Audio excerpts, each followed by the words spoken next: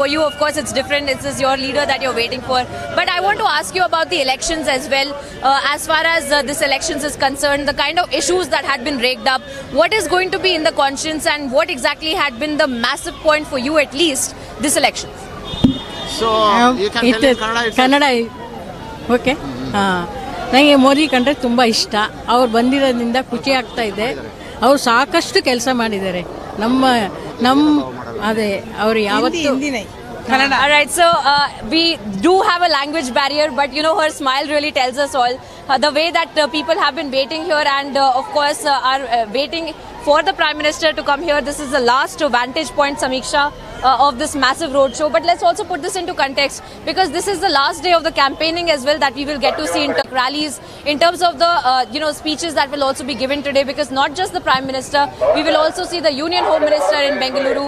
We will see several faces of the BJP in Karnataka carrying out the last campaigning, the last leg of campaigning.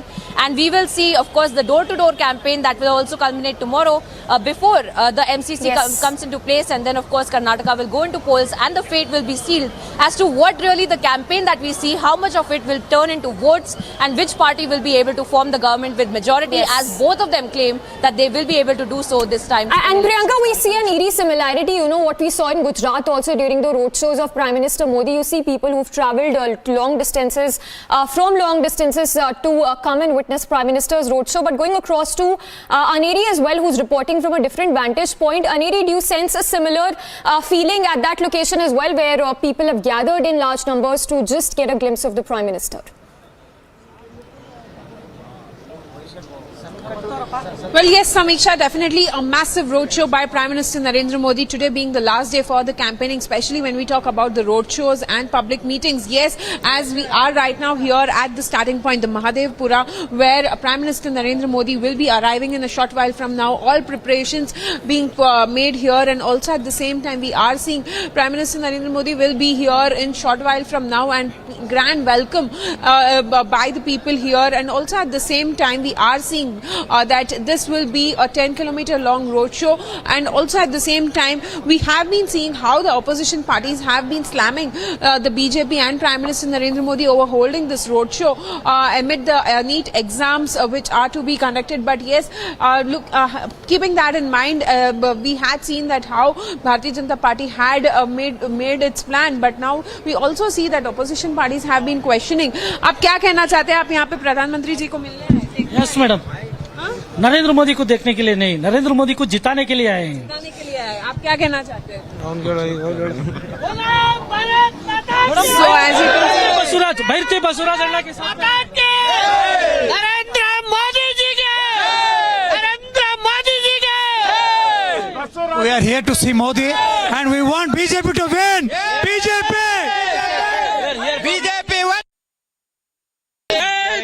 We are excited to be a part of this big event here, and we are happy to see the Narendra Modi, and all of us from KRpuram we have come, and we are from Bhairthi Basuraj from KRpuram, and we wish all the best for the BJP to win. So definitely the excitement level here is very high when we talk about how Prime Minister Narendra Modi also held a 26-kilometer long roadshow yesterday, and today being the last day, Prime Minister will be holding a 10-kilometer long roadshow. And also we have been seeing how people have gathered in large number to get a glimpse of Prime Minister. And also we are seeing that Prime Minister's vehicle is already set here and also we will be seeing that Annamalai and also other BJP leaders are here who will be accompanying Prime Minister Narendra Modi. In short while from now, we are expecting that Prime Minister will be here. And also at the same time, Samiksha, we have been seeing how there has been massive politics, let it be from the time when elections were announced, how Congress party had been slamming the BJP over 40% Sarkara, to the Bajrang Dal politics, which have, as Congress party had mentioned about it in its manifesto, as Congress party has been had mentioned in its manifesto of banning Bajrang Dal and then the Bajrang Bali politics. So definitely the pitch is very high, and also we are seeing that people here are saying that they want to vote for Bharatiya Janata Party and BJP should come back to power, is what the people here say. Well, absolutely, Aneri. Definitely a Modi wave that we see in the air. Just going across to Prajwal to one point. Prajwal, earlier today we also got the visuals of Jagdish Shettar meeting the Lingayat seers. So with Jagdish Shettar switching the sides, do you think a mass chunk of the following also has now gone to the opposition side? You know, essentially now, Samiksha, when Jagdish Shettar has switched sides and has switched parties now, it also means that he will have a considerable amount of effect on the party as well. Because what you need to clearly understand over here is that he's one of the prominent leaders from the Lingayat community. Yes, per se, he will not have any sort of effect on all the 224 assembly constituencies, but you cannot rule out the fact that Hubli, Dharwad assembly constituencies, Belagavi, and also in the region of Kalyana, Karnataka, he's still considered one of the most prominent, leaders. And there might be a considerable amount of dent in the vote share of the BJP party. But if you're looking at this photo finish in some of the constituency, this will turn out to be a huge problem. On this note, we'll quickly slip into a short break, even as we continue our live and rolling coverage from the heart of Bengaluru, from Sir C.V. Raman Nagar, Mahadevpura and Trinity Circle, as Prime Minister Narendra Modi is shortly will be coming over here as lakhs of people wait to glimpse the Honorable Prime Minister of India.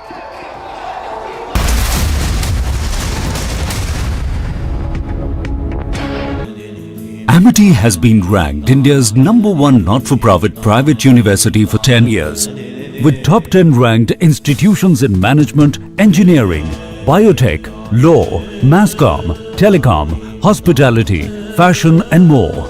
Yet another top ranking for Amity University. That's Rahul Gandhi. That's Rahul Gandhi. We have to get an answer from Rahul Gandhi. Rahul, what do you have to say about the involvement of the shell companies, Rahul? Rahul. That's Rahul Gandhi who has just left from the AICC headquarters now moving toward the parliament.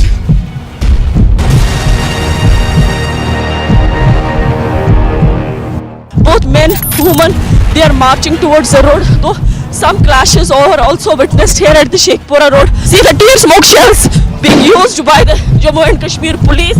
Now we can see also that the protesters are not crossing the line.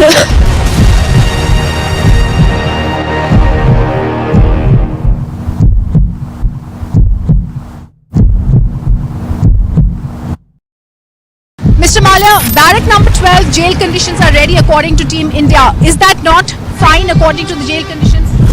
Mr. Malia, why are the questions bothering you when I'm not getting a single answer? Just answer one question, sir.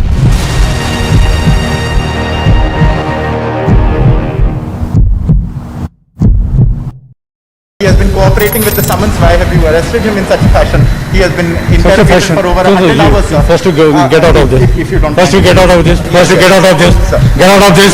First to get out of this. First to get out of this. First to get out of this. He has cooperated. Get out of this. He has cooperated. Get out of this. He has been cooperating, sir. Get out of I am this. merely asking you. He has been cooperating. Get out of sorry, we are also cooperating. Yeah, please cooperate. That is Christian Michelle. First visuals on you seeing Christian. Christian, would you want to speak? Christian, have you turned down the Grua? Christian, would you give facts to India?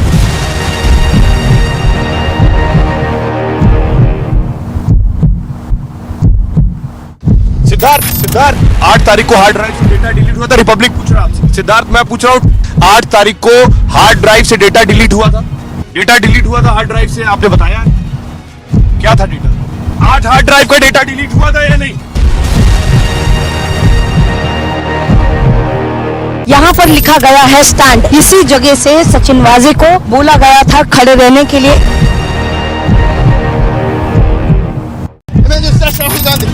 That's Rahul Gandhi. We have to get an answer from Rahul Gandhi. Rahul, what do you have to say about the involvement of the shell companies, Rahul? Rahul, that's Rahul Gandhi who has just left from the AICC headquarters now moving toward the parliament.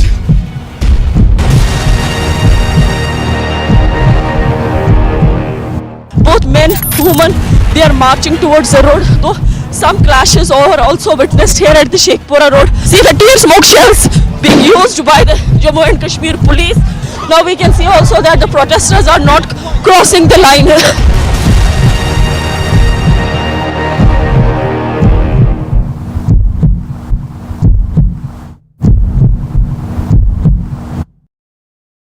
Mr. Malia, barrack number 12, jail conditions are ready according to Team India. Is that not fine according to the jail conditions?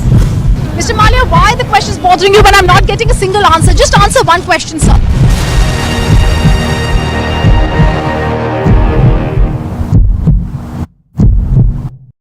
He has been cooperating with the summons. Why have you arrested him in such a fashion? He has been interrogated for over 100 hours. First to get out of this. If you don't First to get out of this. First to get out of this. Get out of this. First to get out of this. First to get out of this. First to get out of this. He has cooperated. Get out of this. He has cooperated. Get out of this. He Get out has of been this. cooperating, sir. Get out of I am this. merely asking you. He has been cooperating. Get out of Sorry, we are also cooperating. We are also cooperating. Yeah, please cooperate. That is Christian Michelle. First visuals on you're seeing Christian. Christian, would you want to speak? Christian, have you turned in a brewer? Christian, would you give facts to India?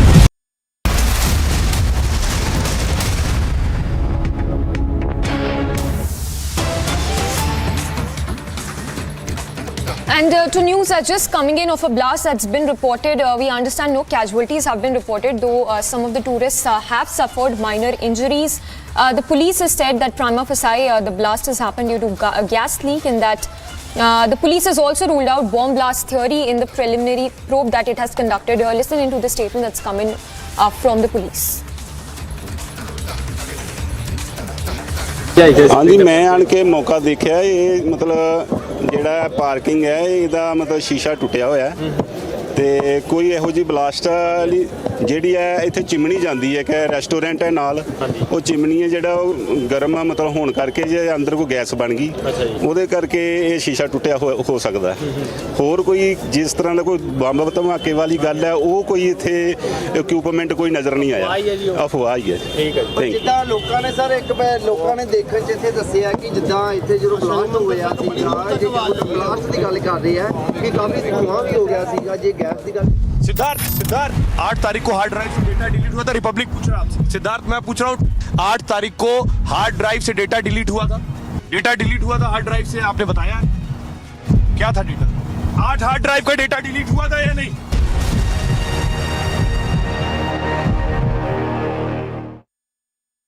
That is Christian Michelle. First visuals on you're seeing Christian. Christian, would you want to speak? Christian, have you turned in a brewer? Christian, would you give facts to India?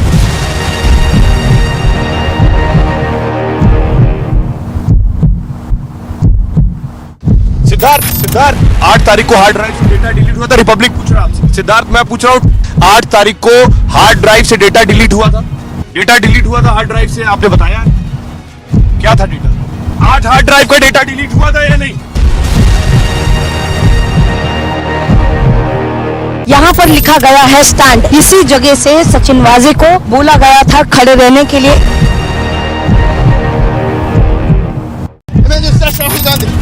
Yes, Rahul Gandhi, we are to get an answer from Rahul Gandhi. Rahul, what do you have to say about the involvement of the shell companies, Rahul? Rahul,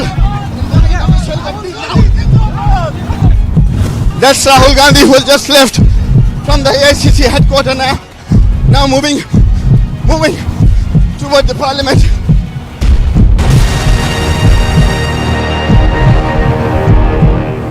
Both men, women, they are marching towards the road. Though some clashes are also witnessed here at the Sheikhpura road. See the tear smoke shells being used by the Jammu and Kashmir police. Now we can see also that the protesters are not crossing the line.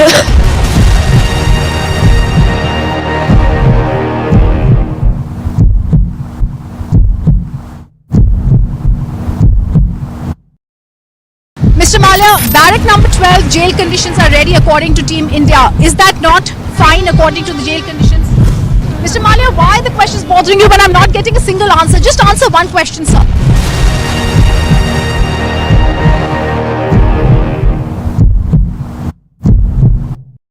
He has been cooperating with the summons. Why have you arrested him in such a fashion? He has been interrogated for over 100 hours. First to get out of this. If you don't First to get out of this. First to get out of this. Get out of this. First to get out of this.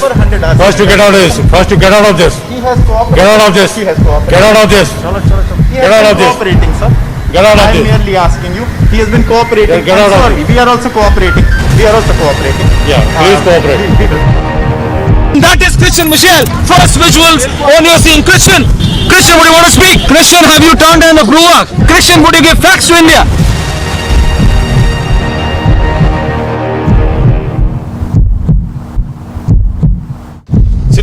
Sir 8 तारीख को hard drive से data delete हुआ था, Republic पूछ रहा आपसे। सिद्धार्थ मैं पूछ रहा हूँ 8 तारीख को हार्ड ड्राइव से डेटा डिलीट हुआ था, डेटा डिलीट हुआ था हार्ड ड्राइव से, आपने बताया क्या था डेटा? 8 हार्ड ड्राइव का डेटा डिलीट हुआ था या नहीं?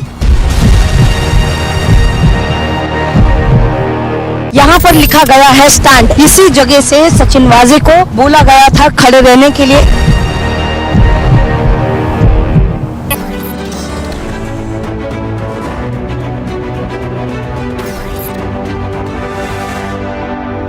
Ladies and gentlemen, we are talking about 23 plus companies, 44,500 plus employees, 510,000 plus shareholders, and one of the India's oldest business houses. And as Rini was saying, the biggest struggle today for any legacy company has been to be relevant. And from the story of the RP Sanjiv Goenka group, one would understand how diversification has kept this legacy group completely relevant in today's times. Dr. Sanjiv Goenka, thank you very much for joining us in the Republic Summit. And aptly said, time of transformation, who better could understand this? Because when we're talking about a group like yours, you've seen several ups and downs. And the bigger question is that a group like yours is extremely relevant, so much so that you are basically now competing with new age businesses. So I want to ask you, how has the journey been? Well, first of all, let me just say that it's an honor to be here. Arnab is somebody I respect enormously, and it's a privilege always to be at Republic. And thank you for having me here. Now to get to your question, transformation is the only way to survive. And we at the RPSG group have been reinventing ourselves, have been attempting to do things differently, to do things efficiently, to move away from government intervention intensive businesses, to get into new age businesses. And I think basically the path for us, the inspiration for us is our Prime Minister, Prime Minister Modi. He has just put India at a different level, at a different scale. He has repositioned India. And that gives us the confidence that each of our companies, all our companies, can as well do the same. Mr. Goenka, what I certainly feel that it's very, very at a challenging time where India plays a very important role. I think so the RP Sanjiv Goenka group, as far as the BPO space is concerned, ladies and gentlemen, they now employ about 10,000 employees of in the BPO space in United States and as well as United Kingdom. Hence, I want to ask you, Mr. Goenka, when you're traveling abroad, when you see India on the global map, and the kind of noise that is around with the way we are going ahead, we are surging ahead, what is it that you would like to tell other countries, especially when we are seeing that there is a domestic chorus that is building, that everything seems to be collapsing, and that's the narrative that the West has been trying to build?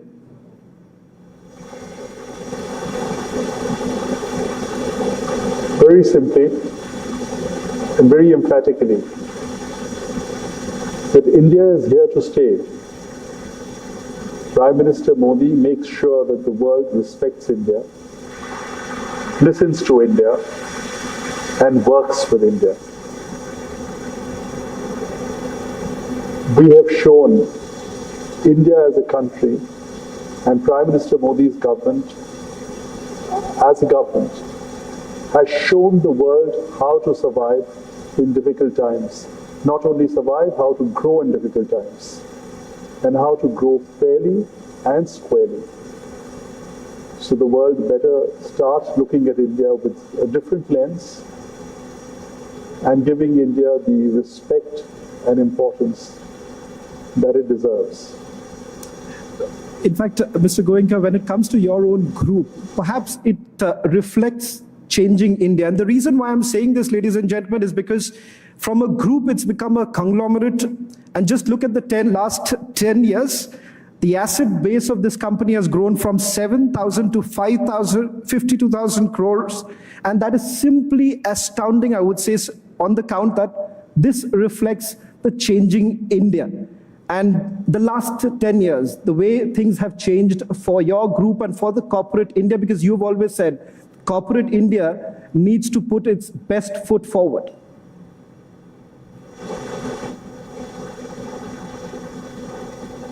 Well, I think corporate India definitely needs to put its best foot forward.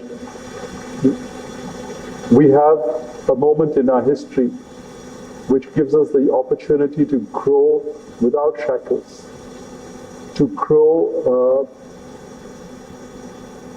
with a sense of freedom, to look at the world markets as our own, to look at creating capacities across the world. And this is a unique opportunity. It's a once-in-a-lifetime opportunity. And if we don't capitalize upon it at this moment, then we will regret it forever. But Mr. Goenka, when it comes from a man who comes from a legacy business, what is it that you would actually tell the young entrepreneurs? Because what is essentially happening is that, for example, when you entered the FMCG market, everyone said that the margin is very thin. Was it the right decision to make? And you've passed that phase. Your company has taken several such decisions which market analysts have seen raising their eyebrows. So what is it that you would like to tell those who are setting out? And perhaps today is the time when we see a lot of youngsters are coming out willing to take those bold decisions. You know, I'm frankly quite used to it. Every time I take a new move or I make a new move, there is a bunch of analysts who say this is crap and he's going to fall. It happened when we started Spencer's. It happened when we went into FMCG. It happened when we went into sport. But fortunately, I think we're doing well in each of these sectors. And I think it's just about believing in your dream, believing in your vision, not getting distracted by the clutter and the cacophony of the noise around you, and just focusing on what you need to do, carry on doing it well. Results will be there. Mr. Goenka, today when you talk about valuations, when you bought the IPL team, I think so almost every media channel was grilling you as far as the price is concerned, the price that was attached to it. Over a period of time, the kind of interest that other companies have shown on these very IPL teams, one would say that you had a very fair estimate at that point in time. So I want to focus a little bit on this massive valuation debate that is actually taking place today. And you have always said that what is the point of having a business where you are basically burning cash again and again and having that valuation? So where do you stand on that valuation debate in today's context? Well, if you're talking about my IPL team, quite honestly, I keep getting calls from investors, Western investors who want to invest in our team. Not that we can sell or dilute even a little bit for the next, or up to 3 years. Neither do I intend doing that. But all I can say is that the valuations that are being offered are at significant premiums to the amount I invested. You know, you have diverse companies, so I think it would be very unfair to ask you which one of you is favorite, but I want to talk a little bit about what I have seen from my eyes when I was studying in the city of Calcutta, and the fact that the music world at that point in time was the iconic place in Park Street. Karava has been one of the biggest hits as far as Saregama is concerned, and one of the strongest libraries that you've had.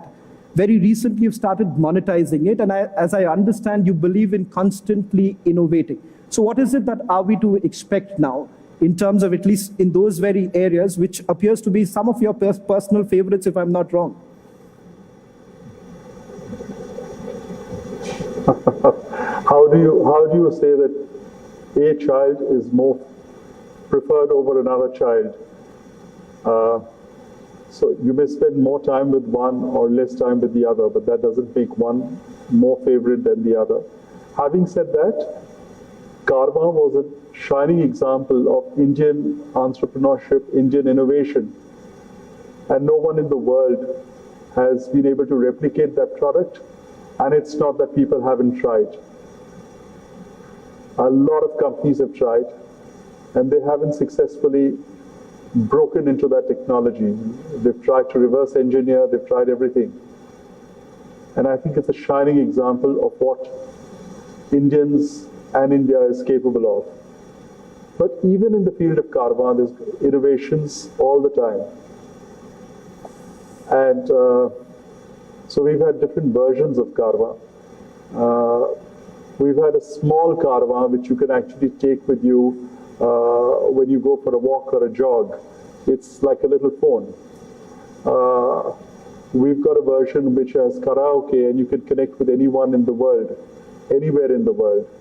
And it helps in sort of bonding and building. And there is more in the offing. There's more which should be coming very soon. But I think it's not appropriate to talk about the new ones which we are launching around the third quarter of this year. But yes, those products look very, very promising. But Mr. Goenka, when it comes to taking these kind of risks, the risk factor that is basically involved, we have come out of the pandemic, but at the same time, we've seen the kind of noise around our own economy. We say that we have a robust economy, but perhaps in the West, it is largely seen as, there's a doomsday that we are really staring at. That's the kind of narrative that we are constantly looking at. When you go abroad and you travel extensively, what is it that you are told these days, especially when you are looking at Indian companies giving jobs? For instance, in your case, you're doing the same in the United States of America, you're doing it in the United Kingdom. What is it that you face when you go now to other countries and when you say that it's our time?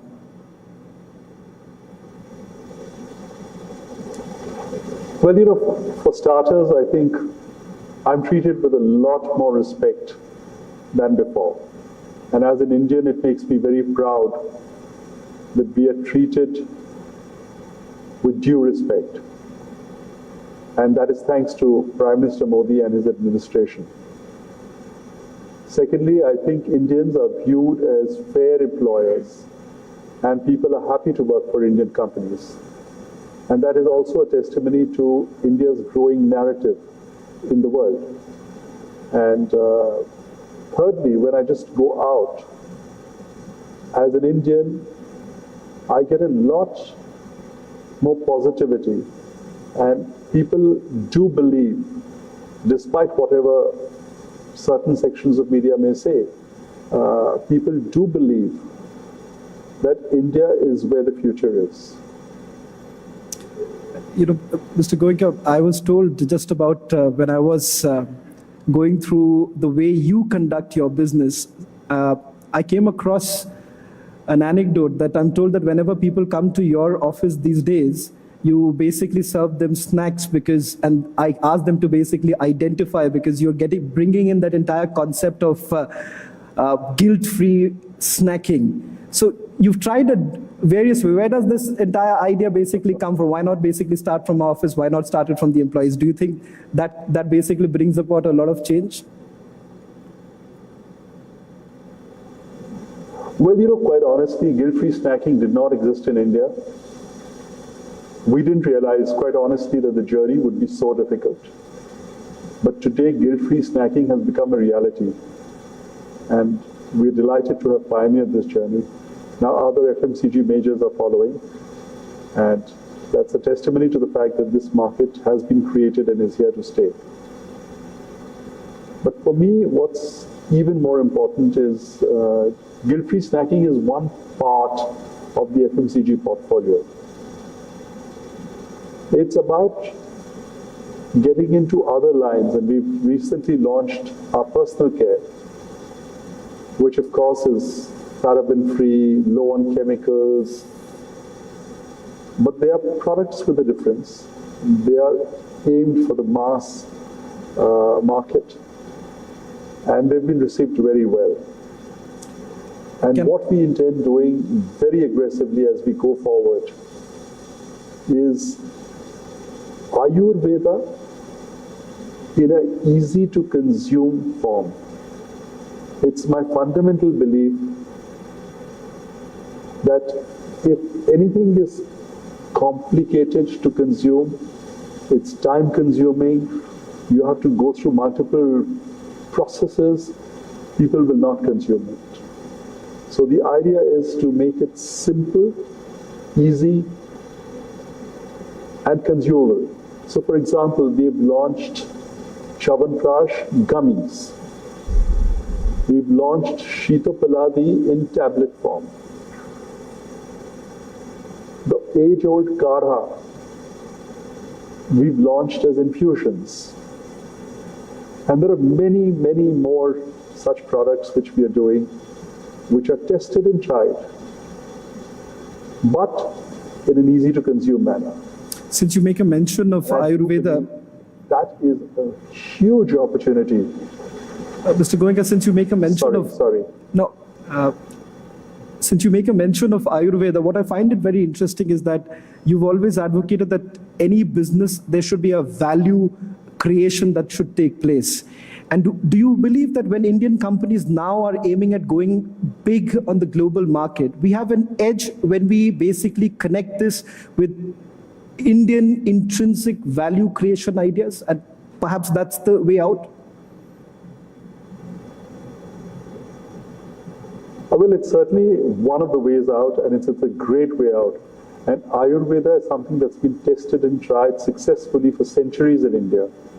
It's just about how we take it to the world, how we communicate with the world, how we get the world to consume it, and how we communicate the efficacy of the treatments and the products that Ayurveda offers.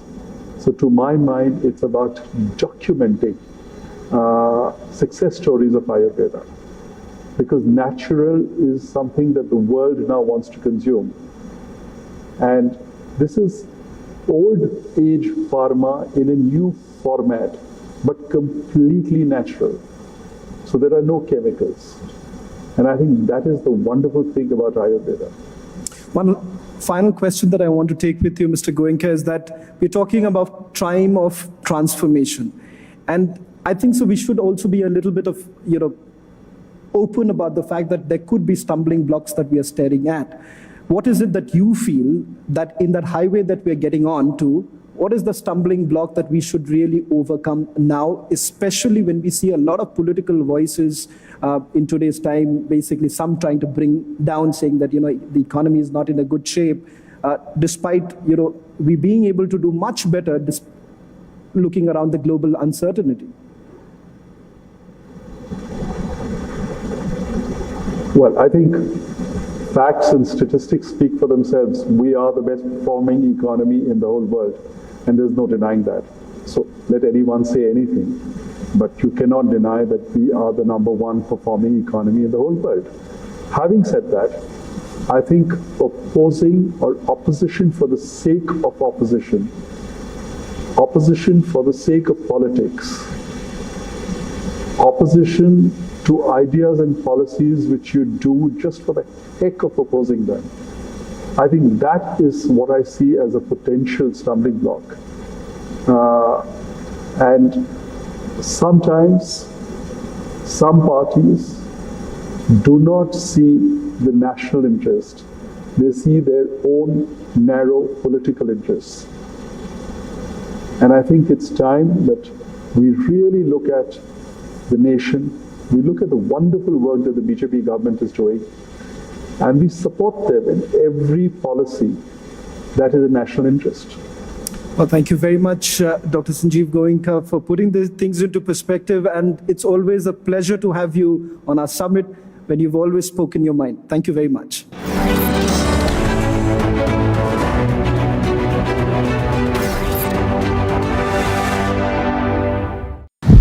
Malia, barrack number 12, jail conditions are ready according to Team India. Is that not fine according to the jail conditions? Mr. Malia, why are the questions bothering you when I'm not getting a single answer? Just answer one question, sir.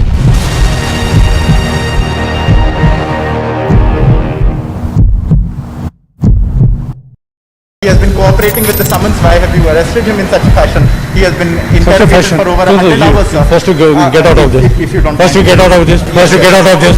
Get out of this.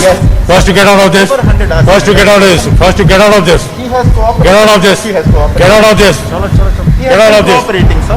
Get out of I'm this. merely asking you. He has been cooperating. Get out of Sorry, we are also cooperating.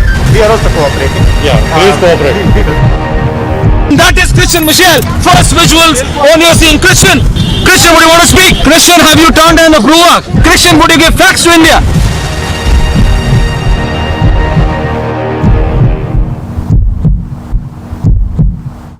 Siddharth 8 तारीख को hard drive से data delete हुआ था. Republic पूछ रहा आपसे. सिद्धार्थ, मैं पूछ रहा हूँ 8 तारीख को हार्ड ड्राइव से डेटा डिलीट हुआ था. डेटा डिलीट हुआ था हार्ड ड्राइव से, आपने बताया क्या था डेटा? 8 हार्ड ड्राइव का डेटा डिलीट हुआ था या नहीं?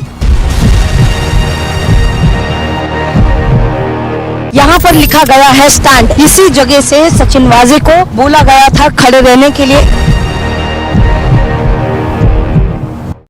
That's Rahul Gandhi. That's Rahul Gandhi. We are trying to get an answer from Rahul Gandhi. Rahul, what do you have to say about the involvement of the shell companies, Rahul? Rahul,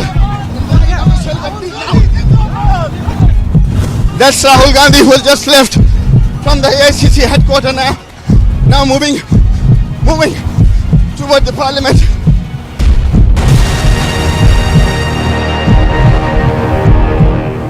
Both men, women, they are marching towards the road. Though some clashes are also witnessed here at the Sheikhpura road. See the tear smoke shells being used by the Jammu and Kashmir police. Now we can see also that the protesters are not crossing the line.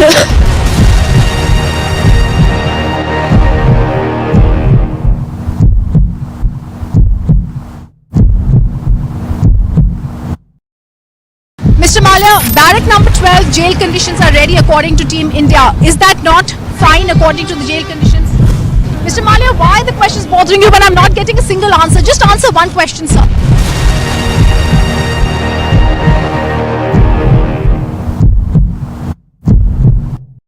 He has been cooperating with the summons. Why have you arrested him in such a fashion? He has been interrogated for over 100 hours, sir. First to get out of this. If you don't First to get out of this. First to get out of this. Get out of this. First to get out of this. First to get out of this. First to get out of this. He has cooperated. Get out of this. He has cooperated. Get out of this. He Get out has of been this. cooperating, sir. Get out of I'm this. merely asking you. He has been cooperating. Get out of Sorry, we are also cooperating. We are also cooperating. Yeah, please cooperate. That is Christian Michelle. First visuals on you're seeing Christian. Christian, would you want to speak? Christian, have you turned in the Gruak? Christian, would you give facts to India?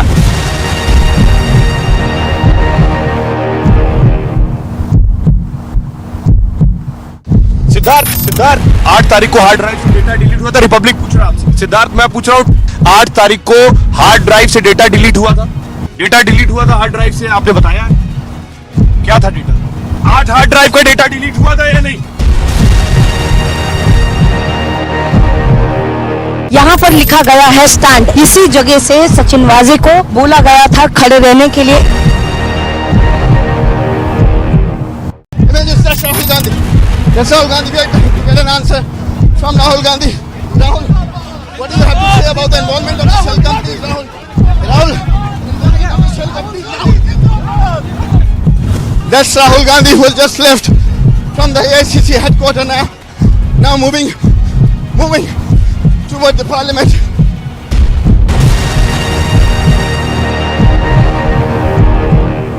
Both men, women, they are marching towards the road. Though some clashes are also witnessed here at the Sheikhpura road. See the tear smoke shells being used by the Jammu and Kashmir police. Now we can see also that the protesters are not crossing the line.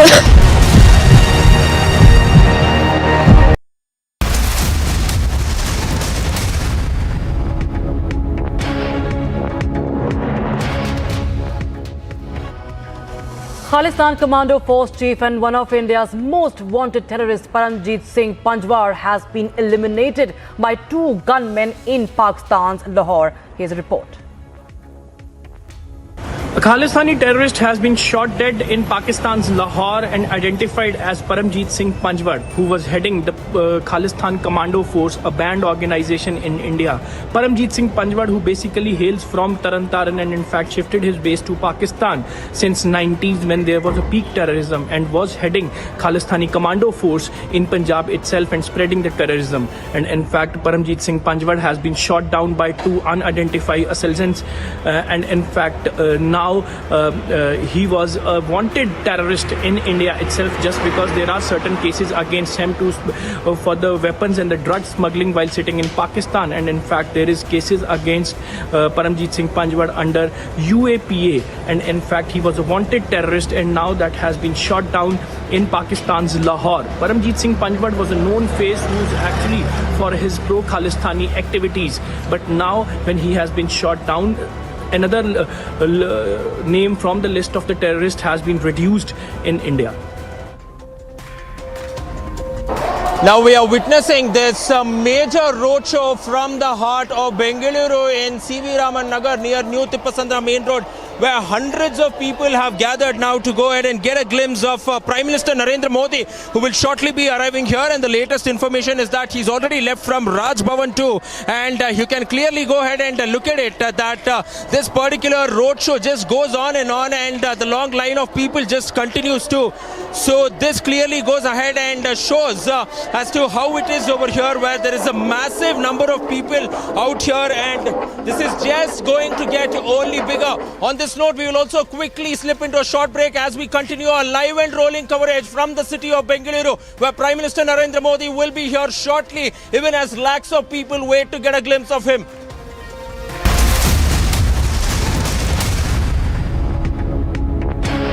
Images that's Rahul Gandhi. Yes, Rahul Gandhi, we are trying to get an answer from Rahul Gandhi. Rahul, what do you have to say about the involvement of the shell companies, Rahul? Rahul, that's Rahul Gandhi, who has just left from the AICC headquarters now moving toward the parliament.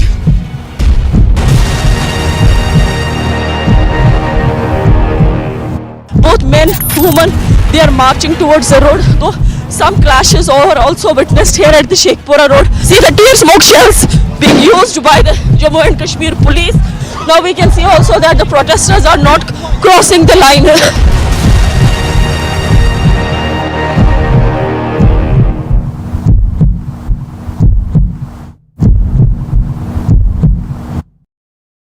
Mr. Malia, barrack number 12 jail conditions are ready according to Team India. Is that not fine according to the jail conditions? Mr. Malia, why are the questions bothering you when I'm not getting a single answer? Just answer one question, sir.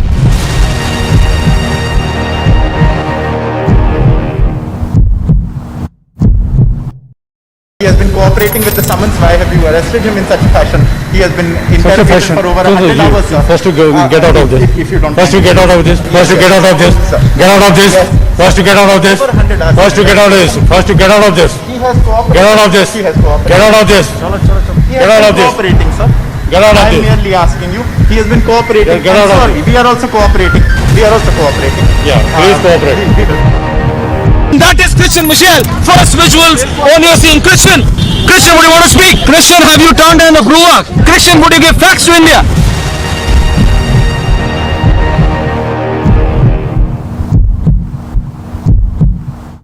Siddharth 8 तारीख को hard drive से data delete हुआ था। Republic पूछ रहा आपसे। सिद्धार्थ, मैं पूछ रहा हूँ, 8 तारीख को हार्ड ड्राइव से डेटा डिलीट हुआ था। डेटा डिलीट हुआ था हार्ड ड्राइव से, आपने बताया क्या था data?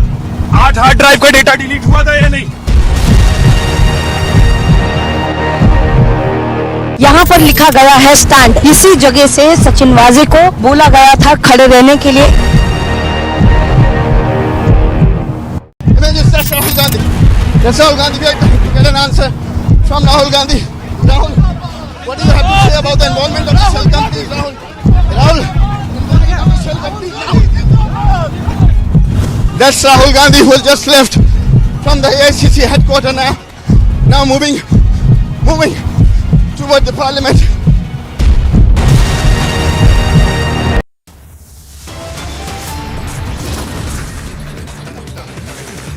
All eyes on day 2 of Prime Minister's mega roadshow in Bengaluru today. Trouble mounts for Vadra Congress, VHP and Bajrang Dal issue 100 crore legal notice. Situation remains tense in Manipur as death toll now rises to 54. Sharad Pawar now tries to unite the opposition, says will devise a common minimum program. And United Kingdom gets a new monarch, King Charles III, crowned as the king.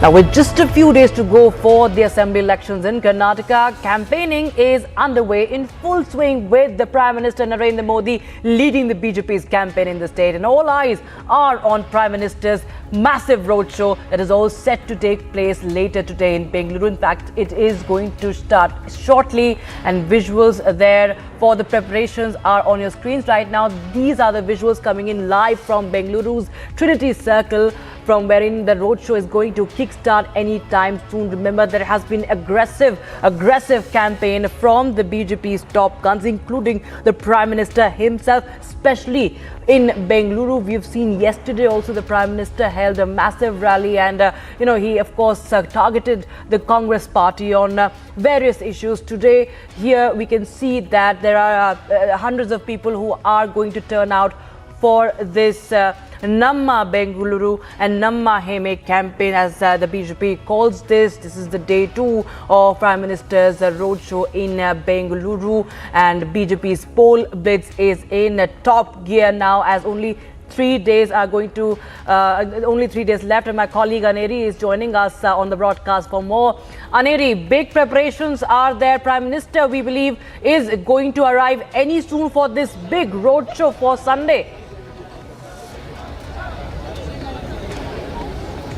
Well, that's right. We have been seeing how Prime Minister Narendra Modi held a 26-kilometer long roadshow yesterday in Bengaluru region, and also today once again a 10-kilometer long roadshow will be led by Prime Minister Narendra Modi. As we are here at the starting point, the new Tippasandra is the location where we are seeing that Prime Minister Narendra Modi will be arriving shortly here. Security has been beefed up, and also at the same time we are seeing that thousands of people have come just to witness the Prime Minister, just to catch a glimpse of Prime Minister Narendra Modi. Yesterday also we had seen how there was a huge roadshow which was led by Prime Minister Narendra Modi, and today once again in short while from now we are expecting that Prime Minister will be arriving here, and also after which he will be garlanding the statue of Kempegowda, and also after which he will begin his roadshow. Well, this is the very place from where Prime Minister will be undertaking the roadshow, and also at the same time we are seeing how people have gathered here to catch one glimpse of Prime Minister Narendra Modi, because we have been seeing how massive campaigning Bharatiya Janata Party has been doing since last few days.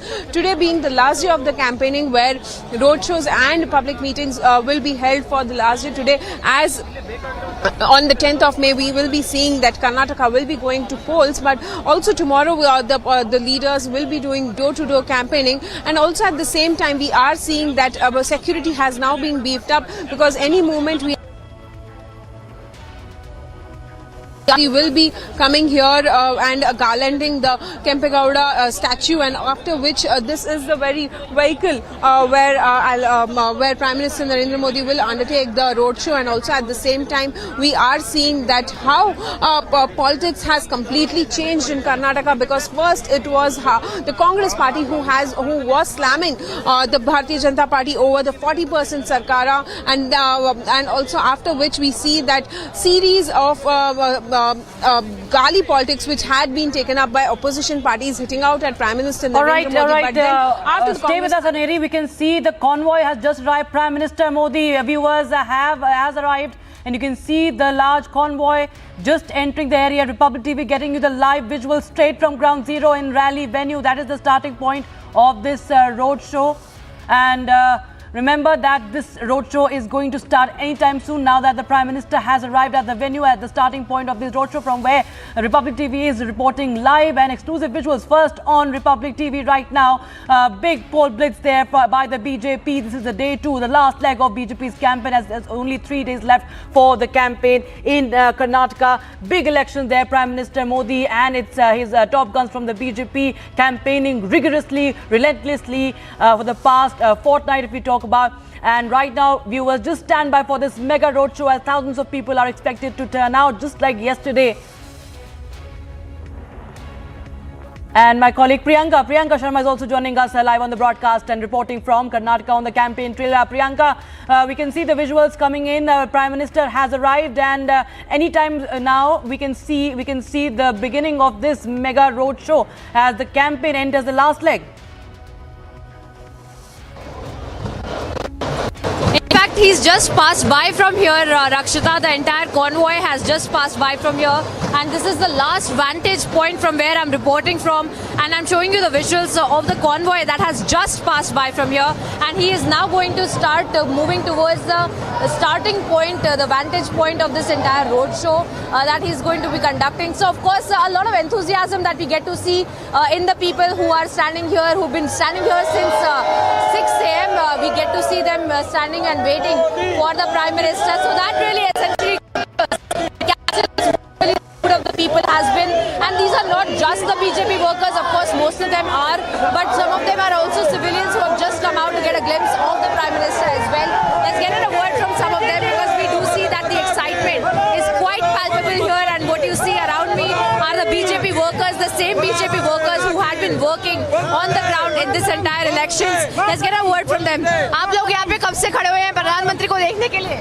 तो हम मोदी जी के भगवान है, मोदी जी परमात्मा है, मोदी जी सूर्य देवा है, मोदी जी कृष्ण परमात्मा जैसे है, वैसे ये कर्नाटका को आके ये कांग्रेस और जेडीएस दुर्योधन वाले को सम्मान करता है, इसीलिए हम खुद देखने के लिए इधर आको हैं। तो हमारा मोदी जी ने इडी दुनिया में, इडी ग्लोबल लीडर है, इसीलिए उन्होंने यूक्रेन में हमको बचा किया है और अफगानिस्तान को फुट भेजा है, और G20 में उन्होंने प्रेसिडेंट है, इसीलिए हमारा दुनिया में और उसका गड़ी प्रदेश में हम मिलिट्री बना के और इधर एसटीएफ बना के हमको रक्षा किया है। इधर बहुत असुरी शक्ति है, असुरी शक्ति संहार करने के लिए। और आप लोग, मैं देख रही हूँ सुबह से खड़े हुए हैं, यहाँ पे बहुत सारा एंथुसियाज्म भी दिख रहा है। आपने बहुत सारी बातें बताई, किस तरह से आप यहाँ पे खड़े हुए हैं, क्या आप वर्कर्स हैं?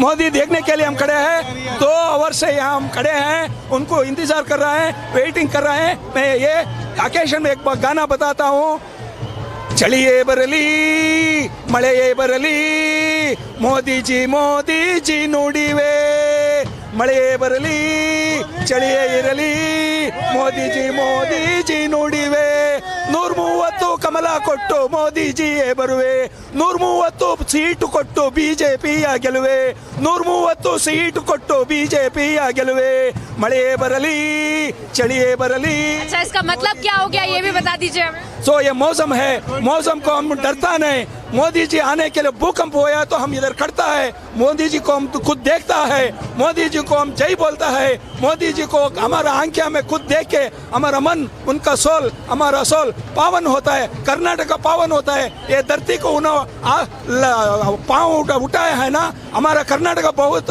पावन होता है, असुरी शक्ति समार होता है। Thank you for speaking to us. So that essentially is the sentiment. You know, this is a gentleman who's composed a song about how it is, of course, difficult and it's raining as well. That's standing here, but we are waiting for the Prime Minister. Let's get in a word from some other people as well, because you know the mood here, Rakshita, is very, very. It's full of excitement. You can see the workers at their crescendo in their form while campaigning. The last day of the campaigning, you know, Rakshita, we have been seeing how the entire workers, the cadre, had been on the ground carrying out this entire campaign, and of course a mammoth roadshow that we get to see of the Prime Minister today, and of course yesterday as well we saw a bigger roadshow, of course, but today as well the last day of the campaigning that is going to be culminating, and tomorrow of course the door-to-door campaign that was also going to go on. Let's get in a word from some other people as well, because we do see that it's not just the BJP workers, but it is also people who have come to get a glimpse of the Prime Minister as well. आप BJP के worker हैं? Yeah. आप यहाँ पे खड़े हुए हैं, कितने टाइम से खड़े हुए हैं? और दूसरा 8:30 we are here. From 8:30 we are here. I am not much fluent in Hindi, but it is a life ambitious and achievement in our life. See, Modi this is the last day of the campaigning. How has the campaign been? And the BJP has been saying that they will be forming a majority. The Congress says the same. Yeah, when Sri Rama is there is a honesty. So Modi ji is the Kali Yuga Sri Ramachandra for us. He is the God for entire world, not for the India. So, very interesting to see how these kind of, sound bites also help us understand that this is the Modi factor at play here.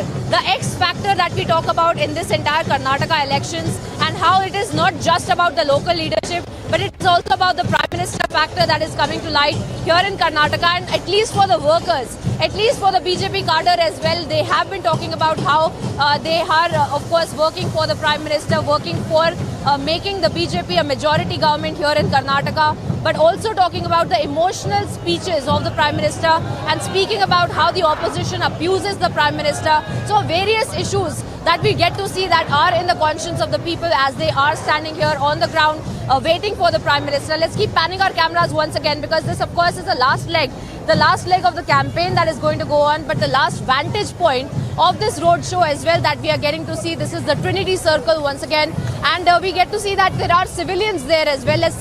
Let's try to make our way towards them, because this is one large gathering that we get to see of the BJP workers in a very celebratory mood. We have seen all through the entire campaigning that the BJP workers gathering like here, right behind me, as you can see, in a very celebratory mood, all of them claiming that they're going to be comfortably be able to make a government in the state of Karnataka as well. But at this point, let me also bring in my colleague Aneri, who's reporting from another vantage point of this roadshow. Aneri, speak to us a little bit as to where you are, where the Prime Minister is, and what's happening around you. Aneri, over to you. Well, Priyanka, Prime Minister Narendra Modi will be arriving here at this particular point. Well, this is New Tippasandra, the starting point of the roadshow, which Prime Minister Narendra Modi will be leading, and this is a mega show of strength for the Bharatiya Janata Party, because on 10th of May, as Karnataka goes to polls, we are seeing how massive campaigning is being done. Let it be from Prime Minister Narendra Modi to Union Home Minister Amit Shah, Yogi Adityanath, the Uttar Pradesh Chief Minister, and also many other top leaders of the Bharatiya Janata Party have been doing extensive campaigning, and also at the same time we are seeing that a large number of people have gathered here to witness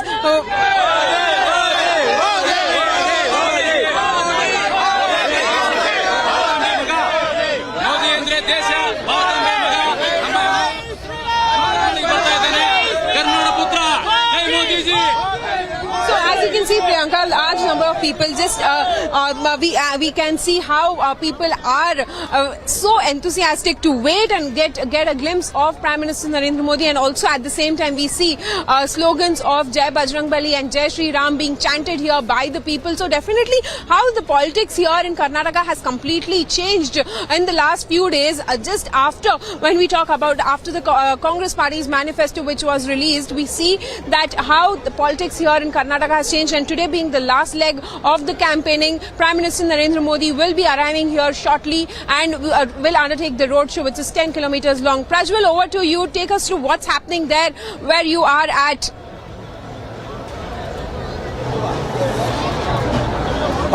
Right now we are here in CV Raman Nagar. We are cutting live to the visuals where people are singing songs of Narendra Modi. There are tattoos of Narendra Modi, in fact, on so many people. I have one of them with me, a BJP cadre, a BJP worker over here, Mr. Sunil here. You can clearly see the tattoo of Prime Minister Narendra Modi etched on his hands as well. A huge fan of Prime Minister Narendra Modi over here. And this clearly goes ahead and shows that the sort of love that people have towards, the Prime Minister Narendra Modi too. And we are still getting in more and more people there, and all of them are fans of Prime Minister Narendra Modi is what we get to understand. hundreds and thousands of them gathered out here in CV Raman Nagar too. A few of them are also penning poems about Prime Minister Narendra Modi. Let's just go across and just speak to Prime Minister Narendra Modi is coming here. So what's your take on it? I see a few of you have tattoos of the Prime Minister also etched on yourselves. CV Raman Nagar is a stronghold of BJP. We have got thousands of supporters here. We have all gathered here to show him the solidarity that we are going to support him the future also. This is a dance of democracy we have never seen before or after in this Bangalore. This is the best festival we are celebrating here.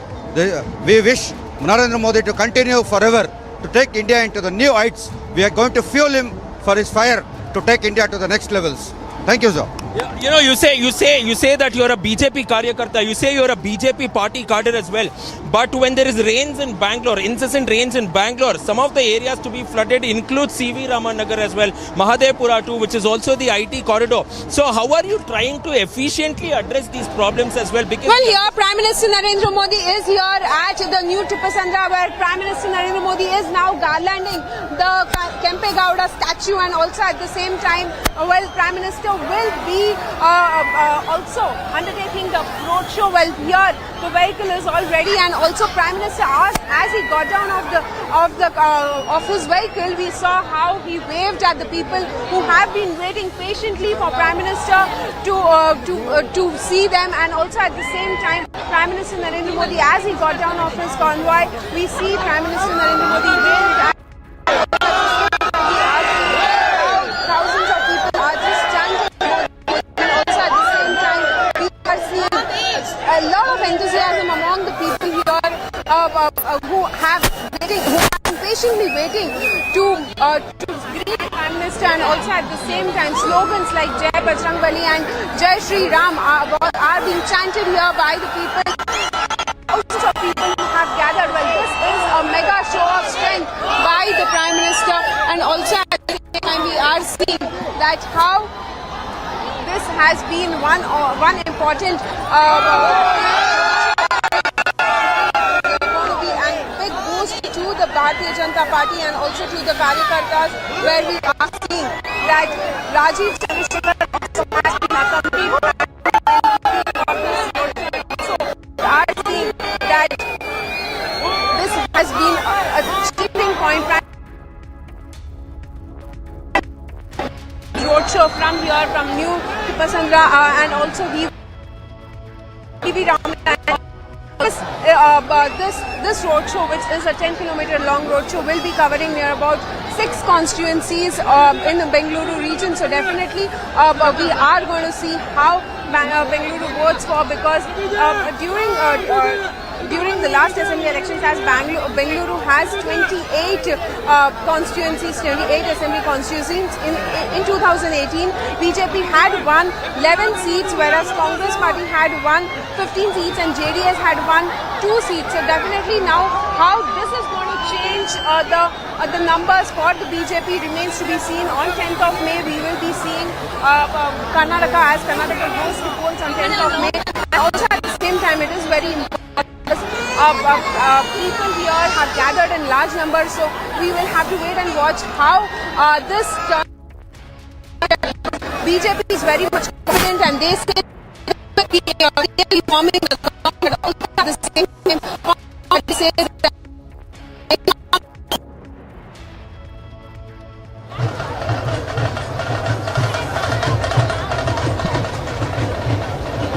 Well, that's right, Aneri, as you're also telling us, and we're looking at those visuals as well. And we are looking at the Prime Minister carrying out the road show, the second day of this road show that is underway now in the city of Bengaluru. And of course, as my colleague Aneri had also been pointing out, the various issues that have been talked about all through the campaigning, all through the entire election season, at least by the BJP, that we have seen several issues that have come at the epicenter, then be it the Bajrang Dal controversy, then be it the Congress manifesto, the abuses hurled at the Prime Minister, how he had made a reference of that. in his speeches as well, and how all of those issues in fact have been resonating with the BJP workers, the BJP cadre on the ground, all of them in fact emotional about it and speaking about it as to how that has also helped them work even harder for the election campaign as well. As we stay with the visuals of the Prime Minister and the roadshow, let's get in a word from several other workers as well who have been gathered here since morning. Let's speak to them. आप लोग यहाँ पे इंतजार कर रहे हो प्रधानमंत्री को देखने का? या श्योर प्रधानमंत्री अभी आते हैं, इनका दर्शन के लिए हम इधर खड़े हैं. सुबह 9 बजे आए हैं इधर और बहुत खुश हो रहा है. You're also a BJP worker. I see you donning that cap. How do you see this entire election season, the entire campaigning? A lot of emotional speeches by the Prime Minister as well. Definitely this time trumping majority will be there. BJP again will be there in the entire India. He will be continued as one more term Prime Minister of India. So Karnataka elections is going to be a run up to 24. Is that what you're saying? Pardon? Karnataka elections is going to be a telling sign for 2024. Definitely. For the next 5 years, we'll have our own Narendra Modi ji or our Prime Minister. Right. So essentially that is the kind of sentiment that we see in the BJP workers as well. As we are looking at them waiting for the Prime Minister, he is of course at another vantage point in this entire roadshow. But we have looked at how there have been several issues at the epicenter of this entire campaign, and we will keep panning our cameras. We'll keep panning our cameras for the visuals as well to understand the other points of this whole roadshow. And we'll speak to some more BJP workers, and we will get an update as far as the PM's movement is also concerned. But as of now,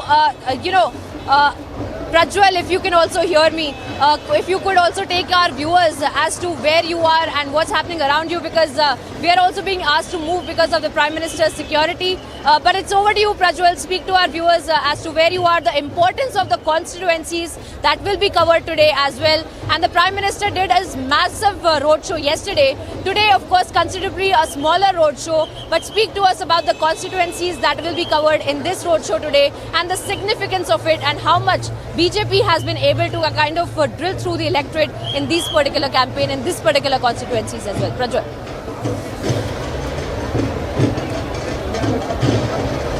In CV Raman Nagar Assembly constituency as well, where Prime Minister Narendra Modi will be shortly coming in, because he started off from the new Tippasandra road where he just garlanded the statue of Nada Prabhu Kempe Gowda. But the importance of the constituencies that he's passing through, Mahadevpura Assembly constituency essentially belongs to Mr. Arvind Limbavali, who was not given a BJP ticket this time around. It was given to his wife Manjula Arvind Limbavali as well. And secondly, he will be passing through Sir CV Raman Nagar too, where I'm exactly standing right now to go ahead and see how Prime Minister Narendra Modi's convoy is passing by. This again has a BJP MLA in the form of Mr. S. Raghu, who is a hat-trick winner from this assembly constituency as well, largely dominated by the Tamil population too. And at the same point of time, we have seen that in this particular region there have been problems which are plenty as well, and the BJP government has been effectively trying to address it. One of them is inundation of these areas, because some of them are quite low-lying areas as well. And apart from which, we are also now going ahead and looking at the thousands and hundreds of people before I switch on to the other constituencies where he will be passing through. And the entire discourse of the Karnataka state elections is now being dominated by the Bajrang Dal controversy as well. So we are seeing many figurines of Lord Hanuman as well, and you can see that many of them are dressed up in the masks of Lord Hanuman, some of them in that attire itself, holding the mace too. You can see the mace right there as my video journalist brings in those visuals where some of them are dressed up as Lord Hanuman as well. And now the majority of the issue is spanning around the controversy as to why should the Bajrang Dal be banned and why is it being equated with the PFI as well. And now we get to understand that in a short while from now, Prime Minister Narendra Modi will be arriving here. We have small kids who are holding flowers to shower it on the Prime Minister. We have the young and old alike who have come out in large numbers holding flowers in their hands to shower it at Prime Minister Narendra Modi. But the larger question here is, will the problems be really addressed is something that needs to be known at this point of time, to which the BJP Karyakartas defend their MLAs and state that yes, effectively all these problems are being addressed, but no matter what, we will make sure that it will be Prime Minister Narendra Modi for the next 5 years as well. And they have also sworn to bring the BJP government back to par in the state of Karnataka too. So this is what it essentially means. Apart from which, apart from CV Raman Nagar, we're also looking looking at Sarvagna Nagar. Sarvagna Nagar has the former Bengaluru Urban Development Minister, Mr. KJ George, who is an MLA from the Congress as well. And over here, largely it has been Mr. KJ George's domination too. And this time around now, the BJP is trying to make inroads. And one of the star campaigners for the BJP in this particular assembly constituency has been that of Mr. Annamalai as well, because they are somewhere trying to go ahead and polarize or influence the voters mainly from the Tamil community as well. So this is something which has been planned out. After Sarvagna Nagar, he will also be visiting Shivaji Nagar, where there is yet again a sitting MLA from the Congress in the name of Rizwan Arshad, who had won from the Congress party. And after which we are also seeing Shanti Nagar Assembly constituency, the last of which the culmination point at where your Priyanka, which has a sitting MLA again from the Congress party in the form of N.A. Harris. So if you're looking at all these 6 assembly constituencies, 3 in BJP's kitty, 3 in Congress's kitty, but who will the voters favor around over here? Because as I was saying earlier as well, this seems to be a photo flash finish so far, and therefore it will be very interesting as to who and in which way will the voters swing in the upcoming elections. Over to you, Priyanka.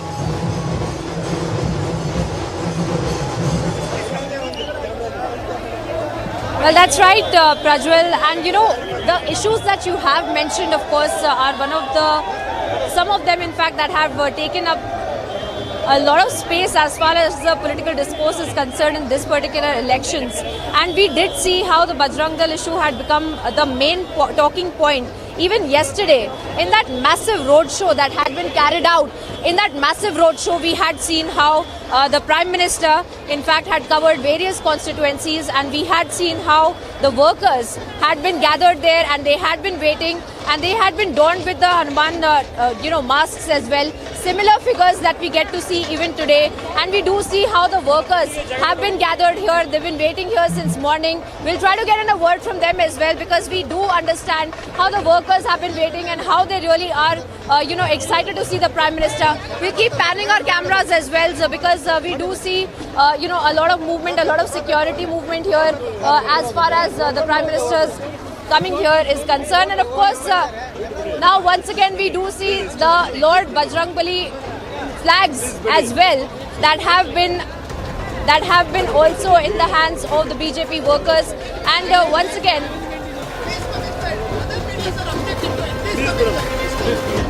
and as we continue to get you these images, we will be continuing after a very short break on the other side as we get you minute-to-minute update of the Prime Minister's roadshow day 2 and the last day of the election campaigning as far as roadshows is concerned. Don't go anywhere. We'll be back after a short break.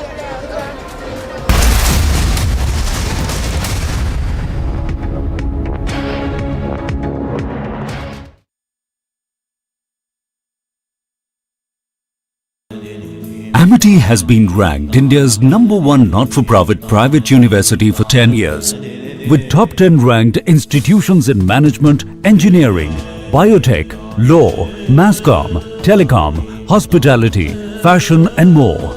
Yet another top ranking for Amity University. That's Rahul Gandhi. That's Rahul Gandhi. We are trying to get an answer from Rahul Gandhi. Rahul, what do you have to say about the involvement of the shell companies, Rahul? Rahul? That's Rahul Gandhi, who has just left from the AICC headquarters now moving toward the parliament.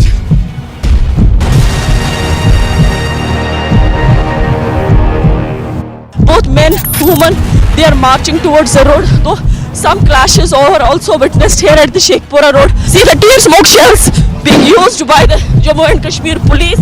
Now we can see also that the protesters are not crossing the line.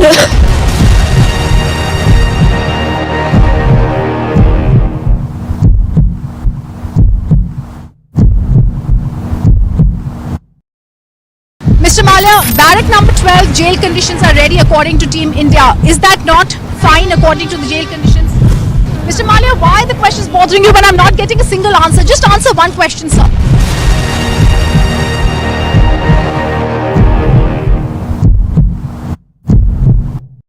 He has been cooperating with the summons. Why have you arrested him in such fashion? He has been interrogated for over 100 hours, sir. First to get out of this. If you don't First to get out of this. First to get out of this. Get out of this. First to get out of this. First to get out of this. First to get out of this. He has cooperated. Get out of this. He has cooperated. Get out of this. He Get out has of been this. cooperating, sir. Get out of I am this. merely asking you. He has been cooperating. Get out of Sorry, we are also cooperating. We are also cooperating. Yeah, please cooperate. That is Christian Michelle. First visuals on your scene. Christian, would you want to speak? Christian, have you turned in the brewer? Christian, would you give facts to India?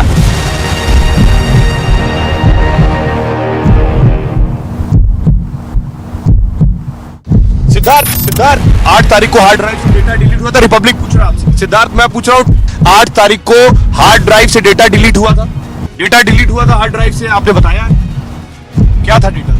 8 hard drive का data delete हुआ था या नहीं?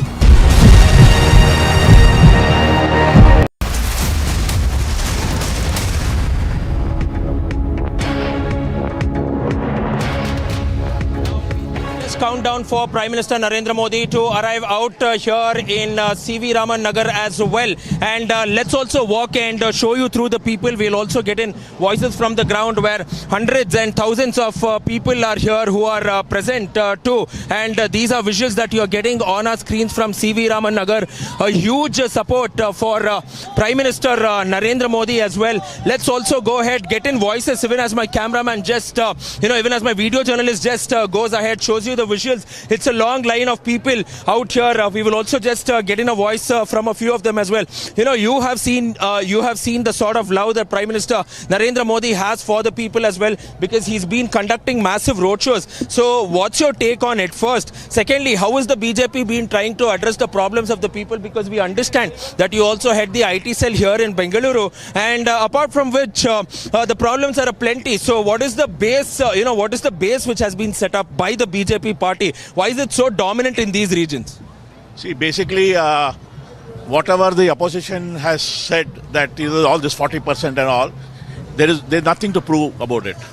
Basically, yes, there are some issues, there are challenges, but you have to see the positive part in terms of infrastructure, in terms of law and order, in terms of the schemes being implemented, the double engine sarkar, because it's much easier for if the state and the center has a good cooperation, the result is far better.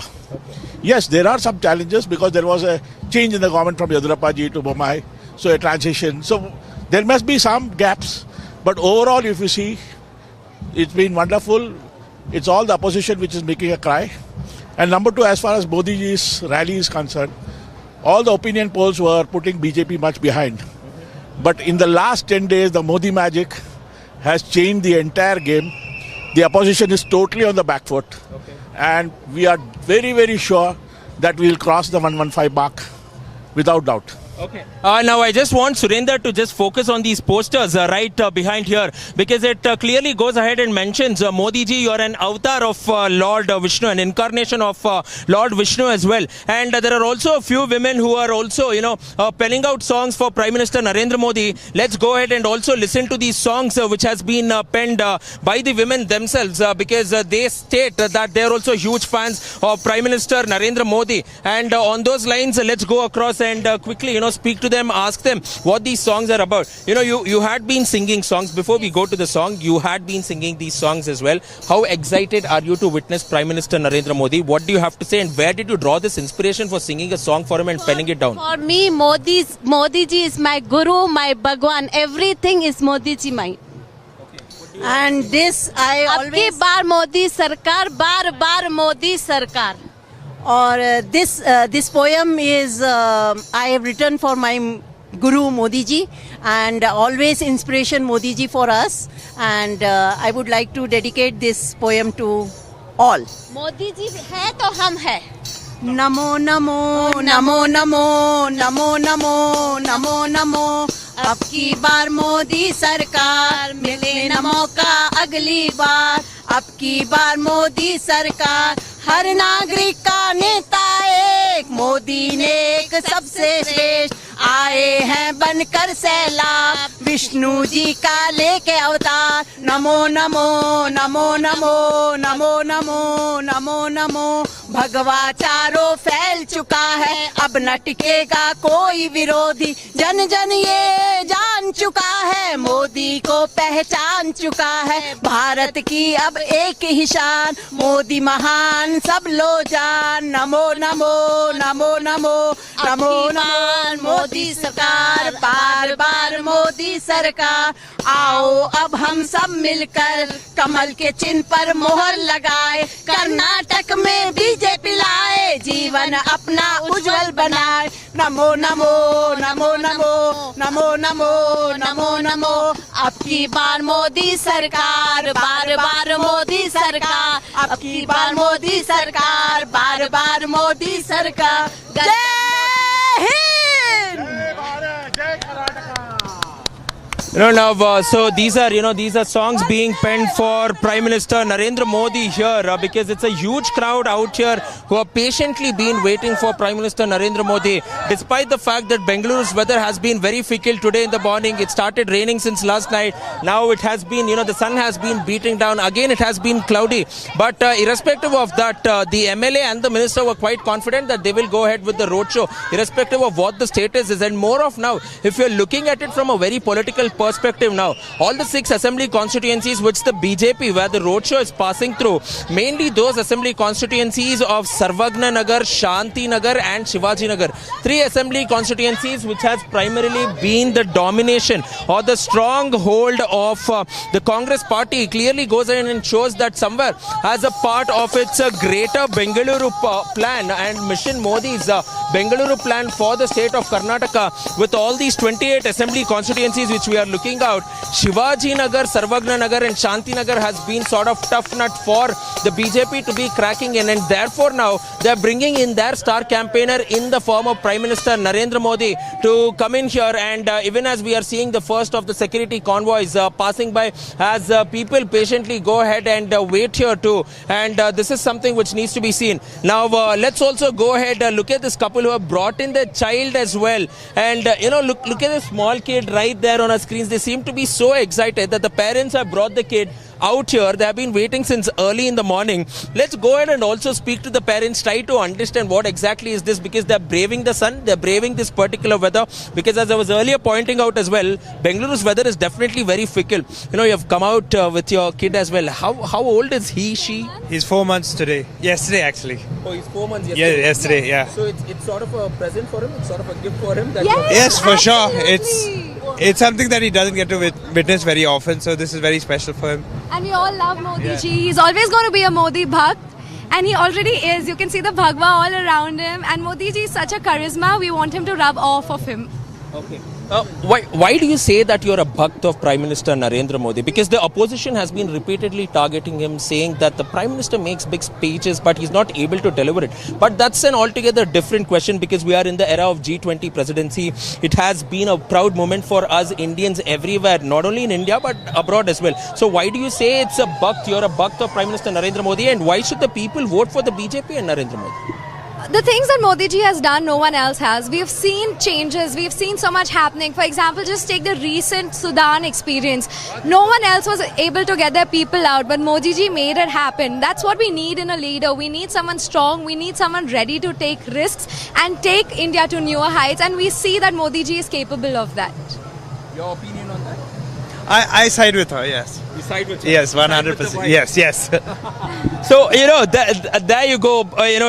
Just a cute, these are just moments which amplifies the fact that Prime Minister Narendra Modi, in the last 9 years, 10 years, he's become the undisputed #1 in the entire nation. Era of G20 presidency, India has been heralding it. He's been seeing it, and this is something which is definitely quite huge, quite big. But also, on this note, we'll quickly slip into a short break as we continue our live and rolling coverage, as we are shortly expecting Prime Minister Narendra Modi to be here and also going ahead and waving at the people, even as lakhs of them gather to get a glimpse of the Prime Minister of India.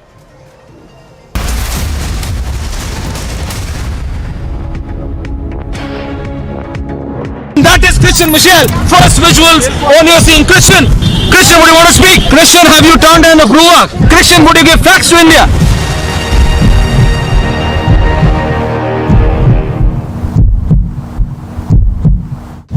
Siddharth 8 तारीख को hard drive से data delete हुआ था, Republic पूछ रहा आपसे। सिद्धार्थ मैं पूछ रहा हूँ 8 तारीख को हार्ड ड्राइव से डेटा डिलीट हुआ था, हार्ड ड्राइव से, आपने बताया क्या था data?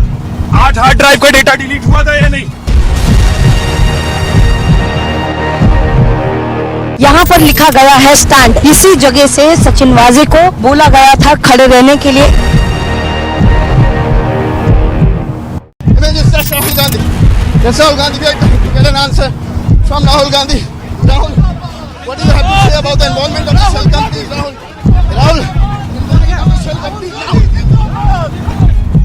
That's Rahul Gandhi who has just left from the AICC headquarters now moving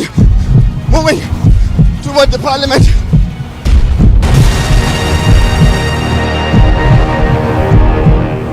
Both men, women, they are marching towards the road. Though some clashes are also witnessed here at the Sheikhpura road. See the tear smoke shells being used by the Jammu and Kashmir police. Now we can see also that the protesters are not crossing the line.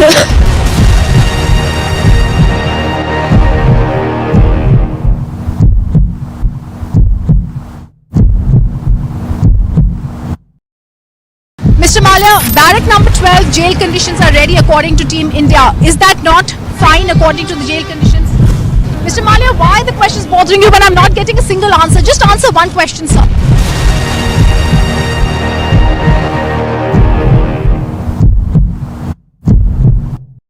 He has been cooperating with the summons. Why have you arrested him in such fashion? He has been interrogated for over 100 hours. First to get out of this. If you don't First to get out of this. First to get out of this. Get out of this. First to get out of this. First to get out of this. First to get out of this. He has cooperated. Get out of this. He has cooperated. Get out of this. He Get out has of been this. cooperating, sir. Get out of I am this. merely asking you. He has been cooperating. Get out of Sorry, we are also cooperating. We are also cooperating. Yeah, please cooperate.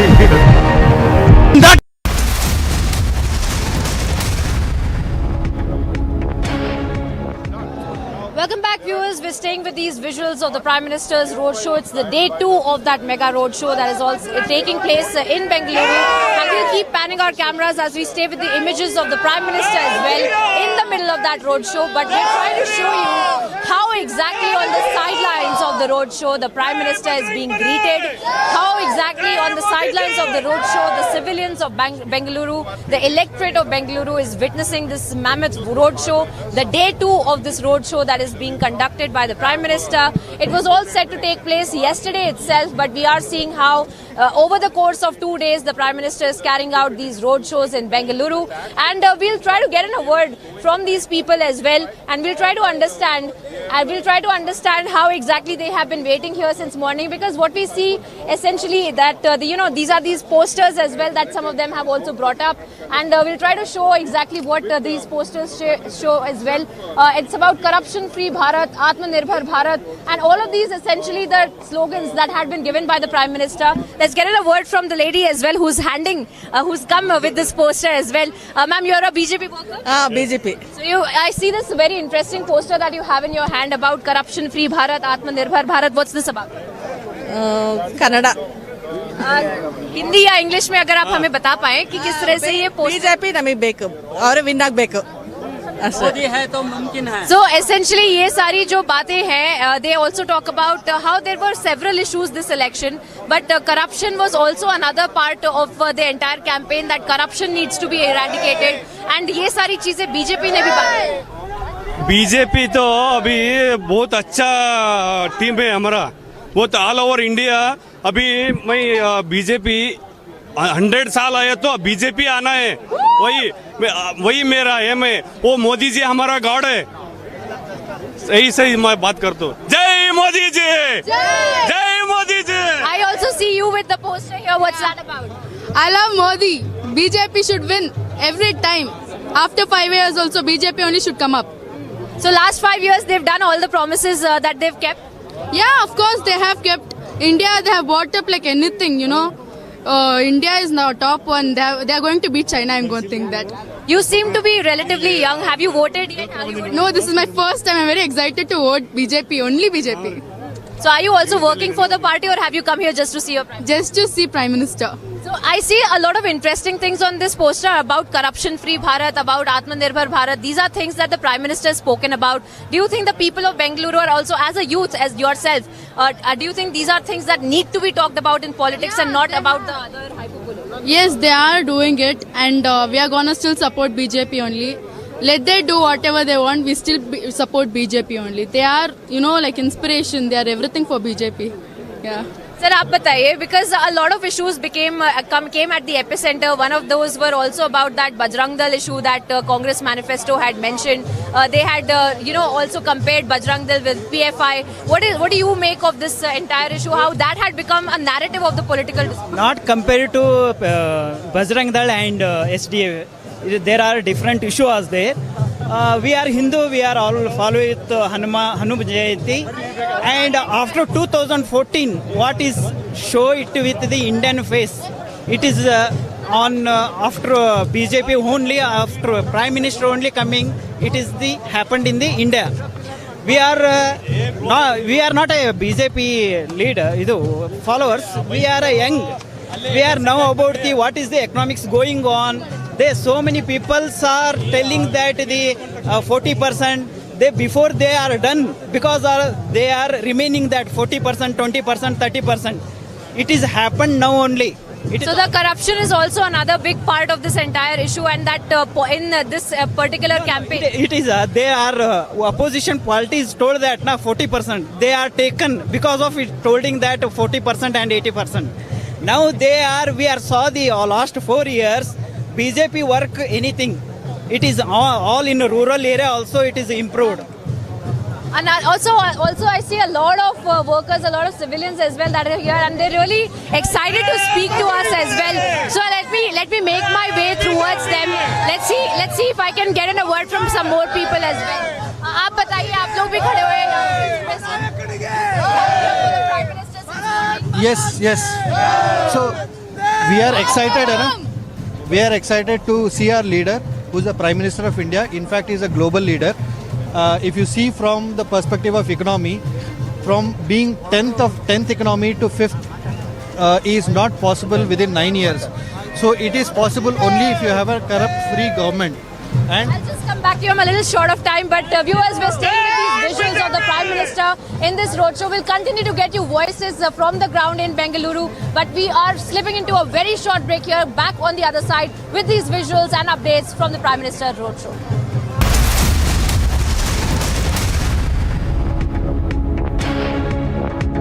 Mr. Malia, barrack number 12, jail conditions are ready according to Team India. Is that not fine according to the jail conditions?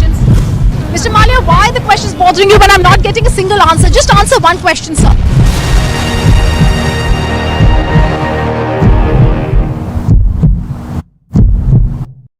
He has been cooperating with the summons. Why have you arrested him in such fashion? He has been interrogated for over 100 hours, sir. First to get out of this. If you don't First to get out of this. First to get out of this. Get out of this. First to get out of this. First to get out of this. First to get out of this. He has cooperated. Get out of this. He has cooperated. Get out of this. He has Get out been of this. cooperating, sir. Get out of I am this. merely asking you. He has been cooperating. Get out of sorry, we are also cooperating. Yeah, please cooperate. That is Christian Michelle. First visuals on your scene. Christian, would you want to speak? Christian, have you turned in a Bruak? Christian, would you give facts to India?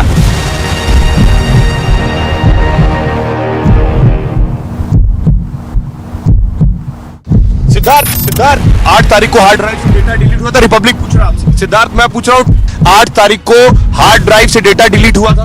Data delete हुआ था hard drive से, आपने बताया क्या था data? 8 hard drive का data delete हुआ था या नहीं? यहाँ पर लिखा गया है स्टैंड. इसी जगह से सचिनवाजी को बोला गया था खड़े रहने के लिए. Rahul Gandhi. Yes, Rahul Gandhi. We are trying to get an answer from Rahul Gandhi. Rahul, what do you have to say about the involvement of the shell companies, Rahul?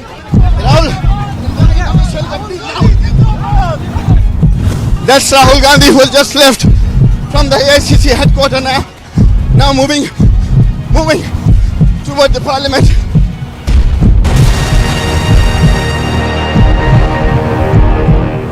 Both men, women, they are marching towards the road. So some clashes are also witnessed here at the Sheikhpura road. See the tear smoke shells being used by the Jammu and Kashmir police.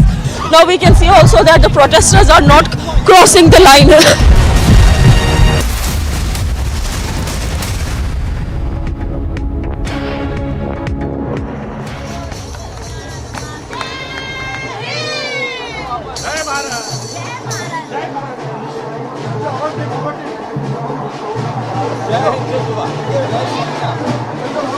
Right now we are here in CV Raman Nagar. We are cutting live to the visuals where people are singing songs of Narendra Modi. There are tattoos of Narendra Modi, in fact, on so many people. I have one of them with me, a BJP cadre, a BJP worker over here, Mr. Sunil here. You can clearly see the tattoo of Prime Minister Narendra Modi etched on his hands as well. A huge fan of Prime Minister Narendra Modi over here. And this clearly goes ahead and shows that the sort of love that people have towards, the Prime Minister Narendra Modi too. And we are still getting in more and more people there, and all of them are fans of Prime Minister Narendra Modi is what we get to understand. Hundreds and thousands of them gathered out here in CV Raman Nagar too. A few of them are also penning poems about Prime Minister Narendra Modi. Let's just go across and just speak to Prime Minister Narendra Modi is coming here. So what's your take on it? I see a few of you have tattoos of the Prime Minister also etched on yourselves. Sir, CV Raman Nagar is a stronghold of BJP. We have got thousands of supporters here.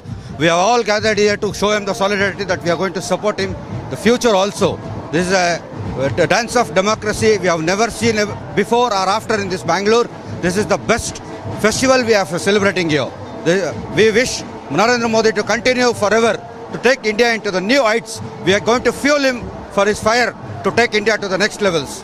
Thank you, sir. You say that you're a BJP karyakarta. You say you're a BJP party cadre as well. But when there is rains in Bangalore, incessant rains in Bangalore, some of the areas to be flooded include CV Raman Nagar as well, Mahadevpura too, which is also the IT corridor. So how are you trying to efficiently address these problems as well? Because we understand it's a roadshow, the Prime Minister is coming in. But how are the ground level problems being addressed? See, ground level problems has been assessed. Last year there was heavy rains. It was unprecedented rains that we never expected Bangalore will get that much of rains. But now we have taken all the measures to clear the rains to go around. We have this year, there will be no problems this year. We have done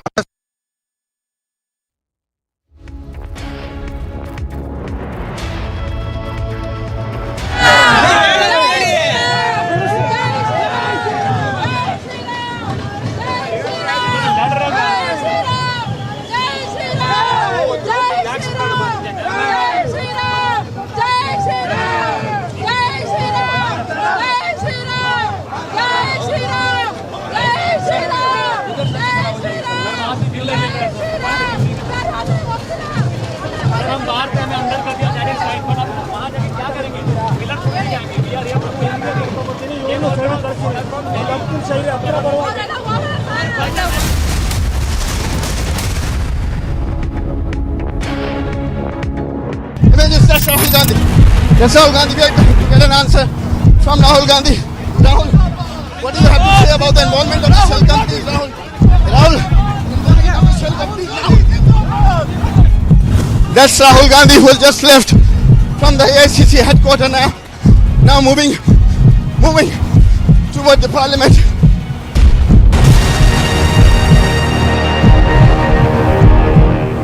Both men, women, they are marching towards the road. Though some clashes are also witnessed here at the Sheikhpura road. See the tear smoke shells being used by the Jammu and Kashmir police. Now we can see also that the protesters are not crossing the line.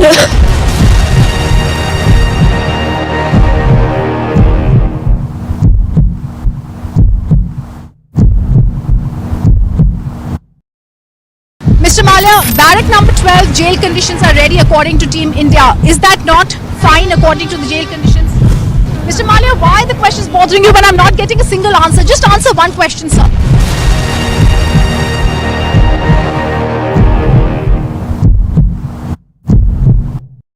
He has been cooperating with the summons. Why have you arrested him in such a fashion? He has been interrogated for over 100 hours. First to get out of this. If you don't First to get out of this. First to get out of this. Get out of this. First to get out of this. First to get out of this. First to get out of this. He has cooperated. Get out of this. He has cooperated. Get out of this. He Get out has of been this. cooperating, sir. Get out of I am this. merely asking you. He has been cooperating. Get out I'm of sorry. We are also cooperating. Yeah, please cooperate. That is Christian Michelle. First visuals on your scene. Christian, would you want to speak? Christian, have you turned in the Bruak? Christian, would you give facts to India?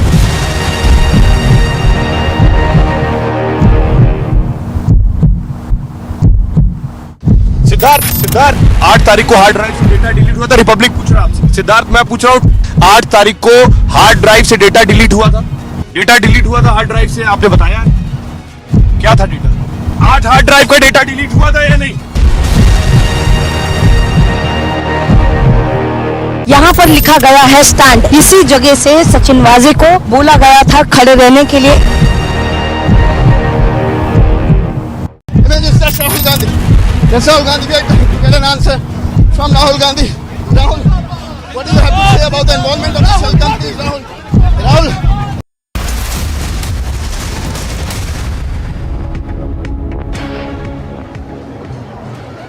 Welcome back, viewers. We're staying with these live images of the Prime Minister's roadshow, and on the sidelines of the roadshow, how the workers are excitedly waiting. We are showing you images and reporting from the last vantage point of this entire roadshow, where in fact the workers are waiting since at least 7 a.m. in the morning, and they had been waiting, and we are seeing how all of them have come with posters as well, and we do see how welcome world leader Modi ji is something that has been written in that poster as well, and we do see how other posters as well that we have seen as well, that we are showing you right now, and we are looking at how there are developmental schemes as well that are being shown in these posters that really are essentially depicting the kind of work that the Prime Minister has done, and the kind of issues that are in the minds and the conscience of the people of Bengaluru as well. And on that note, let me also get in a word from the people, and let me get in a word from the BJP worker as well. And we do understand that we have to in fact speak to... Let me make my way towards them. Right now. Madam, Bharat Modi ji ने भारत का महान पुत्र ये धरती के लिए बहुत अच्छा आदमी मिला है। इडीी वर्ल्ड में मोदी का चेहरा देखे सभी लोग एक्टिविटी को आए हैं। इधर कर्नाटक में अभी बहुमत का डबल इंजन सरकार बहुत मिलेगा। मोदी जी का और बसवराज बोम्माई और बीएस येडियुरप्पा का काम देखे सभी लोग इधर अभी बहुमत से मिलेगा। आप बताइए, you also been standing here, and क्या इश्यूज रहेंगे जहन में लोगों के, because development is one of the biggest issues, isn't it? So we'll get in a word from them. We'll try to get in a word from them. Of course, it's a little chaotic because we are expecting that the Prime Minister will be reaching there in a bit as well, and we are also trying to get in a word from these people to understand how exactly are they celebrating the Prime Minister's arrival here, and we will try to show you more visuals of the posters of the celebration that is also going on right now here, and we will try to get you more voices of the BJP workers as well, because there have been various issues that have been on the conscience of the people, and we do understand how corruption had also been one of the issues that had been spoken about, and those are the posters that have also been put up by the BJP workers here, at least at the Trinity Circle where we are reporting from. This is the last vantage point of the entire roadshow, and we do see how women and children in fact are also standing here.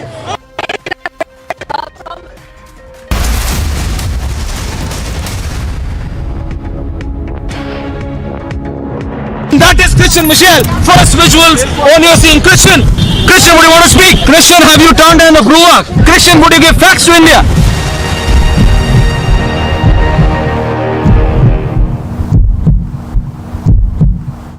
Siddharth 8 तारीख को hard drive से data delete हुआ था, Republic पूछ रहा आपसे। सिद्धार्थ मैं पूछ रहा हूँ 8 तारीख को हार्ड ड्राइव से डेटा डिलीट हुआ था, हार्ड ड्राइव से, आपने बताया क्या था डेटा? 8 हार्ड ड्राइव का डेटा डिलीट हुआ था या नहीं? यहाँ पर लिखा गया है स्टैंड। इसी जगह से सचिन वाजे को बोला गया था खड़े रहने के लिए। Rahul Gandhi. Yes, Rahul Gandhi, we are trying to get an answer from Rahul Gandhi. Rahul, what do you have to say about the involvement of the shell companies, Rahul? Rahul, shell companies now. That's Rahul Gandhi who has just left from the AICC headquarters now moving toward the parliament.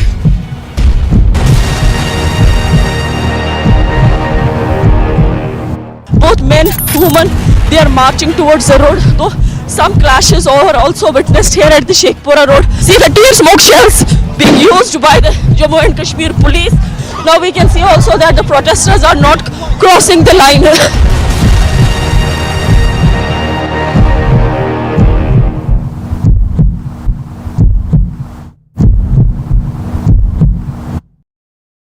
Mr. Malia, barrack number 12, jail conditions are ready according to Team India. Is that not fine according to the jail conditions? Mr. Malia, why the question is bothering you when I'm not getting a single answer? Just answer one question, sir.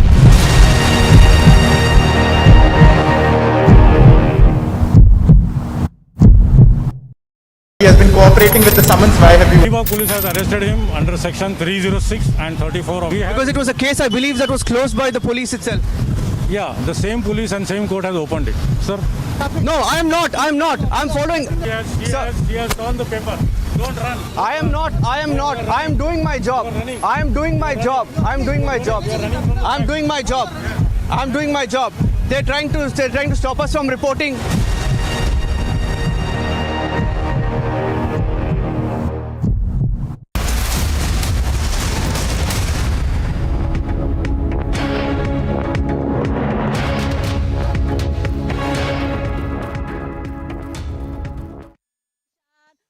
महान सब लो जान Namo Namo Namo Namo Namo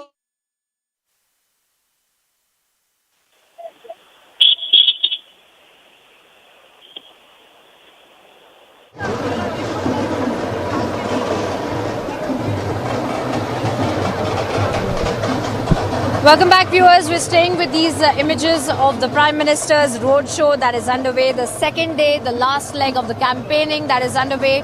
Namma Bengaluru, Namma Hame is the name of the roadshow, and this is the day 2 of that massive roadshow that is being undertaken by the Prime Minister.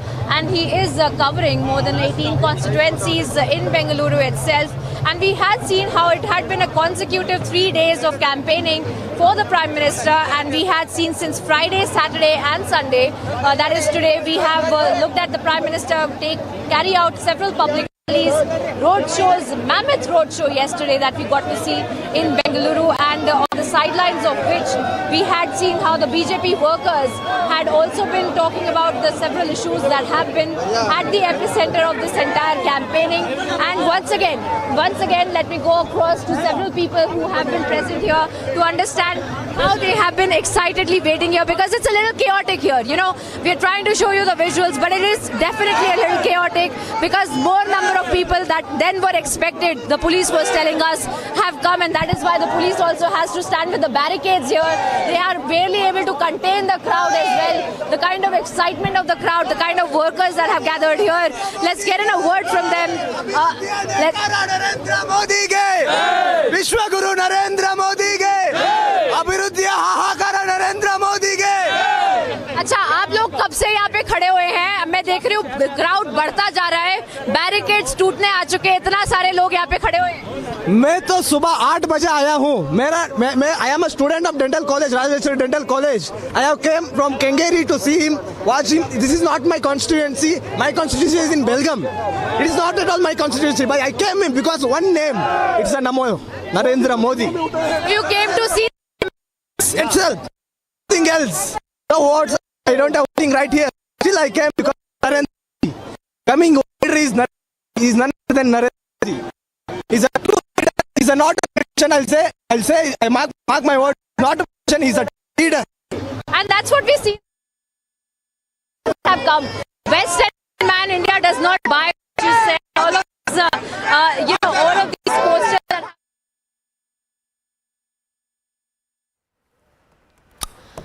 All right, getting in those visuals right now from Prime Minister's mega roadshow. It is a 10-kilometer roadshow which Prime Minister is undertaking.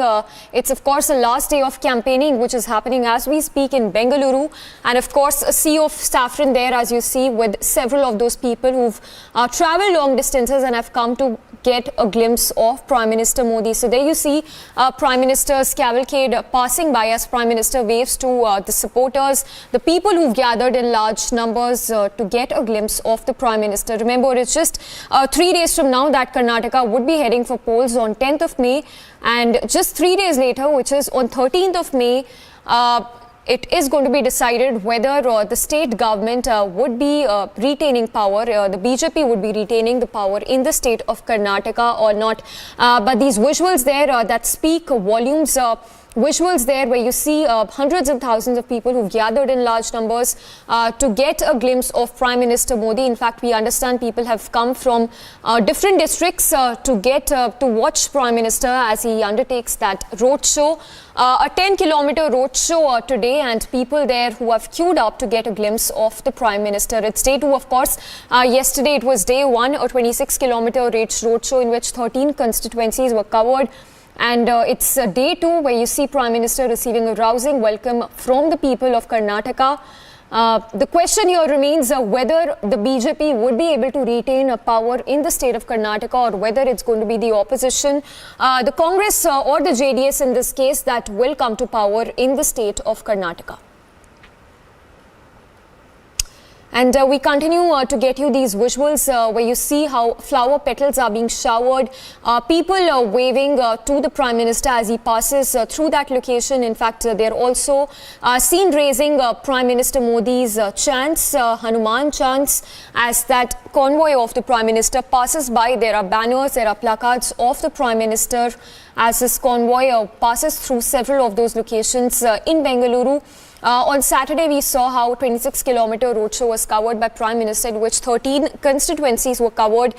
People, of course, gathered from different places to catch a glimpse of the Prime Minister. Let's cut across to Priyanka, who's there at the vantage point, getting us those visuals of Prime Minister's roadshow in Bengaluru.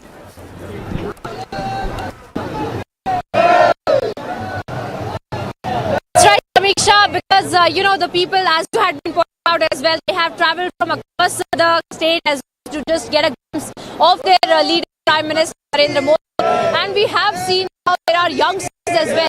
Interestingly, we are seeing a lot of first-time voter youngsters as well in the crowd who are also, trying to say that they have been there since the morning to just get a glimpse of the Prime Minister as well. Alright, we'll try and get Priyanka back, but continuously getting you these live visuals coming from Bengaluru, where you see a sea of supporters from Karnataka who've gathered to get a glimpse of the Prime Minister.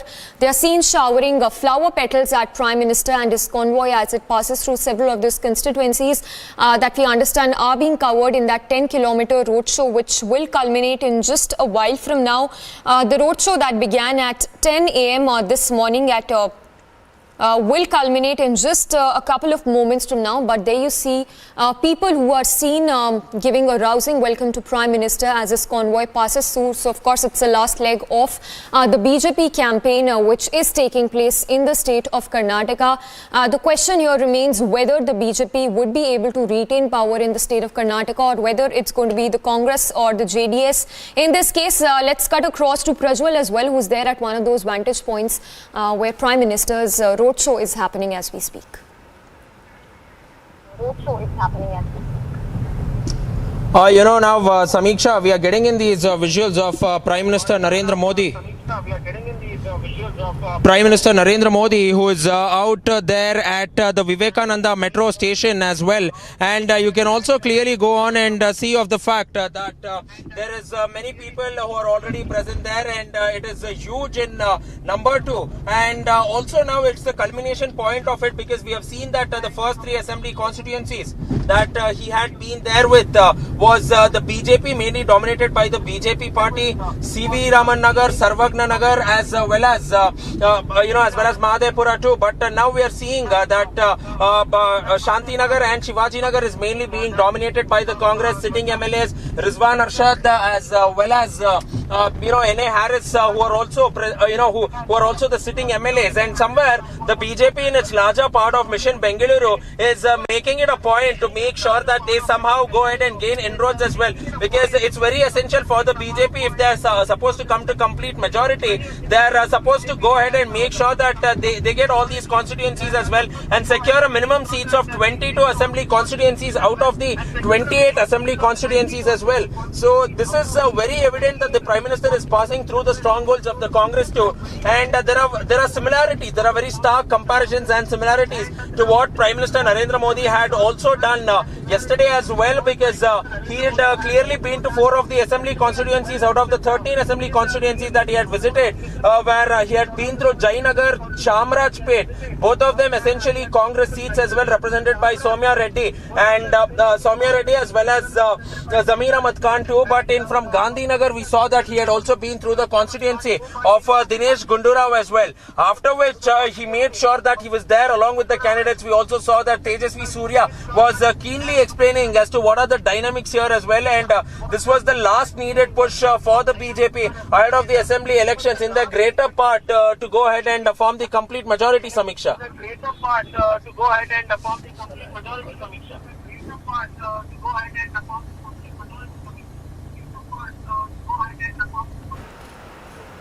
All right, so Prajwal, of course, getting us the latest, the colors from Bengaluru as we speak. The visuals there speak 1,000 words on the kind of support that the BJP has been enjoying of the people, and the mass following that the Prime Minister has. Clearly a Prime Minister's wave that seems to have swept Karnataka. As we speak, you see flower petals being showered on Prime Minister's convoy as he passes through that locations in Bengaluru. Let's again cut across to Prajwal, getting us the latest. Prajwal, these words, these visuals speak for themselves, the kind of mass following that the Prime Minister enjoys. Clearly a Modi wave that we see in the state of Karnataka.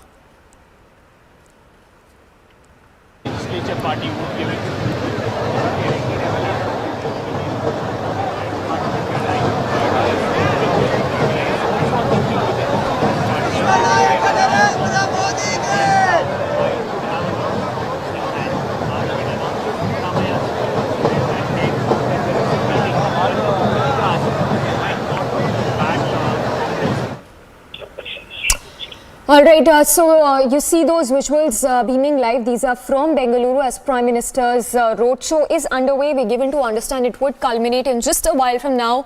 The roadshow that began at roughly 10 a.m., a 10-kilometer roadshow that is taking place as we speak. Several of those constituencies also being covered in that Prime Minister's roadshow. People, of course, showering their love on Prime Minister by showering those petals on Prime Minister as his convoy passes through those key locations in Bengaluru. People have come, of course, from far-off places to get a glimpse of the Prime Minister in Bengaluru. So you can see there visuals there that speak 1,000 words on the kind of following that the Prime Minister enjoys. It's Modi wave definitely that seems to be sweeping the state of Karnataka. Remains to be seen whether that Modi wave would actually transcend to BJP getting that support from the people of Karnataka to come to power again in the state. Or it's going to be the opposition, in this case, Congress or the JDS, that would be making, forming government in the state of Karnataka. A 10-kilometer roadshow, we understand, is being covered as we speak.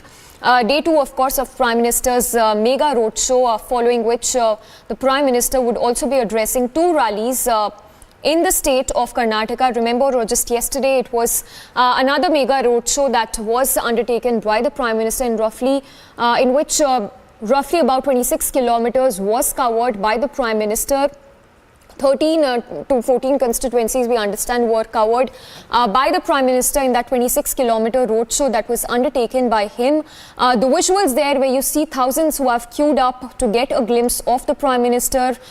People there, of course, showering their love on the Prime Minister by showering those petals at Prime Minister as his convoy passes through those key locations. Let's cut across to Prajwal again, who's getting us these glimpses from Bengaluru. Prajwal, of course, we see there people gathered in large numbers, a large support of people that Prime Minister definitely enjoys. But the question here remains whether that Modi wave is going to be a key factor in determining if at all BJP comes back to power in the state of Karnataka. देखिए प्रधानमंत्री निकल रहे हैं, ma'am आप हिंदी में बोल पाएंगे? देखिए यहाँ पर सिक्योरिटी बढ़ा दी गई है, सिक्योरिटी बढ़ा दी गई है। तस्वीरें हम आपको दिखा रहे हैं। अब प्रधानमंत्री नरेंद्र मोदी आने वाले किसी भी वक्त यहाँ पहुंच सकते हैं।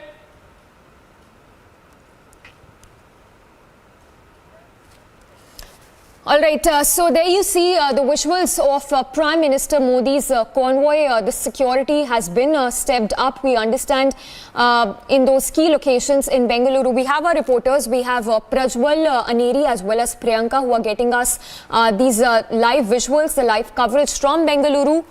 Let's cut across to Priyanka, who's also there at one of those vantage points. Priyanka, we were talking here about the Modi wave, that seems to have swept the entire state, not just limited to Bengaluru. But tell us, how crucial is this Modi factor is going to be in determining whether the BJP would be coming back to in the state of Karnataka? Well, Samiksha, we'll keep panning our cameras and show you the visuals as we speak about it, because we have seen how the Modi factor has been a major factor in this entire election. We have seen, and that is very much evident from the roadshow that we are covering right now.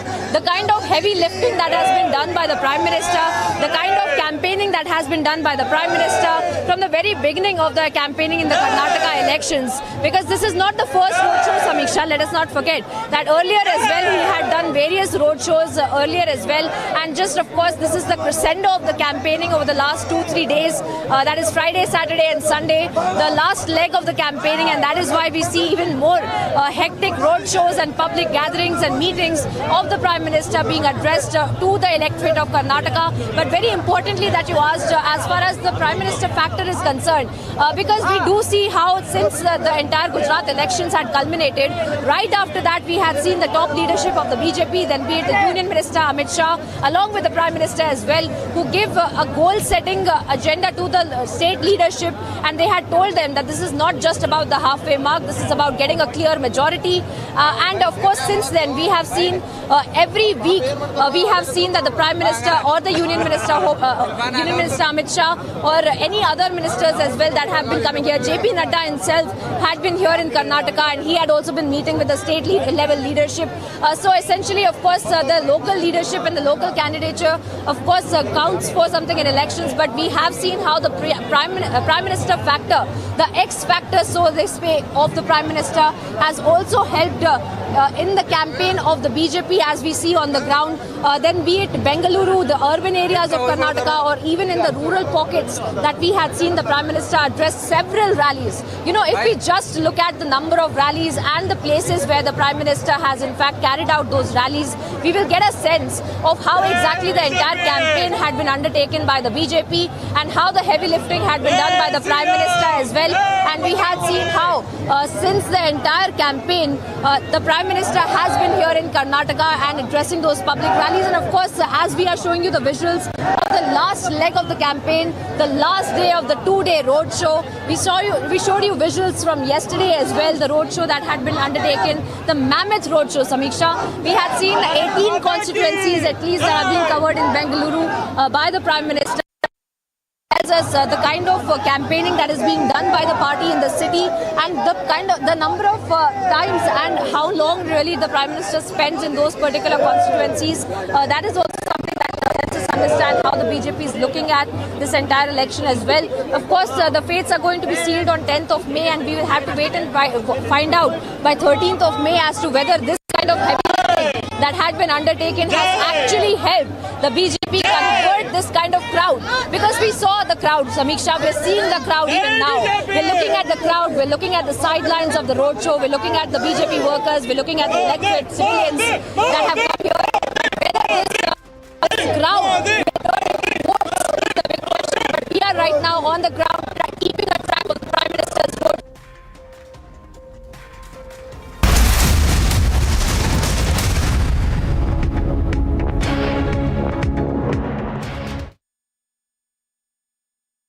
Mr. Malia, barrack number 12, jail conditions are ready according to Team India. Is that not fine according to the jail conditions? Mr. Malia, why the question is bothering you when I'm not getting a single answer? Just answer one question, sir.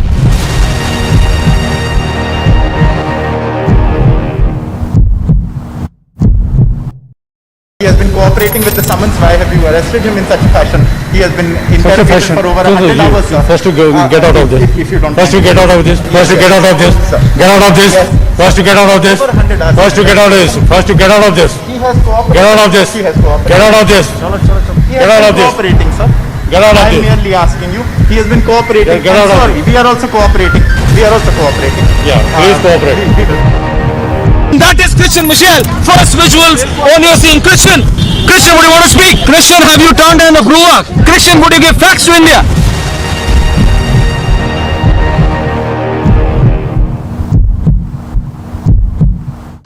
Siddharth 8 तारीख को hard drive से data delete हुआ था, Republic पूछ रहा आपसे। सिद्धार्थ मैं पूछ रहा हूँ 8 तारीख को हार्ड ड्राइव से डेटा डिलीट हुआ था, डेटा डिलीट हुआ था हार्ड ड्राइव से, आपने बताया क्या था डेटा? 8 हार्ड ड्राइव का डेटा डिलीट हुआ था या नहीं? यहाँ पर लिखा गया है स्टैंड। इसी जगह से सचिन वाजे को बोला गया था खड़े रहने के लिए। Rahul Gandhi. Yes, Rahul Gandhi. We are trying to get an answer from Rahul Gandhi.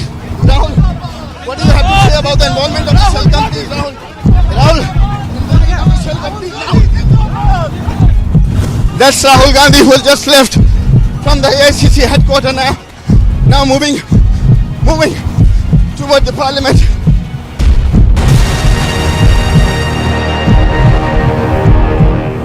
Both men, women, they are marching towards the road. Though some clashes are also witnessed here at the Sheikhpura road. See the tear smoke shells being used by the Jammu and Kashmir police. Now we can see also that the protesters are not crossing the line.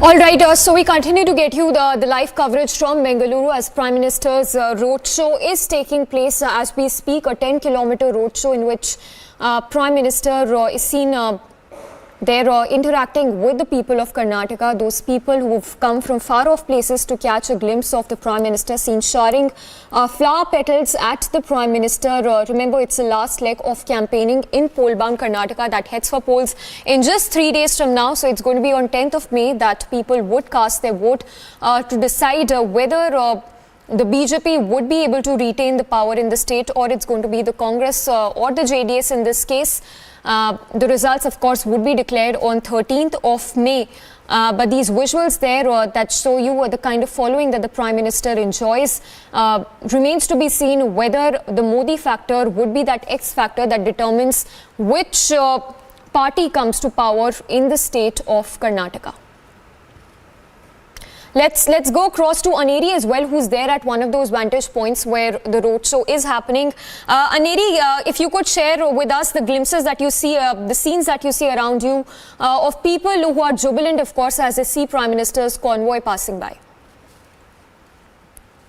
Yes, Samisha, we have been seeing how Prime Minister Narendra Modi has been holding a series of public meetings, roadshows, and now being the last day for the campaigning for roadshows and public meetings, Prime Minister Narendra Modi has been holding roadshows and public meetings. Well, we have been seeing today a 10-kilometer long roadshow is being led by Prime Minister Narendra Modi, and also this will be after which we will be seeing Prime Minister Narendra Modi also will be holding a public meeting this evening. Well, this is a big boost for the Bharatiya Janata Party ahead of the polls, because on 10th of May we will be seeing Karnataka going to polls, and on 13th of May will be the results which will be announced. So definitely all eyes on that as well, and whose government will be formed, because we have been seeing since the time the elections have been announced, Congress party also has been saying that they are very much confident and they will be coming in majority, in government with full majority, whereas the Bharatiya Janata Party also says that they will form the government here in the state of Karnataka. But also, when we talk about the politics which has been doing rounds during this election season here in Karnataka. We saw first how it was the 40% Sarkara Commission, where Congress party has been slamming the BJP, and then we also saw how Gali politics had taken over, where Congress leaders were going on pointing out as Prime Minister Narendra Modi, and after which we also see that one big issue this election season, where we saw how the ban on Bajrang Dal, which was proposed in the manifesto of Congress party, had erupted, and after which we see Prime Minister Narendra Modi during each and every of his public meeting where he had been saying, and starting with public address by Jai Bajrang Bali chant, and also not to forget, Samiksha, we had seen that the Congress party had moved to Election Commission over that as well, saying that Bharatiya Janata Party and Prime Minister are using religious symbols during the public meetings, and so we have been seeing how this has been a massive face-off between the BJP and the Congress, but also at the same time we are seeing that today, last day of the campaigning, Prime Minister Narendra Modi, who is holding a mega roadshow, which started from New Tipasandra, and now it is moving and it is going to come to an end soon. But massive show of strength by the Bharatiya Janata Party. Thousands of people gathering, chanting Modi, Modi, and also there who have come to witness Prime Minister's roadshow have also been raising slogans of Jai Shri Ram and Jai Bajrang Bali. So definitely one strong message which BJP has been has tried to give out this election is how it has completely turned the picture around, because when we talk about beginning how just before the elections, BJP had scrapped the 40% Muslim reservation, which was being opposed by many of the political leaders across political lines. Opposition parties also had been questioning the BJP over scrapping the 4% reservation to the Muslims. But also at the same time, not to forget, Samiksha, we have been seeing this has been a big boost to the BJP, as Bharatiya Janata Party top leadership of BJP has been holding series of public meetings, roadshows, because now we also see all the top guns of BJP, Union Home Minister Amit Shah, Smriti Irani, JP Nadda, the BJP National President Yogi Adityanath, all the top leaders of BJP have come down for the campaigning here, and today is the last day. Prime Minister Narendra Modi is holding a mega roadshow here in Bengaluru. We'll be right back after a short break. Keep watching Republic TV.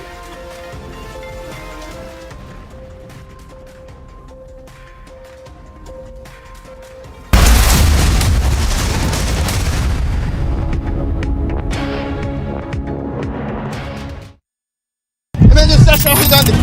That's Rahul Gandhi. We are trying to get an answer from Rahul Gandhi. Rahul, what do you have to say about the involvement of the shell companies, Rahul?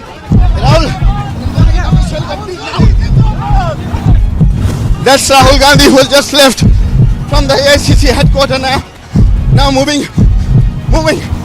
toward the parliament.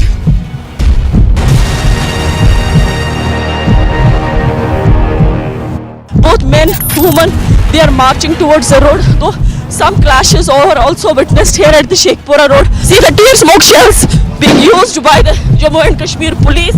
Now we can see also that the protesters are not crossing the line.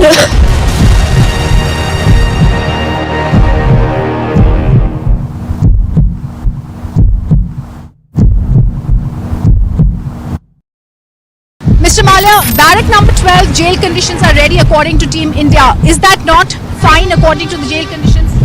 Mr. Malia, why are the questions bothering you when I'm not getting a single answer? Just answer one question, sir.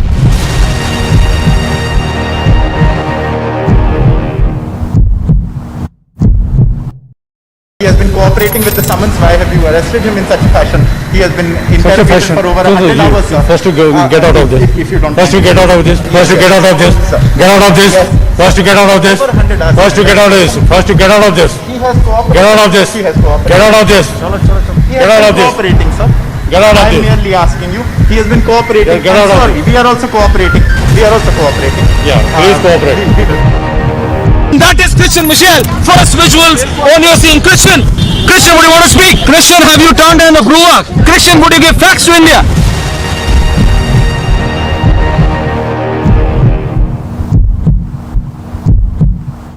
Siddharth 8 तारीख को hard drive से data delete हुआ था.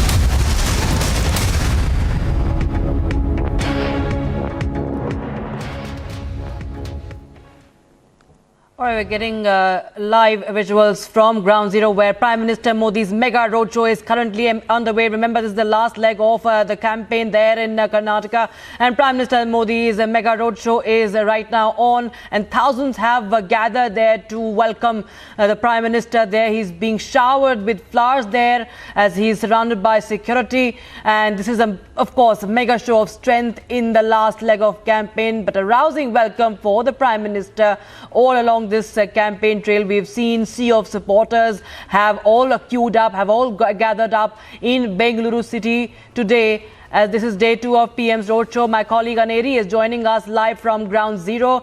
Aneri, of course, a big show of strength there by the Prime Minister. Well, yes, Rakshita, we have been seeing a mega show of strength by the Prime Minister, and also it's a big boost to the BJP cadres, because we have been seeing how BJP has been tirelessly doing extensive campaigning, not only in the Bengaluru region but across the state of Karnataka. Let it be from Prime Minister Narendra Modi to Union Home Minister Amit Shah, JP Nadda, Smriti Irani, and many other leaders of BJP, all the star campaigners coming down here to Karnataka. And today being the last day for the campaigning, we have been seeing how Prime Minister Narendra Modi is undertaking a 10-kilometer long road show. Well, this was supposed to be held on the 6th of May, that is yesterday, but there was some change in plan, and then the 36-kilometer long road show was divided in 2 days. Yesterday, Prime Minister Narendra Modi held 26-kilometer long road show, where we saw how people in large number had gathered to witness, to catch a glimpse of Prime Minister Narendra Modi. And also today we see that as Prime Minister is holding a mega roadshow, we see that people have come in large number. But let me talk to you about the numbers of Bengaluru region and how this has been a major changing point, and this could be one of the big changing points as we are talking, because as Bengaluru has 28 seats. In 2018, BJP had won here about 11 seats. Congress had won 15 and JDS had won 3 seats in 2018 elections. But also, if we talk about the previous elections, that's the 2013 elections, BJP had 12 seats, Congress had 13 and JDS had 3 seats. So definitely the numbers are very fluctuating, but then this roadshow, the last leg of the campaigning where Prime Minister Narendra Modi is holding this mega roadshow, is definitely going to give a strong message and also a big boost to the BJP. And also when we talk about how there has been massive politics, also various issues being highlighted, where when we talk about the BJP's manifesto, they come up with various promises which they say that they will be fulfilling once BJP comes to power in the next 5 years. They will fulfill all the promises which they have mentioned in the manifesto. But also at the same time, not to forget, manifesto also mentions one very important thing, that's the implementation of the Uniform Civil Code and also NRC, which is very important, because we see that across the political lines, all the leaders have been opposing the Uniform Civil Code and also the NRC. But then in the BJP's manifesto, it is very clearly mentioned that once BJP comes to power in Karnataka, they will implement Uniform Civil Code. So that is a strong message which is being put forth by the BJP.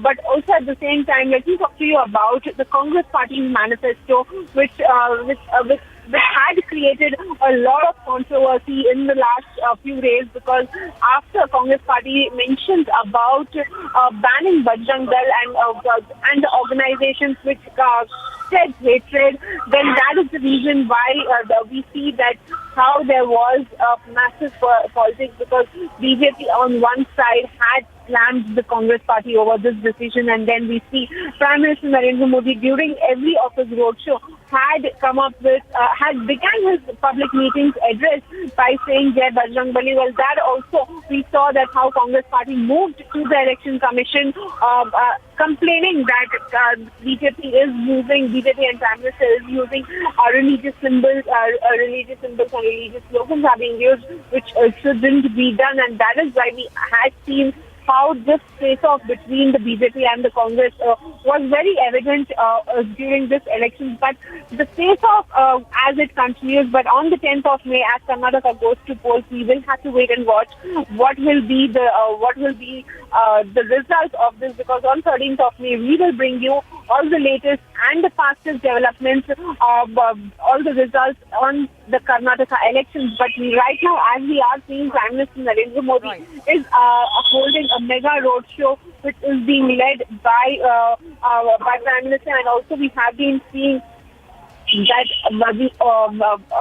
thousands of people have gathered here to catch a glimpse, and also we see that people there also are so energetic. They have been waiting for Prime Minister since early in the morning to see him, and also we see that how Prime Minister, when he arrived at the new Chitrasundra, which is in Bengaluru, we see that from there he arrived there, and after which he garlanded the Kempegowda statue. Right, stay with us, Haneri. We're also being joined by Priyanka Sharma, who is also reporting there from ground zero. Priyanka, we can see the Prime Minister being welcomed by thousands of supporters. There's a sea of supporters, saffron surge completely as far as the visuals are concerned there, and thousands of people have gathered up. All the young and old are there.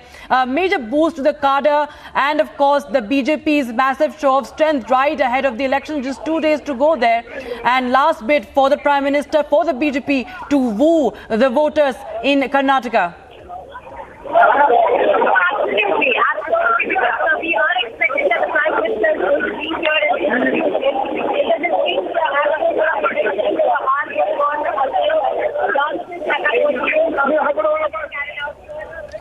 Stay with us, Priyanka. I think there's a problem with the audio connection. We'll try and fix that. But let me go back to Aneri now, who continues to be with us on the broadcast. Aneri, as I was asking Priyanka, and you were also pointing out earlier that Bajrang Bali has been a big issue this entire campaign, and we saw, and even you pointed out how the Jai Bajrang Bali chants were echoing right through this roadshow, and we can see right now you were pointing out to various aspects of this electioneering also. What we do know is that the Prime Minister also has other meetings today, including in Shivamoga as well. Take us through all those important public briefings also that are in store for today as far as Prime Minister's schedule is concerned, apart from this mega roadshow that is currently underway. Well, yes. Here, the cavalcade, in fact, is also going to be passing by from this particular area of the Trinity Church, the Trinity Crossroad, where, in fact, he will be passing by from, and the celebration.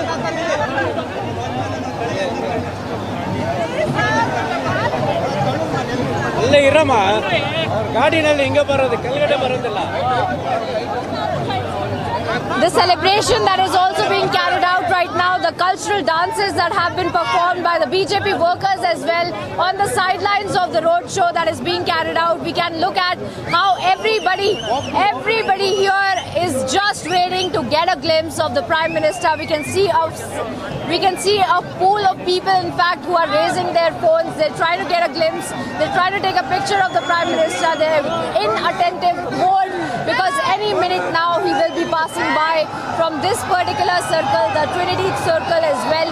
And we are looking at how the BJP workers had been standing here since morning, and we have spoken to them. Viewers, we have spoken to them about the various issues that have been on the conscience of the electorate, the various questions that have been on the minds of the people, and the minds of the voters, and the minds of the cadre as they go out in the streets and campaign for the BJP. And that's the campaign that we are seeing of the Prime Minister as well. And for the Prime Minister, that we get to see that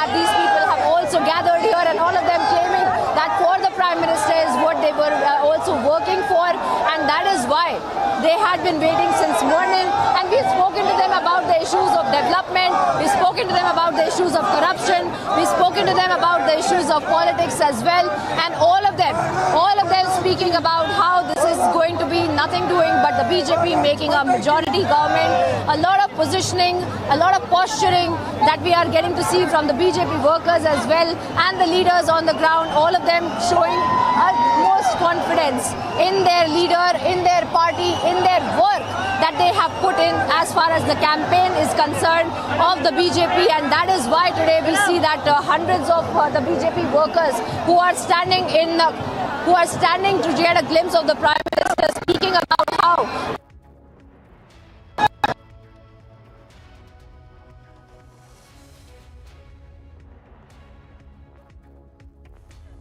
Right, Prime Minister Modi there, a mega roadshow underway in Bengaluru, and our network of reporters are reporting the entire stretch there. This 10-kilometer mega roadshow is currently underway, and you can see that Prime Minister's vehicle is all covered with the yellow-coloured flowers there as he gets a rousing welcome there. And remember, this is the city of Bengaluru. Bengaluru itself has 28 seats, which is a very important, very important city as far as these upcoming elections are concerned. And this particular roadshow is also crossing to several key constituencies there, as our reporters were pointing out, constituency by constituency, what significance each of them holds. And this, remember, ladies and gentlemen, is the second day of the Prime Minister's roadshow in the poll-bound state of Karnataka. And last leg here, Karnataka goes to polls on Wednesday today. And Prime Minister, along with other top BJP leaders, have been rigorously campaigning for the BJP in Karnataka, as BJP is looking to return to parts the incumbent government. And there are, of course, a series of challenges for the government right now. And as we know, traditionally, Karnataka has never been a one-sided affair as far as the assembly elections are concerned. So it will be, of course, an interesting election for both the sides. And both the sides are, of course, giving all out, going all guns blazing. But the Prime Minister itself, you can see Brand Modi down there, and the rousing welcome he has received. My colleague Aneri continues to be with us on the phone line. Aneri, are we expecting this roadshow to now conclude? Because I believe that the majority of the distance has been covered. Prime Minister is still, of course, being showered with a lot of flowers, and he also is showering them back, giving back all the love. Well, that's right. Prime Minister has received a rousing welcome here in Bengaluru.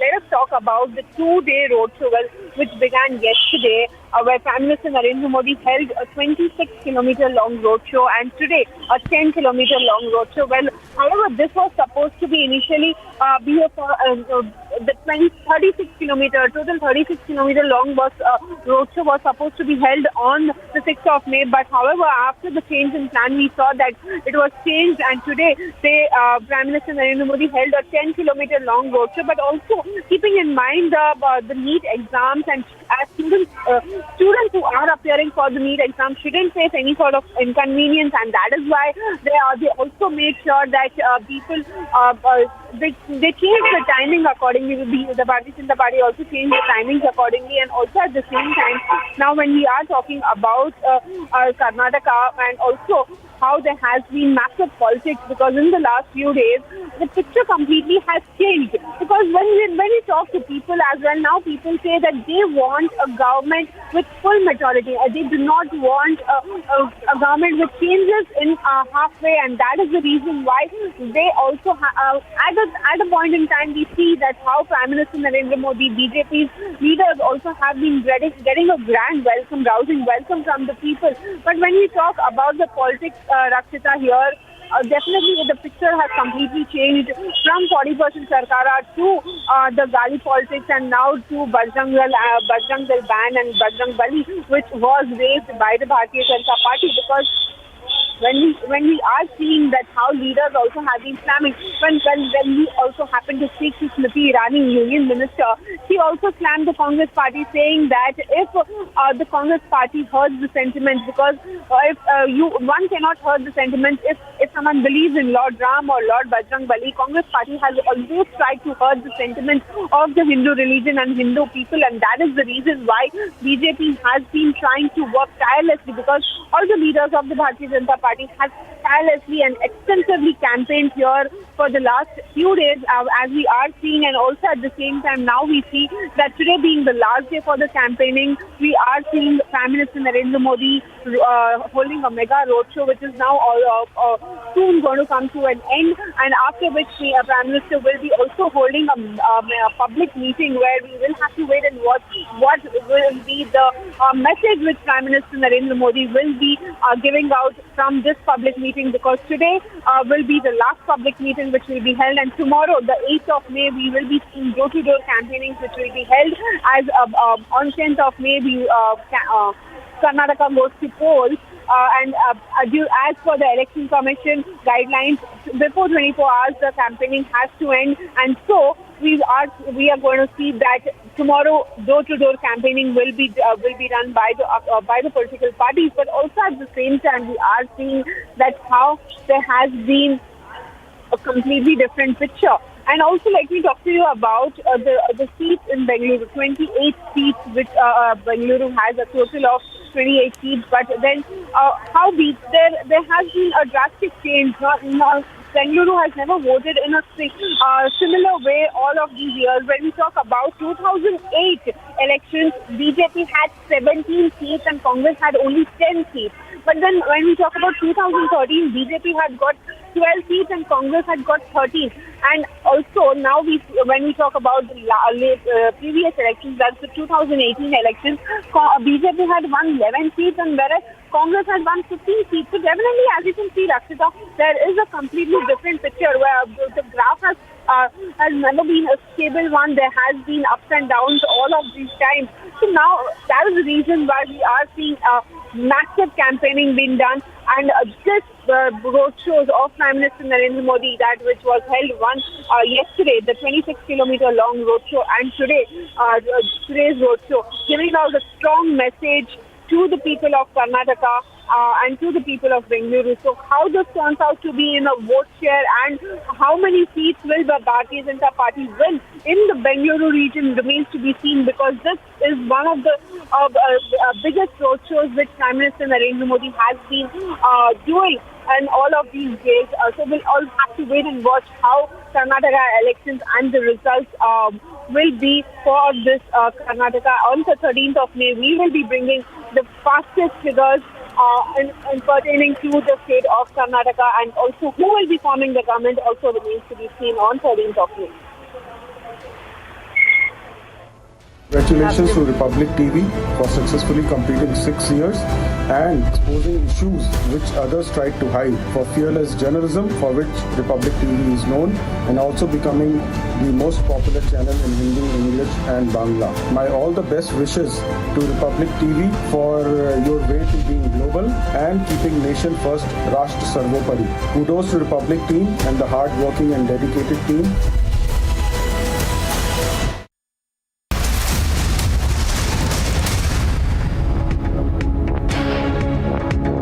That is Christian Michelle. First visuals on your scene. Christian, would you want to speak? Christian, have you turned down the Brua? Christian, would you give facts to India?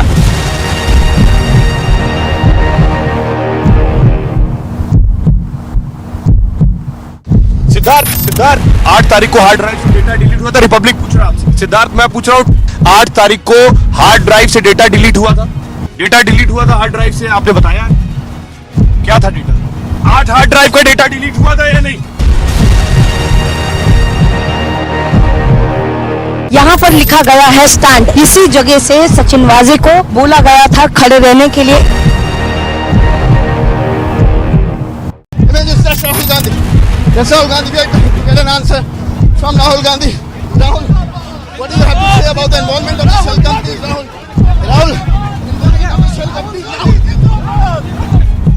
That's Rahul Gandhi, who has just left from the AICC headquarters now moving toward the parliament.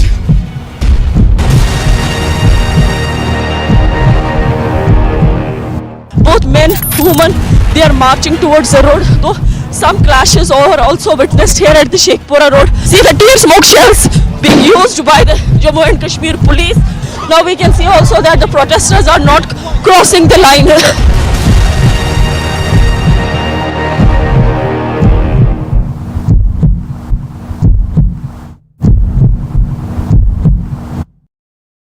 Mr. Malia, barrack number 12, jail conditions are ready according to Team India. Is that not fine according to the jail conditions? Mr. Malia, why are the questions bothering you when I'm not getting a single answer? Just answer one question, sir.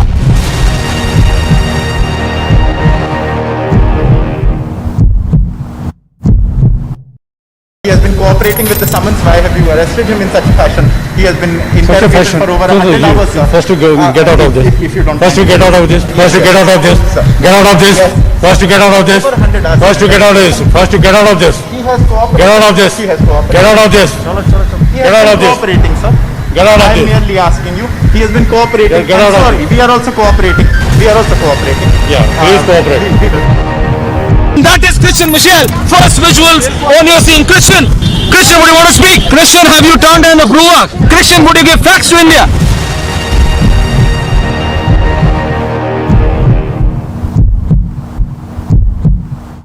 Siddharth 8 तारीख को hard drive से data delete हुआ था. Republic पूछ रहा आपसे. सिद्धार्थ, मैं पूछ रहा हूँ 8 तारीख को हार्ड ड्राइव से डेटा डिलीट हुआ था. डेटा डिलीट हुआ था हार्ड ड्राइव से, आपने बताया क्या था डेटा? 8 हार्ड ड्राइव का डेटा डिलीट हुआ था या नहीं?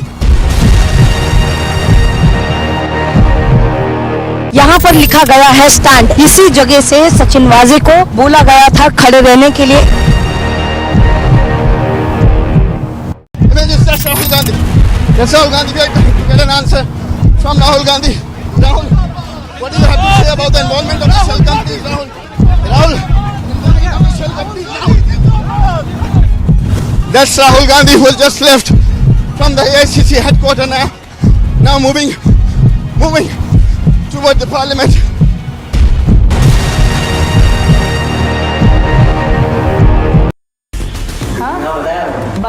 You used to say Baghdadi is the lord of all. No, What did you say? I say he's the lord. Basically, No. I say you're on time. But you, something like that. What did you say about Baghdadi? मैं आपको एक sentence में आपको समझ में आ जाएगा अब्राह को कैसे करना है उसका. I'm extending on Facebook. I said like अब्राह अगर हंसी आ रही है खिलाफत आ गई. He was so sweet. He was like खिलाफत किसको बोलते? He knew zero. I called him and explained the concept of खिलाफत.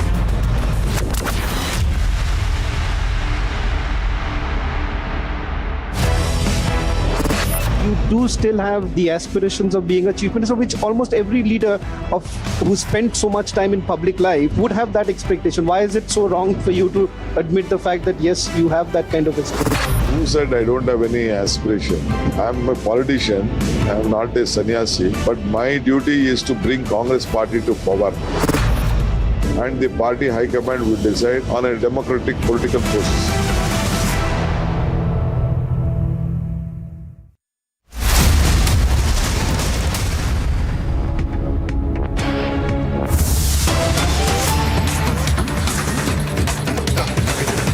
All right, we're starting with the breaking news coming in. IT sleuths have conducted raids on former Zilla Panchayat member Arvind Chauhan's house in Karnataka's Kalaburgi.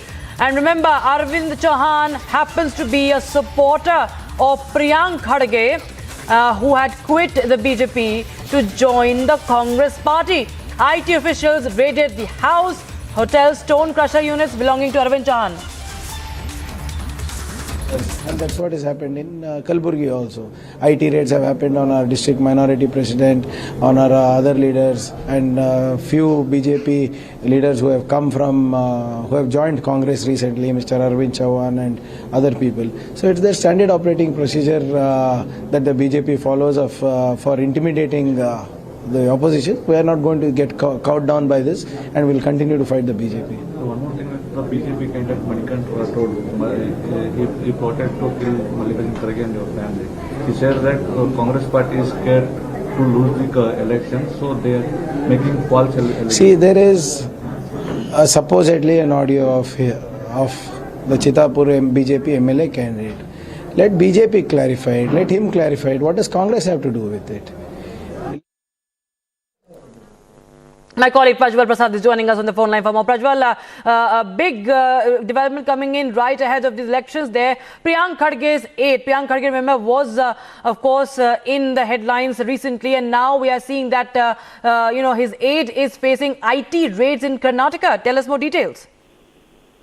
Now, Rakshita, we get to learn that the residence of Zilla Panchayat member Arvind Chauhan has been raided in Kalburgi as well as across the neighboring districts as well, because he's just not a politician but also a very prominent businessman in Kalburgi district. And Arvind Chauhan was an active part of the BJP Kalburgi unit, and only just a few weeks ago he had put the BJP party from its primary membership and also its post and had joined the Congress, openly expressing his support for Priyanka Kharge, and he was campaigning actively for Priyanka Kharge in Chittapur Assembly constituency. And this particular raid, which is now being conducted by the IT sleuths, which we now get to understand is still underway, started since last evening as well. And what is very interesting here is that it is not one single IT team, but several IT teams had conducted this coordinated attack on all of Arvind Chauhan's properties, may it be his residence or his office, and including his stone crushing units as well, because he owns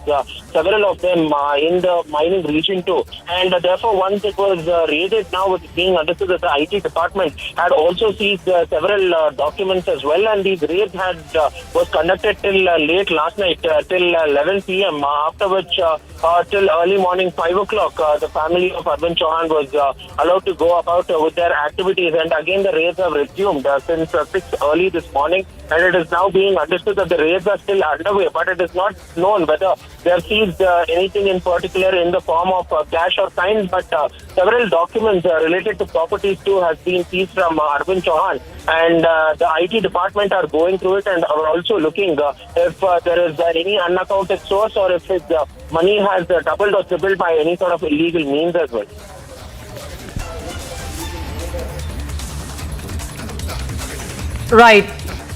Right, of course. And remember, Priyanka Kharge has also, reacted to it. We were showing the viewers a bite also where Priyanka Kharge said that they're ready for an investigation. When such a threat is given to a BJP candidate, you give them Z security. He's also talking about that he will not be boggled. He said that we cannot be boggled down by these IT raids and we will continue to fight against the BJP. That is what Priyanka Kharge has reacted on this matter. That's Rahul Gandhi. That's Rahul Gandhi. We are trying to get an answer from Rahul Gandhi. Rahul, what do you have to say about the involvement of the shell companies, Rahul?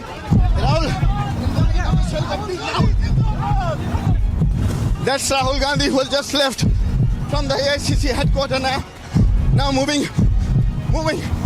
toward the parliament.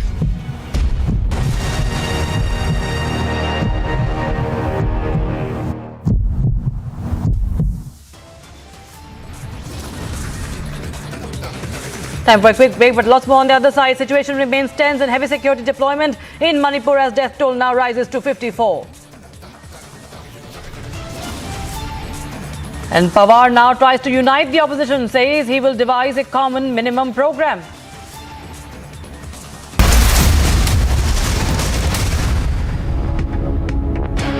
That's Rahul Gandhi. That's Rahul Gandhi. We are trying to get an answer from Rahul Gandhi. Rahul, what do you have to say about the involvement of the shell companies, Rahul?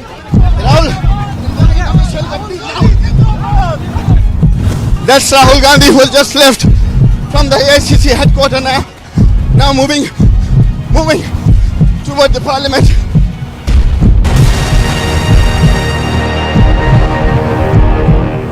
Both men, women, they are marching towards the road. Though some clashes are also witnessed here at the Sheikhpura road. See the tear smoke shells being used by the Jammu and Kashmir police. Now we can see also that the protesters are not crossing the line.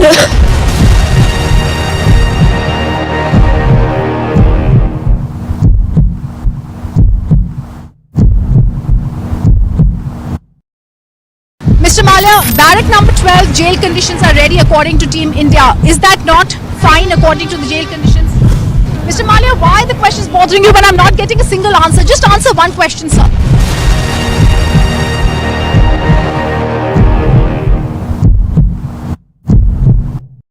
He has been cooperating with the summons. Why have you arrested him in such a fashion? He has been interrogated for over 100 hours, sir. First to get out of this. If you don't First to get out of this. First to get out of this. Get out of this. First to get out of this. First to get out of this. First to get out of this. He has cooperated. Get out of this. He has cooperated. Get out of this. He Get out has of been this. cooperating, sir. Get out of I am this. merely asking you. He has been cooperating. Get out of Sorry, we are also cooperating. Yeah, please cooperate. That is Christian Michel. First visuals on your scene. Christian, would you want to speak? Christian, have you turned down the Brua? Christian, would you give facts to India?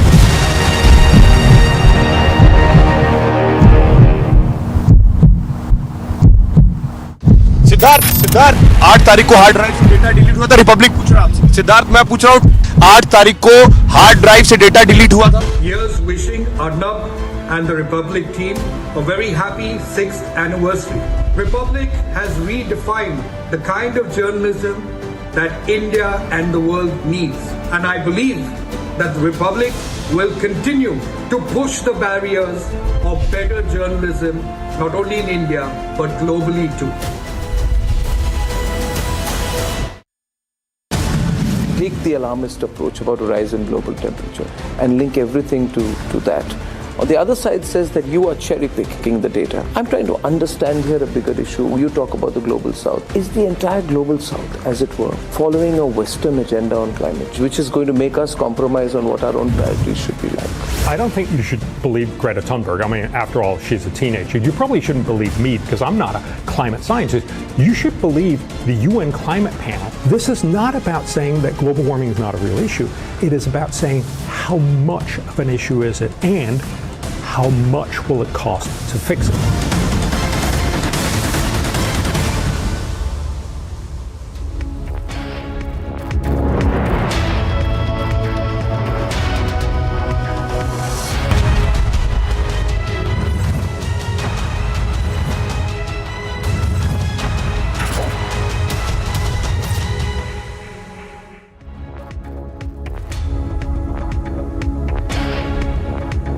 Very warm welcome. You're watching live and breaking on Republic TV with me, Rakshita Mishra. Let's get you all the top story that we're making headlines at this hour.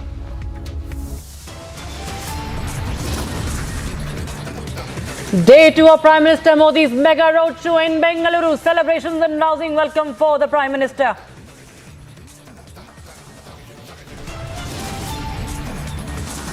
Mega show of strength ahead of the 10th May election. Apart from Prime Minister, Home Minister Amit Shah and top leaders lead the campaign.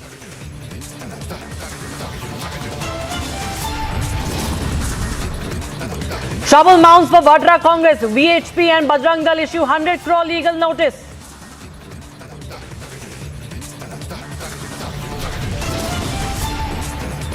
Situation remains tense. Heavy security deployment in Manipur as the death toll now rises to 54.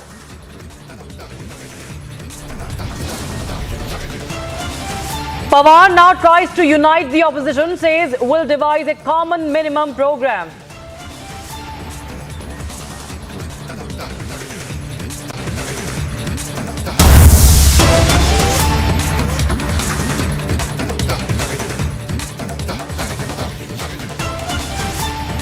We're getting some breaking news coming in. AIMIM chief Asaduddin Owaisi has reacted to the ongoing controversy over the ban Bajrang Dal call initiated by Congress in its poll manifesto. Owaisi claims that there is no question of appeasement politics as alleged by the BJP.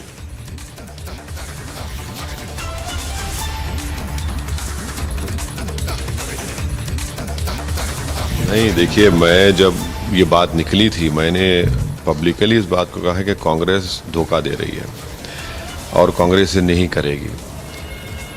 सवाल ये पैदा होता है कि जब आप election manifesto में बात करते हैं फिर वीरप्पा मोइली को क्यों कहना पड़ा कि हम नहीं लगाएंगे। 2 दिन पहले जगदीश शेट्टर ने खुद कह दिया कि हम नहीं कर सकते।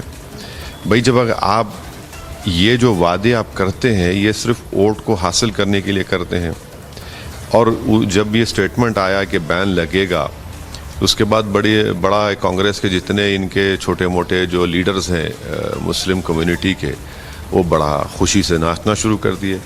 मगर मैं उस वक्त भी कहा था कि धोखा दे रहे हैं, आप ये नहीं करना चाहते ना कर सकेंगे आप। तो ये एक जुमला था चुनाव में वोट हासिल करने के लिए, मगर जब देख लिए कि ये इनके लिए पॉलिटिकली नुकसानदेह हो रहा है तो फ़ौरन पीछे हट गए। तो ये आप ये बताइए जिस हुबली में हम लोग हैं आप ये कर सकते थे, आप ये बोल सकते थे कि जो रोड वाइडनिंग में इल्लीगल तरीके से जो दरगाह को और मस्जिद को शहीद कर दिया गया, हम उसको बनाएंगे, ये तो आपके पावर में आता ना। आप उसका परमिशन कैंसिल का आप नहीं बोलेंगे उस बारे में। आप ये बोल सकते थे कि जो यहाँ हुबली में एक 158 बच्चों को UAPA कानून तहत बीजेपी ने लगाकर उनको 14 महीने जेल में डाल दिया, हम उनके बारे में देखेंगे। आप डेवलपमेंट पे बात कर सकते थे, मगर उसका ऑपोजिट ये देखते हैं कि DK शिवकुमार जो प्रदेश अध्यक्ष हैं कांग्रेस के, वो कहते हैं कि अगर हम सत्ता उनको मिलेगी तो हम और मंदिर बनाएंगे। ये क्यों? आप स्कूल बनाने की बात क्यों नहीं करते? आप ये क्यों नहीं कहते कि मुस्लिम माइनॉरिटी हो या कोई माइनॉरिटी हो उनका भी हम ये करेंगे? तो ये जो कंपटीशन चल रहा है कि सबसे बड़ा हिंदुत्व का लीडर कौन है, वो कांग्रेस और बीजेपी में चल रहा है। तो आइडियोलॉजी पर कोई लड़ाई नहीं हो रही है, सिर्फ हिंदुत्व के ऊपर लड़ाई हो रही है।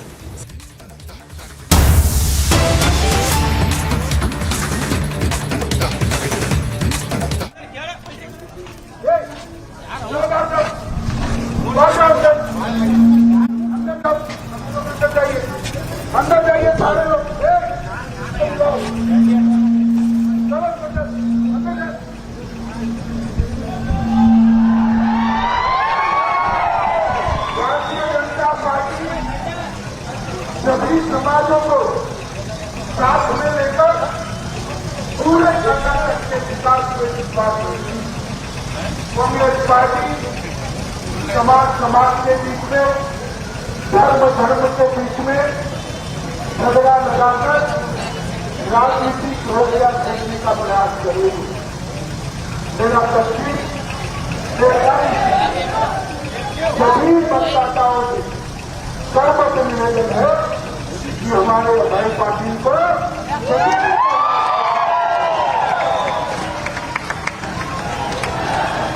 मैं आपको विश्वास दिलाता हूं कि उत्तर प्रदेश के संपूर्ण विकास के लिए भारतीय जनता पार्टी, बेलगावी के संपूर्ण विकास के लिए भारतीय जनता पार्टी की सरकार पूरे 5 साल समर्पित रहेगी और यहाँ पर एक प्रकार से खुशहाल समाज का निर्माण करेगी।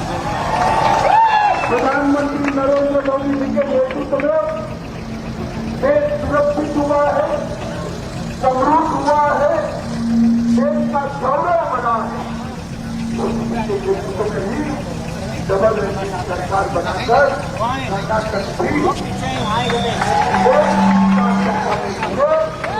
मेरी आपसे अभ्यर्थना है 10 तारीख को भारी संख्या में समझ के विकास पर बटन दबाकर वोट दीजिए और अपने पार्टी को जिताइए। बोलिए भारत माता की जय, वंदे वंदे वंदे।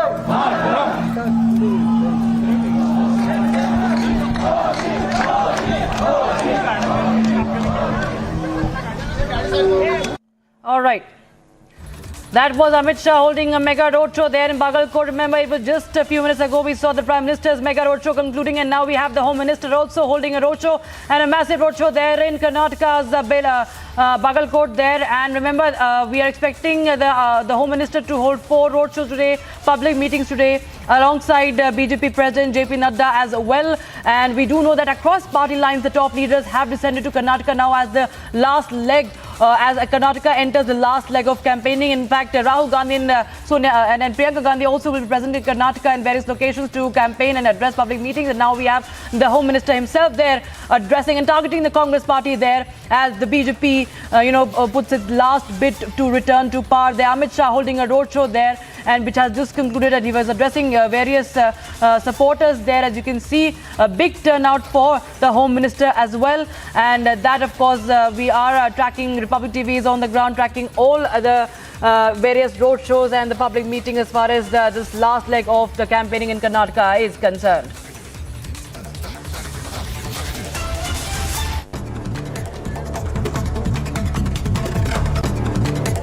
All right, in other news now, in the Rajouri Poonch terror attack, investigation agency suspect links to narco-terror smugglers, and that narcotic smugglers used to smuggle weapons from across helping terrorists in the area.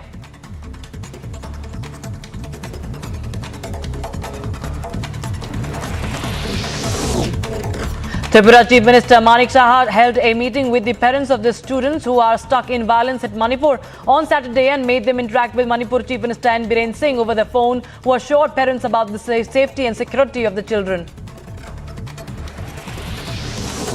The government of Manipur partially relaxed the curfew from 7 to 10 a.m. today to allow people to buy essential items in the violence-hit area. The decision was taken after the law and order situation improved in the Churachandpur district and after talks were held between the state government and various stakeholders. India's top wrestlers continue with their protests against Wrestling Federation of India Chief Brijbhushan Sharan Singh. The protests have entered its 15th day today. ये सभी का धन्यवाद है जो हमारे लोग support में आ रहे हैं और आज पूरे देश में ये चीज़ चर्चा में है कि भाई अगर हमारी बहन बेटियां ही सुरक्षित नहीं हैं तो हम कैसे घर में बैठ सकते हैं। आज ये बेटियां हैं, कल कोई और बेटी होगी, बहन होगी, तो ये सोचने का विषय पूरे देश के लिए। और मैं जो हमारे समर्थन में आ रहे हैं उनसे भी यही बोलूँगा कि शांतिपूर्वक हमें आना है, शांतिपूर्वक हमें धरना करना है, ना कि कोई उपद्रव करना है, क्योंकि ये देश की बेटियों की इज्जत मान सम्मान की लड़ाई है और देश की भी सम्मान की लड़ाई है। और मैं पुलिस प्रशासन से भी यही रिक्वेस्ट करूँगा कि आने वाले जो हमारे समर्थक उनको परेशान ना करें, उनको शांतिपूर्वक आने दें। पूनिया जी, कहाँ से लोग आ रहे हैं, क्या जानकारी है आप लोगों को? देखिए, पूरे देश से आ रहे हैं। अब मैं वहाँ से यहाँ तक आया हूँ, उसमें मुझे राजस्थान से मिले हैं, इंदौर से भी मिले हैं, पर महाराष्ट्र से भी मिले हैं, तो हर जगह से, यूपी से हैं, हरियाणा से हैं, तो हर जगह से लोग आ रहे पूरे देश से।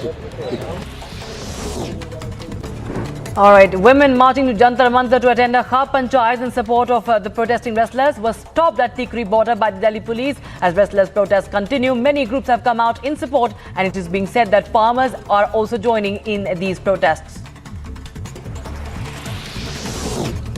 Several people injured after a blast took place in the parking area of Golden Temple in Amritsar on Saturday night. The windows of a nearby restaurant were also damaged due to the impact of the blast. Soon after receiving information, a police team reached the spot and started investigation.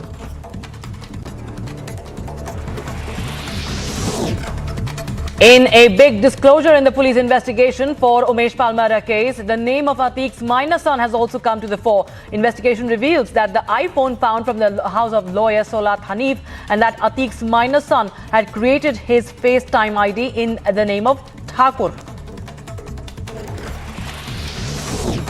In wake of reports that 44.78 crore rupees has been spent on renovating the residence of Arvind Kejriwal, alleged conman Sukesh Chandrasekhar has reportedly written a fresh letter to Lieutenant Governor VK Saxena claiming to have funded lavish furnishings present in the Delhi Chief Minister's residence.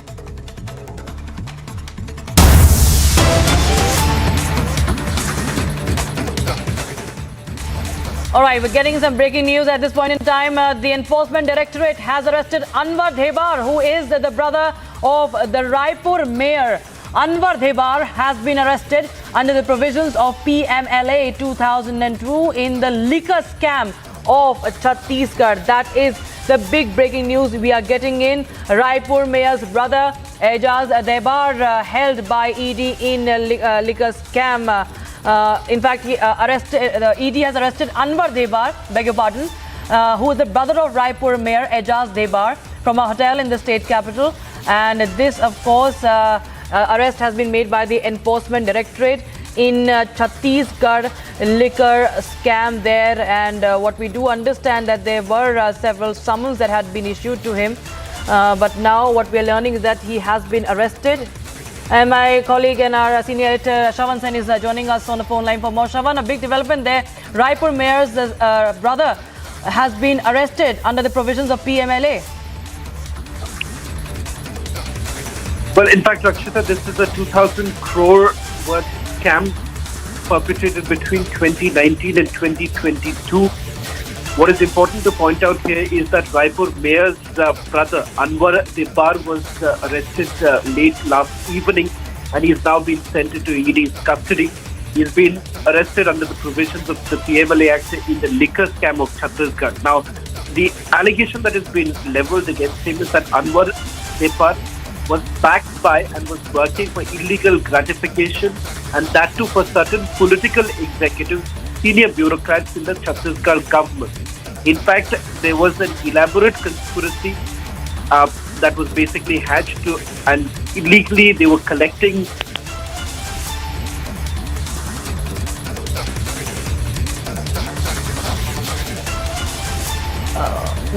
We seem to have a problem there in the connection with Shravan. Will try and reconnect, but that is the latest, ladies and gentlemen. We are getting in here. ED has arrested the brother of Raipur Mayor Anwar Debar.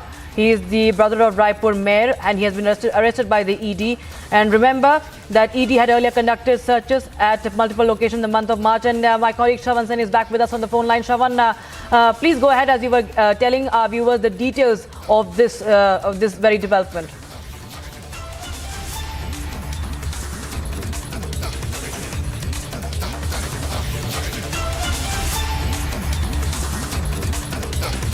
Shravan, if you can hear me, you were telling us that this, of course, involves money laundering and corruption to the tune of 2,000 crore rupees.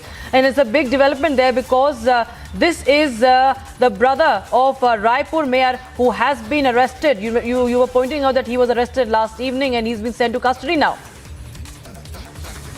Well, right. In fact, the allegation is sensational. They say that he was essentially working for certain political executives and senior bureaucrats. In fact, they have not named who are these bureaucrats or political executives, but it turns out that for a certain political party that he's been working for. And they were illegally taking money from every bottle of liquor that was sold in the state of Chhattisgarh. Now, important to point out here is that the sale of liquor happens to be one of the highest contributors to the state exchequer. The excise departments are basically mandated to regulate the supply of liquor, ensure quality liquor, but it turns out that Anwar Debar was basically had scant regard for any of these rules and regulations that were basically put in place. In fact, the state controls almost all aspects of the liquor trade, from procurement to retail to and final to the end consumer. Everything is controlled by the state. No private liquor shops are allowed. There are about 800 liquor shops that are run by the state government. And it turns out that there is a cut money that is basically taken. And Anwar Debar was basically managing all of this. That too with the kind of support that he was getting from the political executives in the state of Chhattisgarh. Right, of course. All right. Thank you so much, Shravan, for joining us with all those details on that story. That is the big breaking that we have just got in here, viewers, that the Directorate of Enforcement, the ED, has arrested Anwar Debar, the brother of Raipur Mayor, and he has been arrested under the provisions of PMLA 2002 in the liquor scam of Chhattisgarh, as the various details of it and the significant details of it was being pointed out by Shravan there. Remember this, what we know so far is that as far as the statements are concerned, the allegations are there that there was unprecedented corruption and money laundering to the tune of 2,000 crore rupees. So a big development there, and we will of course keep coming back to Shravan for more details on that as and when we go to the story.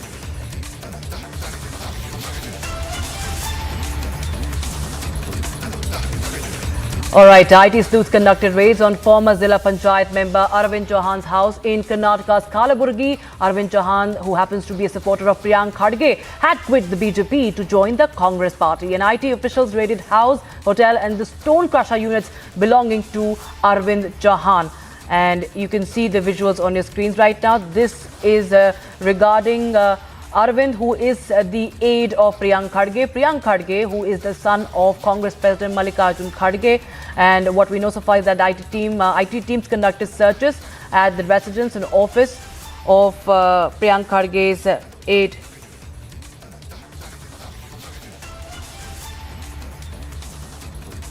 First they try to bring in communal narratives, then they try to bring in communal disturbances, then if nothing is working and they're losing the election, then they start using the central forces to attack the central agencies to attack our leaders, and that's what has happened in Kalaburgi also. IT raids have happened on our district minority president, on our other leaders. So it's their standard operating procedure that the BJP follows of for intimidating the opposition. We are not going to get cowed down by this, and we'll continue to fight the BJP. Right, so you were getting a reaction there. Priyanka Kharge's aide is under IT scanner, IT sleuths. Remember, conducted raids on Arvind Chauhan, who is the aide of Priyanka Kharge, and he's also a former Zilla Panchayat member. And IT officials have raided his house. You can see the visuals on the screens. IT officials raided house, hotel, stone crusher units belonging to Arvind Chauhan. My colleague Prajwal Prasad is joining us on the broadcast for more. Prajwal, a significant development coming there. Just 2 days to go for the Karnataka elections, and now we are seeing that IT raids are being conducted at Priyanka Kharge's aide and somebody who's close to Priyanka Kharge there. Big development. Tell us more details. Now we are getting details that the residents, the business operations unit, as well as the stone crushing unit and offices of Arvind Chauhan have been raided by the income tax department, and these were simultaneous raids which was conducted across 5 locations, 3 at his stone crushing unit, 1 at his residence and the other at his office as well. And several incriminating documents have also been seized is what we get to understand. But what is the nature of it is still not being understood because the income tax department has remained tight-lipped. Because we need to understand that this particular raid was conducted since last evening as well, and has also continued till today, even as the Congress is crying foul and is calling it a witch hunt because Arvind Chauhan, you should remember, is was one of the prominent leaders of the BJP, especially in Kalburgi, and a prominent force to reckon with in the Chittapur Assembly constituency. But later, just a few weeks ago, he quit from the primary membership of the BJP party and joined the Congress and expressed his full support to the Kharge family as well. And therefore, somewhere it was being stated that Priyanka Kharge would easily have a cakewalk in his assembly constituency because Arvind Chauhan, the community which he hails from, is a considerable amount of voters too. So therefore, Priyanka Kharge also has spoken to the media and is calling this a witch hunt and is calling that this is a specific targeting by the central agencies at the behest of the central government is what they are claiming. But as of now, we still need to understand as to why these raids were carried out and what exactly went wrong, because usually when the IT agencies do go ahead and conduct a raid, it is usually based on credible tip-off as well. So we need to wait for the complete picture to come out, and it will be revealed once the raid concludes. And it has now been over 18 hours since the raids have already begun in the Chittapur Assembly constituency near the residence of Arvind Chauhan. All right. So that, of course, is a significant development there. But thank you so much for the moment, Prajwal, for joining us with all those details on that.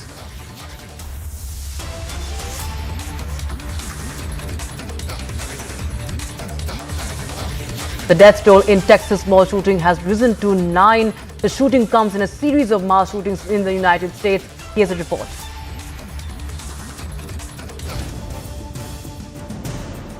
Law enforcement responded to a shooting at an outlet mall Saturday in the Dallas area. Calls about shots being fired came in about 3:40 p.m. from the Allen Premium Outlets in Allen, Texas. Police on the scene said there were multiple victims, including children. 8 people died and 1 injured in yet another gun crime in the US. More than 30 police cruisers with lights flashing were blocking an entrance to the mall, with multiple ambulances on the scene. Ambulances from several neighboring cities also responded. The Dallas office of the US Bureau of Alcohol, Tobacco, Firearms and Explosives also responded. Agency report, Republic TV. Time for a short break, but on the other side, situation remains tense. Heavy security deployment in Manipur as the death toll now rises to 54. Sharad Pawar now tries to unite the opposition. He says that he will devise a common minimum program. All that and much more on the other side. Don't go anywhere.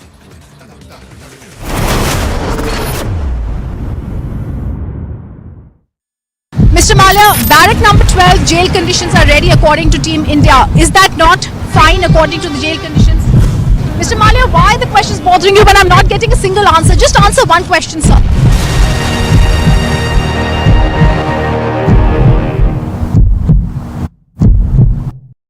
He has been cooperating with the summons. Why have you arrested him in such a fashion? He has been interrogated for over 100 hours, sir. First to go, get out of this. If you don't First to get out of this. First to get out of this. Get out of this. First to get out of this. First to get out of this. First to get out of this. He has cooperated. Get out of this. He has cooperated. Get out of this. He Get has out of been this. cooperating, sir. Get out of I am this. merely asking you. He has been cooperating. Get out of Sorry, we are also cooperating. We are also cooperating. Yeah, please cooperate. That is Christian Michelle. First visuals on your scene. Christian, would you want to speak? Christian, have you turned in a Gruak? Christian, would you give facts to India?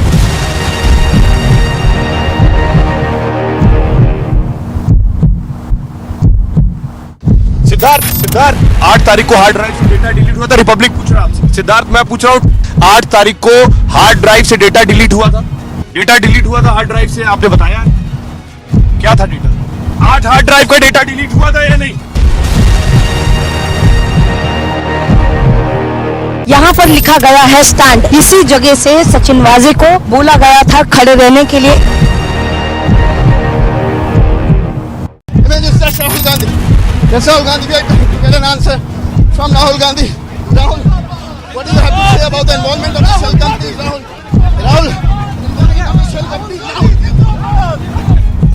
That's Rahul Gandhi who has just left from the AICC headquarters now moving toward the parliament.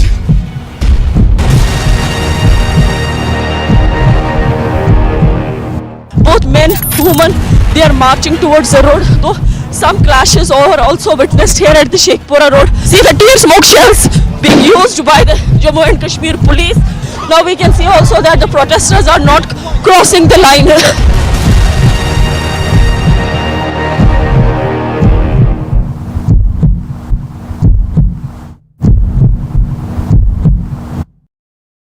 Mr. Malia, barrack number 12, jail conditions are ready according to Team India. Is that not fine according to the jail conditions?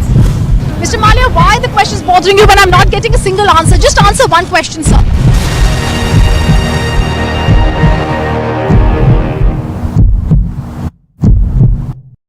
He has been cooperating with the summons. Why have you arrested him in such a fashion?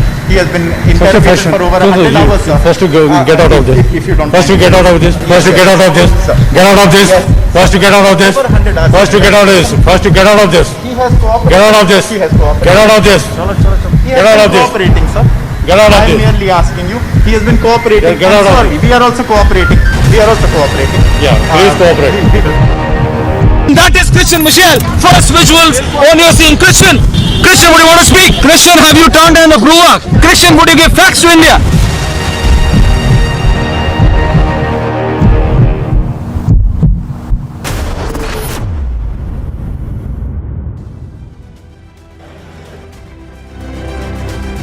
Alright, as newly crowned King Charles III and Queen Camilla returned to Buckingham Palace after the coronation ceremony on Saturday, they were greeted by thousands of cheering fans with many Asian nationals among them.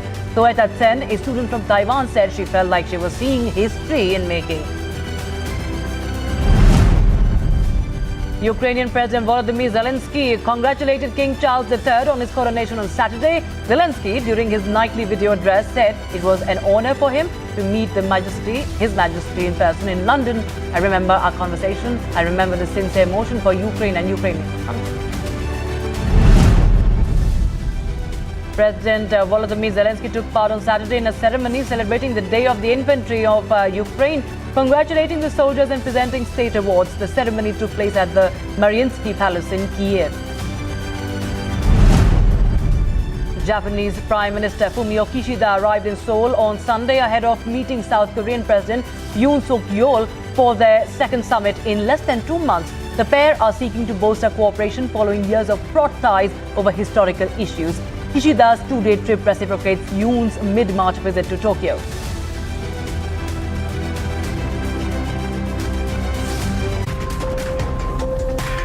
Time for a short break, but lots more on the other side. IT sleuths raid house of Priyanka Kharge's supporter in Karnataka's Kalaburgi. Stay tuned to Republic TV for more.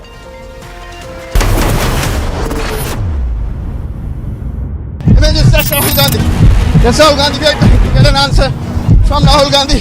Rahul, what do you have to say about the involvement of the shell companies, Rahul? Rahul, that's Rahul Gandhi who has just left from the AICC headquarters now moving toward the parliament.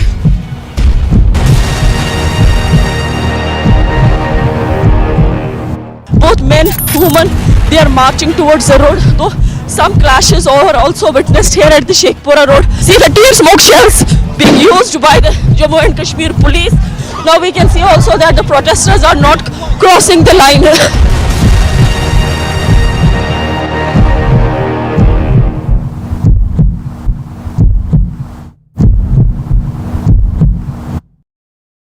Mr. Malia, barrack number 12, jail conditions are ready according to Team India. Is that not fine according to the jail conditions? Mr. Malia, why the question is bothering you when I'm not getting a single answer? Just answer one question, sir.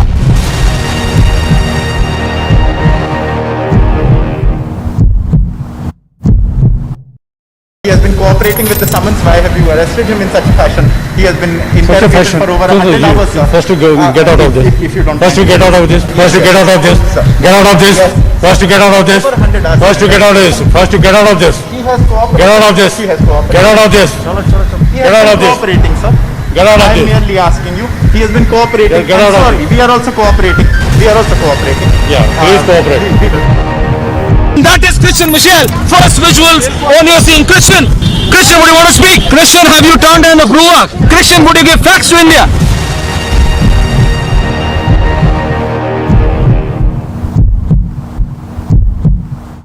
Siddharth 8 तारीख को hard drive से data delete हुआ था। Republic पूछ रहा आपसे। सिद्धार्थ मैं पूछ रहा हूँ 8 तारीख को हार्ड ड्राइव से डेटा डिलीट हुआ था। डेटा डिलीट हुआ था हार्ड ड्राइव से, आपने बताया क्या था डेटा? 8 हार्ड ड्राइव का डेटा डिलीट हुआ था या नहीं? यहाँ पर लिखा गया है स्टैंड। इसी जगह से सचिन वाजे को बोला गया था खड़े रहने के लिए। Rahul Gandhi. Yes, Rahul Gandhi. We are trying to get an answer from Rahul Gandhi. Rahul, what do you have to say about the involvement of the shell companies, Rahul? Rahul, that's Rahul Gandhi who has just left from the AICC headquarters now moving toward the parliament.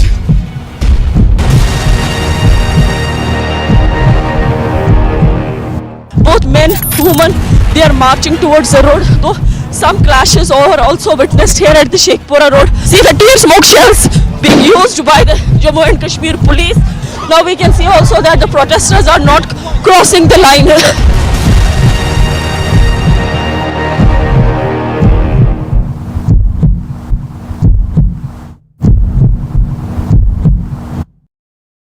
Mr. Malia, barrack number 12, jail conditions are ready according to Team India. Is that not fine according to the jail?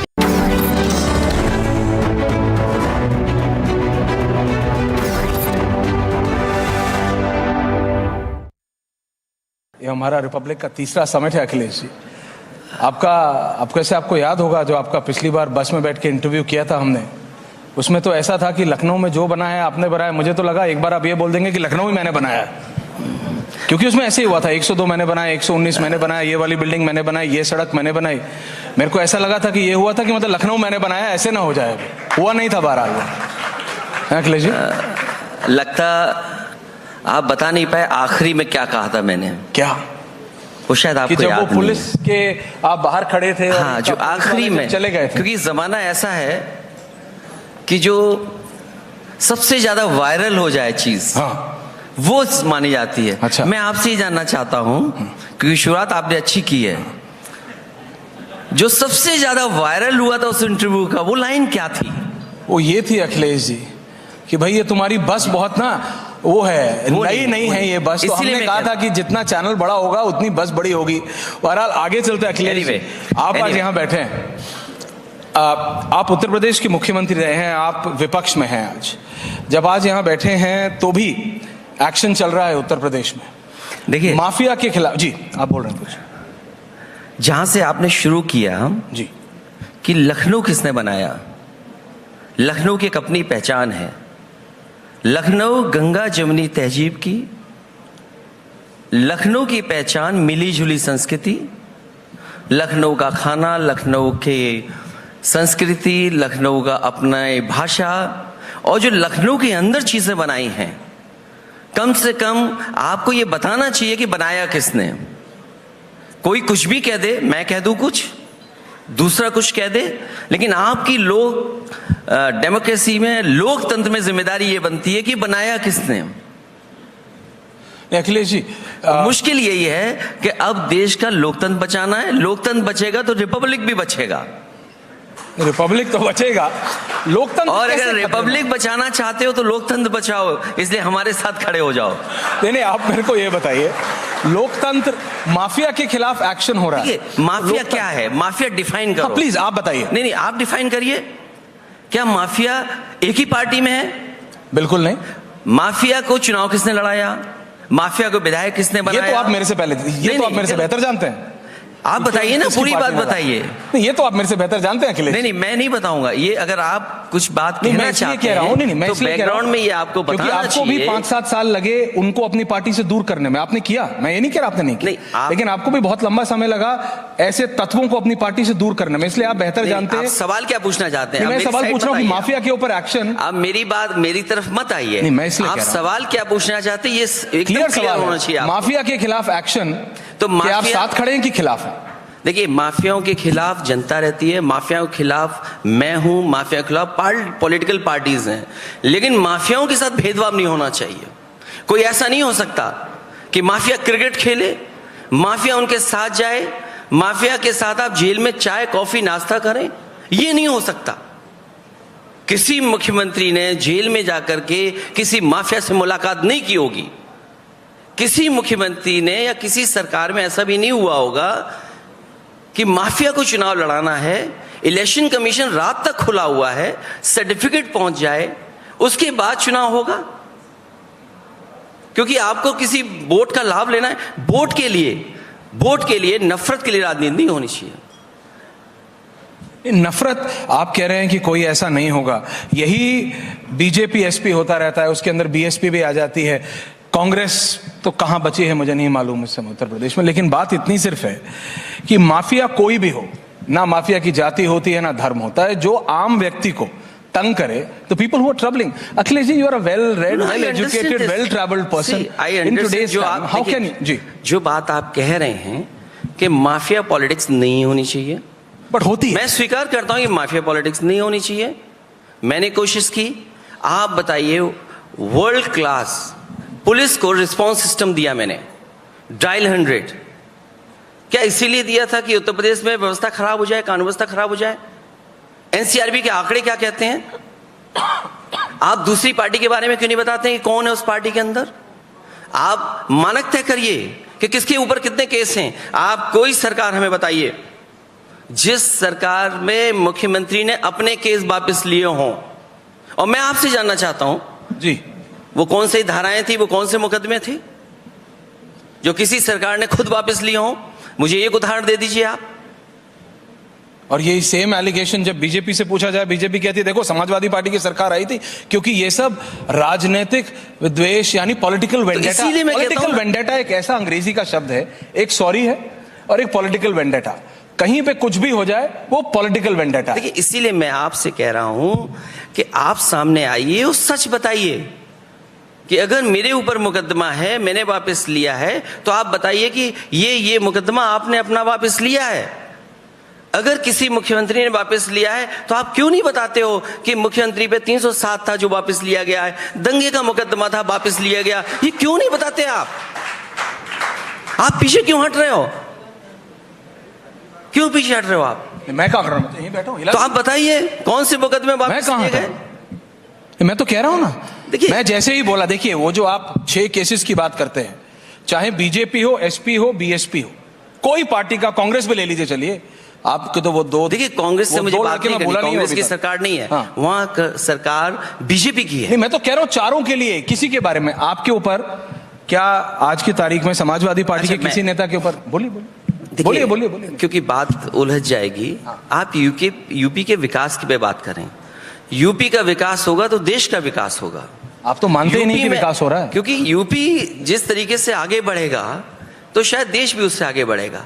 सवाल ये है कि अगर पुरानी सरकार ने कुछ काम अच्छा किया है तो कम से कम आपको बताना चाहिए कि हाँ इस सरकार का काम है। मैं ये कहता हूं और आप मुझे गलत साबित करिए इस बात को वो तो कि मैं काम नहीं, मील का पत्थर जरूर लगाया मैं ये कहता हूं कि आगरा से लखनऊ एक्सप्रेसवे, लखनऊ से लेकर के गाजीपुर तक जो एक्सप्रेसवे बना वो समाजवादियों की देन है। अगर उस समय समाजवादी पार्टी की सरकार ने ये डिजाइन न किया होता टेक्निकली कि सड़क पर आपके एयरफोर्स के हवाई जहाज उतर सकते हैं, अगर डिजाइन न किया होता तो क्या देश के प्रधानमंत्री हवाई जहाज लेकर के सड़क पर उतर जाते? अखिलेश जी ये आपने आज मान लिया, चलिए पहली बार ये अच्छा हुआ कि आपने रिपब्लिक पे माना कि आपने डिजाइन किया था, क्योंकि पता है ये सबसे बड़ी दिक्कत है। बीएसपी कहती है उन्होंने बनाए, एसपी कहती है उन्होंने बनाए, कांग्रेस कहती है, ये तो तीनों ऐसे बोल रहे हैं मैंने तो तब फाइल साइन कर दी थी। नहीं, आज आप कह रहे हो कि आपने डिजाइन, इतना बड़ा चैनल नाम रिपब्लिक रख रहे हैं, मैं आपसे पूरी जानकारी रखनी चाहिए कांग्रेस। अरे थोड़ी नहीं पूरी रखी है, तभी तो नाम के साथ बता रहा हूँ। कांग्रेस कहती है जब उनकी उस समय सरकार थी उन्होंने तब प्लानिंग बनाई थी ऐसी। आप कह रहे हैं कि आपने डिजाइन किया, बीजेपी कह रही है भाई हमने तो बना दिया, बहन जी कह रही है भूलो मत फाइल पे साइन मेरा था, जनता कह रही है हमें तो सड़क चाहिए थी, जनता कह रही है हमें सड़क चाहिए, हमें नहीं मत नहीं। क्या बोल रहे हैं आप? मैं आपसे ये कह रहा हूँ, आप क्या बोल रहे हैं? मैं ये कह रहा हूँ अखिलेश जी आप ये बात मानते हैं कि नहीं मानते? मैं ये बोल रहा हूँ जो रियलिटी है। देखिए आगरा तक दिल्ली से नोएडा टू आगरा जी मायावती जी की देन है, उसमें बीच में समाजवादी सरकार भी थी, उद्घाटन समाजवादी पार्टी की सरकार में हुआ। उसके बाद जो आपका आगरा से लेकर के जी और लखनऊ तक जो उस समय की सबसे बेहतरीन डिजाइन थी टेक्निकली, और एक हाईवे कैसे बनता है क्योंकि उसकी जो डिजाइन थी वो आज एनएचआई कॉपी कर रहा है। ये बात मैं इसलिए कह रहा हूं क्योंकि वो बेटर डिजाइन थी उस समय की, और उसके बाद का डिजाइन समाजवादी सरकार का था क्योंकि टेंडर और चीजें हो गई थी।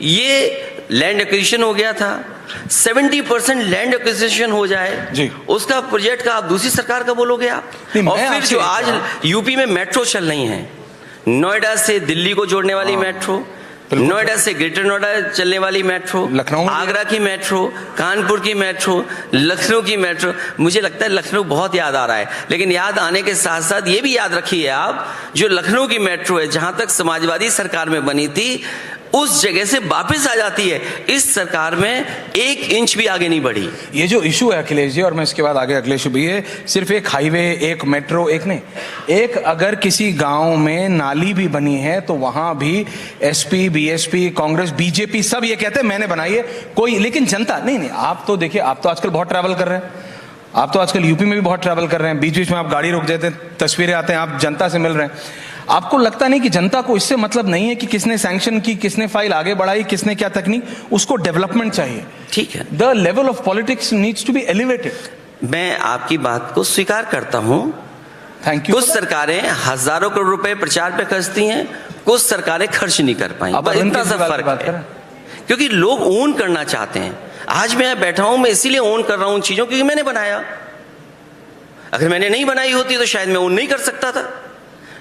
मुझे पता है कि आखिरी गांव कौन सा है जहां तक सड़क गई है, अलाइनमेंट किस गांव में आखिरी पखनपुरा है गाजीपुर का, लेकिन उसे 1 इंच आगे नहीं बढ़ा पाए। शायद वो एक्सप्रेसवे आगे चला गया होता तो बिहार को जुड़ गया होता, आपने क्यों नहीं छोड़ा? केवल एक्सप्रेसवे इंफ्रास्ट्रक्चर हो, आपका ये हो। मैं तो ये बात दूसरी और कह देता हूं, शहरी चुनाव चल रहा है, शहरों में चुनाव चल रहा है, और शहर हमारे कैसे अच्छे हों, उसका कूड़ा कैसे खत्म हो, शहर का इंफ्रास्ट्रक्चर कैसे बेहतर हो। आपने स्मार्ट सिटी के बहाने उत्तर प्रदेश में सबसे ज्यादा शहरों को चिन्हित किया। मैं जानना चाहता हूं या जनता जाने क्योंकि चुनाव हो रहा है कि स्मार्ट सिटी में आपने क्या काम किया, कितना इंफ्रास्ट्रक्चर बेहतर किया है। उन शहरों का इंफ्रास्ट्रक्चर बेहतर नहीं हुआ, क्यों नहीं बेहतर किया आपने सॉलिड वेस्ट मैनेजमेंट के लिए काम क्यों नहीं किया? आपने कहा कि हम गंगा मैया को ठीक कर देंगे, सफाई कर देंगे। आप बताओ गंगा मैया की कितनी सफाई की आपने? आप बताइए कौन सा नाला नहीं जुड़ रहा उससे? एक एग्जाम्पलरी काम समाजवादी सरकार ने करके दिखाया लखनऊ में, उसी शहर में जिसका नाम आप ले रहे हो, गोमती रिवर फ्रंट। वो देश का और रिवर फ्रंटों से भी सुंदर रिवर फ्रंट है। मैं आज भी दावा कर सकता हूं पिछले 6 साल की बर्बादी के बाद भी। तो रिवर फ्रंट क्रिएट किया। आपके नदियां कैसे साफ होंगी जब तक आप और नदियों को साफ नहीं करेंगे? क्या यमुना साफ हो गई? वैसे 6 मिनट में आपने बोला कि जो भी प्रेजेंट सरकार है कुछ नहीं किया, लेकिन फिर भी जनता ने आपको एक बार नहीं 2 बैक टू बैक इलेक्शन हराए। इतना काम करने के बाद भी तो कुछ तो गड़बड़ रहा होगा। अगर मैं आपकी एक बार बात मान भी लूं तो इसी लखनऊ नहीं, इसी उत्तर प्रदेश की जनता ने आपको 2 इतने काम कर रहे हैं, आपने फिर भी हरा दिए। बहरहाल मैं अब आगे बढ़ रहा हूं। आपने बिहार की बात की, so from Nitish Kumar to Arvind Kejriwal, आप तो आजकल सबसे मिल रहे हैं या सब आपसे मिलने आ रहे हैं, है ना? देखिए अरविंद, नहीं आपने कहा करोड़ों रुपए वाला, तो आजकल तो अरविंद केजरीवाल का करोड़ों रुपए का घर की बात हो रही है, बट मैं वो नहीं कर रहा हूं। मैं कह रहा हूं कि अरविंद केजरीवाल, केसीआर, नीतीश कुमार जी ने आज अभी बहुत बड़ा काम किया। उन्होंने एक ऐसे गैंगस्टर को छुड़वा दिया जिसने एक सर्विंग, आप जानते हैं, आप तो डीएम से डायरेक्टली बात करते थे जब आप मुख्यमंत्री थे, एक सर्विंग डीएम को मारा था, मॉब लिंचिंग में उसका नाम था, उसको छुड़वा दिया। किस लिए? So that he can be present in a family function. वापस आ जाओ यूपी पर आप, तो शायद अच्छा रहेगा। नहीं, मैं सिर्फ बात बता रहा हूं क्योंकि ये सारे नेता आपसे मिलने आ रहे हैं आजकल। Arvind Kejriwal came to meet you, Nitish Kumar came to meet you, KCR के पास आप गए, केसीआर यहां पे आए। ये क्या चल रहा है? आपको लगता है 24 में आप सब एक साथ आके कुछ you can make a difference? आपको सच में लगता है कि अरविंद केजरीवाल और नीतीश कुमार जैसे नेताओं के साथ मिलकर आप बीजेपी को टक्कर दे पाएंगे अखिलेश जी? क्योंकि मां गंगा साफ नहीं हुई। अब आप दलों के बारे में बात करें तो मैं स्वीकार करता हूं, क्योंकि दलों से मिलना तो ठीक है ना, इसमें क्या खराबी है? बिल्कुल अच्छा है, क्योंकि कोई ना कोई विपक्ष तो हो और कोई रास्ता खुले ऐसा कि जहां पर बीजेपी का मुकाबला किया जा सके। और लोकतंत्र में यही है कि समय समय पर गठबंधन बनते हैं, समय समय पर फ्रंट बनते हैं। जो दिल्ली में सरकार होती है उसके खिलाफ, जब कांग्रेस थी तो कांग्रेस के खिलाफ गठबंधन बनते थे, आज बीजेपी है तो बीजेपी के खिलाफ है, क्योंकि पहले बीजेपी में गठबंधन था। बीजेपी का भी तो गठबंधन है। आप यूपी में देखिए कौन सा दल उनके साथ नहीं है, सब छोटे दल है उनके साथ। अरे हमारे साथ एक दल आया, उसको भी दल को ले गए, जाने क्या लालच दिया। तो जो बात आप कहते हो, कि मैं पहले चुनाव हार गया, नहीं हारे आप, मैं नहीं कह रहा हूं हुआ ये, तो अब ये भी नहीं मानेंगे। तो इसलिए मैं कह रहा हूं कि आप कुछ मान ही रहे हैं आप। देखिए मैं स्वीकार कर रहा हूं, ये तो मानिए, लोकतंत्र में हार जीत तो चलती है, लेकिन सवाल ये है कि समाजवादी पार्टी वहां खड़ी और किस किस से लड़ाई लड़ रही है?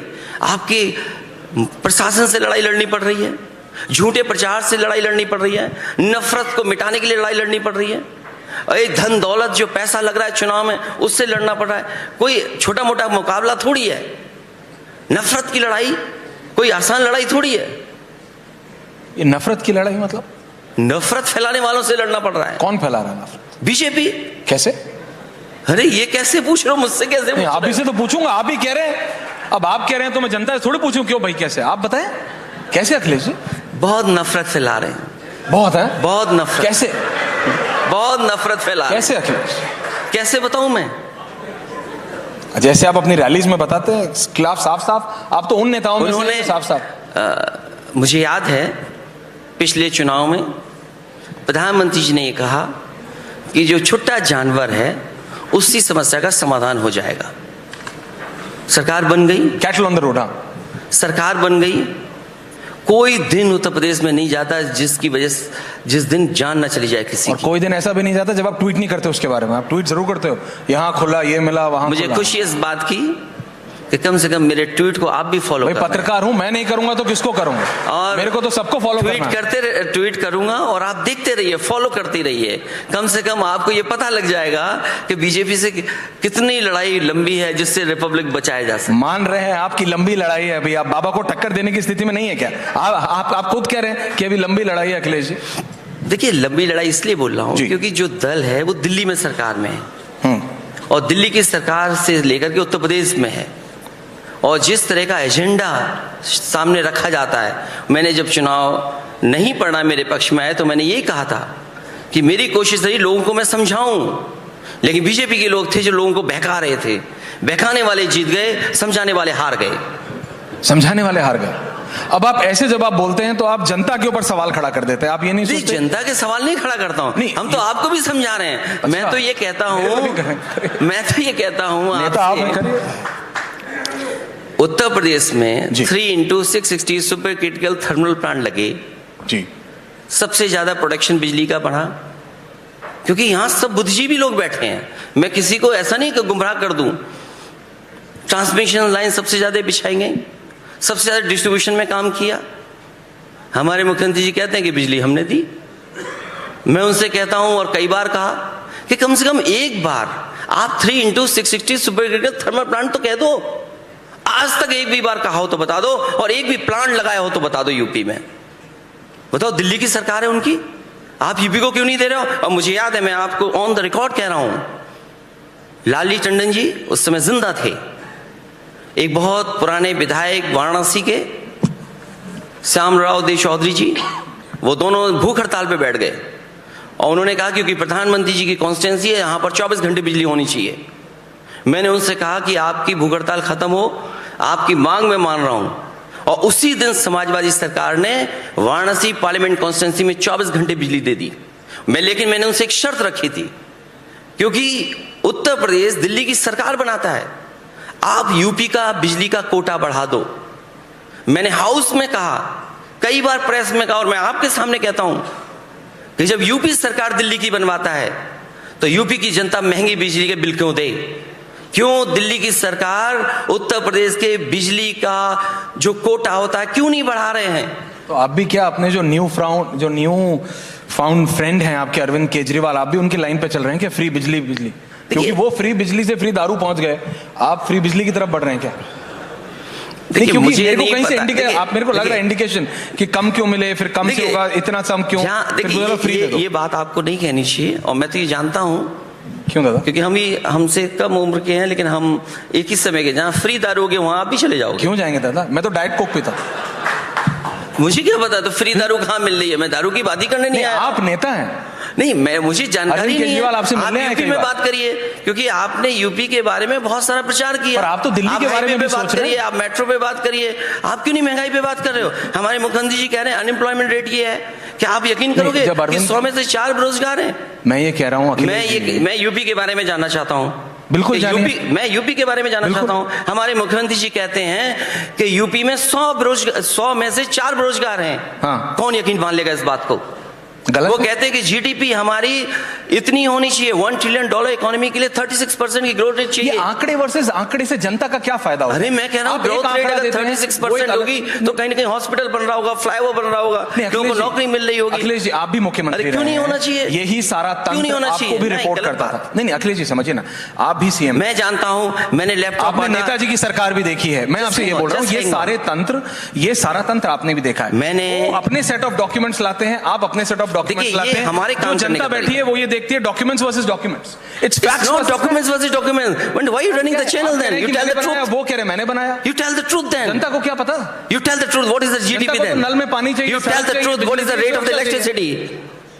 You tell the truth now. Why are you not telling the truth? Ganga मैया साफ नहीं हुई. You tell BOD, COD, dissolved oxygen ये है. Why don't you tell this? Gomti river front में करप्शन हुआ था क्या Akhilesh ji? Why are you not telling this then? I am asking you. Why not telling about I am asking you point blank. You talk about power stations then? Oh, I am. You talk about please tell me. Are you saying that in the last 8 to 9 years nothing has happened in Uttar Pradesh? You tell me which power plant they have put. No, they are saying that they have doubled the You tell me which power plant they have put. You tell me one power plant. None. You tell me one no, power I'm plant. asking you none. Are you saying today मेरे पास facts नहीं है और मैं गलत नहीं बोलना चाहता? मेरे पास उसका When you're not listening to me, why should I say that? सुन रहा हूँ दादा, एक-एक शब्द सुन रहा हूँ. No, you're not listening to me. क्या नहीं सुना मैंने आपको? You tell me what metro they have. What आप हंसे बताओ कौन सी मेट्रो बनाई है यूपी में? बताइए मुझे आप. Tell one metro. नहीं बनाई. नहीं बनाई. I am thank you. वो कह रहे हैं कि मैं धन्यवाद देता हूँ आपको. और शहरों में मेट्रो हम ले गए. किस शहर में ले गए? Tell the name ना. जब आपकी सरकार थी तो नोएडा में मेट्रो कहाँ तक चलती थी? No, don't lie. I shouldn't be doing this. Don't lie. मैं तो पूछ रहा हूँ आपसे. Don't lie. I am asking you this कि ये बताओ उन्होंने कौन सी मेट्रो बनाई है? Tell me one city जहाँ पर उन्होंने मेट्रो शुरू की हो. मतलब? You tell me which one. मैं आपसे ये बोल रहा हूँ अखिलेश जी, अगर आप उत्तर प्रदेश की, आप नोएडा आते हैं अब. See, look at it. There's no point. There's no point. On the floor of house, I said and I asked the government कि आप बताइए डिस्ट्रिक्ट हेडक्वार्टर्स को किस 4 लेन से आपने जोड़ा है? मुझे सदन में तो आंसर नहीं मिला. आप आंसर दे दो. सदन में नहीं मिला आपको. सदन द यूपी विधानसभा में आजकल इतना एक्साइटिंग हो गया है कि जब आप बोल रहे होते हैं या फिर मुख्यमंत्री बोल रहे होते हैं तो कब वो टसल, कब वो मतलब द्वंद्व युद्ध में बदल जाएगा पता नहीं चलता. आजकल तो ऐसे बात होती है, ये नहीं पता, वो नहीं पता, ये वो आर पार की लड़ाई होती है विधानसभा में. झगड़ा तो आप भी करा सकते हो. मैं भी करा सकता हूं. मेरी जरूरत नहीं है। मानोगे नहीं दूसरे की, मेरी जरूरत नहीं है, सच भी स्वीकार नहीं करोगे आप, मेरी जरूरत नहीं है। आप लोग तो आपस में कानून नहीं मानेंगे, संविधान नहीं मानेंगे, तो भी मैं कह रहा हूं आपको रिपब्लिक बचाना है, डेमोक्रेसी बचानी है, कॉन्स्टिट्यूशन बचाना है, आसान है काम। कौन सुन रहा है हमारी बात? कौन सुन रहा है हमारी बात? जनता तो सुनती होगी। मैं आपसे कह रहा हूं कि समाजवादी सरकार ने बच्चों को आगे पढ़ाई कराने के लिए लैपटॉप दिए, लैपटॉप डिस्ट्रीब्यूशन किया, हजारों स्टोरीज हैं, बच्चों को पढ़ाया, हार्वर्ड चले गए, बच्चों को ने पढ़ाया, जॉब्स मिल गए, बच्चों को लैपटॉप दिया, आज ये पढ़ रहे हैं। बीजेपी ने कहा हम भी लैपटॉप देंगे। आप बताइए किस बच्चे को लैपटॉप दिया उन्होंने? अपने घोषणा पत्र में लिखा उन्होंने कि हम लैपटॉप देंगे। बताइए किस बच्चे को लैपटॉप दिया उन्होंने? आपने कहा हमारे बच्चे को देंगे, क्यों नहीं दिया आपने? आपने कहा कि हम एम्स इतने बना देंगे, कौन सा एम्स बनाया आपने? 2 समाजवादी सरकार में बने तो उसके बाद क्या बनाया? आपने कहा हम डिस्ट्रिक्ट को मेडिकल कॉलेजेस दे देंगे। मेडिकल कॉलेजेस में assistant professor, professor, additional professor है ही नहीं। आप मेडिकल कॉलेज कैसे चला रहे हो? आप क्या बात कर रहे हैं आप? एम्बुलेंसेज आपने जो थी बर्बाद कर दी, 102, 108, 100 number world class police response system दिया। मुझे याद है उस समय के एक अधिकारी को मैंने न्यूयॉर्क भेजा, NYPD का हेडक्वार्टर देख करके आए, सिंगापुर का रिस्पॉन्स सिस्टम देख करके आए। जब देख करके आए उसके बाद उन्होंने यूपी का डिजाइन किया, दैट वाज 1-100।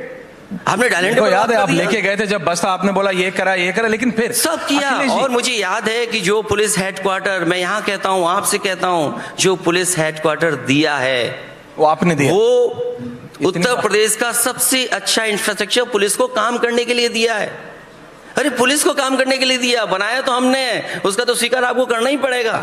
लेकिन उस प्रदेश सरकार को अभी तक परमानेंट डीजीपी नहीं मिल पा रहा। कार्यवाहक डीजीपी, आप उसकी शोर क्यों नहीं उठाते हो? कार्यवाहक डीजीपी क्या होता है?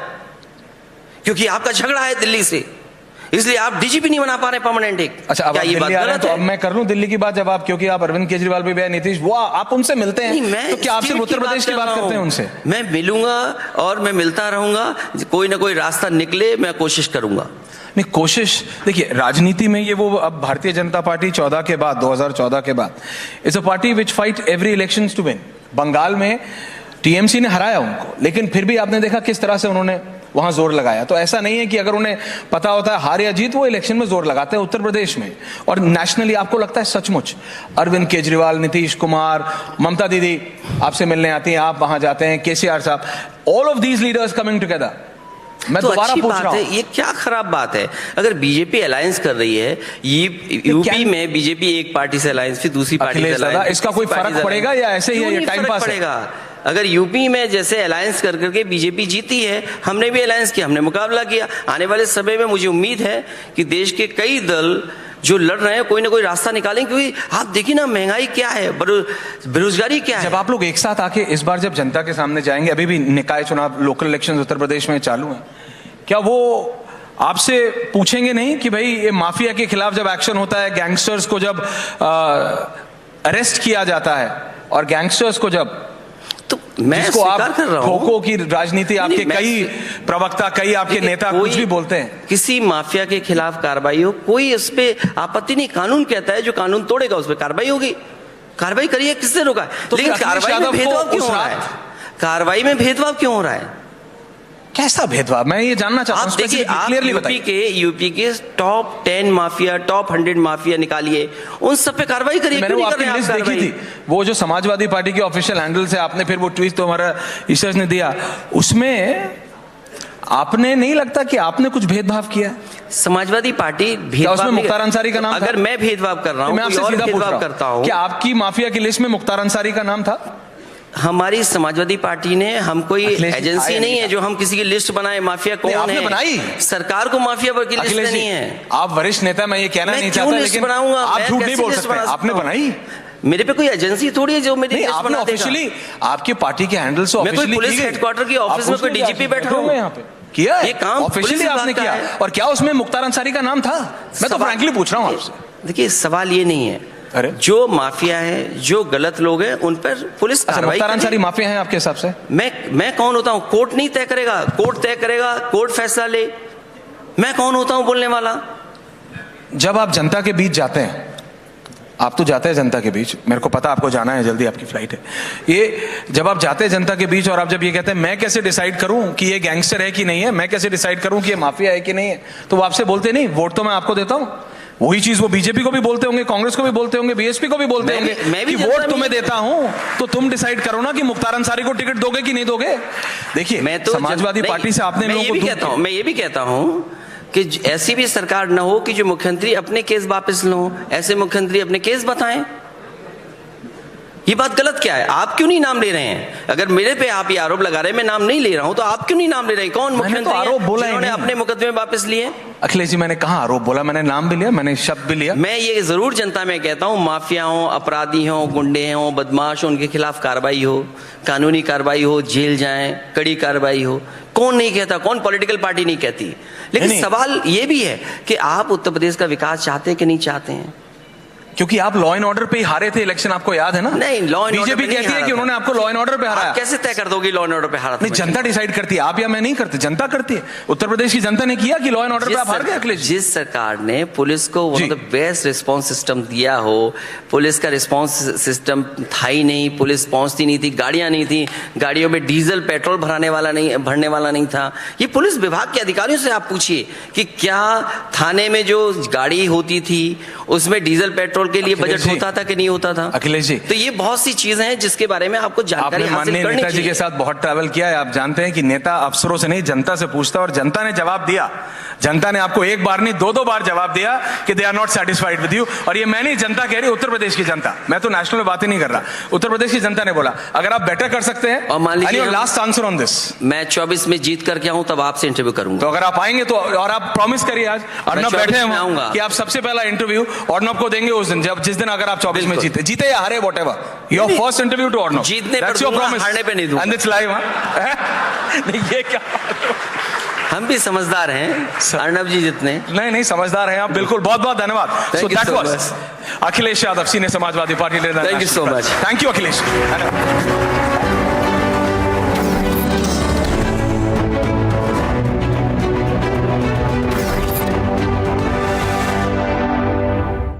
That is Christian Michelle. First visuals on your scene. Christian, would you want to speak? Christian, have you turned down the Gruak? Christian, would you give facts to India?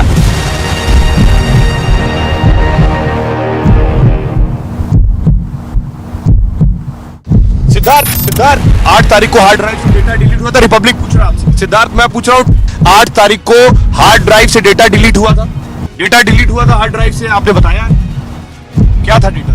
8 hard drive का data delete हुआ था या नहीं? यहाँ पर लिखा गया है स्टैंड। इसी जगह से सचिन वाजे को बोला गया था खड़े रहने के लिए। Rahul Gandhi. Yes, Rahul Gandhi. We are trying to get an answer from Rahul Gandhi. Rahul, what do you have to say about the involvement of the shell companies, Rahul?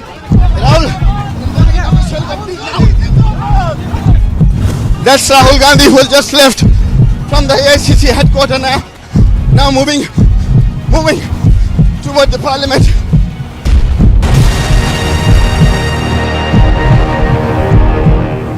Both men, women, they are marching towards the road. Though some clashes are also witnessed here at the Sheikhpura road. See the tear smoke shells being used by the Jammu and Kashmir police.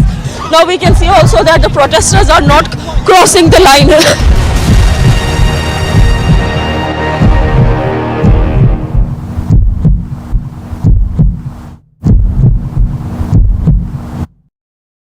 Mr. Malia, barrack number 12 jail conditions are ready according to Team India. Is that not fine according to the jail conditions?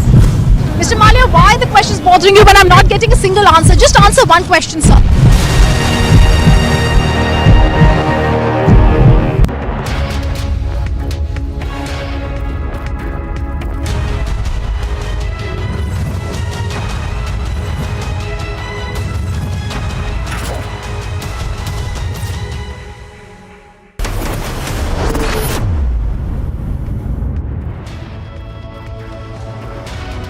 A very good afternoon. You're watching Live and Breaking with me, Rakshita Mishra on Republic TV. Let's get you all the top stories making headlines at this point in time.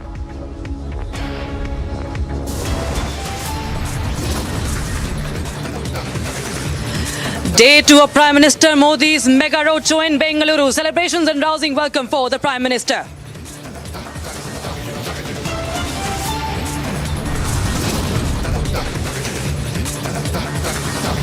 Mega show of strength ahead of the 10th of May. Apart from Prime Minister, Home Minister Amit Shah and top leaders lead the campaign.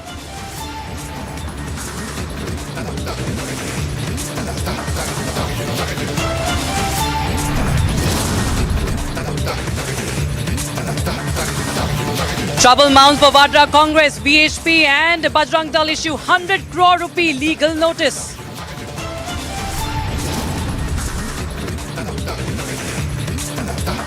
Situation remains tense. Heavy security deployment in Manipur as the death toll now rises to 54.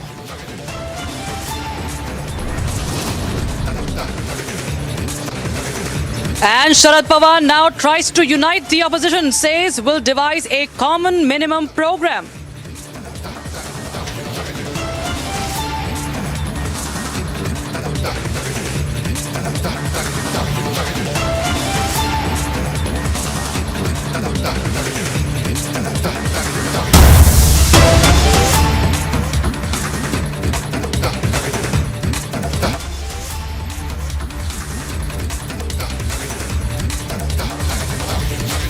Alright, getting breaking news coming in this regarding Karnataka election. Remember, after IT sleuths conducted raids on former Zilla Panchayat member Arvind Chauhan's house in Karnataka's Kalaburgi, Priyanka Kharge has tweeted, and I quote him here, BJP has reached the last stage of their election standard operating procedure. They have deployed IT agencies to intimidate our leaders to submission.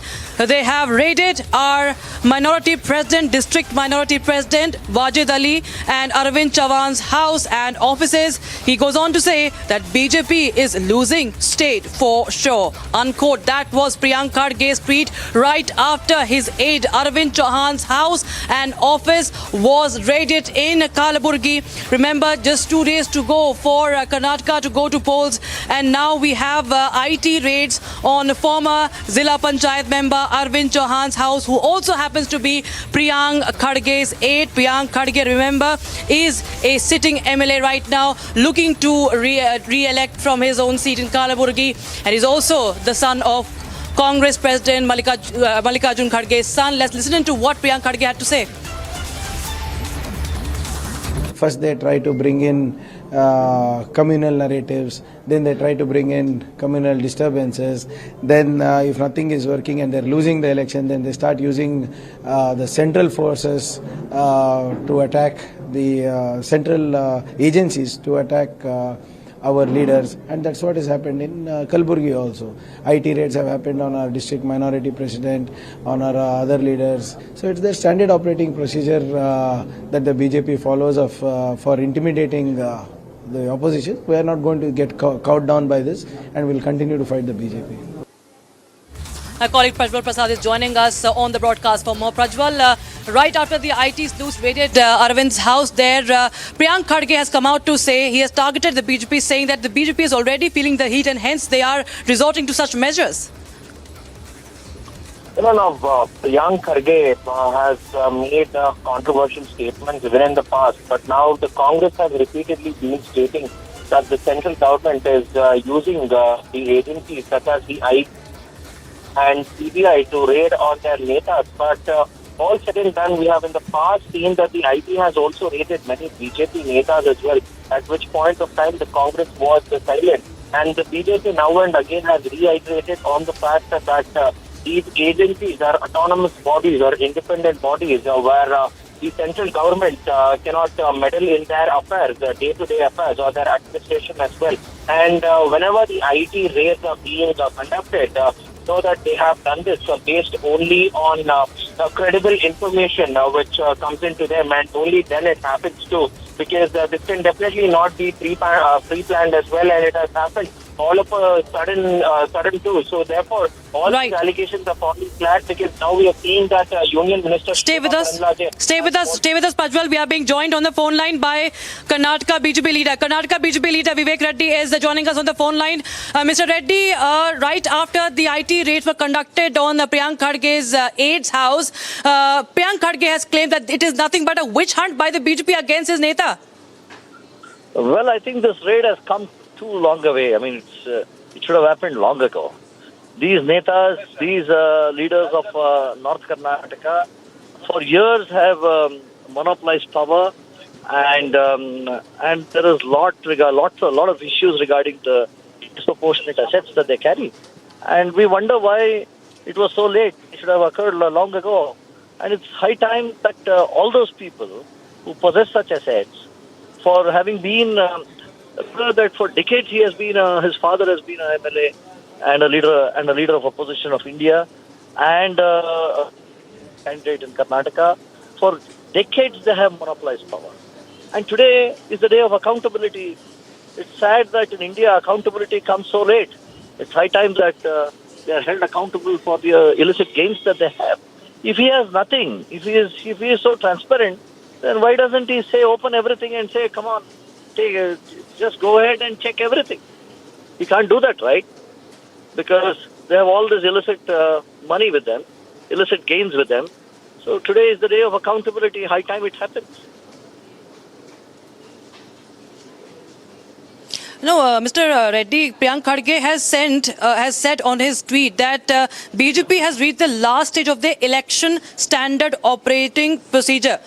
So basically he's pointing out that this is BJP's standard operating procedure before every election, that this is what they resort to. How do you see this? How do you comment on this? Well, that is his perception. But we say that he has to be held accountable. And if he is afraid of this so-called standard operating procedure or whatever procedure, let him try to paint it in any fashion that he wants to.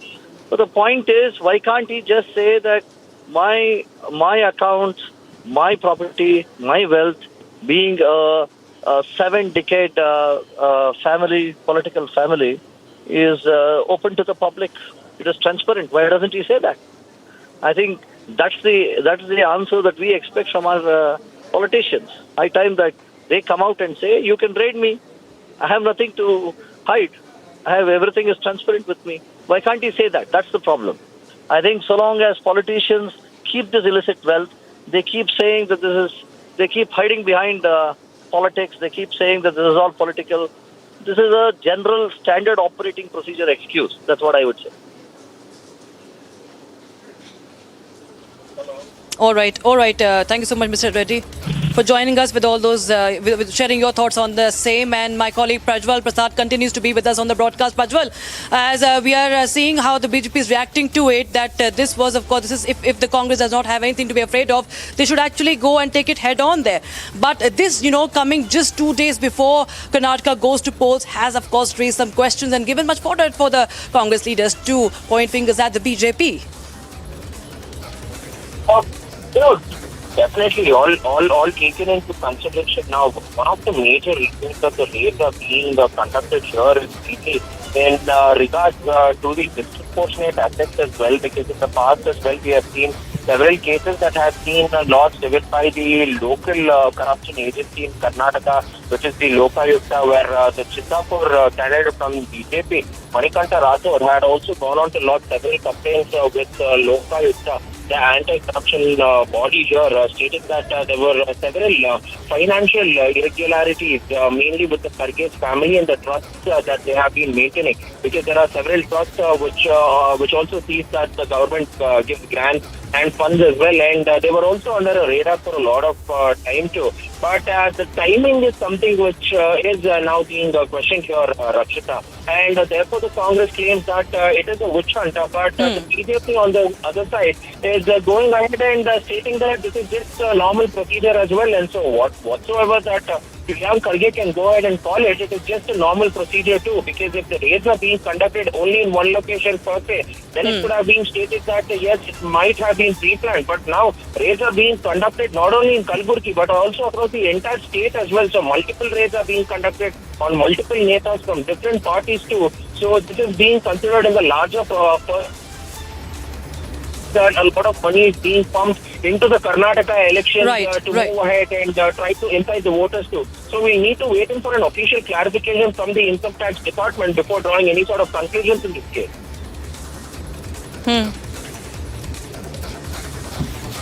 All right. Stay with us, Prajwal. We are also being joined by Udit Raj of the Congress Party there on the phone line. Mr. Udit Raj, we are seeing how Priyanka Kharge has reacted to this. He has said that the BJP standard operating procedure before elections is panning out right after his aide was raided by the IT. How do you react to this, sir? See what happened when Congress Pena was to take place at Raipur. ED laid lot of raids and income tax. Similarly, here also, just to terrorize the workers and send a message across that those who will not vote to BJP will meet the same fate.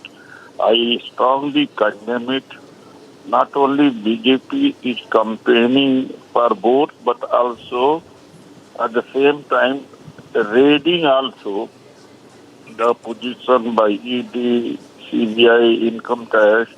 So two label campaign of BJP are going on. It's absolutely against the norm of democracy. That is it the time to raid?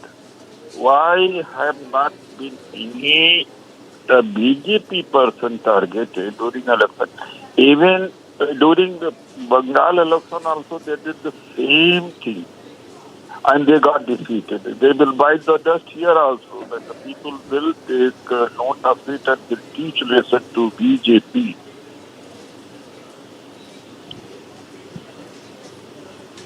Hello? Right. All right. Thank you so much, Mr. Raj, for joining us with your thoughts on this story. All right. Time for a very short break right now, viewers, but lots more on the other side coming up. Situation, remember, remains tense and heavy security deployment in Manipur as the death toll has now risen to 54 in the violence-hit state.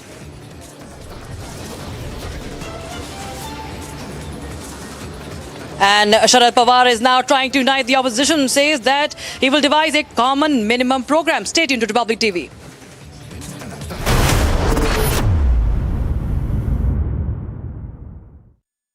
Mr. Malia, barrack number 12, jail conditions are ready according to Team India. Is that not fine according to the jail conditions? Mr. Malia, why the question is bothering you when I'm not getting a single answer? Just answer one question, sir.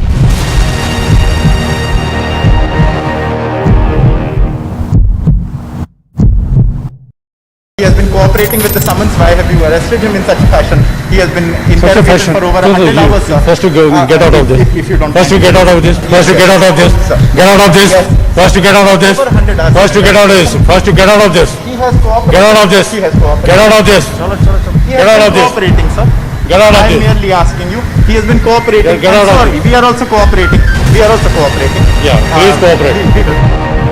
That is Christian Michelle. First visuals on your scene. Christian, would you want to speak? Christian, have you turned in a Bruak? Christian, would you give facts to India?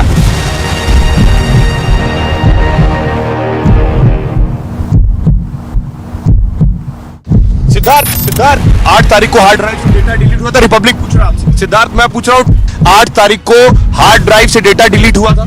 Data delete हुआ था hard drive से, आपने बताया क्या था data? 8 hard drive का data delete हुआ था या नहीं? यहाँ पर लिखा गया है स्टैंड. इसी जगह से सचिन वाजे को बोला गया था खड़े रहने के लिए. Rahul Gandhi. Yes, Rahul Gandhi. We are trying to get an answer from Rahul Gandhi. Rahul, what do you have to say about the involvement of the shell companies, Rahul? That's Rahul Gandhi who has just left from the AICC headquarters now moving toward the parliament.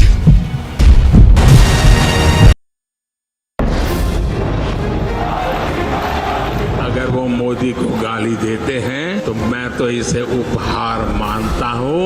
मैं जनता जनार्दन की सेवा में अपने आप को खपाता रहूंगा. दिन रात काम काम करूंगा, ज्यादा काम करूंगा। आपके आशीर्वाद से सारी गालियां मिट्टी में मिल जाएगी दोस्तों।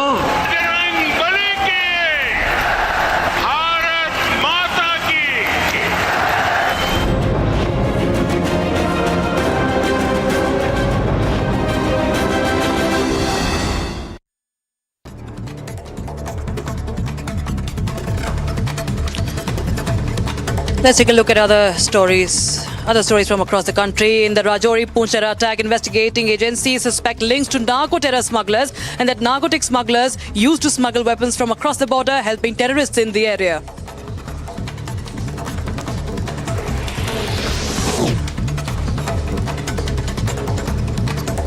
As rescue operations continue, the Indian Army along with the Assam Rifles rescued 23,000 civilians in violence-hit Manipur.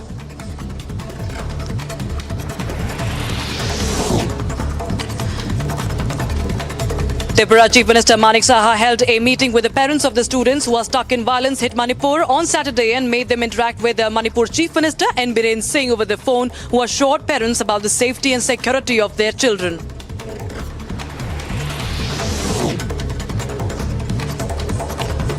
The Manipur government partially relaxed the curfew from 7 a.m. to 10 a.m. today to allow people to buy essential items in the violence-hit area. The decision was taken after the law and order situation improved in the Churachandpur district and after talks were held between the state government and various stakeholders.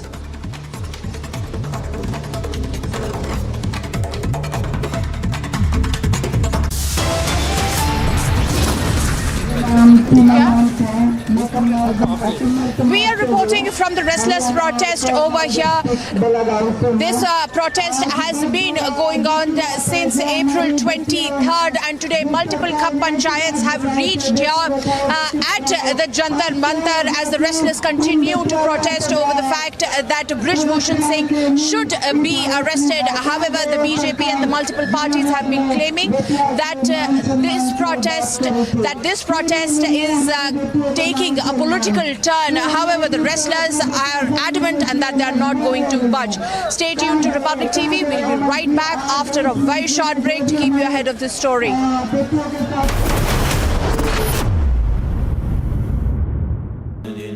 Amity has been ranked India's #1 not-for-profit private university for 10 years, with top 10 ranked institutions in management, engineering, biotech, law, masscom, telecom, hospitality, fashion and more. Yet another top ranking for Amity University. Dear Team Fearless, Jai Hind on your 6th birthday, and hope as we surge in the 7th and beyond, you will be there as the beacon of the 4th pillar to seek justice for people and to seek the truth, which is at times a little uncanny to reveal. And let's hope that this year brings more camaraderie, brotherhood amongst all the citizens in diaspora through your channel, and it also brings a lot of smiles as India surges ahead in seeking the greater glory which it deserves. Jai Hind. When I was told that Republic was turning 6 years old, hardly 6 years old, and it's already fluent in 3 languages, English, Hindi and Bengali. And I've always encouraged Arunab to keep growing further and further, and I do hope that in the coming year he will add another language to his bouquet. The language that I have always suggested, the channel that I have always recommended he opens, is a Gujarati channel. So all the best for the future. My congratulations to Republic TV for successfully completing 6 years and exposing issues which others tried to hide, for fearless journalism for which Republic TV is known, and also becoming the most popular channel in Hindi, English and Bangla. My all the best wishes to Republic TV for your way to being global and keeping nation first, Rashtra Sarvopari. Kudos to Republic team and the hard-working and dedicated team. I've witnessed to the birth pangs and birth of Republic TV. I was fortunate to be there on the very first day of its inaugural. 6 years were passed. What 6 years? I think the high point of this checkered career of Republic TV was the persecution of Arnab Goswami and his valiant team, and refusal of the team to bend down and crawl to the government of the day and stand by its ground. And this, I think, has differentiated Republic TV from others. For a TV channel run by a journalist without any huge backing by very big capital, I think this is a very huge achievement. And I think in the next 4 years we'll see Republic TV as a global brand. That will be the Amrit Kal of Republic TV. I wish them well. I wish them all the best. Republic TV, I salute you on your 6th anniversary. Your origins were rooted in a dream to build a truly media independent enterprise, daring entrepreneurship and a total commitment to nationalism. Your growth has been nurtured by fearless reporting and editorial discussions, and you have withstood fierce competition, frequent political persecution, and false FIRs, and not least torture and imprisonment. You have not once flinched from your ideals. You have inspired the youth and nationalists all over this country. The future is rosy and belongs to you. I look forward to your huge global outreach, which you only recently announced at the most recent Republic Summit. My heartiest congratulations to you, and I look forward to your content in the near and distant future. Congratulations to Mr. Arnab Goswami and to the entire team.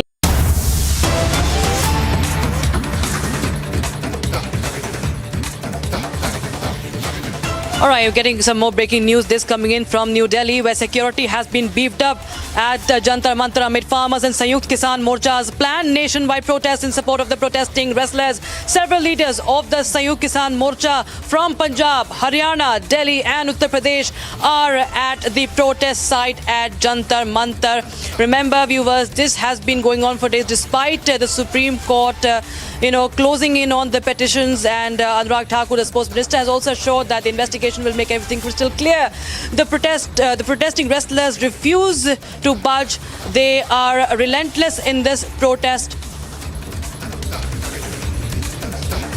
देखिए, सभी का धन्यवाद है जो हमारे लोग support में आ रहे हैं, और आज पूरे देश में ये चीज़ चर्चा में है कि भाई अगर हमारी बहन बेटियां ही सुरक्षित नहीं हैं तो हम कैसे घर में बैठ सकते हैं।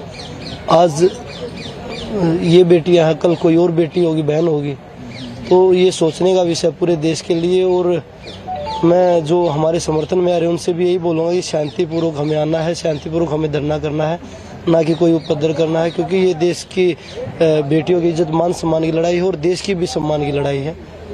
और मैं पुलिस प्रशासन से भी यही रिक्वेस्ट करूँगा कि आने वाले जो हमारे समर्थक उनको परेशान ना करें, उनको शांतिपूर्वक आने दें। पुनिया जी, कहाँ से लोग आ रहे हैं, क्या जानकारी आप लोगों को? देखिए, पूरे देश से आ रहे हैं। अब मैं वहाँ से यहाँ तक आया हूँ, उसमें मुझे राजस्थान से मिले हैं, इंदौर से भी मिले हैं, तो महाराष्ट्र से भी मिले हैं, तो हर जगह से, यूपी से हैं, हरियाणा से हैं, तो हर जगह से लोग आ रहे हैं पूरे देश से। All right, we'll continue to track that story, but more on the other side. Stay tuned. The situation, of course, remains tense and heavy security deployment in Manipur as the death toll has now risen to 54.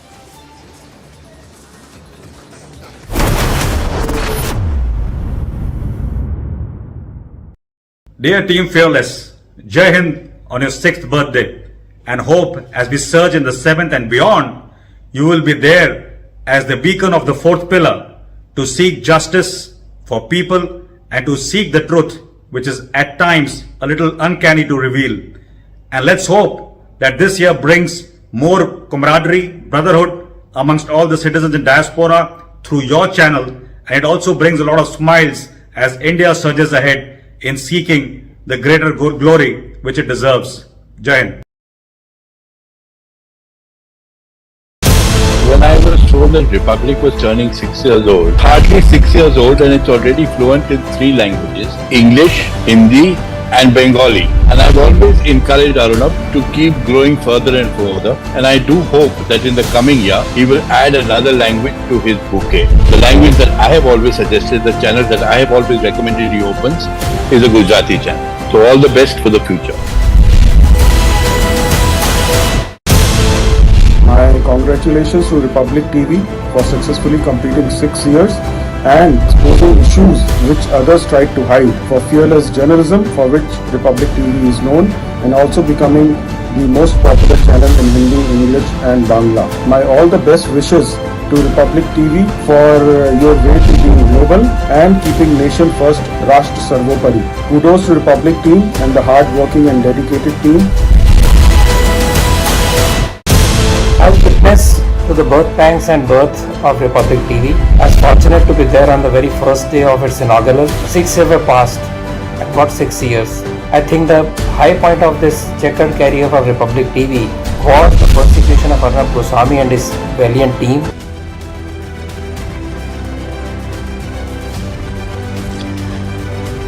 As newly crowned King Charles III and Queen Camilla returned to Buckingham Palace after the coronation ceremony on Saturday, they were greeted by thousands of cheering fans, with many Asian nationals among them. Soy Tat-sen, a student from Taiwan, said that she felt like she was seeing history in making.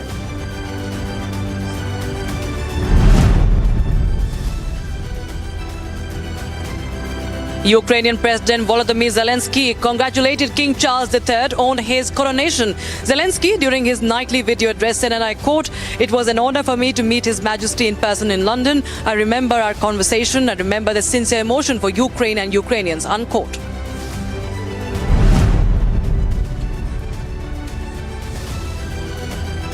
Zelensky took part on Saturday in a ceremony celebrating the Day of the Infantry of Ukraine, congratulating the soldiers and presenting state awards. The ceremony took place at the Mariinsky Palace in Kiev.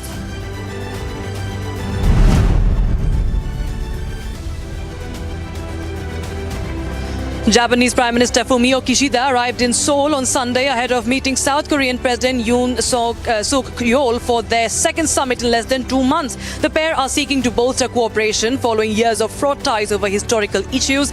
Kishida's 2-day trip reciprocates Yoon's mid-March visit to Tokyo.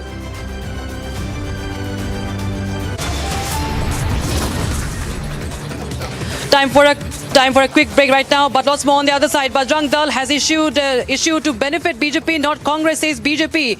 Even as BHP and Bajrang Dal issue a 100 crore rupee legal notice. All that and much more on the other side. Don't go anywhere. Dear Team Fearless, Jai Hind on your 6th birthday, and hope as we surge in the 7th and beyond, you will be there as the beacon of the 4th pillar to seek justice for people and to seek the truth, which is at times a little uncanny to reveal. And let's hope that this year brings more camaraderie, brotherhood amongst all the citizens in diaspora through your channel, and it also brings a lot of smiles as India surges ahead in seeking the greater glory which it deserves. Jai Hind. When I was told that Republic was turning 6 years old, hardly 6 years old, and it's already fluent in 3 languages, English, Hindi and Bengali. And I've always encouraged Arunab to keep growing further and further, and I do hope that in the coming year, he will add another language to his bouquet. The language that I have always suggested, the channel that I have always recommended he opens, is a Gujarati channel. So all the best for the future. My congratulations to Republic TV for successfully completing 6 years and exposing issues which others tried to hide, for fearless journalism for which Republic TV is known, and also becoming the most popular channel in Hindi, English and Bangla. My all the best wishes to Republic TV for your way to being global and keeping nation first, Rashtra Sarvopari. Kudos to Republic team and the hard-working and dedicated team. I've witnessed to the birth pangs and birth of Republic TV. I was fortunate to be there on the very first day of its inaugural. 6 years were passed. At what 6 years? I think the high point of this checkered career of Republic TV was the persecution of Arnab Goswami and his valiant team, and refusal of the team to bend down and crawl to the government of the day and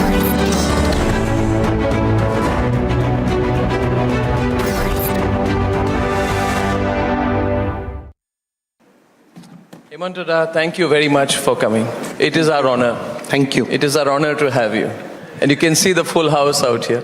I think it's a full house on television, it's a full house on live streaming, because you ensure a full house nowadays.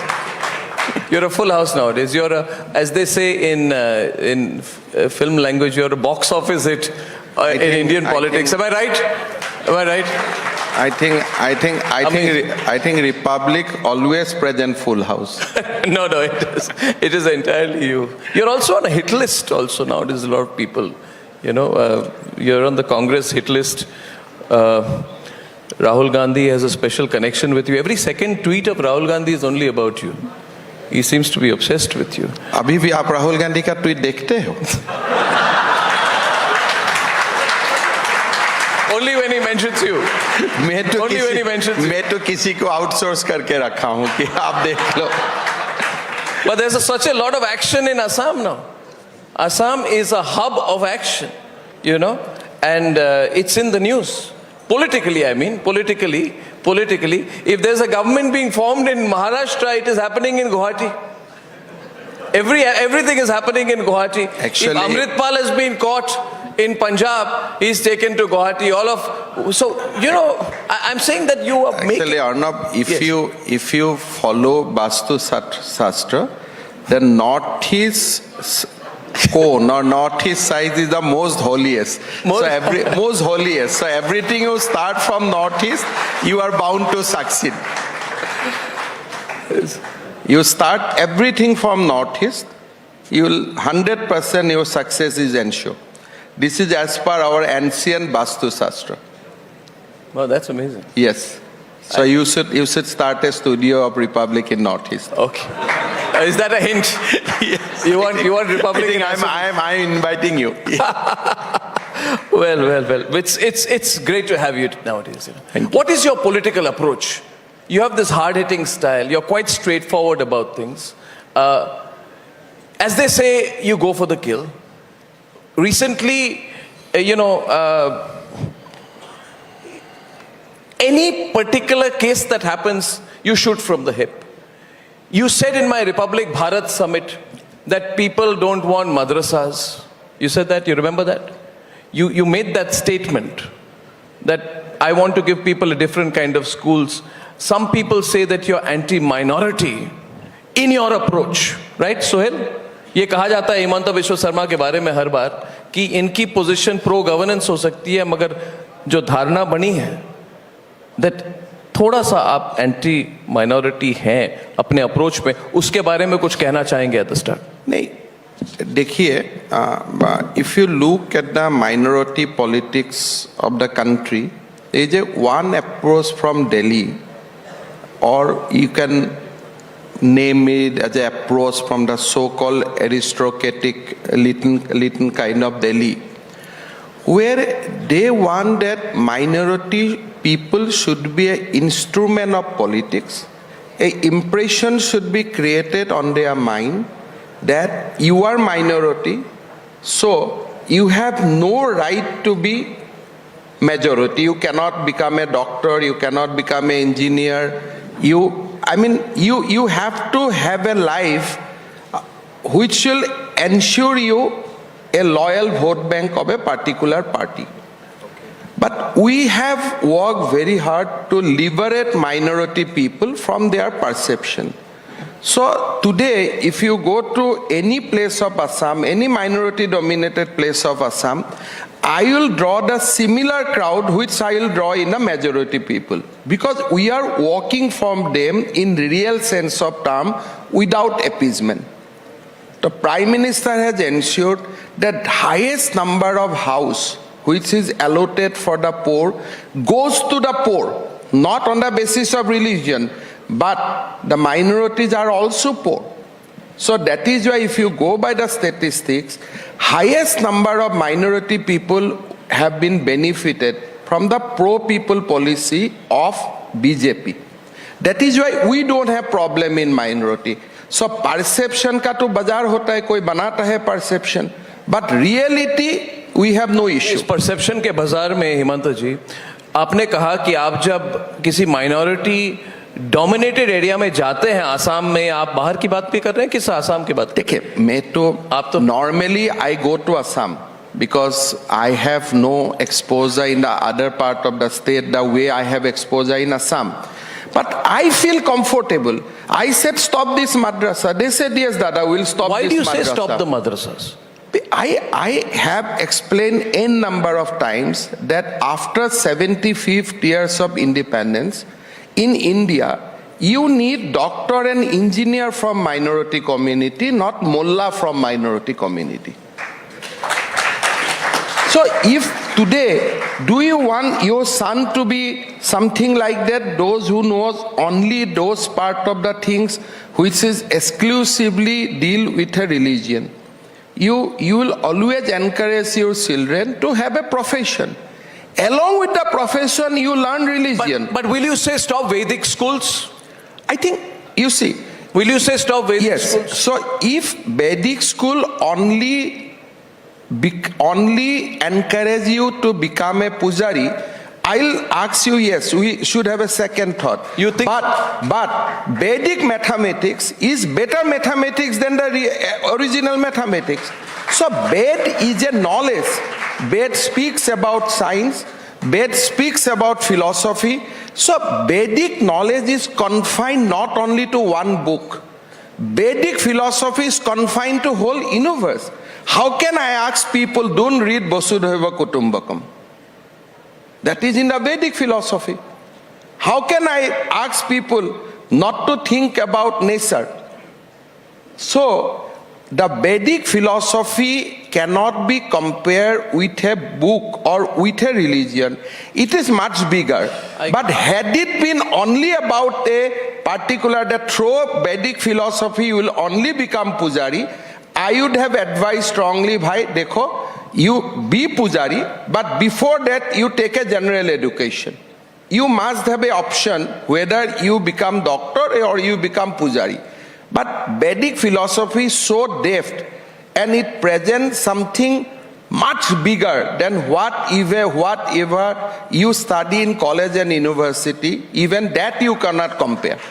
Himanta Biswa Sharma, you're creating a politics of consensus which includes coalitions. Yesterday Chandrababu Naidu was here. Shravan Sen was asking him questions. He indicated that I am willing to, he said, everybody heard, TDP is willing to work with the BJP, indicated at the national level towards development. So, is the BJP a party that wants to have coalitions? Or is BJP a party that says we are the main party? If you want to tag along, you can. It's your choice. But we are not going to reach out to you, and that's why I'm asking you, your politics in Assam is different, isn't it? I think, you see, that BJP's perception is very, very clear. That we want to go with any political party who wants to contribute in a nation building. But certain thing is non-negotiable. For BJP, Narendra Modi is our leader. But you cannot have a chief minister who is our coalition and also aspire to be prime minister. Suppose you have a coalition with Nitish Kumar in Bihar. Now we all know that prime minister candidate in Modi is Modi, and we want Narendra Modi as a prime minister of India for a long time to come. Now, if somebody aspired to be prime minister, replacing Narendra Modi, how he can be in our coalition? That is a conflict of interest. So, wherever there is no conflict of interest, BJP has maintained coalition partner for longest period of time. If you look at the history of BJP, the alliance partner remained with BJP for a very long period of time, be in AGP, be in Punjab, Akali, long period of time, until we come to a point where our interest that... don't. So what you're saying is, as long as your ally does not have any national ambition, two things. As long as any of your ally does not have any national ambition, you're okay with it. I mean, BJP's point of view on certain issue is very straight and very strong. Like when we say that we want to abolish Article 370, that means we want to abolish Article 370. Now, if you have a different worldview on that, probably that coalition is not necessary. Yeah. So whenever when BJP put its agenda on back burner during Bajpayee regime, there are some coalition thinking that BJP has forgotten about Ram Temple, BJP has forgotten about Article 370. But we did not forget. We were waiting for right moment. So BJP has certain ideological point of view, and on those ideological point of view, we cannot compromise because already we have completed 75 years of independence. No, I'm getting it. What you're saying is, this is very perceptive, very honest and very frank. I'm glad that we're having this freewheeling conversation. What you're saying is that we have put our core agenda on the back burner in the past. We have not done it happily, whether it be Uniform Civil Code, Ram Temple, or the Article 370. One, by the way, is still unfinished. Yes. You have put it on the back burner, not happily. कोई खुशी के साथ आपने इसको back burner में आपने नहीं रखा है. आप वास्तविकता, उस समय की राजनीतिक वास्तविकता ऐसी थी कि आपको बैक बर्नर में रखना पड़ा. मगर उसके बाद आपने और एक फ्रेज का इस्तेमाल किया कि राइट मोमेंट. आपने कहा, सोहेल, इन्होंने कहा हम राइट मोमेंट का इंतजार कर रहे थे. वो राइट मोमेंट क्या है? वो राइट मोमेंट क्या कोई लोकसभा सीटों में परिवर्तन होता है उसका? Right moment is simple that you should have 300 plus seat as BJP. The moment we have 300 plus seat as BJP, we are forming a government on our feet. That means this is the right moment. But you've had 300 plus for the last 9 years and you've not implemented Uniform Civil Code? I think you know that Modi ji knows his timing. And some people are saying in this country there is no Uniform Civil Code, but the courts wanted to have same-sex marriage. I do not want to comment what is going on in Supreme Court, but we believe that Uniform Civil Code is one of the agenda which we need to accomplish for the basically Bharat का महिलाओं के लिए हमें ये करना ही है. You cannot allow a woman, a husband to have 3 wives. You cannot allow that because this is a. Why do you keep repeating this point in your public rallies also? Yes, Why do you keep saying? मैंने clearly बोलता हूँ. Again, are you trying to push the minority community? What is UCC? UCC is simple. It is not a very complicated thing.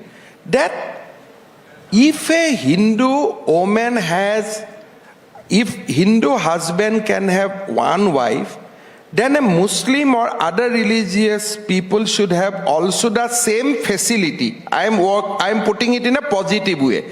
Because if Hindu woman can enjoy that privilege, why not a Muslim woman can enjoy that privilege in an independence India? Okay. Muslim women are second-class citizens of this country. It is necessary for them, in spite of presence of Article 14, to have gone through that the trauma. So UCC is our responsibility, and this is we owe to the Muslim women of the country. But if things are happening through the Special Marriage Act, you see the court you see, sometime we go to the Special Marriage Act, मेरा गांव का जो बहन है, उनको क्या मालूम है what is Special Marriage Act? They want to get a marriage in a very honorable manner, and they want to have 1 husband, and husband want to have 1 wife. That is the modest thing. Now ये court का मामला है, Special Marriage Act to है ही, you can go and marriage in Special Marriage Act. अगर special marriage act है ही, आपका problem भी नहीं है, तो यूसीसी को ही कर दो ना, उसमें क्या इशू है? और इसमें कॉन्ट्रडिक्शन है. कॉन्ट्रडिक्शन ये है कि आप कह रहे हैं जो आपने पहले कहा, आपने कहा right time, we were waiting for the right time, right समय. हर समय होती है हर चीज की, और ये समय था. तो समय 9 साल हो चुके हैं. देखिए, मगर आपने यूनिफॉर्म सिविल कोड को इम्प्लीमेंट नहीं किया है. आपने राज्यों में इम्प्लीमेंट किया है, पर राष्ट्रीय स्तर पर नहीं किया इसको. एक राष्ट्र का जीवन को बहुत लंबा होता है. मेरे लिए 9 साल बहुत बड़ा होता है. राष्ट्र का जीवन के लिए 9 साल 9 पल होता है. ये जो Muslim womens are going through this exploitation कब से आ रहा है? जब तक सुल्तान भारत में आया तब से ये लोग, मेरा माँ बहन of Muslim community are going through this exploitation. It must be now hundreds of years. तो 9 साल में जितना हो सकता था या करना ठीक है हमने किया, और मोदी जी और आएगा आगे के लिए भी तो पिक्चर में कुछ बाकी होना चाहिए. आपके कोalition के बारे में बहुत विचित्र बात है. आपने कहा, और इसमें फिर भी एक कॉन्ट्रडिक्शन, आपने कहा देखिए वी आर ओपन टू कोalitions अगर आपके कोई राजनीतिक या राष्ट्रीय एम्बिशंस नहीं है. राष्ट्रीय एम्बिशन में नहीं बोला, अगर आपका मन में प्राइम मिनिस्ट्रियल एम्बिशन नहीं है, मैं समझ गया, मगर दो बात आपने कही। आपका national ambition you will have, कैसे हो सकता है? भारत बड़ा हो, भारत विश्व गुरु बने, ये एम्बिशन तो सबका होना चाहिए। KCRG नेशनल पार्टी कर रहे हैं, भारतीय राष्ट्रीय समिति उन्होंने अपने पार्टी का नाम रखा, तो उनके तो नेशनल एम्बिशंस हो गए, होना चाहिए, बट पर्सनल एम्बिशन नहीं होना चाहिए। मतलब आप पार्टी को नेशनल एम्बिशन जितना बने कि भारत एक महाशक्ति बने, that is your national ambition. Bharat में पॉवर्टी खत्म हो जाए, that is your national ambition. आप कह रहे हैं अरविंद केजरीवाल जो भी करे अपने पार्टी के साथ, मगर कभी प्रधानमंत्री बनने का सब बन सकते हैं ना कॉन्टेस्ट करके, मगर लेकिन आप बीजेपी में रह के नहीं बन सकते। बीजेपी में हमारा कैंडिडेट है, बीजेपी में हमारा प्रधानमंत्री। इसमें यह भी है कि अगर 300 सीट से ज्यादा भारतीय जनता पार्टी की होगी तो फिर is there space for the opposition? A question which is asked right now mister Himanta Sharma. You are putting this question in a very arithmetic way. Today in Assam I have majority, but the most important portfolios of Assam government is with the Assam Gun Parishad, and I have no problem because they don't want to be Prime Minister of India. They don't have a problem with the BJP's agenda. So whatever alliance we have lost during this period, there are specific reasons. Today you see the Shiv Sena. The president of Shiv Sena, Uddhav Thackeray, was supposed to be a nationalist. He criticized Congress in all the forum. But once he is out of the power, he happily allied with Congress. That means you are there in the alliance to increase your vote bank. So these are not natural things. Alliance has to be very, very natural. And BJP का साथ जो रहा लंबा समय तक रहा, as long as we do not have a conflict of ideology. I think very interesting thoughts here coming up with the fact that your openness to a coalition, at the same time competitive federalism. I'll let Sohail take the next few questions. I'll come back to you on this. Sohail, over to you. Arnab, जब कोalition की बात कर रहे हैं, 2024 की बात कर रहे हैं, नीतीश कुमार दिल्ली बहुत आ रहे हैं। इससे पहले दिल्ली आए, केजरीवाल जी से मिले, ममता बनर्जी से मिले, अखिलेश यादव से मिले, और उनका टारगेट है, तो अर्नब अभी 300 सीट की बात कर रहे थे, उनका टारगेट है आपको 50 सीट पहले रोकना, यानी 250 पर रोकना। 250 तो और 10 सीट में तो सरकारी बन जाते हैं, तो उनका कैलकुलेशन किसी ने गलत कर दिया है। तो आपको लग रहा है आप अगर 250 तक पहुंच ही जाते हैं, बाकी तो Modi sir 200 rally, Modi ji 200 rally कर देने से तो आप 300 पहुंच ही गया। अगर आपका टारगेट ही टू कंटेन बीजेपी एट 250, तो आप तो हो ही गया, आप तो लिख ही दिया मैं हार गया हूं।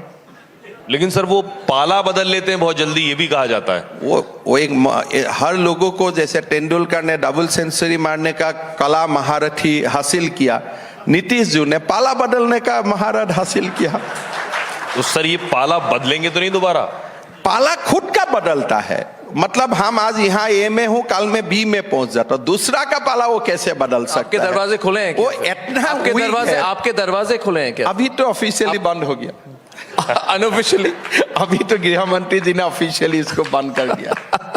देखिए नीतीश कुमार जी को उनका जो मैंने देखा हूँ, सुबह कलकत्ता गया, फिर सामने लखनऊ गया, क्या मोदी जी प्रधानमंत्री बनने का पहले कोई दूसरा स्टेट में गया था क्या ऐसे कि हमें इसको हरवाना है, हमारा पास आ जाइए? तो ये सब एक सॉलिड इंप्रेशन देता है लोगों को कि मोदी इज अनडिफीटेबल। यही से हम चलता हूं, जो अपोजिशन बोलता है ना हमें सब एक होना है, अरे आप क्यों एक होना है? बिकॉज मोदी इज अनडिफीटेबल, इसलिए आपको एक होना है। That means these are admission of defeat before the actual game starts.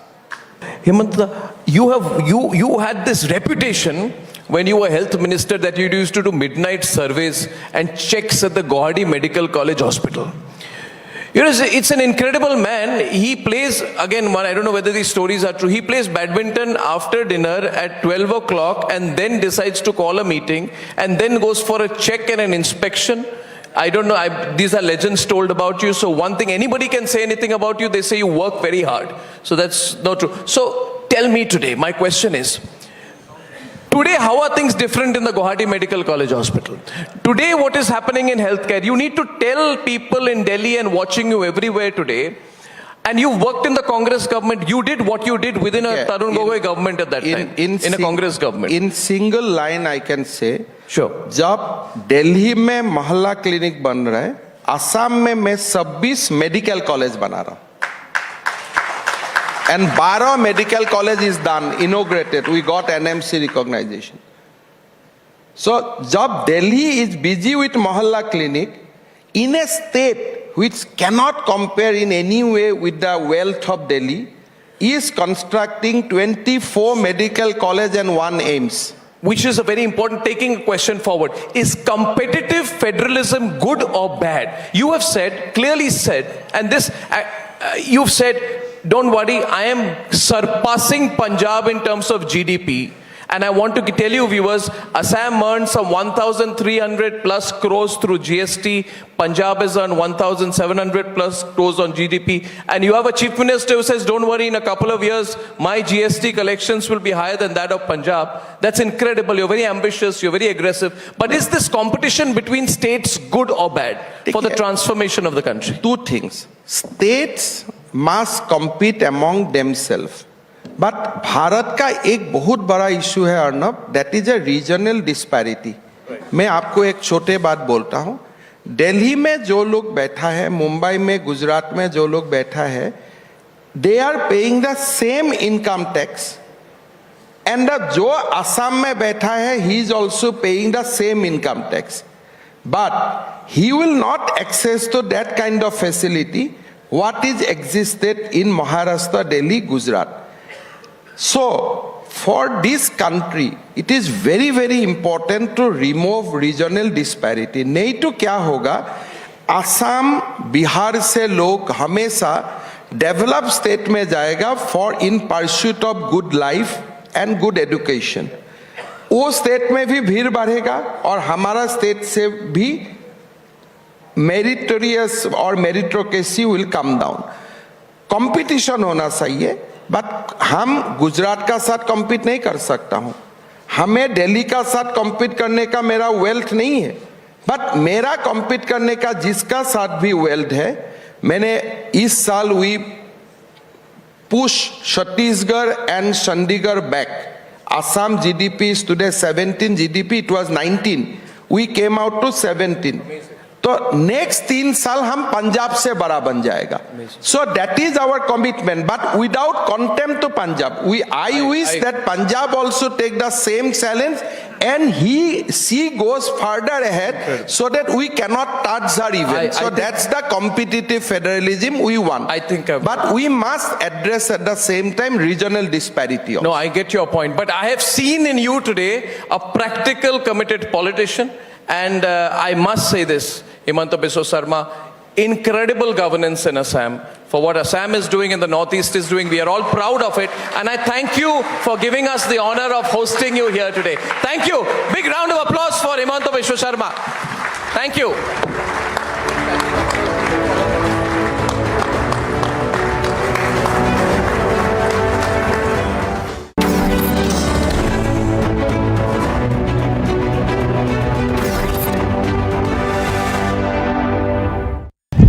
Rahul Gandhi. Yes, Rahul Gandhi, we are trying to get an answer from Rahul Gandhi. Rahul, what do you have to say about the involvement of the shell companies, Rahul? Rahul, that's Rahul Gandhi who has just left from the AICC headquarters now moving toward the parliament.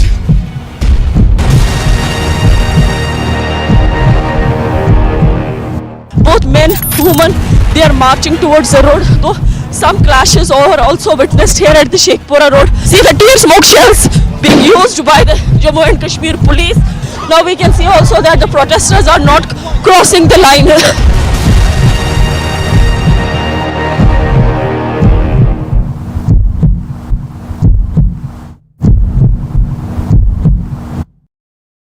Mr. Malia, barrack number 12, jail conditions are ready according to Team India. Is that not fine according to the jail conditions? Mr. Malia, why are the questions bothering you when I'm not getting a single answer? Just answer one question, sir.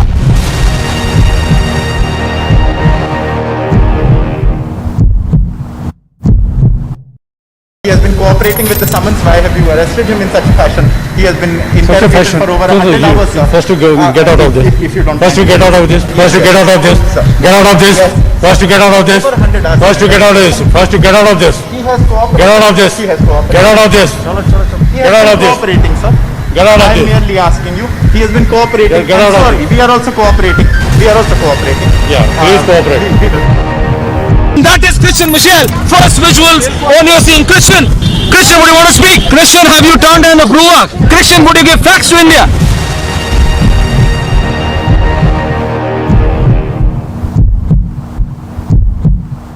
Siddharth 8 तारीख को hard drive से data delete हुआ था। Republic पूछ रहा आपसे। सिद्धार्थ मैं पूछ रहा हूँ 8 तारीख को हार्ड ड्राइव से डेटा डिलीट हुआ था। डेटा डिलीट हुआ था हार्ड ड्राइव से, आपने बताया क्या था डेटा? 8 हार्ड ड्राइव का डेटा डिलीट हुआ था या नहीं? यहाँ पर लिखा गया है स्टैंड। इसी जगह से सचिन वाजे को बोला गया था खड़े रहने के लिए। Rahul Gandhi. Yes, Rahul Gandhi, we are trying to get an answer from Rahul Gandhi. Rahul, what do you have to say about the involvement of the shell companies, Rahul? Rahul, shell companies, Rahul. That's Rahul Gandhi who has just left from the AICC headquarters now moving toward the parliament.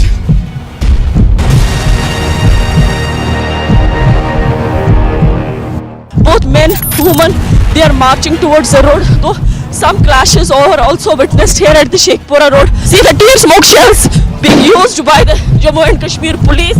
Now we can see also that the protesters are not crossing the line.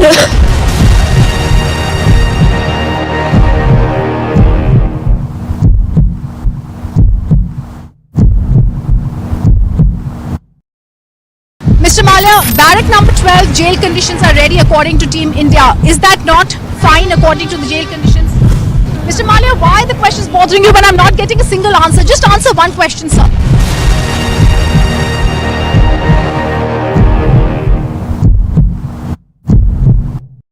He has been cooperating with Law enforcement responded to a shooting at an outlet mall Saturday in the Dallas area. Calls about shots being fired came in about 3:40 p.m. from the Allen Premium Outlets in Allen, Texas.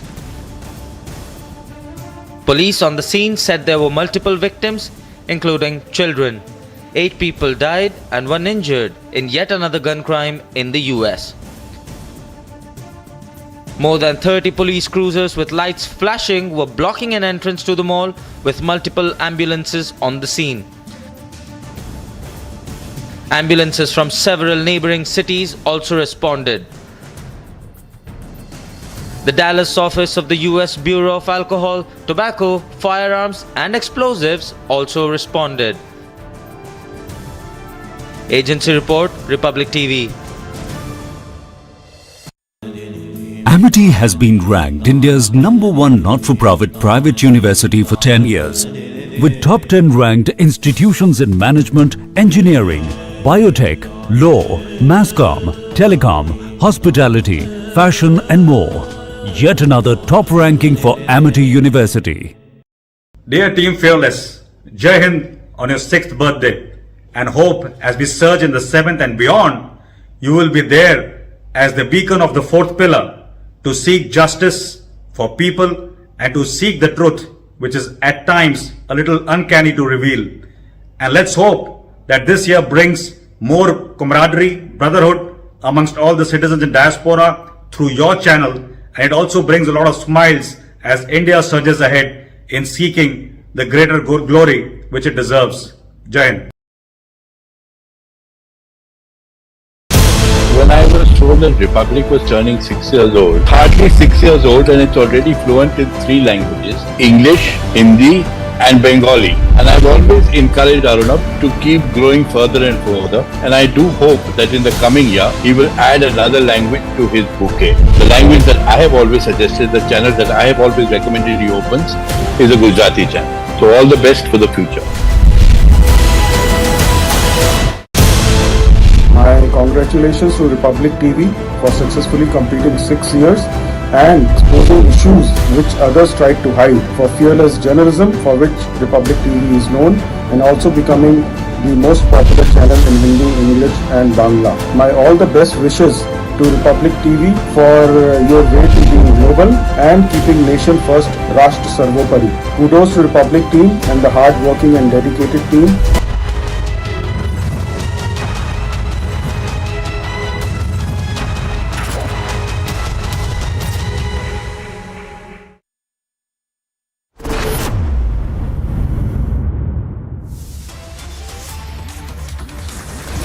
Top headlines at 2 p.m. Day 2 of Prime Minister's mega roadshow in Bengaluru. Celebrations and rousing welcome for Prime Minister. Mega show of strength ahead of 10th of May. Apart from Prime Minister, Home Minister Amit Shah and top leaders lead BJP's campaign.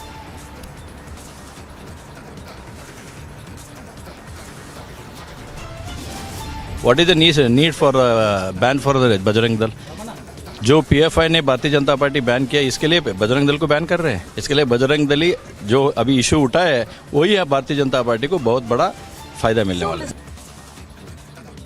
Bajrang Dal issue to benefit BJP, not Congress, says BJP, even as VHP and Bajrang Dal issue 100 crore legal notice. Priyanka Kharge's aide faces IT action. Raids underway in several locations. Congress claims witch hunt. Situation remains tense. Heavy security deployment in Manipur as death toll now rises to 54. Pawar now tries to unite the opposition, says will devise a common minimum program.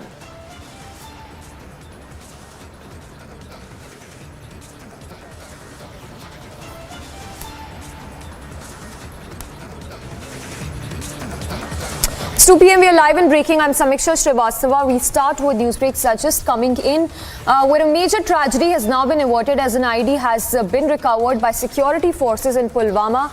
The police has also apprehended a terrorist in connection with the ID recovery. So the visuals there on your screens of the ID that was recovered by the police in Pulwama of JNK, and the terrorist, in fact, who was also involved in connection with this has also been apprehended by the police. All right, let's go across to Zeenat, also joining us right now. Zeenat, of course, a major terror bid that's been foiled, but the question remains that who is exactly funding these terrorists and where are these terrorists gaining that support from in the JNK Valley?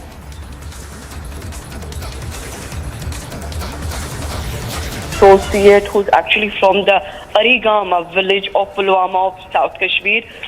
Police had some inputs about this person that he is involved in the terror activities, and when this person was grilled, he also provided and gave them an IED that he had hidden in one of the orchards in Pulwama of South Kashmir. One can see the visuals on the screen that we are playing, that this is an IED that later was destroyed by the Pulwama police. As per the Pulwama police, this weighs somewhere around 5 to 6 kg of IED that has been now destroyed by the JNK police. The Pulwama district police was part of the entire operation. They have destroyed this IED, and also now they have taken this person into the custody. The FIR has been registered in this regard, but yes, a major tragedy has been averted by the Pulwama police, because you see, we are seeing that a lot of action on ground as far as this Pulwama or the security arrangements in the South Kashmir is concerned, because terrorists are trying to disrupt the upcoming event of G20 in the Kashmir Valley. We have been seeing the encounters. We have also been witnessing that the many terror associates have been arrested in these days, and now the IED that was recovered from the OGW in Pulwama, he's been arrested, and also the IED that he was having that has been now destroyed by the Pulwama police.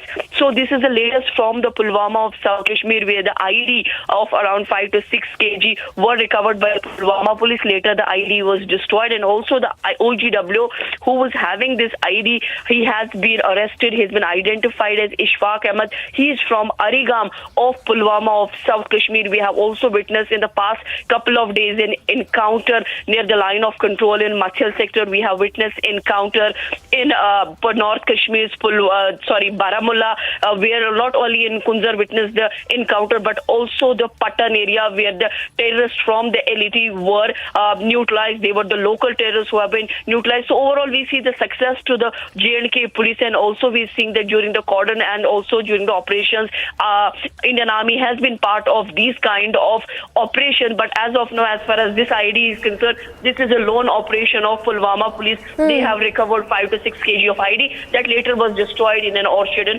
Arigam of Pulwama. All right, Zina, thank you for those details. So a statement that has also been put out by the Kashmir Zone Police, where they say that Pulwama police averted a major tragedy by apprehending a terror associate, Ishfaq Ahmed Wani, and recovered an ID as well that weighed approximately 5 to 6 kgs, which of course, as Zina tells us, has been destroyed in the anti-terror operation. Meanwhile, a case has been registered and investigation has been initiated.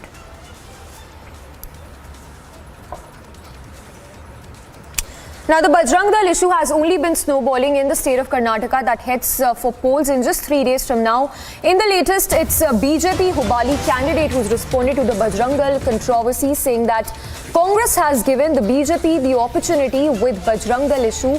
And this while talking on Jagdish Shettar, he even said that Sonia Gandhi campaigning for Jagdish Shettar will have no impact whatsoever, and neither Lingayat votes will divide. Now, reality is that Congress is supporter of PFI and terror. So, the Hubali BJP candidate taking pot shots at the Congress over Jagdish Shettar matter. Remember, Jagdish Shettar, who's been former chief minister in the state of Karnataka, recently joined the Congress, who's also been given a ticket by the Congress to contest from the Hubali constituency. So, the BJP training guns at Jagdish Shettar, saying that the Congress is a supporter of the PFI and terror groups. Not just that, the BJP Hubali candidate has also said that the Bajrang Dal controversy is something that in turn would favor the BJP in the coming polls. Listen into that exclusive conversation we had with the BJP candidate from Hubali constituency of Karnataka. Myself, so this is the last leg of campaigning in Karnataka. What do you expect? Because yesterday we saw Sonia Gandhi, first in 4 years, coming and campaigning in Hubli for Jagdish Shettar. Do you think there will be divide in Lingayat voters and the majority of Muslim voters will also vote for Jagdish Shettar? अभी तो फिलहाल Lingayat voters का जो बारे में है, एक vote भी इधर उधर होने वाला नहीं है. Lingayat voters are very well known. What about Congress and what about the BJP? Lingayat voter जो कांग्रेस पार्टी इस last time election also and even this time election also they are planning for divide the Lingayat vote majorly. Congress party Lingayat community में आग लगाने का एक नया सोच और नया तरीका सोच रहे, लेकिन लिंगायत कम्युनिटी बहुत इंटैक्ट है. भारतीय जनता पार्टी का 3 मुख्यमंत्री लिंगायत ही हुआ है. जब भी अभी मैक्सिमम सीट दिया है लिंगायत लोगों को दिया है. भारतीय जनता पार्टी के साथ लिंगायत के साथ भारतीय जनता पार्टी है. हर मठाधीश जी भी भारतीय जनता पार्टी को सपोर्ट कर रहे हैं. इसके लिए लिंगायत वोट डिवाइड होने का चांसेस भी, एक वोट भी लिंगायत को उधर जाने वाला नहीं है. But do you think that Sonia Gandhi coming and campaigning here will at least shift the voters? Nothing to worry. Even not single vote will shift in Hubli and Central constituency because they know very well about the Sonia Gandhi. Even Rahul Gandhi also came. No problem. Nothing to worry. We, as a normal सामान्य कार्यकर्ता का नाते Bharatiya Janata party इतना सभी कार्यकर्ता आज काम कर रहे हैं. पूरा 25 वार्ड हमारा जो कॉन्स्टिट्यूंसी का है, पूरा आज सुबह से शाम तक पूरा लोग घूम रहे हैं और भारतीय जनता पार्टी के लिए वोट मांग रहे हैं. ये इलेक्शन में एक कार्यकर्ता का जीत होगा. जो पार्टी को द्रोह करके निकाला वो हारेगा इस बार. Mr. Tingenkai, now we have seen in the last leg of campaigning, we have seen that Bajrang Bali chants now gearing up in this election. We see all the BJP top leaders chanting Bajrang Bali whenever they go for their campaign. Can we say this Bajrang Bali is the turning point in Karnataka election? See, they always Congress people give one in every state election. They are giving one opportunity for BJP. Here also they have given for Bajrangi. What is the need for ban for the Bajrang Dal? जो PFI ने Bharatiya Janata party ban किया, इसके लिए बजरंग दल को ban कर रहे हैं. बजरंग दल का क्या काम है? बजरंग दल करेगा, हिंदू का ऑर्गेनाइजेशन करेगा. जो हिंदू लोगों का किधर भी प्रॉब्लम हो तो वो ऑर्गेनाइजेशन सेटअप करेंगे. युवा को जोड़ रहे हैं. वो तोड़ने का काम तो थोड़ी कर रहे हैं. ये कुकर बम ब्लास्ट करने वाला किधर है? इसके लिए PFI और बजरंग दल को कंपैरिजन करना भी नामुमकिन है. इसके लिए बजरंग दल जो अभी इशू उठा है वही है भारतीय जनता पार्टी को बहुत बड़ा फायदा मिलने वाला है.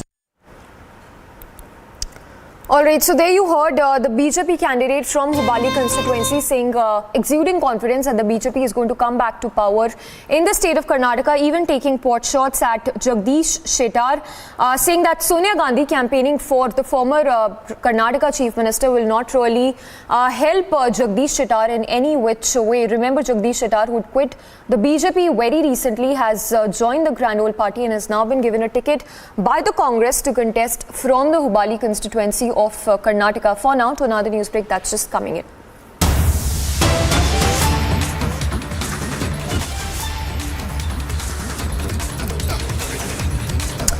And the Kerala story controversy has only been getting bigger all these days. In the latest, we understand the office of Tejasvi Surya is all set to organize a special screening of the Kerala story in poll-bound Karnataka, specifically in Bengaluru. JP Nadda will also attend the special screening of the Kerala story movie. Now remember, Kerala story issue is something that was also rigged up by the Prime Minister while he addressed the campaign rally in the state of Karnataka. And in the latest, we understand it's the office of the BJP MP Tejasvi Surya that is all set to organize special screening of the Kerala story in Bengaluru that would also be attended by the BJP President JP Nadda in Bengaluru. This, of course, in the backdrop of the last leg of campaigning of BJP, which is happening as we speak. And in the latest, we understand that the Kerala story seems to have come up in poll-bound Karnataka as well, with the office of Tejasvi Surya that is all set to organize this, the special screening of this movie.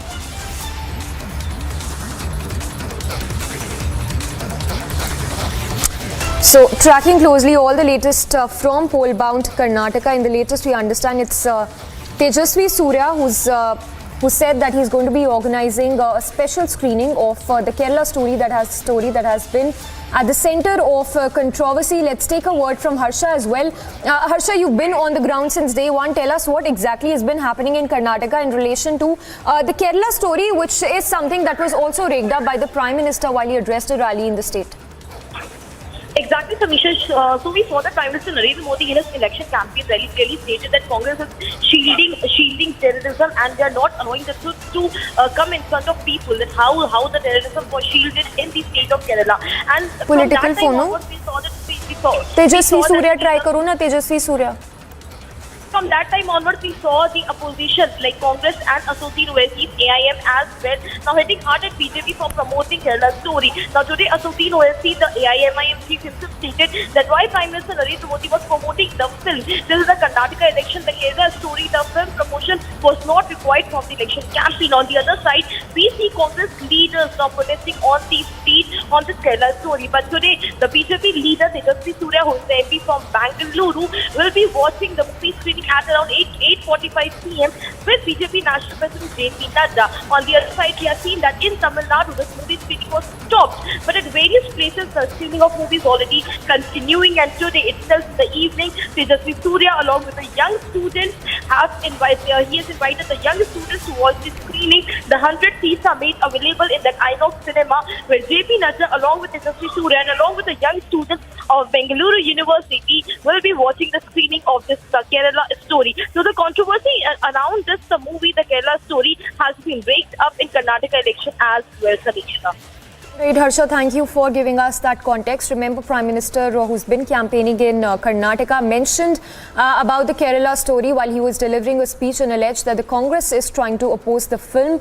So Prime Minister there, while campaigning for the BJP in the state, invoked the Kerala story, saying that anti-India plot has been exposed in the movie, the Kerala story.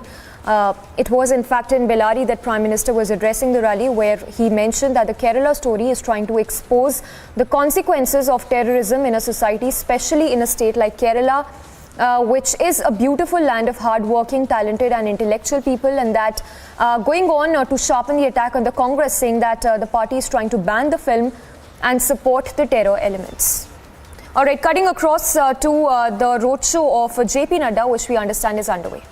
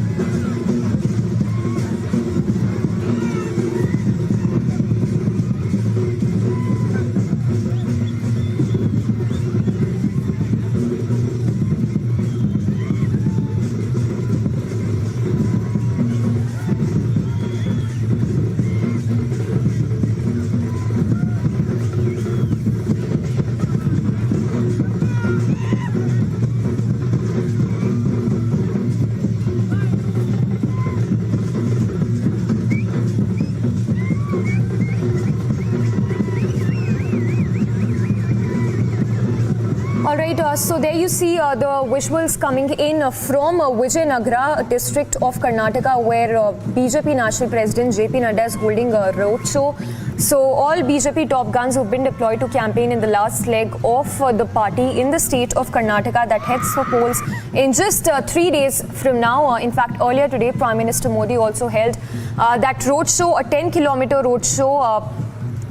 Let's take a word from Priyanka as well, who's joining us on the broadcast. Priyanka, give us a sense of what you see on the ground, the visuals there, where we see JP Nadda holding that massive roadshow. And it's not just the cadre, you know, there are people who've also gathered to catch glimpses and be part of the BJP's campaign in the state. Oh, absolutely, Samiksha, because, these visuals are not much different from the visuals that we saw earlier in the morning as well, where we had seen that the roadshow of the Prime Minister had been conducted. And just like that, we see in just another roadshow like this, where the BJP President JP Nadda is in fact present right now. And we see the BJP cadre, as you said, along with the civilians as well, who have in fact gathered to get a glimpse of JP Nadda, to get a glimpse of the entire campaign of the BJP. And, because the entire roadshow is not just a celebration, but it is a roadshow with some messaging that the BJP is still trying to do, the campaigning that is going on in full swing. In fact, this is the crescendo of the campaign that we are witnessing right now, Samiksha, on the ground here in Karnataka, where we are seeing the BJP President JP Nadda right now among the sea of people, among the sea of saffron-clad people as well, the BJP cadre right now on the ground, trying to, in fact, carry out this campaign. And the messaging, as I was pointing out, is that of the BJP carrying out the entire campaign around development, around the double-engine Sarkar, and also around the several topics that the Congress itself had also raised about the manifesto, about the Bajrang Dal. So we have seen all this entire political discourse in the campaigning for the Karnataka elections, even with the Prime Minister, along with the BJP President JP Nadda, who has also spoken about all of these issues as well in the public rallies earlier during the campaigning that he was doing on the ground here in Karnataka. And he had also lashed out against the Congress party for also comparing Bajrang Dal with the terrorist outfits like Popular Front of India. And they had also lashed out against the Congress party for being sympathizers against outfits like the PFI. And that, in fact, Samiksha, we had seen become the epicenter of the entire messaging of the BJP as well, along with the undertone of them claiming that the Congress party indulges themselves in this kind of a political hyperbole, but we are the party that works for development. And that is why they say that they want to make a double-engine Sarkar once again in the state of Karnataka, so that there can be development in the state of Karnataka as well. And we have seen the kind of preparation that the BJP as well had done on the ground ever since the Gujarat elections had culminated, Samisha, last year. And since then, we had seen that the Union Minister, Home Minister Amit Shah, in fact, had been in Karnataka. JP Nadda himself, who we see right now on our screens, carrying out that roadshow, had been in Karnataka. So this is not a helicopter politician, as we see in the case of Congress party, that they usually see the big leaders during the time of the culmination of campaigning when the big events are going on. But these are the big faces that we have seen on the ground right from the very beginning of the campaigning.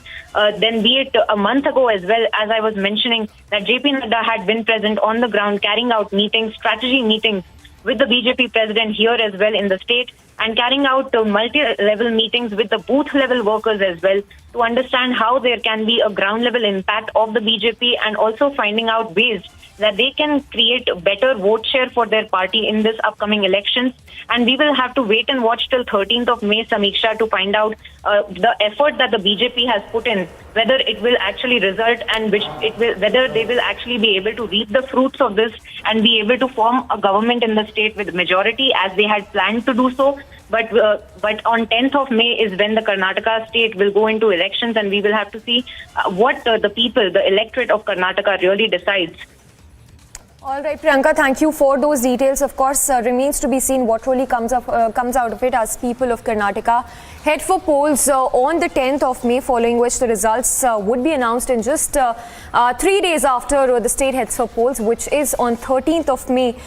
So remains to be seen whether the BJP would be able to retain power in the state, or whether it's going to be the opposition, the JDS or the Congress, that would be forming government in the state. We slip into a very short break. Top stories to continue on the other side as well. And with that, we slip into a very short break. Top stories to continue on the other side of this very short break. Also tracking closely all the updates from Manipur, where situation remains tense. Heavy security deployment in Manipur as death toll now rises to 54.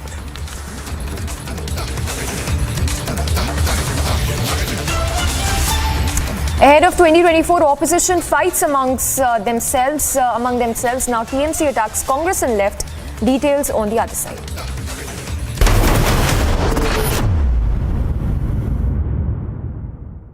Mr. Malia, barrack number 12, jail conditions are ready according to Team India. Is that not fine according to the jail conditions?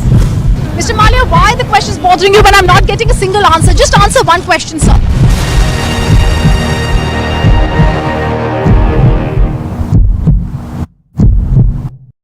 He has been cooperating with the summons. Why have you arrested him in such a fashion? He has been interrogated for over 100 hours. First to get out of this. First to get out of this. First to get out of this. Get out of this. First to get out of this.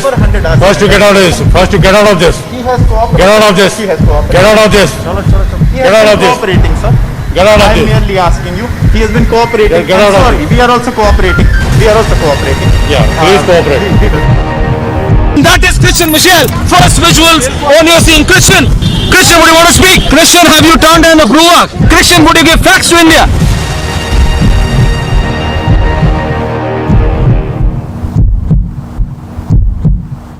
Siddharth 8 तारीख को hard drive से data delete हुआ था. Republic पूछ रहा आपसे. सिद्धार्थ मैं पूछ रहा हूँ 8 तारीख को हार्ड ड्राइव से डेटा डिलीट हुआ था. डेटा डिलीट हुआ था हार्ड ड्राइव से, आपने बताया क्या था डेटा? 8 हार्ड ड्राइव का डेटा डिलीट हुआ था या नहीं? यहाँ पर लिखा गया है स्टैंड. इसी जगह से सचिन वाजे को बोला गया था खड़े रहने के लिए. Rahul Gandhi. Yes, Rahul Gandhi, we are trying to get an answer from Rahul Gandhi. Rahul, what do you have to say about the involvement of the shell companies, Rahul? Rahul, shell companies now. That's Rahul Gandhi who has just left from the AICC headquarters now moving toward the parliament.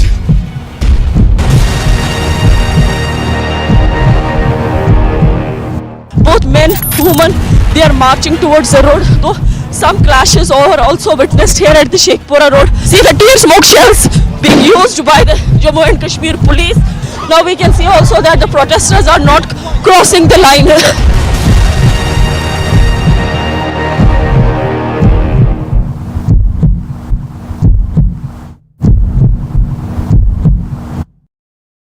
Mr. Malia, barrack number 12, jail conditions are ready according to Team India. Is that not fine according to the jail conditions? Mr. Malia, why are the questions bothering you when I'm not getting a single answer? Just answer one question, sir.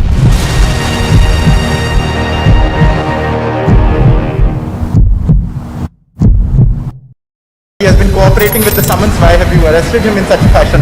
He has been interrogated for over 100 hours. First to get out of this. First to get out of this. First to get out of this. Get out of this. First to get out of this. First to get out of this. First to get out of this. He has cooperated. Get out of this. He has cooperated. Get out of this. He Get out has of been this. cooperating, sir. Get out of I am this. merely asking you. He has been cooperating. Get out of Sorry, we are also cooperating. We are also cooperating. Yeah, please cooperate. That is Christian Michelle. First visuals on you're seeing Christian. Christian, would you want to speak? Christian, have you turned in a Bruak? Christian, would you give facts to India?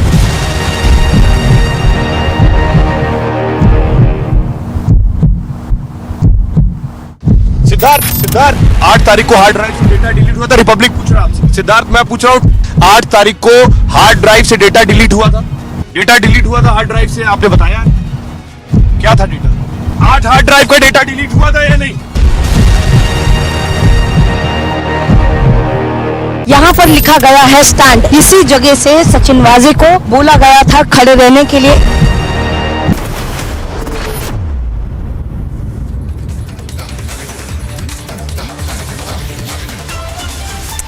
Now, even as there is an attempt by the opposition leaders to cobble up a unity and to come up together just ahead of the 2024, it seems that there is a divide which is in the open now. In the latest, the TMC leader Abhishek Banerjee, the nephew of the Bengal Chief Minister Mamata Banerjee, has launched an attack on Congress and left. TMC's Abhishek Banerjee has said that the Congress and CPIM always try to project Mamta in a bad light. This while he addressed a public meeting in Murshidabad district late on Sunday evening, saying that the two parties do not utter a single word against the BJP, rather are quick to hit out at Mamta Banerjee and the TMC. Listen in to that soundbite of Abhishek Banerjee hitting out at the Congress and the CPIM. তাদের সবার টাকা বন্ধ করে রেখে দিয়েছে। অধীর চৌধুরী বা কংগ্রেসের কোন নেতা একটা চিঠি গত 5 বছরে নরেন্দ্র মোদীকে লেখেনি, একটা বৈঠক করেনি। এতদিন ধরে মুর্শিদাবাদের বিধায়ক, মুর্শিদাবাদের বহরমপুরের সাংসদ, আর মুর্শিদাবাদ তো কংগ্রেসকে এতদিন ধরে এত কিছু দিয়েছিল। আপনারা বলুন তো, একদিন এদেরকে রাস্তায় নামতে দেখেছেন? একদিন মানুষের দাবি দাওয়া নিয়ে দিল্লির বুকে কোনোদিন আন্দোলন সংগঠিত করতে দেখেছেন?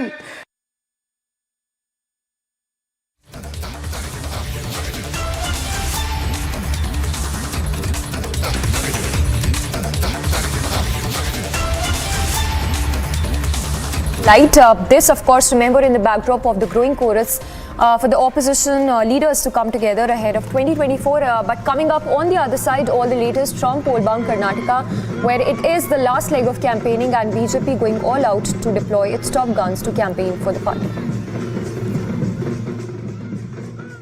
That's Rahul Gandhi. Yes, Rahul Gandhi. We are trying to get an answer from Rahul Gandhi. Rahul, what do you have to say about the involvement of the shell companies, Rahul? Rahul. That's Rahul Gandhi, who has just left from the AICC headquarters now moving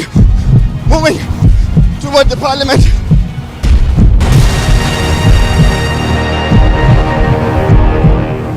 Both men, women, they are marching towards the road. Though some clashes are also witnessed here at the Sheikhpura road. See the tear smoke shells being used by the Jammu and Kashmir police.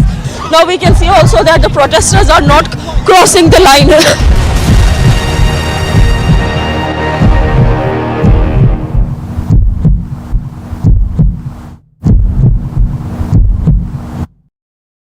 Mr. Malia, barrack number 12, jail conditions are ready according to Team India. Is that not fine according to the jail conditions?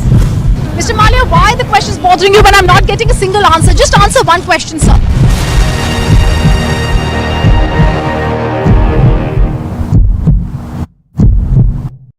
He has been cooperating with the summons. Why have you arrested him in such a fashion?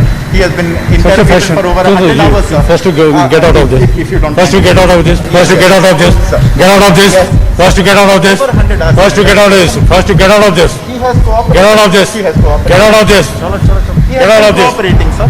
Get out of I am this. merely asking you. He has been cooperating. Get out of sorry, this. we are also cooperating. We are also cooperating. Yeah, please cooperate. That is Christian Michelle. First visuals on your scene. Christian, would you want to speak? Christian, have you turned in a Gruak? Christian, would you give facts to India?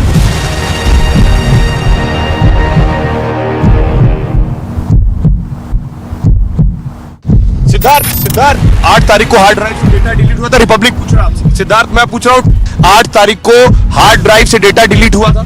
Data delete हुआ था hard drive से, आपने बताया क्या था data? 8 hard drive का data delete हुआ था या नहीं? यहाँ पर लिखा गया है स्टैंड। इसी जगह से सचिन वाजे को बोला गया था खड़े रहने के लिए। That's Rahul Gandhi. Yes, Rahul Gandhi. We are trying to get an answer from Rahul Gandhi. Rahul, what do you have to say about the involvement of the shell companies, Rahul? Rahul.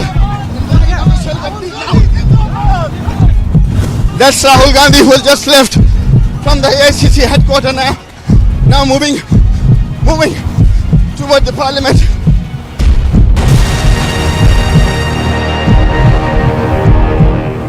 Both men, women, they are marching towards the road. Though some clashes are also witnessed here at the Sheikhpura road. See the tear smoke shells being used by the Jammu and Kashmir police.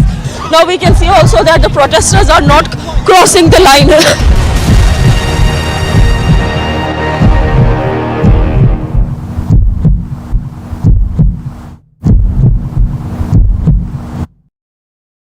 Mr. Malia, Malia, barrack number 12, jail conditions are ready according to Team India. Is that not fine according to the jail conditions? Mr. Malia, why the question is bothering you when I'm not getting a single answer? Just answer one question.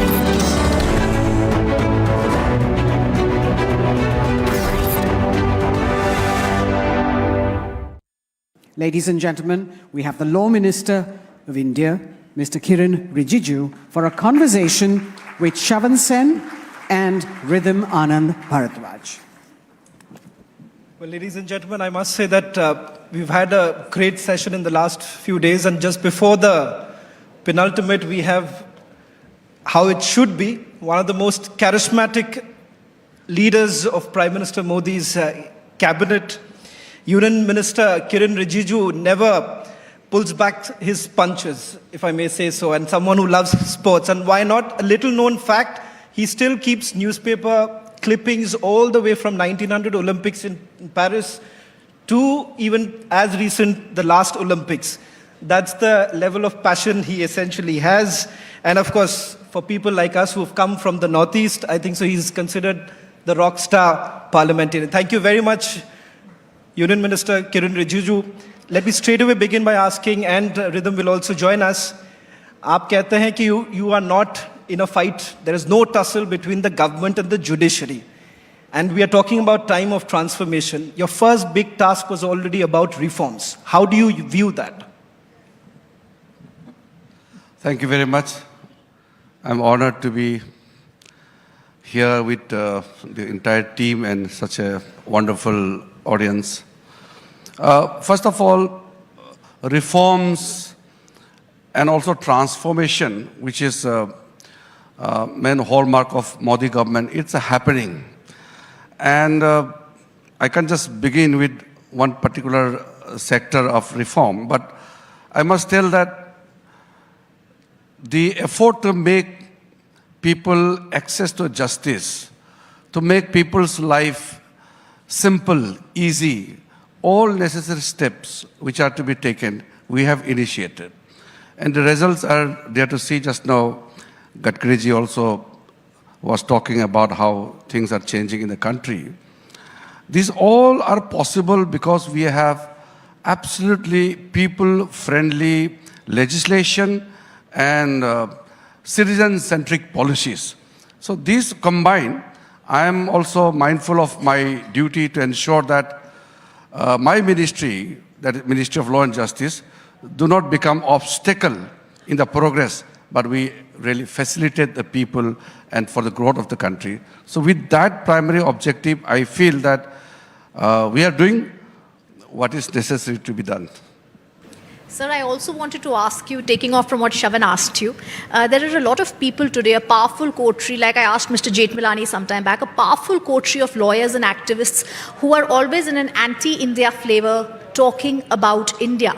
Whether it's not giving a proper rational critique of a judgment, or whether it is going ahead and just criticizing the judges or the judgment. This gang is getting more vocal. I'll give you an example. The Sai Baba case was here, sir, and then Mr. Kapil Sibal spoke about it, and he said the judiciary is silent. It's no longer the most vocal system. A lot of them have started talking so much. What would your message to this gang be, and how do we solve this Tukre gang problem? See, you must realize one thing. India is a very loud democracy. Everybody has a potential to become something and also to speak out minds. Free speech is there. Everybody is doing whatever is, allowed under the law. What you are referring to is, at times I feel that majority of the people are silent, and minority, I can say minuscule of a group, they are more loud. They try to set the narratives.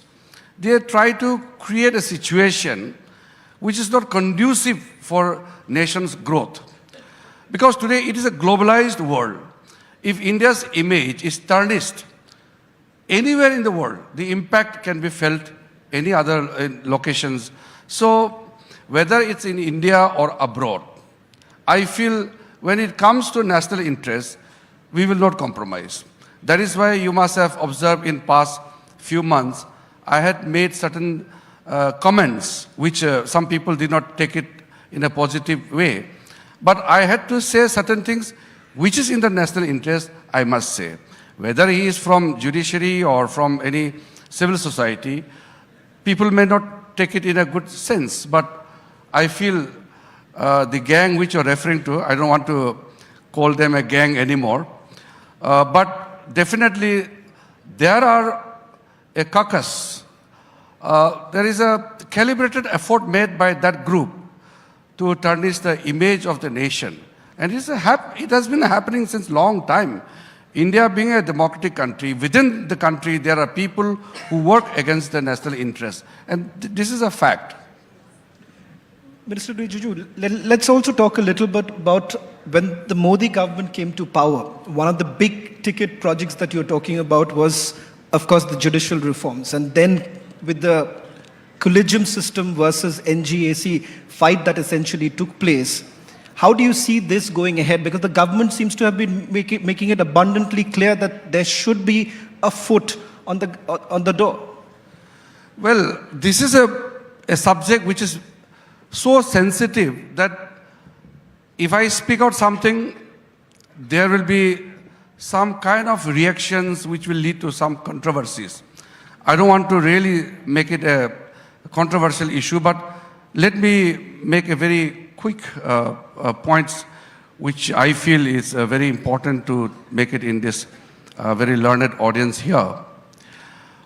We are a government which has given maximum space and respect to the judiciary. In last close to 9 years now, we have not taken a single step which will undermine the independence of judiciary. And independence of judiciary is absolutely necessary in democracy. If democracy has to flourish, then independence of judiciary cannot be compromised with. We are not only concerned about independence of judiciary, but we are also working to strengthen the judiciary. Now, the question comes when there are certain, elements within the judiciary. When you get into the domain of executive or legislature, then certainly, as a law minister, I will have to make my point very, very clearly, very firmly.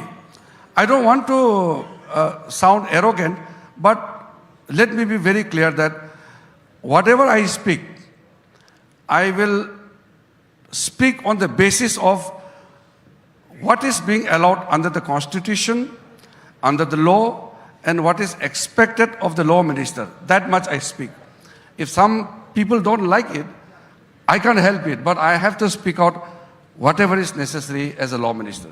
Sure. And sir, of course, you've called the collegium system opaque. The Vice President has now said it's compromising parliamentary sovereignty. But I want to go to the theme of today's summit, that is transformation. When it comes to social transformation, there is a marathon hearing in the Supreme Court. The same-sex marriage case is heard. The centre says the parliament will legislate. What's your take when the petitioners say it is our right to love? First of all, I don't want to make it as a government versus the judiciary. It is not, absolutely not. We being in the government, so we have to make a point. Our law officers are representing government's view. But this is not at all a matter between the court and the government. It is a matter which concerns every citizen of India.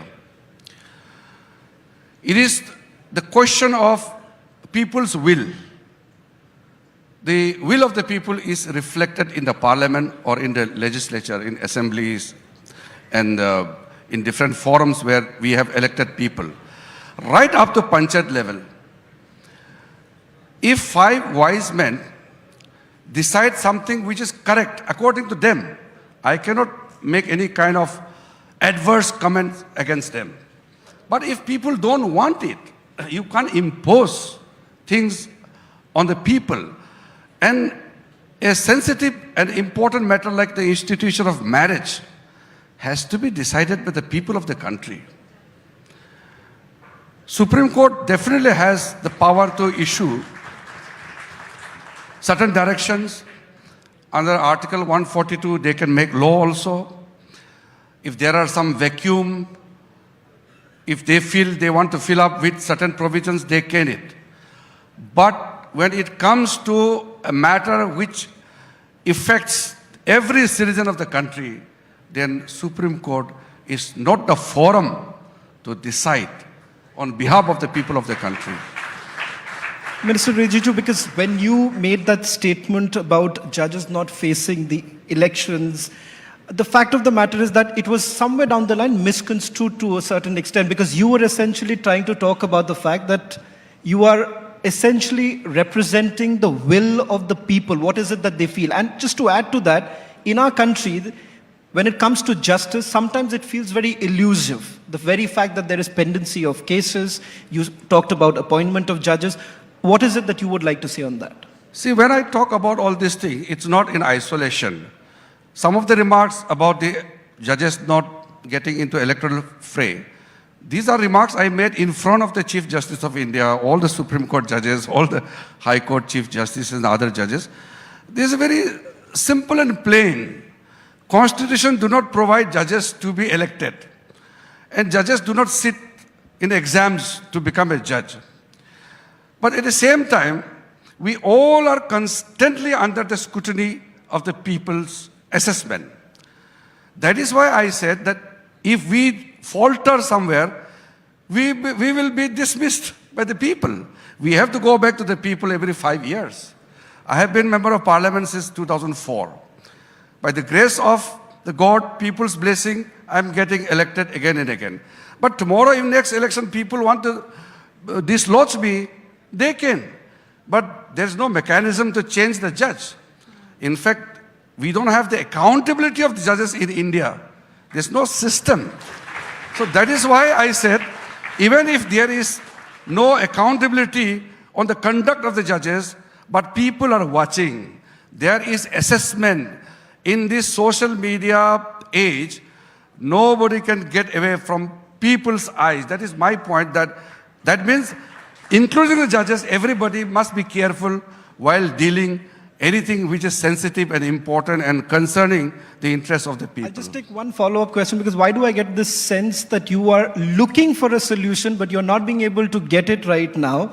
So I'm asking you very directly, does the government have any plans of introducing a bill for bringing back NGAC? Because the criticism that you faced from the opposition parties was the fact that you are finding ways, some way or the other, to get your foot in, and that could be the solution. What's the solution? No, there is a very unique situation we are into today. The Constitution of India is there. Until or unless the Parliament amends the Constitution, the provisions remain there. So when it comes to the appointment of judges, the Constitution is very clear. So without amending the provisions of the Constitution, Supreme Court, through its constitutional bench, changed the provision without any amendment. So there are sometimes I feel that we really need to have a very serious negotiation. Of course, I am in touch with the Collegium. The ball is in their court. I have sent the new proposal.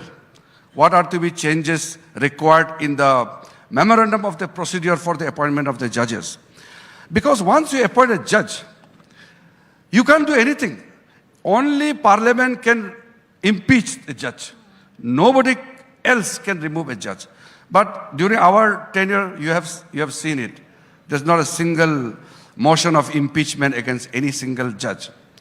So that is why what I feel is, not only the collegium system or not only the memorandum of procedure, but in the long term, sometime in the future, we will have to think about accountability of the judges to be fixed through a proper system. Otherwise, what is democracy? We all are answerable to the people. If anybody is above any criticism or beyond people's assessment, this is not a sign of a healthy democracy. That is why I feel this will come up in the future. But as long as the collegium system is being practiced, I want to ensure that it is used in a best possible manner as far as possible. That is why there are some calibrated effort to malign the good intention of the government when I wrote a letter to the Chief Justice of India saying that we need to do some update as per the Constitution Bench order, but this was misconstrued by some people saying that Law Minister wants government's person to be there in the collegium. How can I appoint somebody to sit in the collegium? Collegium is consisting of the senior judges. So this kind of unfounded, malicious campaign, that is not good. That is why in last one of the media conclave, I had stated that some of the people, including those who had served in the judiciary, are doing disservice to the judiciary itself. Yes, that's true. That is something I could have spoken about as well. The Keshavananda Bharati judgment, 50 years to a glorious judgment, 703-page judgment, one of the longest heard cases, the 11 judicial opinions. It spoke about the basic structure of the constitution. It spoke about the doctrine of separation of powers. Where do you think the Lakshman Rekha is between the executive and the judiciary? The Lakshman Rekha is to be self-observed. From the government side, we have not crossed Lakshman Rekha, and we will never. There were governments in the past which indeed crossed the Lakshman Rekha. When the mass transfers of the judges did happen, when the seniorities were superseded, all those things happened in the past, not under Modiji's regime. We will be very mindful that we will be completely guided by the spirit of the Constitution. But I expect this from judiciary also.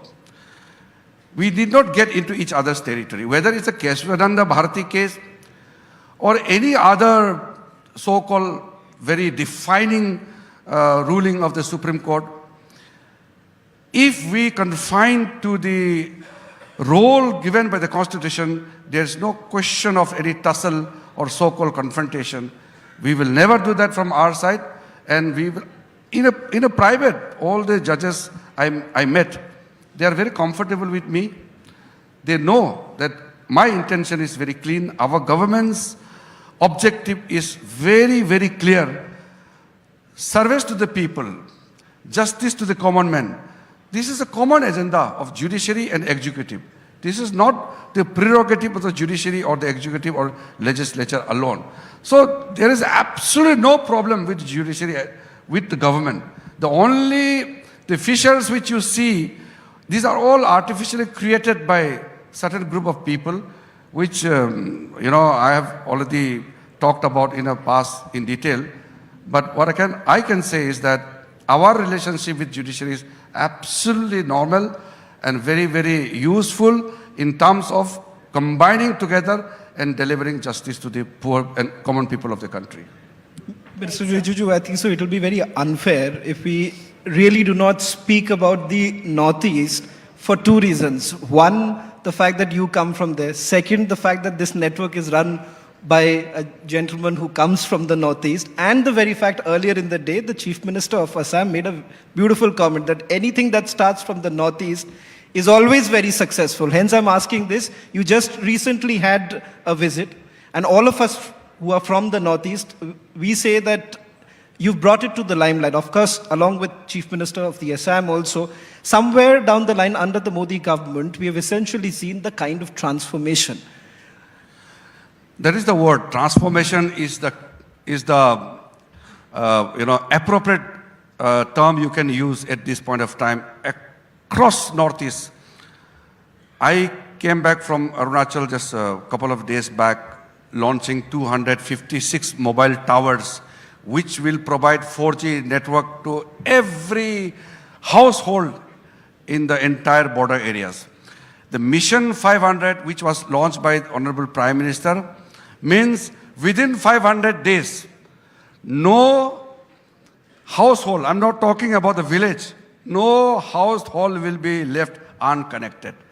That means physical connection, and all important schemes of Government of India will be reaching out to the people. The Vibrant Village program, which was launched by the Home Minister just last week from one of the remote corner in Arunachal Pradesh, that will transform the border villages. Because till 2014, there was a serious crisis all along the border areas because there was a thinning of population.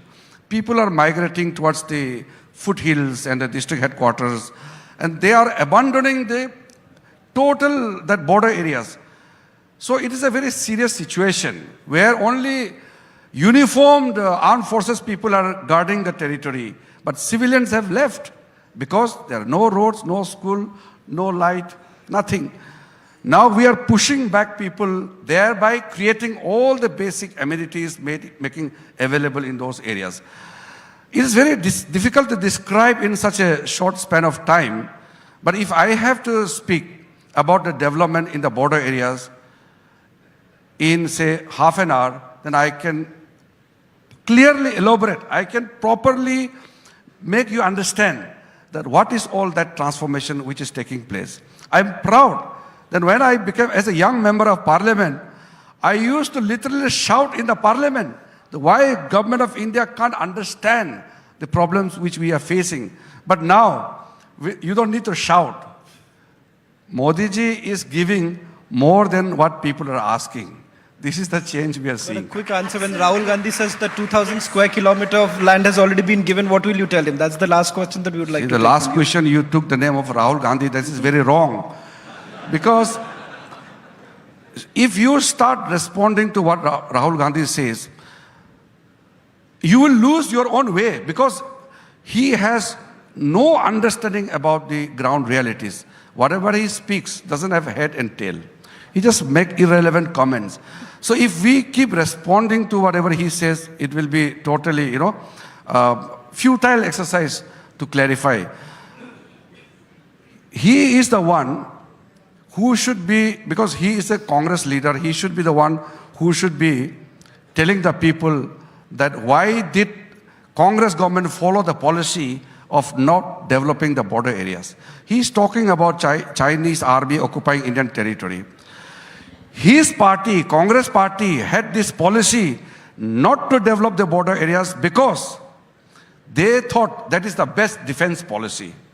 Not making roads and infrastructure will prevent the Chinese from occupying our territory. This kind of, unbelievable policies which the then government had propounded and which caused so much of, loss to our territory. But under Modi ji's regime, we don't need to just shout on the top of the world and say, but our border, every inch of Indian border is safe and secured. Yes, absolutely. In fact, sir, as he spoke in the last questions there's a lot about China that I'm sure Mr. Gurumurthy, Mr. Jethmalani, who talk about China would say also on this. But I do want to thank you. And I also want to say, I think the one message that all of us here, when we've heard you, are left with is that this is a country that's moving towards transformation and nationalism. This is not something about just one judiciary or one government. This is about us as a unified whole moving together. So thank you for that, sir. Thank you very much. Thank you.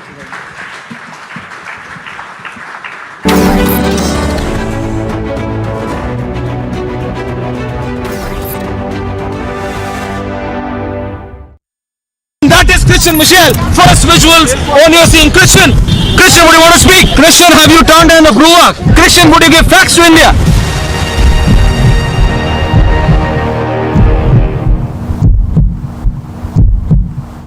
Siddharth 8 तारीख को hard drive से data delete हुआ था. Republic पूछ रहा आपसे. सिद्धार्थ, मैं पूछ रहा हूँ, 8 तारीख को हार्ड ड्राइव से डेटा डिलीट हुआ था.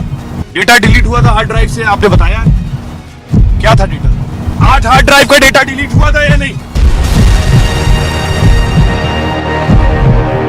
यहाँ पर लिखा गया है स्टैंड. इसी जगह से सचिन वाजे को बोला गया था खड़े रहने के लिए.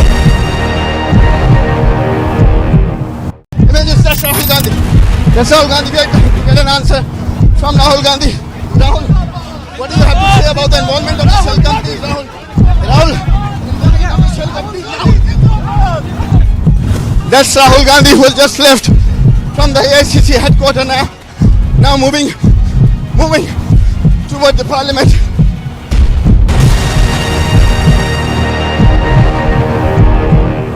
Both men, women, they are marching towards the road. Though some clashes are also witnessed here at the Sheikhpura road. See the tear smoke shells being being used by the Jammu and Kashmir police.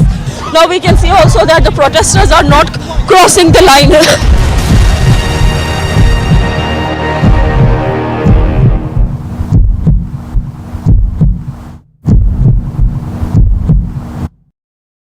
Mr. Malia, barrack number 12 jail conditions are ready according to Team India. Is that not fine according to the jail conditions? Mr. Malia, why are the questions bothering you when I'm not getting a single answer? Just answer one question, sir.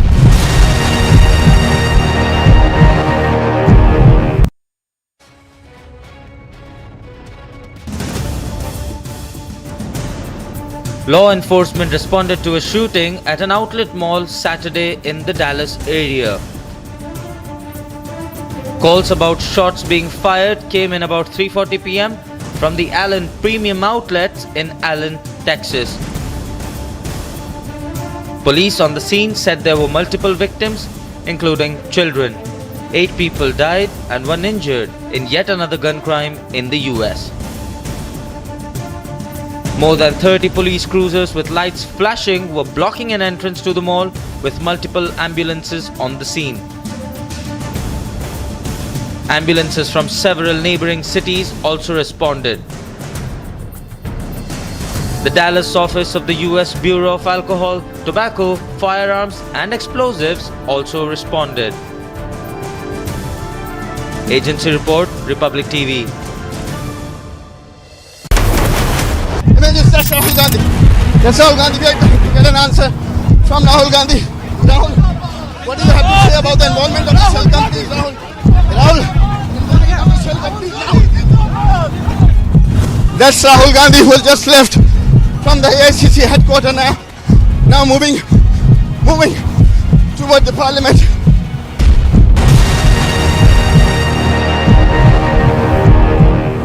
Both men, women, they are marching towards the road. So some clashes are also witnessed here at the Sheikhpura road. See the tear smoke shells being used by the Jammu and Kashmir police.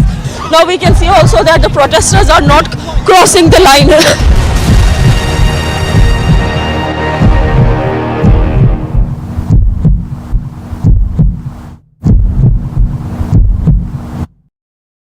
Mr. Malia, barrack number 12 jail conditions are ready according to Team India. Is that not fine according to the jail conditions? Mr. Malia, why are the questions bothering you when I'm not getting a single answer? Just answer one question, sir.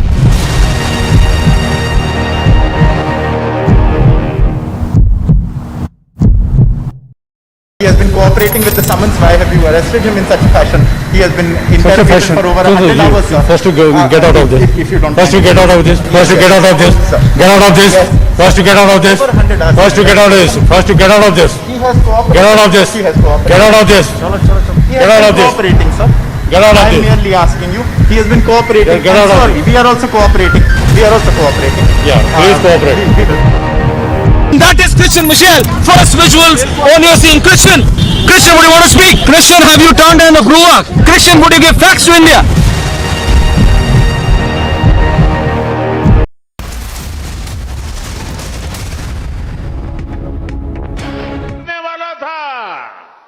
लेकिन ये आपका बेटा दिल्ली में बैठा था ना, आओ बोझ आप पर नहीं पड़ने दिया, ये बोझ सरकार ने खुद उठा रही है।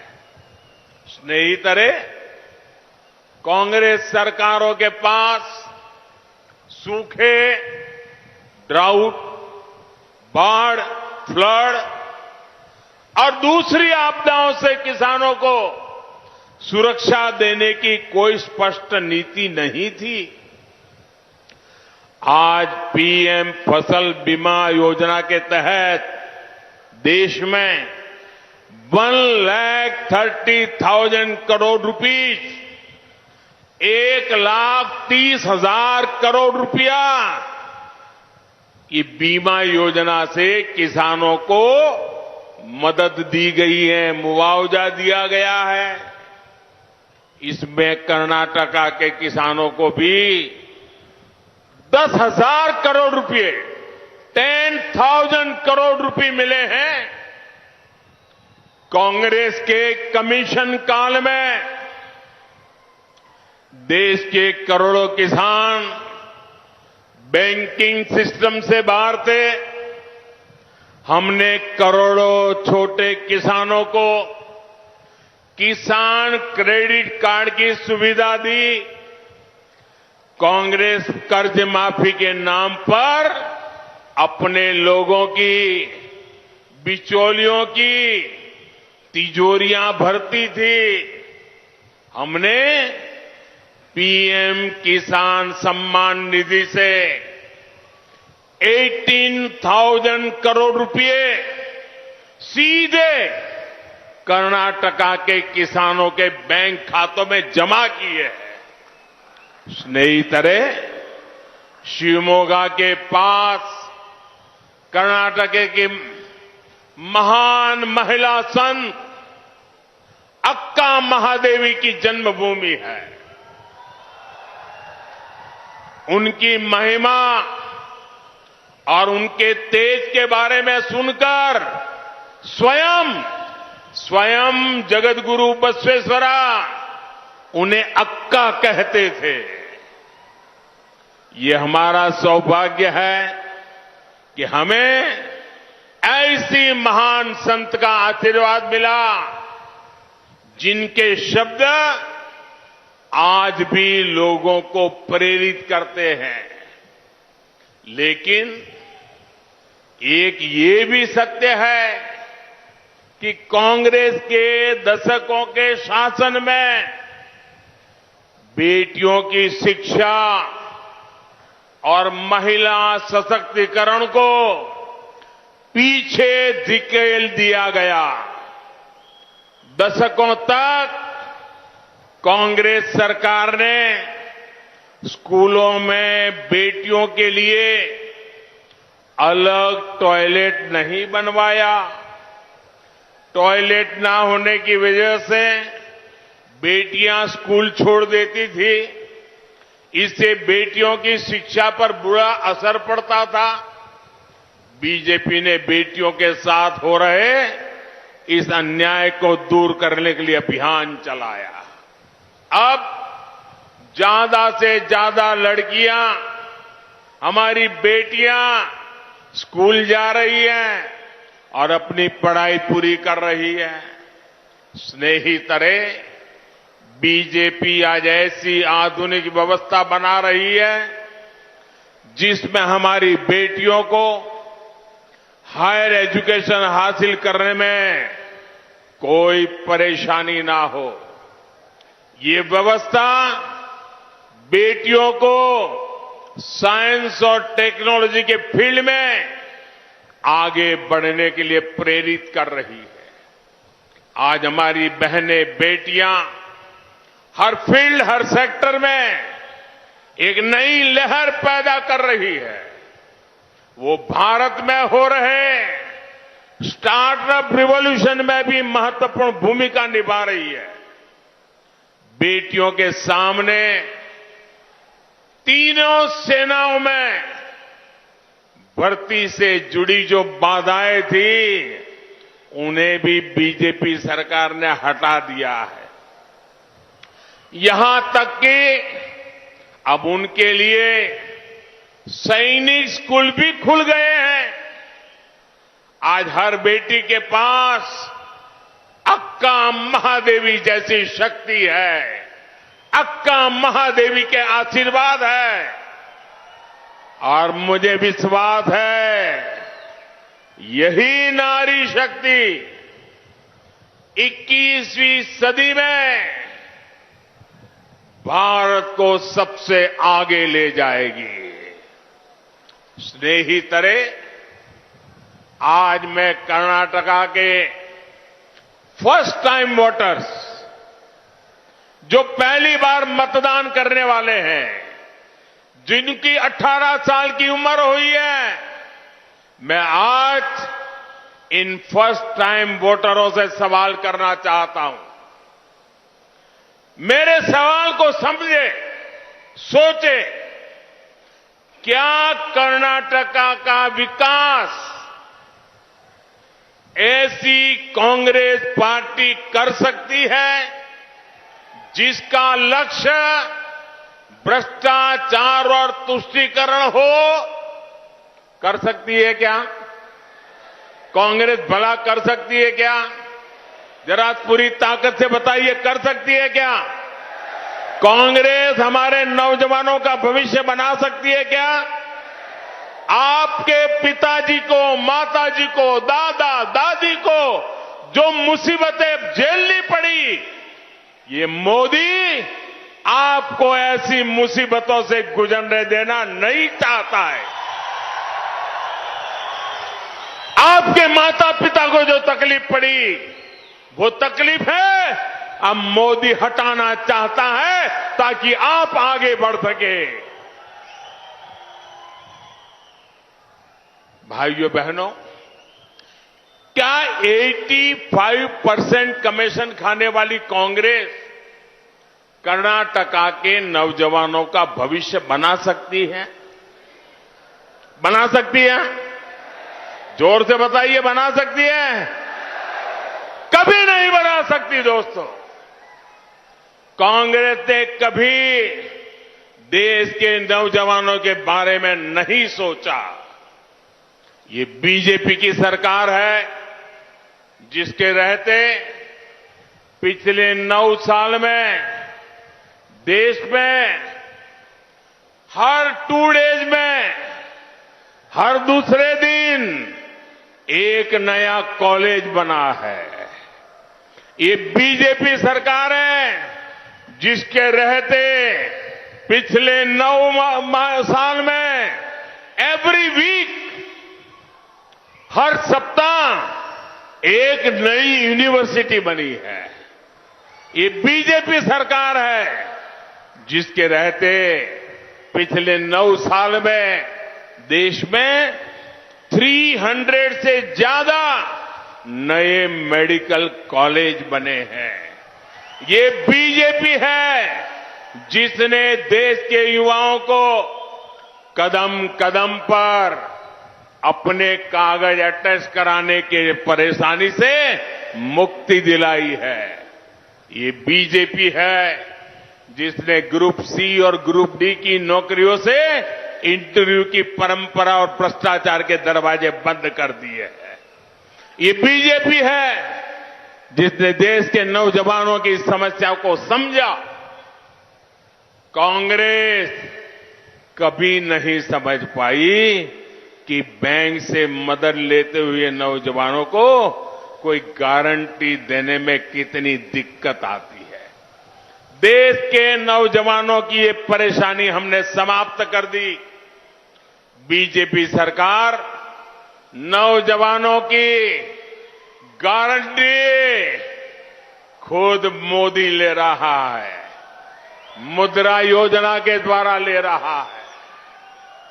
आज मुद्रा योजना के तहत देश के नौजवानों को बिना गारंटी 20 लाख करोड़ रुपए, 20 लाख करोड़ रुपए से ज्यादा मदद दी गई है।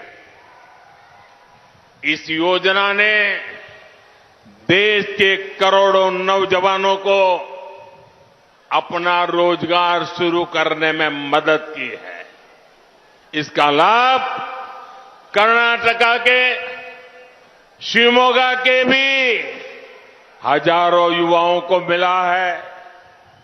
स्नेहितरे, कांग्रेस की पॉलिटिक्स भी पेपर पे होती है और विकास भी पेपर पर ही होता है। अब जो मैं बताने जा रहा हूं वो कर्नाटका के युवा साथियों को बहुत ध्यान से सुनना चाहिए।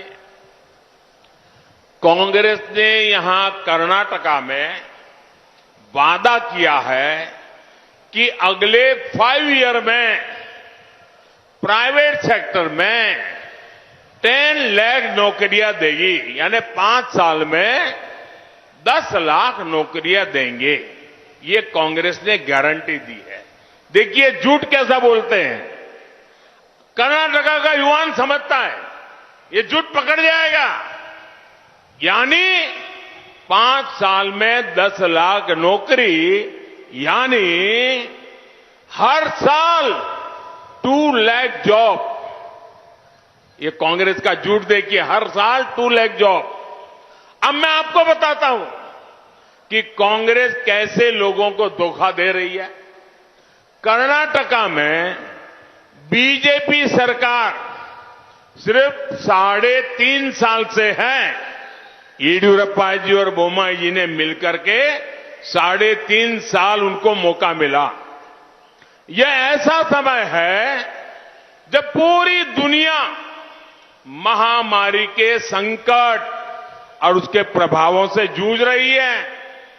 इसके बावजूद कर्नाटका की बीजेपी सरकार में हर साल कर्नाटका में 13 लाख से ज्यादा फॉर्मल जॉब बढ़ी है। 13 लाख से ज्यादा हर वर्ष। अब आपको समझ आया कहां उनकी बातें और कहां हमारा काम। हमने कर्नाटका युवाओं के लिए हर साल 13 लाख से ज्यादा फॉर्मल जॉब बनाई है और कांग्रेस आपसे वादा कर रही है कि वो हर साल 2 लाख फॉर्मल जॉब उपलब्ध कराएगी। इसलिए ही मैं कहता हूं कि कांग्रेस सरकार कर्नाटका को रिवर्स गियर में डाल देगी, रिवर्स गियर में। इसलिए कर्नाटका के लोगों को कांग्रेस से बहुत सावधान रहने की जरूरत है। बंधु भगिनीरे, जैसी कांग्रेस की नीतियां हैं उससे इन्वेस्टर्स कर्नाटका से बाहर ही जाएंगे। बीजेपी सरकार ने कर्नाटका में इन्वेस्टमेंट बढ़ाने के लिए जो कानून बनाए उनको कांग्रेस खत्म करना चाहती है। जब इन्वेस्टर पड़ोस के राज्यों में चले जाएंगे तो कर्नाटका के युवा, कर्नाटका के श्रमिकों को बहुत नुकसान होगा। शिवमोगा तो ऑटोमोबाइल पार्ट्स का हब है, यहां अनेक फाउंड्रीज है। आज भारत दुनिया का तीसरा ऑटोमोबाइल मार्केट बन चुका है। एक तरफ बीजेपी मेड इन इंडिया को प्रमोट कर रही है, वहीं दूसरी तरफ कांग्रेस इन्वेस्टमेंट को रोकने की साजिश कर रही है। बंधु भगिनीरे, शिवमोगा वेस्टर्न घाट के लिए मशहूर मलेनाडु का गेटवे है। यहां मशहूर जोग जलपाता है और यहां तो घर घर में जानते हैं गंगा स्थाना तुंगा पाना, यानी जिसने गंगा स्नान नहीं किया और तुंगा नदी का पान नहीं किया उसके जीवन में कुछ न कुछ अधूरा है। राष्ट्र कवि कुवेंपु की राष्ट्रभक्ति की विरासत और एसुरु बिट्टुरु एसुरु बिड़ुओ, इस नारे से आजादी के अलग जगाने वाले गांव भी यही है। बीजेपी सरकार हमारी पुरातन संस्कृति को, विरासत को नई पीढ़ी तक पहुंचाने के लिए पूरी ईमानदारी से जुड़ी हुई है। लेकिन कांग्रेस की सरकारों ने इसमें तुष्टीकरण की राजनीति की। कांग्रेस ने हमारी आस्था, आध्यात्म के हर प्रतीक को या तो बेहाल छोड़ा या फिर उनको विवादों में रहने का दिया। आज बीजेपी सरकार हमारी संस्कृति, सभ्यता के ऐसे हर स्थान को भव्य बनाने में जुटी है।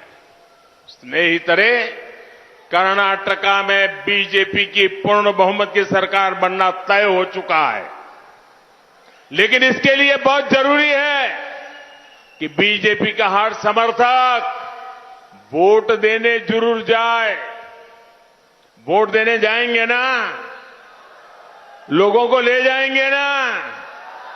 शहर हो या गांव, आपका एक एक वोट कर्नाटका में बीजेपी की मजबूत सरकार बनाने में मदद करेगा।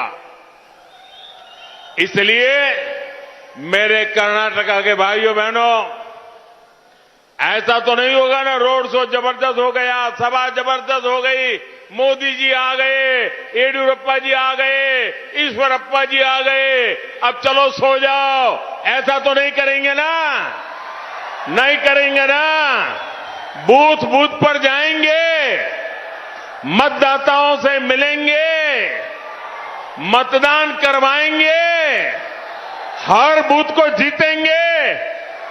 मैं रिजल्ट देखने वाला हूं, हर बूथ को जीतेंगे, पक्का करेंगे। अच्छा, मेरा एक काम करेंगे,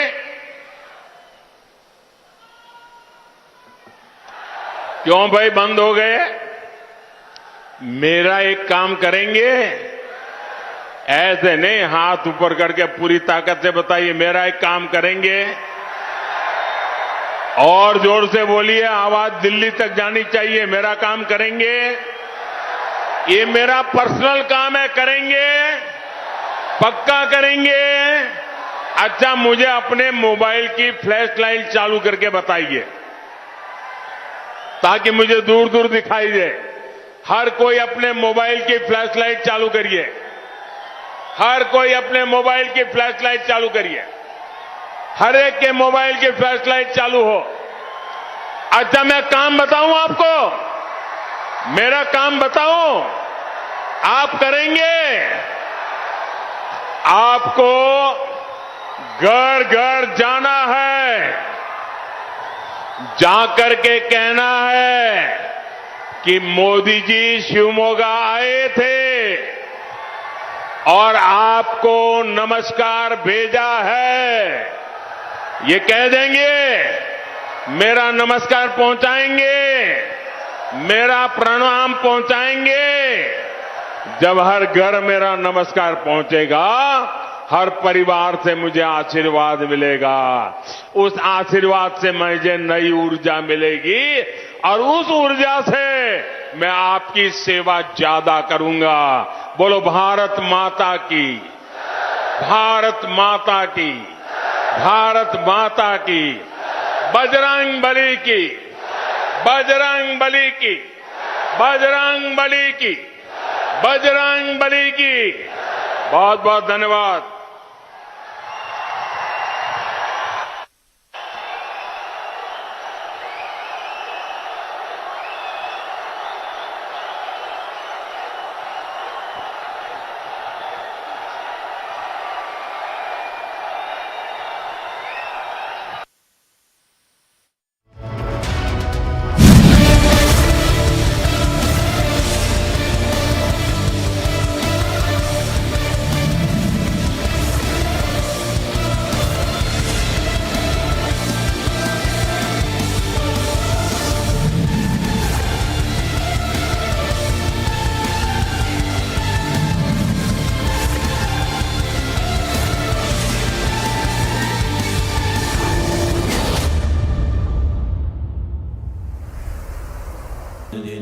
Amity has been ranked India's #1 not-for-profit private university for 10 years, with top 10 ranked institutions in management, engineering, biotech, law, masscom, telecom, hospitality, fashion and more.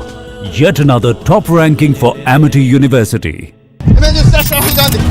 That's Rahul Gandhi. We have to get an answer from Rahul Gandhi. Rahul, what do you have to say about the involvement of the shell companies, Rahul? Rahul. That's Rahul Gandhi, who has just left from the AICC headquarters now moving toward the parliament.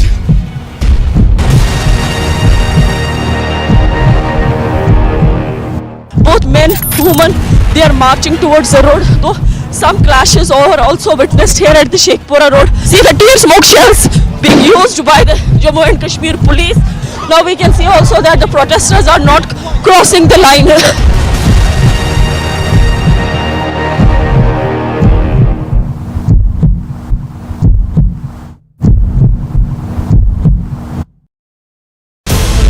Congratulations to Mr. Arnab Goswami and to the entire team on Republic TV's 6th anniversary. My compliments for the exceptional, investigative, nationalist reporting of events happening all around us. Republic has always put the nation first, and I am sure the nation reciprocates.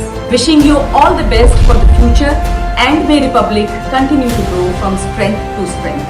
Jai Hind. My congratulations to Republic TV for successfully completing 6 years and exposing issues which others tried to hide, for fearless journalism for which Republic TV is known, and also becoming the most popular channel in Hindi, English and Bangla. My all the best wishes to Republic TV for your way to being global and keeping nation first, Rashtra Sarvopari. Kudos to Republic team and the hard-working and dedicated team. Dear Team Fearless, Jai Hind on your 6th birthday, and hope as we surge in the 7th and beyond, you will be there as the beacon of the 4th pillar to seek justice for people and to seek the truth, which is at times a little uncanny to reveal. And let's hope that this year brings more camaraderie, brotherhood amongst all the citizens in diaspora through your channel, and it also brings a lot of smiles as India surges ahead in seeking the greater glory which it deserves. Jai Hind. Mr. Malia, barrack number 12, jail conditions are ready according to Team India. Is that not fine according to the jail conditions? Mr. Malia, why are the questions bothering you when I'm not getting a single answer? Just answer one question, sir.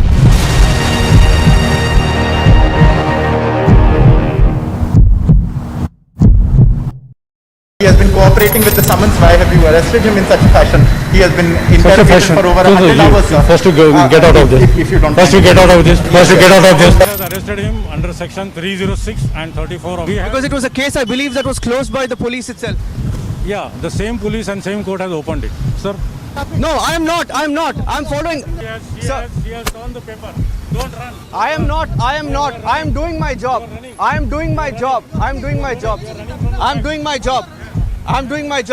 They're trying to stop us from reporting.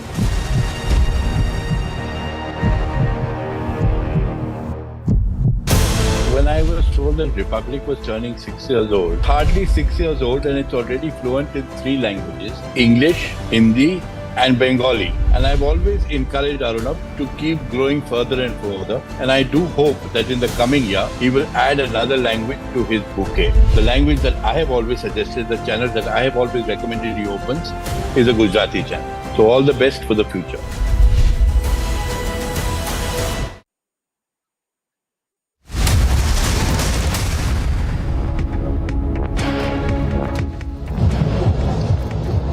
We can see there's a massive campaigning which has been taken up by all the political parties, and as we continue to bring you this report from Chikbulapur, where Union Home Minister Amit Shah will be holding a mega roadshow, and also at the same time a massive show of strength as people here gather in large number, but also at the same time we see that how Bajrang Bali has been now the center topic of this elections in Karnataka, and also at the same time people hold flags of Bajrang Bali, and also at the same time large number of people gather here. But also we have been seeing how series of public meetings are being led by Union Home Minister Amit Shah and also Prime Minister Narendra Modi, who held a mega roadshow in Bengaluru, a 26-kilometer long roadshow which was held in Bengaluru yesterday, and a 10-kilometer long roadshow today which was held. But also at the same time Union Home Minister Amit Shah, Smriti Irani and other top leaders of the Bharatiya Janata Party have been holding mega roadshow, and also as you can see people have gathered in large number, giving a big boost to the Bharatiya Janata Party. It all remains to be seen how this is going to be turned out to be on the 10th of May as Karnataka goes to polls, and on 13th of May will be the day of results. And also at the same time we will have to wait and watch who will form the government here in the state of Karnataka. Well, as of now it's a mega roadshow by Union Home Minister Amit Shah, who will be arriving shortly here in Chikbulapur. We'll be right back after a short break. Keep watching Republic TV.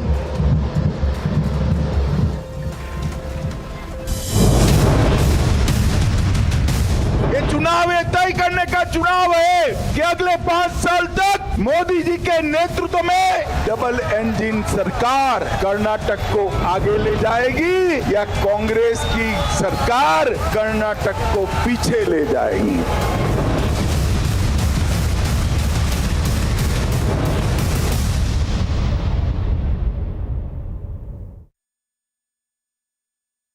That is Christian Michelle. First visuals on your scene. Christian, would you want to speak? Christian, have you turned in a Bruak? Christian, would you give facts to India?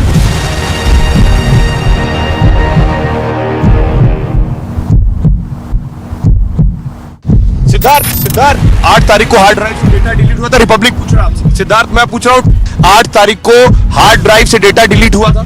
Data delete हुआ था hard drive से, आपने बताया क्या था data? 8 hard drive का data delete हुआ था या नहीं? यहाँ पर लिखा गया है स्टैंड। इसी जगह से सचिन वाजे को बोला गया था खड़े रहने के लिए। Rahul Gandhi. Yes, Rahul Gandhi, we are trying to get an answer from Rahul Gandhi.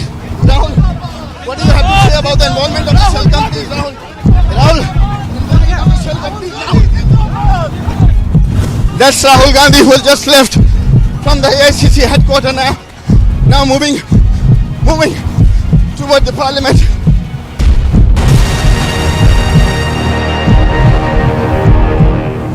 Both men, women, they are marching towards the road. Though some clashes are also witnessed here at the Sheikhpura road. See the tear smoke shells being used by the Jammu and Kashmir police. Now we can see also that the protesters are not crossing the line.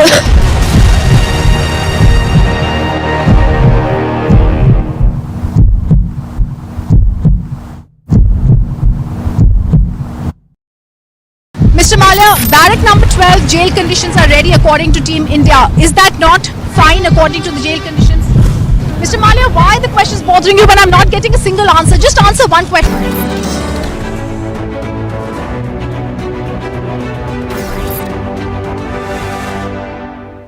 Mr. Puri, sir, there's so much to ask you, but because obviously we are building up to a huge and a fascinating election season, you know, I will take the liberty to directly plunge into politics before we touch, your core areas, your core strength areas. In the run-up to 2024, what do you believe are the current government's biggest challenges? If you are expecting me to define challenges in terms of the dynamics of opposition party unity or a possible challenge coming from the political opposition, then I'm afraid I don't have much to add to what would already be known. So I'll put that aside. I think the greatest achievement of the Modi government has been that he has been able to define good governance in terms of good politics. Now, I've been around for a long time. I don't mind throwing that figure at you. I've been in some form of employment for the last 50 years. And I've had the privilege of working not at such close quarters, but different degrees of proximity with earlier prime ministers also. I was a young undersecretary when Mrs. Gandhi was the Prime Minister. I worked as a joint secretary when Mr. Narasimha Rao was Prime Minister. I had a privileged working relationship when Vajpayee ji was the Prime Minister. But I can tell you of all the Prime Ministers I've seen, we've never had anyone like Mr. Narendra Modi. And I come back to one basic point. Here is a man, when he became Prime Minister, he had already put in 12 years as a hands-on chief minister of a state which faced many challenges and which witnessed economic progress in the real sense of the term. And in the last 8-9 years, he has demonstrated, and I'm not going to reel off those statistics. I was watching my friend and collaborator Amitav reel off some statistics. I can reel off statistics in my two core ministries that I'm associated with. But here is a person who, and your theme is transformation. I look at transformation in terms of something very basic. What did you inherit? And what are you going to bequeath? That, I think, is the paribhasha of transformation. And I can tell you what we saw in 1947, what we saw in 2014, and what we see in 2023. And that is going to be what will be addressed by the Indian electorate in 2024. And I think that is what will be annotated, that is what will be discussed. And I don't think there's any political opposition in terms of groupings or parties which has even a nodding acquaintance with the level of progress and the intensity of progress that the country is registering today. Okay.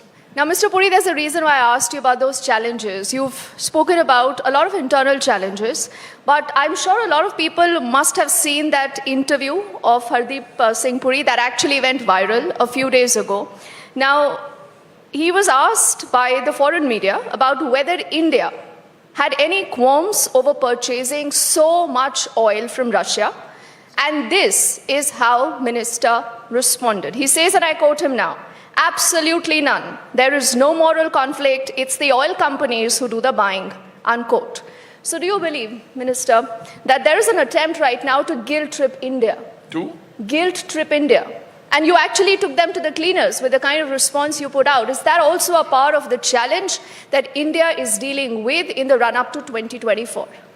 You know, when I was much younger, and that was a long time ago, something I learned from a boss of mine, we asked him, "Sir, are you feeling the pressure?" He says, "My mind is not wired to feel the pressure." And I think that's the Modi mind. I mean, how can you guilt trip India? I mean, we are the world's largest democracy. We are a civilizational democracy. We are the oldest democracy. Our GDP was contributing 25% to global GDP before the advent of our colonial association with a particular country, which we overtook to become the 5th largest economy. As a result of that 190-year-old association, we dropped to 2 or 3% GDP. Today we are rising, and I think with a $3.8 trillion GDP, we are likely to become from the 5th to the 3rd largest economy even before 2030. Now, who is going to guilt trip whom? Somebody who was buying more oil in one afternoon than we were buying in a quarter? I think the time to take India for granted or to try and somehow make you feel as if you're doing that something which is not right. I said during the course of that interview that as a democratically elected government, we are answerable only to the Indian consumer. So if you have oil in your backyard, we will buy it. We were buying oil earlier, crude oil from 27 sources. We are buying it now from 39 countries. We are desperately and vigorously enhancing our exploration and production. We are doing the transition to green energy. And by the way, our rate of growth in consumption is 3 times the global average. So we have something called a market, and we are happily playing the market card. If you want to sell me oil cheaper, we'll buy from you. And that, I mean you as a potential supplier. So I think that interview, I don't know why you said it went viral, because I've been saying the same thing in all my interactions with your esteemed channel, with my friend Arnab or anyone. I think India arrived on the scene some time ago. Let's not overstate as if we've just come. But today, as we navigate the G20 presidency for the next 100 events and then ultimately the summit event, the fact is India matters more to the world today, and if I may submit, the world also matters more to India. So to be able to guilt trip someone, you're not a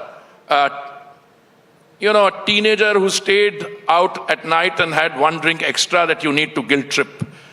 I mean, we are a country of, 1.4 billion people, a booming economy, self-confidence, resolute political leadership, no more policy paralysis, no more, fudging, appeasement, etc. And I think that's the name of the game. And I think the Prime Minister, more than anyone else, embodies in his personality and his interaction with heads of state and government, and that permeates down the political leadership. I don't think the cabinet is a political leadership, but I mean his colleagues in the Council of Ministers. Yeah. लेकिन sir देश ने ये भी देखा कि हमारा दुश्मन भी हमारी तारीफ कर रहा था। पाकिस्तान में इमरान खान तारीफ कर रहे हैं, पाकिस्तान के मंत्री तारीफ कर रहे हैं जो भारत सरकार ने फैसला लिया। हमारे देश में विरोधियों के पास कोई ऑप्शन नहीं बचा। जो पहले कह रहे थे आप अमेरिका के आगे सरेंडर कर रहे हैं, वो अब चुप थे क्योंकि अमेरिका के दबाव में आप नहीं झुक रहे हैं। जो पहले कह रहे थे कि आप रशिया से दोस्ती कम कर रहे हैं, वो देख रहे हैं आप उनसे ऑयल खरीद रहे हैं। तो मेरा सवाल आपसे ये कि सर ये कैसे हुआ? क्योंकि ये इसने पूरे देश को फक्र भी महसूस करवाया है कि हम किसी यूरोपियन कंट्री के आगे और अमेरिका के आगे हमने सरेंडर नहीं किया। देखिए, इंटरस्टेट रिलेशनशिप्स जो होती हैं, जब ये existing multilateral system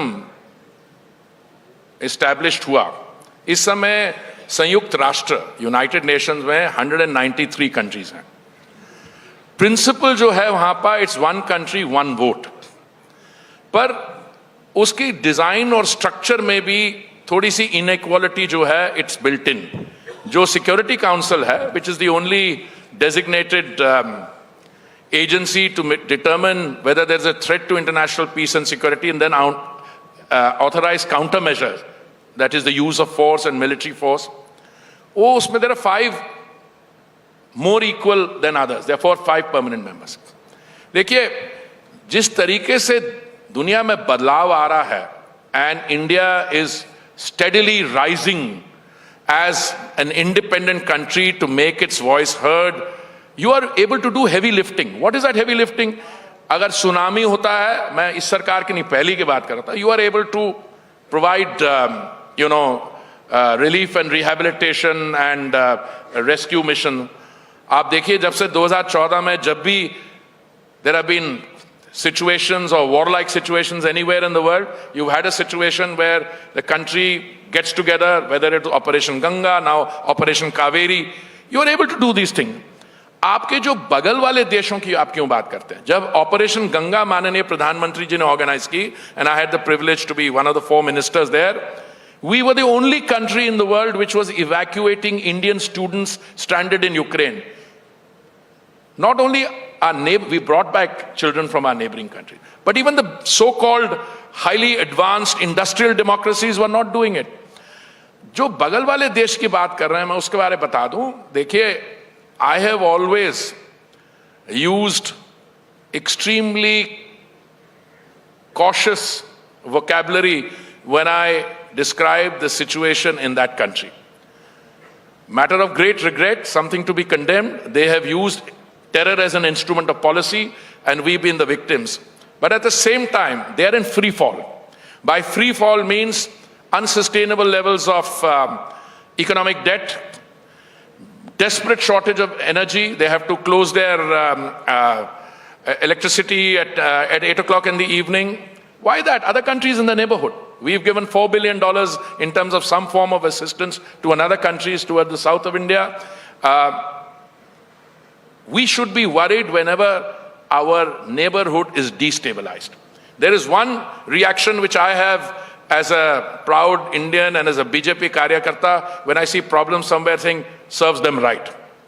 But at the same time, the rational part of me which says, my God, tomorrow if that country were to collapse, given the friction that they have with the state of Afghanistan, where they nurtured the Taliban, the Pakistanis are not going to go in that direction. If Pakistan collapses totally, you have a real fear of people coming in this direction. Okay? But the world acknowledges the difficulties. But now I come back to some of our worthies, जो हमारे विरोधी दल है, जिनकी आपने जिक्र किया. I was trying to avoid making a political statement. दुनिया कह रही है कि जो हिंदुस्तान में, भारत में हो रहा है, it's a matter of great joy in terms of whatever you're doing to produce global public goods, your digital, fintech, the whole range. But हमारे लोग जो कह रहे हैं कि यहाँ पे किसी चीज की डेफिसिट है, एक चीज की डेफिसिट है, some of these leaders की अकल की डेफिसिट है. And that is something I think which is now being shown up in abundant measure. कुछ स्पेसिफिक नाम? देखिए, मैं कौन होता हूं अब मैं जब कभी सोशल मीडिया करता हूं तो कुछ क्लिप्स वहां पे वायरल होते हैं, कमेंट एक लाइन के आता है, आपको समझ आई है क्या कह रहे हैं? So I mean it's a very clear whom I am referring to. Sir लेकिन आपके पास कोई बैकअप प्लान्स है वेस्टर्न कंट्रीज का अगर और प्रेशर बढ़ता है? आपको मैंने कहीं सुना कि आपने कहा हमारे पास बैकअप प्लान्स हैं. बैकअप प्लान किस लिए? For petroleum. नहीं, देखिए ऐसा है. मैं आपको थोड़ी बेसिक अरिथमेटिक बता दूं. दुनिया में इस समय total production and demand, rather let me start with consumption of crude oil is 100 million barrels a day, जिसमें इंडिया में जो कंजम्पशन पर डे है 5 मिलियन बैरल्स अ डे. हमारी ग्रोथ जो है ग्लोबल एवरेज से 3 गुना है, और मैं समझता हूं आने वाले समय में हमारी जो कंजम्पशन होगी 5 मिलियन से 6 मिलियन जाएगी, 6 से 6.5 मिलियन जाएगी. सवाल is there enough oil in the world? The answer is yes, there is enough crude oil in the world. There is no issue on that. I have some of my friends sitting here. They will produce more from domestic fields. I have other countries which are now bringing more on. They will do that. We have to manage the long-term supply, the contracting, and we have to diversify our sources. So pressure नाम की कोई चीज नहीं है. मैं आपको बताता हूं, अगर हम उसी जिस एक देश का आप सोच रहे हैं, अगर हम उनसे कच्चा तेल लेना बंद कर दें तो हमें बाकी सोर्सेस से लेना पड़ेगा. हम बाकियों से सोर्स लेंगे तो दाम जो आज क्या $81-82 पर बैरल है वो उठ के 120 चला जाएगा. So in some respects, let me not overstate it, our buying from that particular source actually helps the West also. Interesting. I think that's an interesting statement that you make. That more than what India needs, it's also what the world needs from India, and that's exactly how a relationship like that works. Now, when you talk of petroleum, Minister, there's a lot of data, a lot of other things, and this is an audience in anticipation. I think every time we have you there, people want to know whether petroleum will also come under the GST. Will that ever happen? I mean, could there be a drastic change? Could the government be doing that anytime soon? So I think the legitimate issue is, how do you bring prices at the retail bunk down? I think that's the starting point of any analysis. I think I would like to answer that in the following way. Number one, the fact that we have not allowed prices to go up since I think April of 2022 is in and of itself an achievement. There's been no shortage of energy at any of our retail points. We are currently addressing the trilemma of availability, affordability, and sustainability, the green transition. So we've not allowed prices to go up. In between, this was made possible because the Honorable Prime Minister decided on 2 occasions, November 2021 and May 2022, to bring the excise charge down, and the BJP-ruled states brought the VAT down. That helped. Plus, our OMCs took a hit. Look, I'm very frank. Imports take place both in the private sector and they take place in the public sector, OMCs. In our case, I think the private sector share is about 43% or so, and the public sector is 57%, the OMCs. The private sector did not take a hit for whatever reasons. We had to step in and impose export listing, windfall tax, etc. Something that I can tell you, I'm very reluctant, I want to remove it, but it happened. It happened because, and windfall taxes were imposed the world over, not just in India. Now, the second question is, can we hope now that the global prices are relatively stable? Can we hope to bring the prices down? Let me answer that question absolutely, truthfully upfront. I would like to. But there's no accounting for the fact recently OPEC decided to cut production by what, 1.6 million barrels a day. Now, if you cut the production and the amount of energy available is less, prices tend to shoot up. So far, the market has absorbed it. But there's another point. Can you do it through your domestic arrangements, GST? Now, that is your answer. That's why I'm going to come. Look, I think we have on more occasions than one, the Honorable Finance Minister said we are willing to bring it under the GST. But the GST management structure is such that all states have to be on board. So at one stage, I think there was a meeting of the GST Council in Lucknow, I think last year, when at the directions of the Kerala High Court, if I remember correctly, we put it on the agenda of the GST Council and the result was exactly as we anticipated. Look, daru, that is booze, and petrol, diesel, these are major sources of revenue for most states. What pains me is that some state governments choose to prioritize not in terms of public health and public good, but in other means. But I think as we go along, we have to make sure that there is availability. Affordability remains within a range, and God helping, I mean gas, I'm hoping that the increasing quantities of gas which are coming on, our production went up 18% last year, 18% this year. I'm hoping it'll go up even further. Gas prices, summer also comes down. Hopefully, we've been able to do some very good gas pricing for CNG and PNG. Prices have come down by 10%. So I would say, fingers crossed, we look at all these challenges cautiously, but with optimism. Okay, before I let Sohail take the next question, because you're also the housing minister. Now, why is it that, Mr. Puri, that everything that you're building, everything that you want to transform, you have certain people attacking you left, right, and center, whether it's the Kartavya Path, whether it's the parliament. They say, why are you doing this? You know, why are you tinkering with our heritage? Why are you playing with the sentiments of the people? You have this mission of urban renewal. Are you really doing that? The Congress says, suspend the Central Vista project. Jairam Ramesh has called the parliament a colossal waste of money.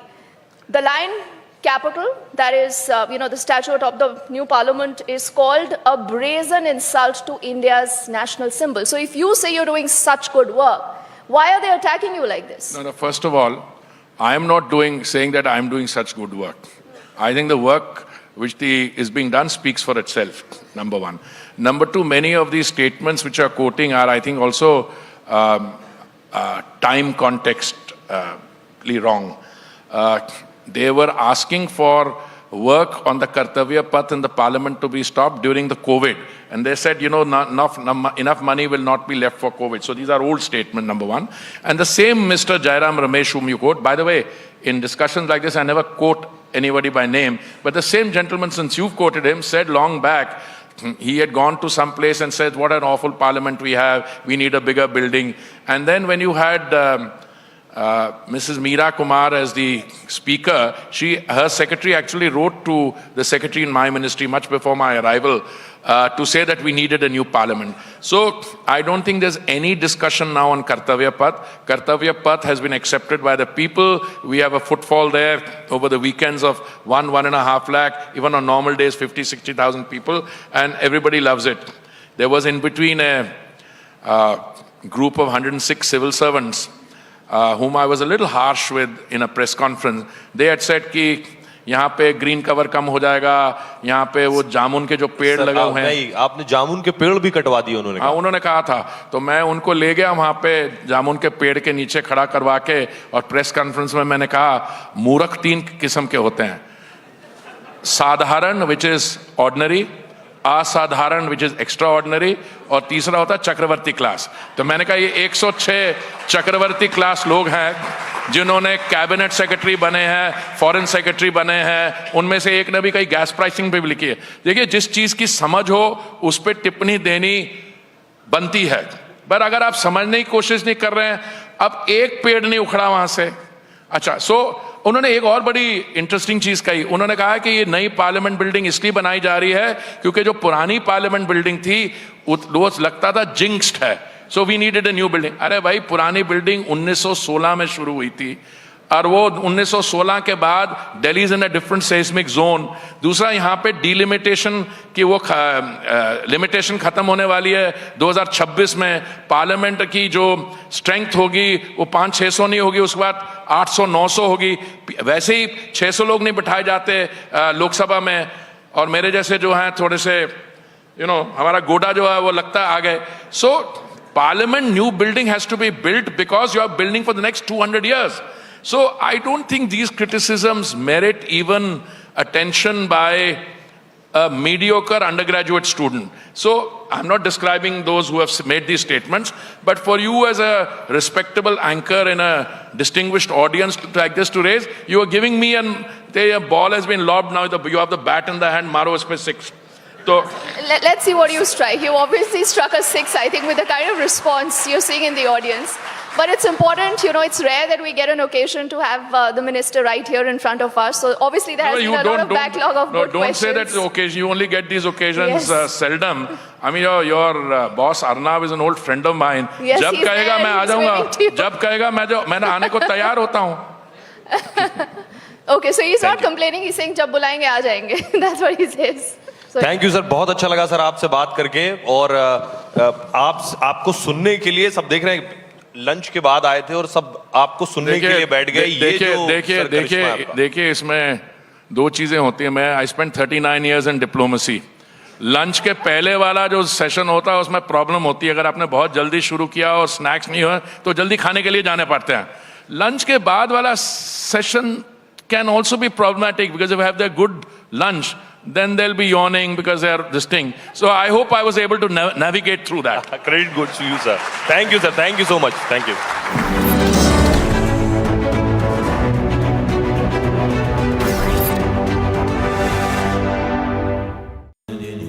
Amity has been ranked India's #1 not-for-profit private university for 10 years, with top 10 ranked institutions in management, engineering, biotech, law, masscom, telecom, hospitality, fashion and more.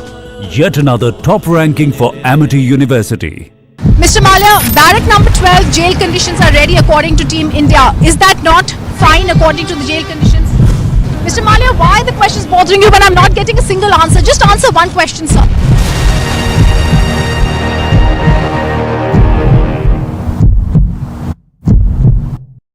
He has been cooperating with the summons. Why have you arrested him in such fashion?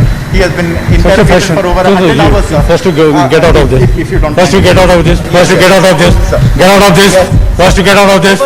First to get out of this. First to get out of this. He has cooperated. Get out of this. He has cooperated. Get out of this. He Get out has of been this. cooperating, sir. Get out of I am this. merely asking you. He has been cooperating. Get out of Sorry, we are also cooperating. We are also cooperating. Yeah, please cooperate. That is Christian Michelle. First visuals on your scene. Christian, would you want to speak? Christian, have you turned in a Bruak? Christian, would you give facts to India?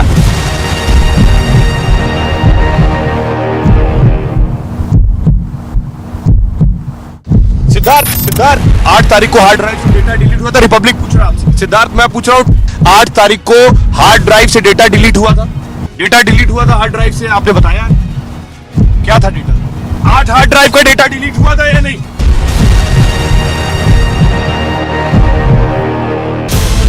Congratulations to Mr. Arnab Goswami and to the entire team on Republic TV's 6th anniversary. My compliments for the exceptional, investigative, nationalist reporting of events happening all around us. Republic has always put the nation first, and I am sure the nation reciprocates. Wishing you all the best for the future, and may Republic continue to grow from strength to strength. Jai Hind. Here's wishing Arnab and the Republic team a very happy 6th anniversary. Republic has redefined the kind of journalism that India and the world needs, and I believe that the Republic will continue to push the barriers of better journalism not only in India but globally too. यहाँ पर लिखा गया है stand. इसी जगह से सचिन वाजे को बोला गया था खड़े रहने के लिए। That's Rahul Gandhi. That's Rahul Gandhi. We are trying to get an answer from Rahul Gandhi. Rahul, what do you have to say about the involvement of the shell companies, Rahul? Rahul, shell companies, Rahul. That's Rahul Gandhi who has just left from the AICC headquarters now moving toward the parliament.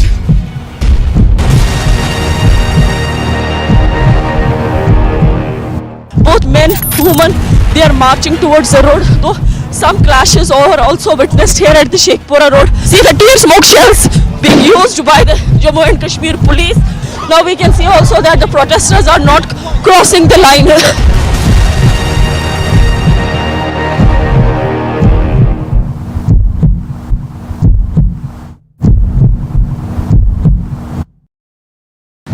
Malia, barrack number 12 jail conditions are ready according to Team India. Is that not fine according to the jail conditions? Mr. Malia, why are the questions bothering you when I'm not getting a single answer? Just answer one question, sir.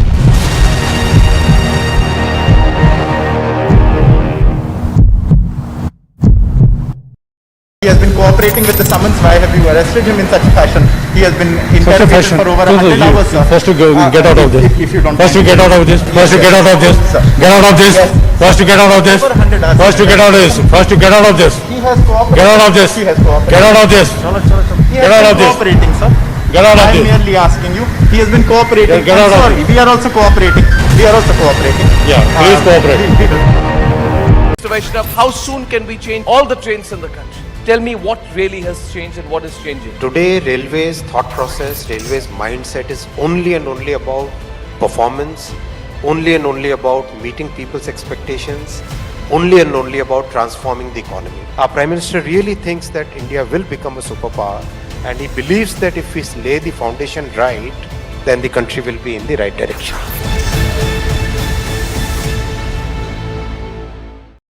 Dear Team Fearless, Jai Hind on your 6th birthday, and hope as we surge in the 7th and beyond, you will be there as the beacon of the 4th pillar to seek justice for people and to seek the truth, which is at times a little uncanny to reveal. And let's hope that this year brings more camaraderie, brotherhood amongst all the citizens in diaspora through your channel, and it also brings a lot of smiles as India surges ahead in seeking the greater glory which it deserves. Jai Hind. When I was told that Republic was turning 6 years old, hardly 6 years old, and it's already fluent in 3 languages, English, Hindi and Bengali. And I've always encouraged Arunab to keep growing further and further, and I do hope that in the coming year, he will add another language to his bouquet. The language that I have always suggested, the channel that I have always recommended he opens, is a Gujarati channel. So all the best for the future. Mr. Malia, barrack number 12 jail conditions are ready according to Team India. Is that not fine according to the jail conditions? Mr. Malia, why are the questions bothering you when I'm not getting a single answer? Just answer one question, sir.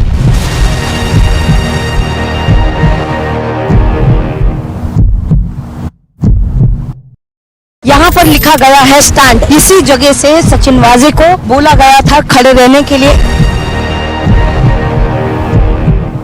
That is Christian Michelle. First visuals on your scene. Christian, would you want to speak? Christian, have you turned down the Grua? Christian, would you give facts to India?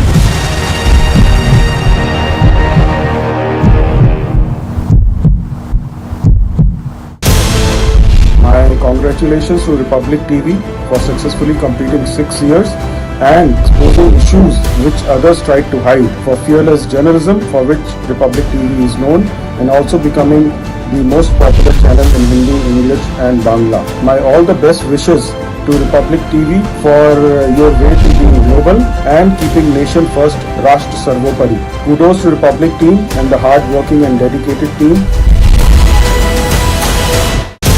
I've witnessed to the birth pangs and birth of Republic TV. I was fortunate to be there on the very first day of its inaugural. 6 years were passed. I've got 6 years. I think the high point of this checkered career of Republic TV was the persecution of Arnab Goswami and his valiant team, and refusal of the team to bend down and crawl to the government of the day and stand by its ground. And this, I think, has differentiated Republic TV from others. For a TV channel run by a journalist without any huge backing by very big capital, I think this is a very huge achievement. And I think in the next 4 years we'll see Republic TV as a global brand. That will be the Amrit Kal of Republic TV. I wish them well. They're going to try and come back once again. Here, sir. Sir, this is the back entry. This is the back entrance of Mr. Chidambaram. Sir, that's Chidambaram has been arrested right now. That's me, Chidambaram, right now. He's been arrested on the screen. That's Mr. Chidambaram. You have to see.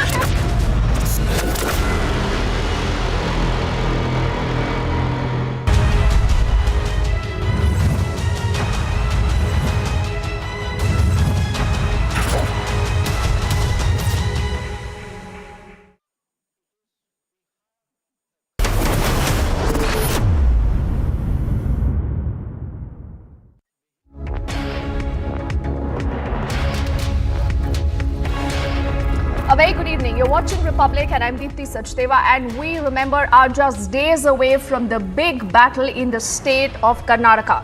All guns blazing, that's exactly how the campaign is shaping up. You've seen the all-important roadshow of the Prime Minister earlier. Amit Shah is also expected to speak in the next few minutes. We'll cut across live in just a bit, but first up the headlines right now. From the roadshow in Bengaluru to his address in Shivamoga, the Prime Minister gives the final push to campaigning. क्या 85% commission खाने वाली कांग्रेस कर्नाटका के नौजवानों का भविष्य बना सकती है?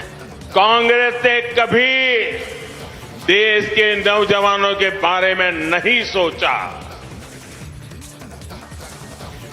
In his fiery election speech, the Prime Minister takes on the Congress over corruption and appeasement politics. Bajrang Bali की, बजरंग बली की, बजरंग बली की, बजरंग बली की. The Prime Minister invoking Bajrang Bali, the BJP says Bajrang Dal ban demand will boomerang on the Congress, even as the Congress now gets 100 crore rupees legal notice. कुछ राजनीतिक दल ऐसे हैं वो इस फिल्म का विरोध करते हैं. अगर वो इस फिल्म का विरोध करते हैं तो कहीं ना कहीं पीएफआई का समर्थन करते, आतंकवादियों का समर्थन करते, आईएसआईएस का समर्थन करते हैं.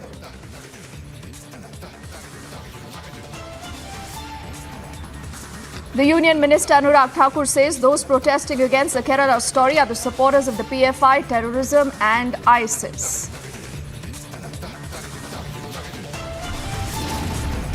Priyanka Kharge's aide is facing IT action, raids underway in Kalaburgi. The Congress is calling this a witch hunt.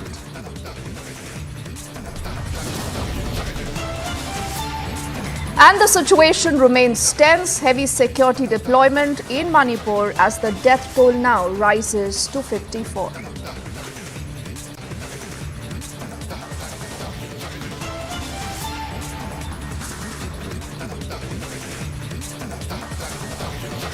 And first up, let's deep dive into what's been happening in the state of Karnataka. It's an all-out battle right now between all sides. You're looking at the top guns already in the state of Karnataka for the last few days. The Union Home Minister Amit Shah is on his mission Karnataka 2023. In fact, what he's doing is holding back-to-back roadshows. He's at the moment holding this roadshow in Chakrabarti in the state of Karnataka. And I think we do have our colleague Aneri who's joining us live right now from that very location. And we'll cut across to her and figure out what's really going on. Aneri, if you can hear me, please take us through what you've heard so far, what you've seen so far. We are looking at these images of the Union Home Minister Amit Shah who's holding that mega roadshow. What are the highlights, Aneri?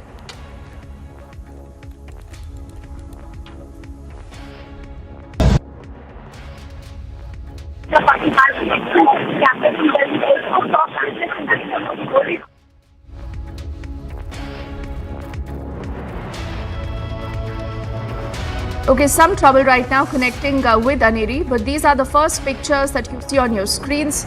For the last few days, remember, you're seeing all the BJP top guns, including the Prime Minister, the Union Home Minister Amit Shah, the BJP National President JP Nadda, crisscrossing different parts of Karnataka. A lot of focus this time also has been on central Karnataka, on coastal Karnataka.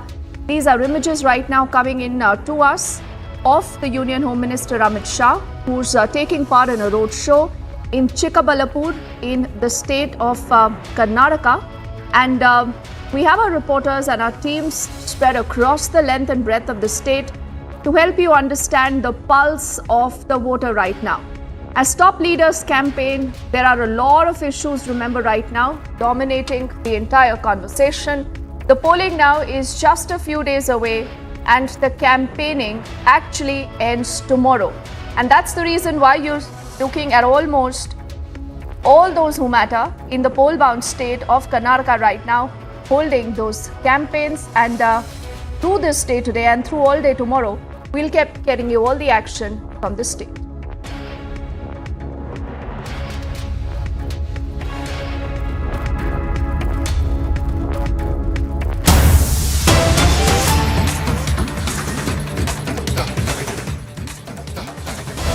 The BJP has escalated its attack on the Congress over the Bajrang Dal ban pitch. The Assam Chief Minister is hitting out at the Congress. Listen in to what he said.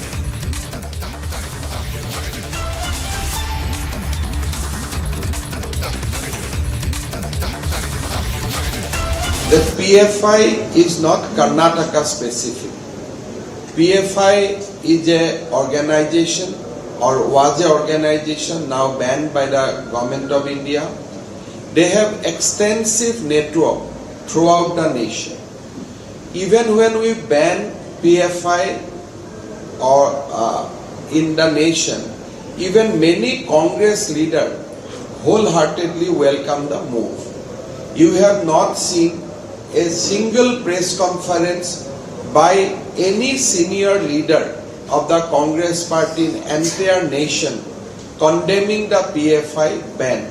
Rather, many Congress leader has also, as I can tell about my state of Assam, they welcome banning of PFI because every Indian, irrespective of their political ideology, they realize that this is a dangerous organization, fundamentalist at core, and they are organizing subversive activity entire country. When ban was imposed, we arrested hundreds of PFI. Even Assam police picked up PFI cadres from even neighboring West Bengal. And that was a very successful operation. Now there are many political parties or political element in our country like SDPI, they openly criticize the banning. But probably Congress still they are wearing a little marks of secularism. They could not criticize the ban, so they find out a new way of criticizing ban by equating PFI with Bajrang Dal. So you've just heard that the Assam Chief Minister Himanta Biswa Sarma hitting out at the Congress for all the politics over their entire call in the manifesto calling for a ban on the Bajrang Dal. On the other side, you also have the AIMIM Chief Asuddin Owaisi, who goes on to say that this is nothing but just done with an eye on a particular vote bank, and this, he says, is a quote-unquote gimmick that the Congress is wanting to exploit, and he says the Congress should be aware because this might backfire. Harsha has spoken to Asuddin Owaisi. नहीं, देखिए, मैं जब ये बात निकली थी मैंने publicly इस बात को कहा है कि कांग्रेस धोखा दे रही है और कांग्रेस ये नहीं करेगी। सवाल ये पैदा होता है कि जब आप इलेक्शन मैनिफेस्टो में बात करते हैं फिर वीरप्पा मोइली को क्यों कहना पड़ा कि हम नहीं लगाएंगे। 2 दिन पहले जगदीश शेट्टर ने खुद कह दिया कि हम नहीं कर सकते। भाई, जब अगर आप ये जो वादे आप करते हैं ये सिर्फ वोट को हासिल करने के लिए करते हैं और जब ये स्टेटमेंट आया कि बैन लगेगा उसके बाद बड़ा कांग्रेस के जितने इनके छोटे मोटे जो लीडर्स हैं मुस्लिम कम्युनिटी के वो बड़ा खुशी से नाचना शुरू कर दिए। मगर मैं उस वक्त भी कहा था कि धोखा दे रहे हैं, आप ये नहीं करना चाहते ना कर सकेंगे आप। तो ये एक जुमला था चुनाव में वोट हासिल करने के लिए, मगर जब देख लिए कि ये इनके लिए पॉलिटिकली नुकसानदेह हो रहा है तो फौरन पीछे हट गए। तो ये आप ये बताइए, जिस हुबली में हम लोग हैं, आप ये कर सकते थे, आप ये बोल सकते थे कि जो रोड वाइडनिंग में इल्लीगल तरीके से जो दरगाह को और मस्जिद को शहीद कर दिया गया हम उसको बनाएंगे, ये तो आपके पावर में आता ना।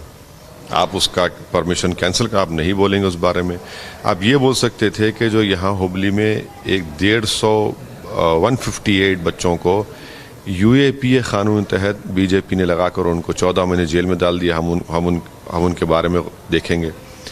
आप डेवलपमेंट पे बात कर सकते थे, मगर उसका ऑपोजिट ये देखते हैं कि डीके शिव कुमार जो प्रदेश अध्यक्ष हैं कांग्रेस के, वो कहते हैं कि अगर हम सत्ता उनको मिलेगी तो हम और मंदिर बनाएंगे। ये क्यों? आप स्कूल बनाने की बात क्यों नहीं करते? आप ये क्यों नहीं कहते कि मुस्लिम माइनॉरिटी हो या कोई भी माइनॉरिटी हो उनका भी हम ये करेंगे? तो ये जो कंपटीशन चल रहा है कि सबसे बड़ा हिंदुत्व का लीडर कौन है, वो कांग्रेस और बीजेपी में चल रहा है। तो आइडियोलॉजी पर कोई लड़ाई नहीं हो रही है, सिर्फ हिंदुत्व के ऊपर लड़ाई हो रही है। वैसे सर इसी सवाल पर मेरा अगला सवाल यही था कि अब हम लोग को चुनाव प्रचार में जय बजरंग बली का नारा बहुत सुनने को मिल रहा है। आपने अपनी किसी सभा में बाबरी का जिक्र किया था, तो ये कह सकते हैं कि अब राजनीति अब चुनाव में मैंने बाबरी मस्जिद का जिक्र इसलिए किया था क्योंकि आपके मीडिया ने पूछा था कि कांग्रेस ने बैन का वादा किया, तो मैंने ये कहा कि जनवरी 1993 में कांग्रेस पार्टी का ऑफिशियल पोजीशन ये रहा कि हम दोबारा बाबरी मस्जिद को उसी जगह पर बनाएंगे। मैंने पूछा कि क्या हुआ उस वादे का, और जगदीश शेट्टर जो आरएसएस से हैं, आप उनको पार्टी में लेकर सेक्युलर बोलते हैं, ये क्या है तुम्हारा वादा? मैंने ये बाबरी मस्जिद को मुद्दा नहीं बनाया, मैंने कांग्रेस की उस वादे को याद दिलाया है। और अफसोस ये है कि चाहे कांग्रेस हो या भारत के प्रधानमंत्री नरेंद्र मोदी हो, उनको जेब नहीं देता। एक स्टेट के चुनाव के लिए प्रधानमंत्री अगर कहेंगे कि भाई बजरंग बली बोल कर वोट डालो, तो मैं अगर बोलूँगा कि भाई अल्लाह अकबर बोल के नारा लगाओ, मैंने कहा ये नहीं कहना, जय हिंद बोलो। ये भारत के संविधान को मजबूत करने का इलेक्शन है। हर इलेक्शन वही होता है कि कॉन्फिडेंस क्रिएट करना चाहिए और इसीलिए आपने पसंद और नापसंद का इजहार करें, हर मुद्दे होते हैं। तो ये कॉम्पिटिशन चल रहा है, इसमें अपीजमेंट कहाँ हो रहा है? किसका अपीजमेंट हो रहा है? अपीजमेंट उन लोगों का हो रहा है जो हिंदुत्व की आइडियोलॉजी को मानते हैं, और जो लोग इंडियन नेशनलिज्म को, संविधान को अपनी आइडियोलॉजी मानते हैं, आप उनको आप रेस से बाहर करने की कोशिश कर रहे हैं।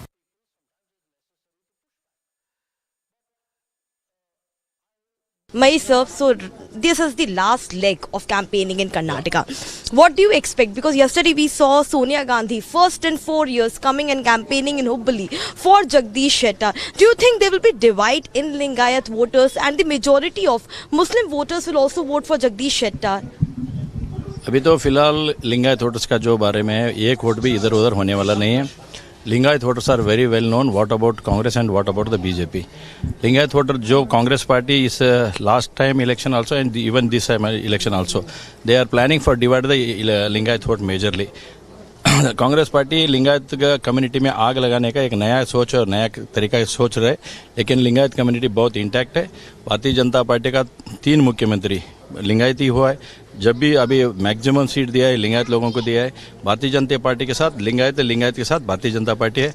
हर मठाधीश जी भी भारतीय जनता पार्टी को सपोर्ट कर रहे हैं, इसके लिए लिंगायत वोट डिवाइड होने का चांसेस भी, एक वोट भी लिंगायत को उधर जाने वाला नहीं है। But do you think that Sonia Gandhi coming and campaigning here will at least shift the voters?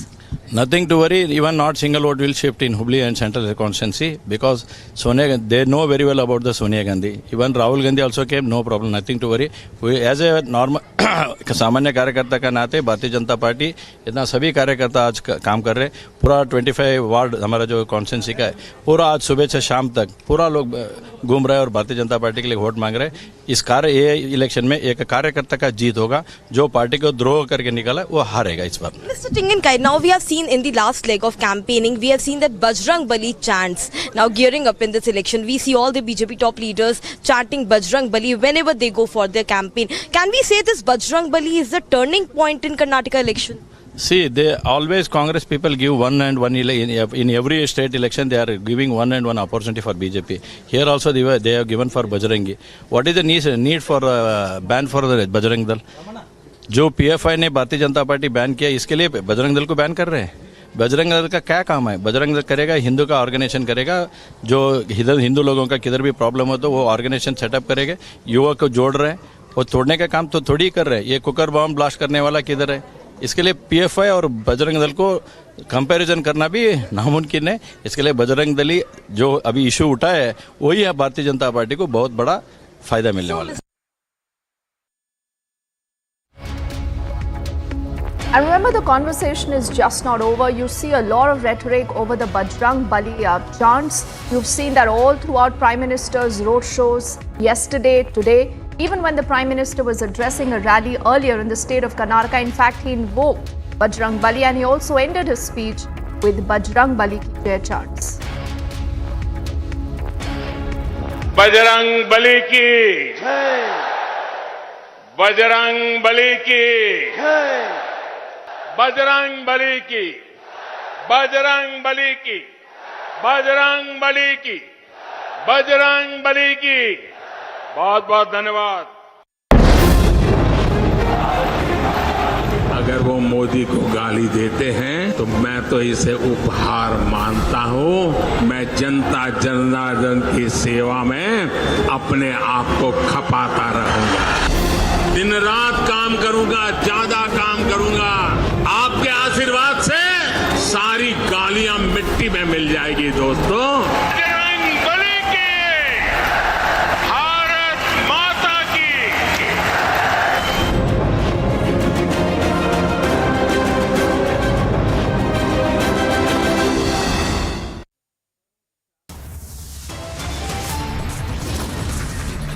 It's time for us to head into a quick break. On the other side, the Union Minister Anurag Thakur says those protesting against the Kerala story are the supporters of the PFI, terrorism and ISIS.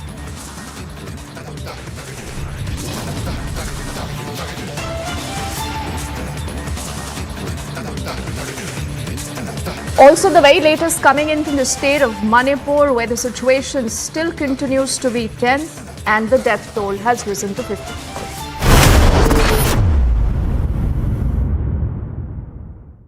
That is Christian, Michelle. First visuals on your scene. Christian, would you want to speak? Christian, have you turned down the Gruak? Christian, would you give facts to India?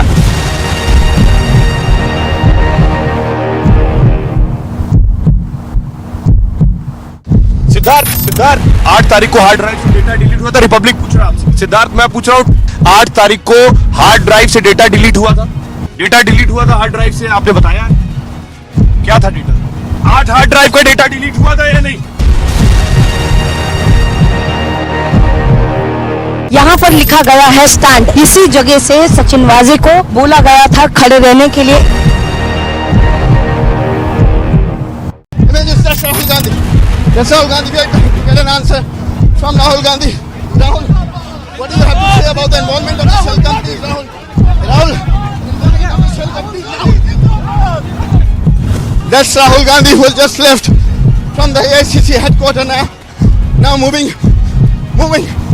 toward the parliament.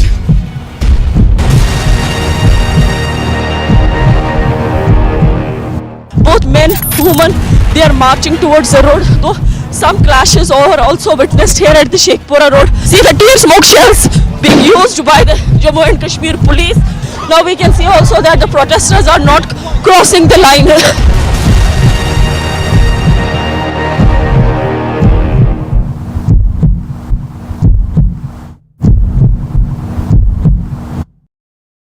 Mr. Malia, barrack number 12, jail conditions are ready according to Team India. Is that not fine according to the jail conditions?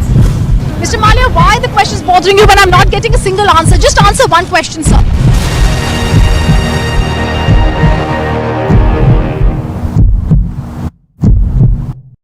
He has been cooperating with the summons. Why have you arrested him in such fashion? He has been interrogated for over 100 hours, sir. First to get out of this. If you don't First to get out of this. First to get out of this. Get out of this. First to get out of this. First to get out of this. First to get out of this. He has cooperated. Get out of this. He has cooperated. Get out of this. He Get out has of been this. cooperating, sir. Get out of I am this. merely asking you. He has been cooperating. Get out of Sorry, we are also cooperating. We are also cooperating. Yeah, please cooperate. Dear Team Fearless, Jai Hind on your 6th birthday, and hope as we surge in the 7th and beyond, you will be there as the beacon of the 4th pillar to seek justice for people and to seek the truth, which is at times a little uncanny to reveal. And let's hope that this year brings more camaraderie, brotherhood amongst all the citizens in diaspora through your channel, and it also brings a lot of smiles as India surges ahead in seeking the greater glory which it deserves. Jai Hind. Congratulations, Republic, on the successful completion of 6 years of extremely vibrant and dynamic journalism, bringing forth all the major issues that concern you and me, which are in the field of politics and social issues. You've been great, and please continue the great job. All the very best from me.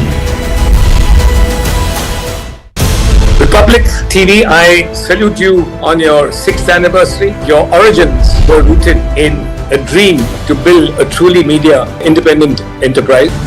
1/3 of all global food production is wasted. Don't you think we need to produce more efficient distribution systems, focus on the basic, rather than trying to bring a Western import of agriculture into countries like India? So I'm going to be a little controversial, maybe disagree with you. So we've looked at this for Andhra Pradesh and for Rajasthan. We've looked at, is it a good idea to try to reduce the amount of spillage in production?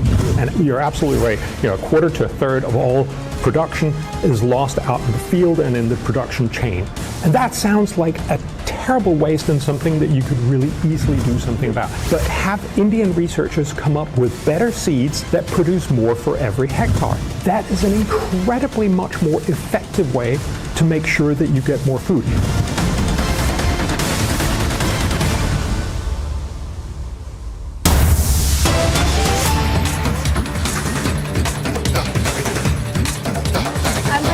India has yet again shown Pakistan the exit door. This as the External Affairs Minister Dr. S. Jaishankar has spoken on how the Pakistan Finance Minister Bhutto's India media engagement raked several issues barring the SCO, and this is exactly what he says.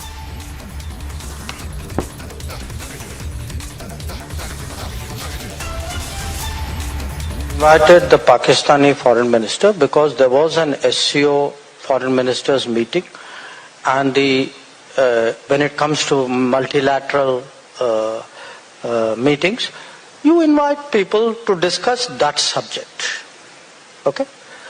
So he was invited in his capacity as a representative of Pakistan to put across his views on matters pertaining to the SCO.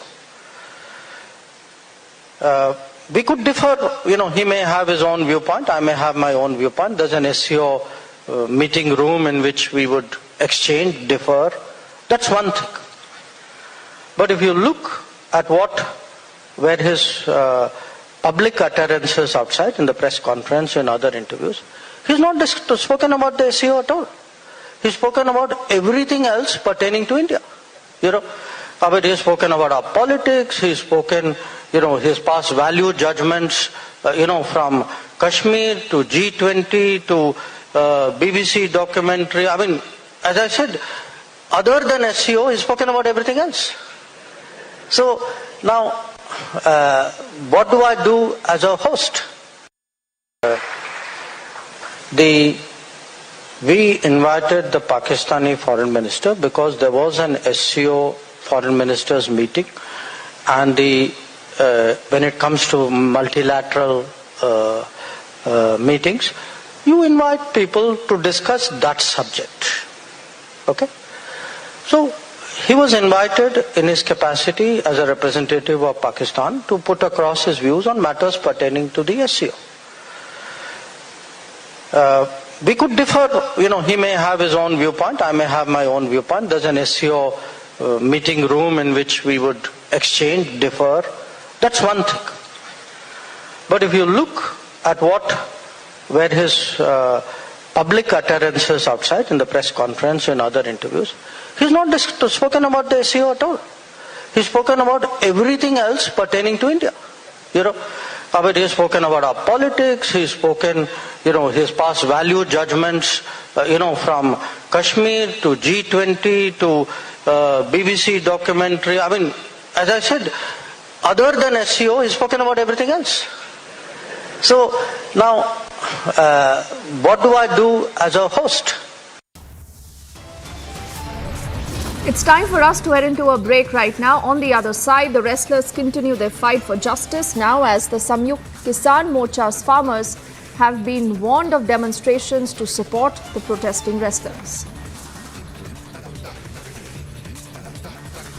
Congratulations, Republic, on the successful completion of 6 years of extremely vibrant and dynamic journalism, bringing forth all the major issues that concern you and me, which are in the field of politics and social issues. You've been great, and please continue the great job. All the very best from me.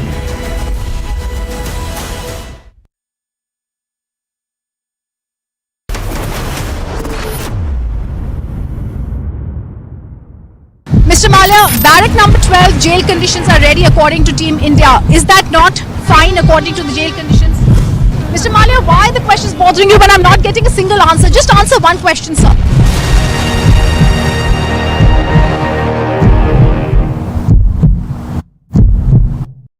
He has been cooperating with the summons. Why have you arrested him in such a fashion? He has been interrogated for over 100 hours, sir. First to get out of this. If you don't First to get out of this. First to get out of this. Get out of this. First to get out of this. First to get out of this. First to get out of this. He has cooperated. Get out of this. He has cooperated. Get out of this. He Get out has of been this. cooperating, sir. Get out of I'm this. merely asking you. He has been cooperating. Get out of Sorry, we are also cooperating. We are also cooperating. Yeah, please cooperate. That is Christian Michelle. First visuals on you're seeing Christian. Christian, would you want to speak? Christian, have you turned in the Gruak? Christian, would you give facts to India?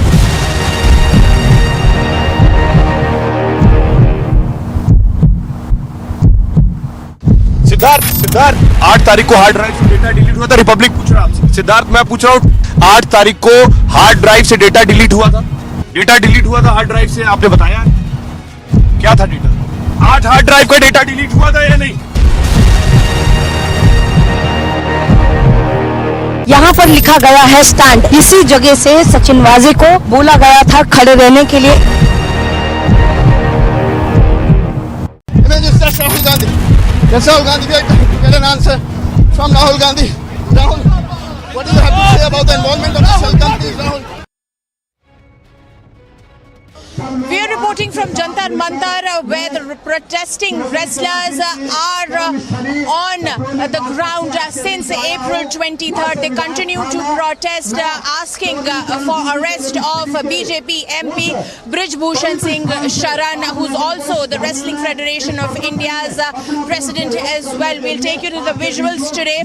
This Sunday, multiple Khap Panchayats have reached here at Jantar Mantar. These Khap Panchayats have been coming in here to extend their support for quite some time, but as it is a Sunday, as you can see that a lot of crowd has poured in here to support the protesting wrestlers. We can see multiple farmers union as well coming here and extending support to the protesting wrestlers. The wrestlers have made it clear that they are not going to budge till the time Brij Bhushan Singh is arrested by the Delhi police officials. The charge that they have levelled is of sexual harassment. He has been cooperating with the summons. Why have you arrested him in such a fashion? He has been interrogated for over 100 hours, sir. First to get out of this. If you don't First to get out of this. First to get out of this. Get out of this. First to get out of this. First to get out of this. First to get out of this. He has cooperated. Get out of this. He has cooperated. Get out of this. Get out of this. Cooperating, sir. Get out of I'm this. merely asking you. He has been cooperating. Get out of sorry, this. we are also cooperating. We are also cooperating. Yeah, please cooperate.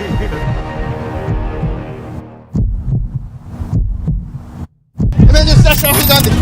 Yes, Rahul Gandhi, we are trying to get an answer from Rahul Gandhi. Rahul, what do you have to say about the involvement of the shell companies, Rahul? Rahul, that's Rahul Gandhi who has just left from the AICC headquarters now moving toward the parliament.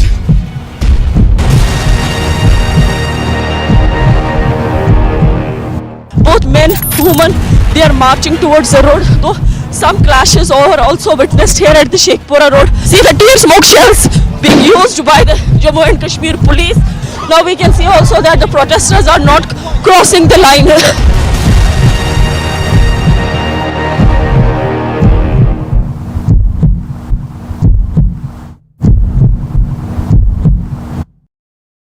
Mr. Malia, barrack number 12, jail conditions are ready according to Team India. Is that not fine according to the jail conditions?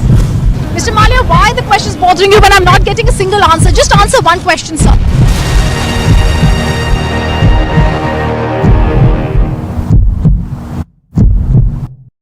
He has been cooperating with the summons. Why have you arrested him in such a fashion? He has been interrogated for over 100 hours, sir. First to get out of this. If you don't First to get out of this. First to get out of this. Get out of this. First to get out of this. First to get out of this. First to get out of this. He has cooperated. Get out of this. He has cooperated. Get out of this. Get out of this. Cooperating, sir.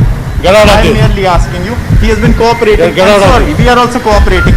We are also cooperating. Yeah, please cooperate. That is Christian Michelle. First visuals on you're seeing Christian. Christian, would you want to speak? Christian, have you turned in the Gruak? Christian, would you give facts to India?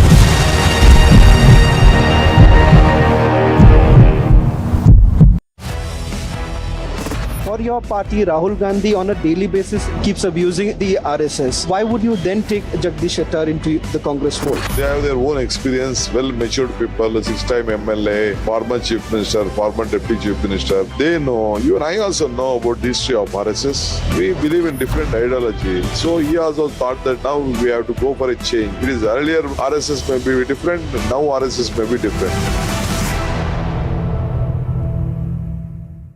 That is Christian Michelle. First visuals on your scene. Christian, would you want to speak? Christian, have you turned down the Gruak? Christian, would you give facts to India?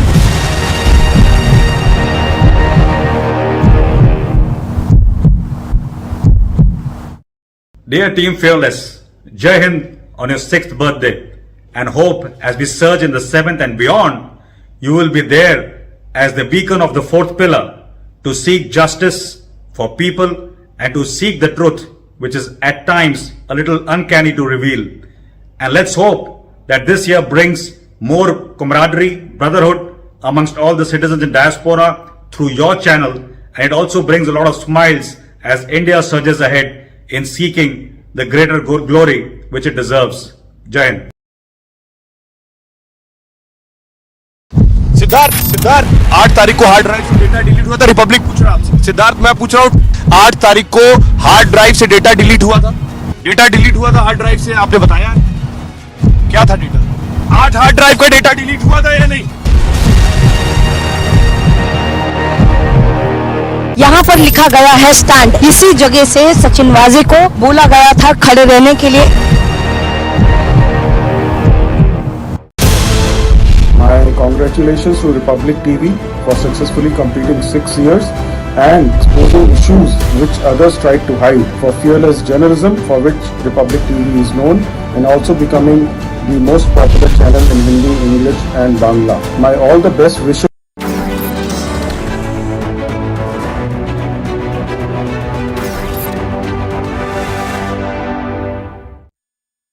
A session all of us have been looking forward to for a long time, and it's a pleasure, privilege to always have you on our forums. Thank you. Smriti ji, thank you very much. And may I begin by saying that I have been privileged to have a sort of acquaintance with Smriti Irani over almost 20 years now.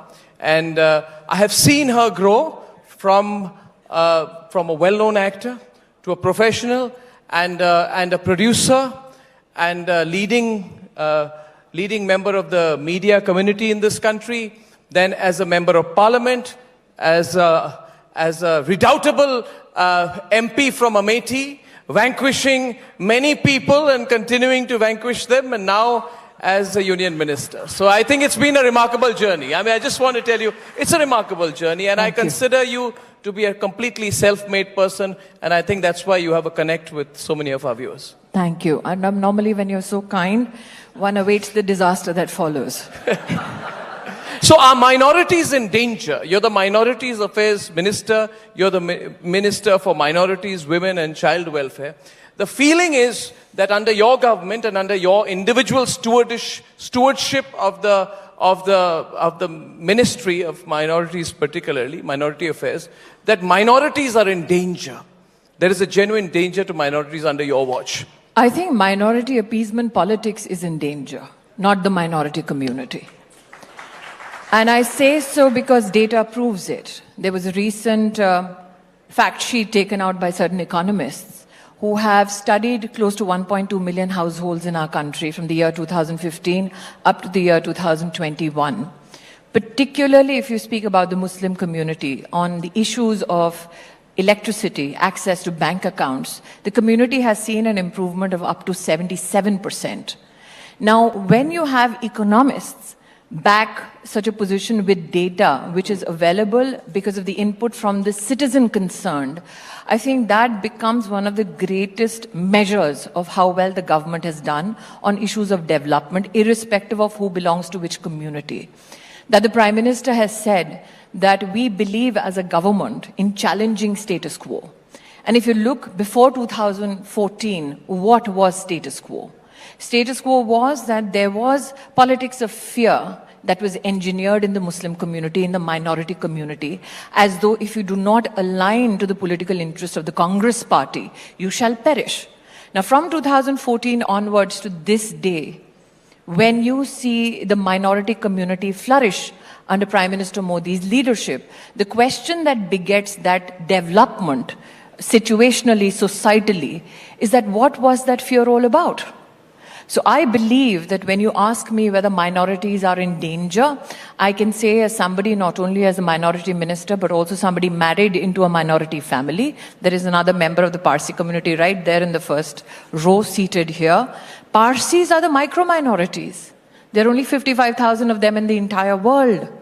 And I proudly say, when I represent some people of the community, they say an Indian cannot be a minority in their own country. So this whole disposition that you always shall be segregated, that you shall always live in fear, is a Congress political legacy of this country. And I'm very proud that I'm part of a political disposition that dispels this very fallacy. But then the argument against is that, you said in Parliament recently, for example, you said that the government has earmarked 30% of seats for female minority students in various central government scholarship schemes. Critics say that, you see, Smriti Irani is excellent, this government is excellent putting out selective numbers, that actually it's an eyewash. You can't be because they say the about reality is the 1.2 opposite. million households, Arnab. Yeah, the lobby writes different things. The lobby rights exists as a lobby, as you have rightly said. The lobby rights exists because, again, like I said, their entire ecosystem feeds off fear. Now imagine when the government with data can back the premise that this is a government that looks at the poorest of the poor and how can you facilitate a better life for them. And when you look at the Muslim community per se, you will see that the poorest of the poor in the Muslim community have also benefited. But the question that one needs to ask is the term minority only to encompass the Muslim community? What about the Jains? What about the Parsis? What about the Sikhs? So I think that when the Congress party reduced the term minority only to one community, did it not do a great disfavor to other communities? And on what basis do you say that they did? Well, they have done many interventions, let's say from the state of Karnataka. They have taken away rights under reservation that were constitutionally not allowed, taken it away, that too, from the OBC community, from the Dalit community, and given religion-based reservation, which is a constitutional anomaly. Are you saying it's unconstitutional? Are you saying it's unconstitutional? I don't have to say it. The Constitution says it. The Supreme Court has upheld the 4% quota for Muslims in Andhra Pradesh. I will not comment on the Supreme Court on a sub judice matter. The issue is that the Congress party, knowing that religion-based reservation is disallowed under the Constitution provisions, has still gotten on and done it. I think the question that needs to be debated today is that what makes the Congress persistently so anti-majority, so anti-constitution?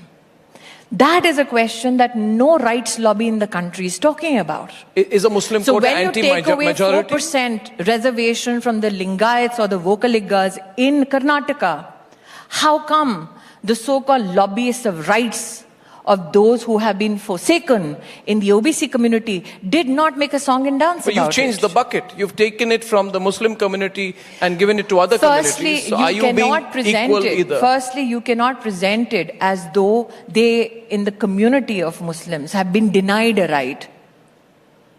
The narrative is being presented as though the Muslims have been denied a right. One needs to first correct that narrative.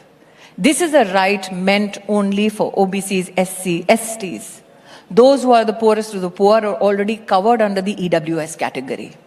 The very intention of the Congress party was, one, to violate constitutional provisions, and second, when you set it right constitutionally, then to again precipitate a fear in the Muslim community.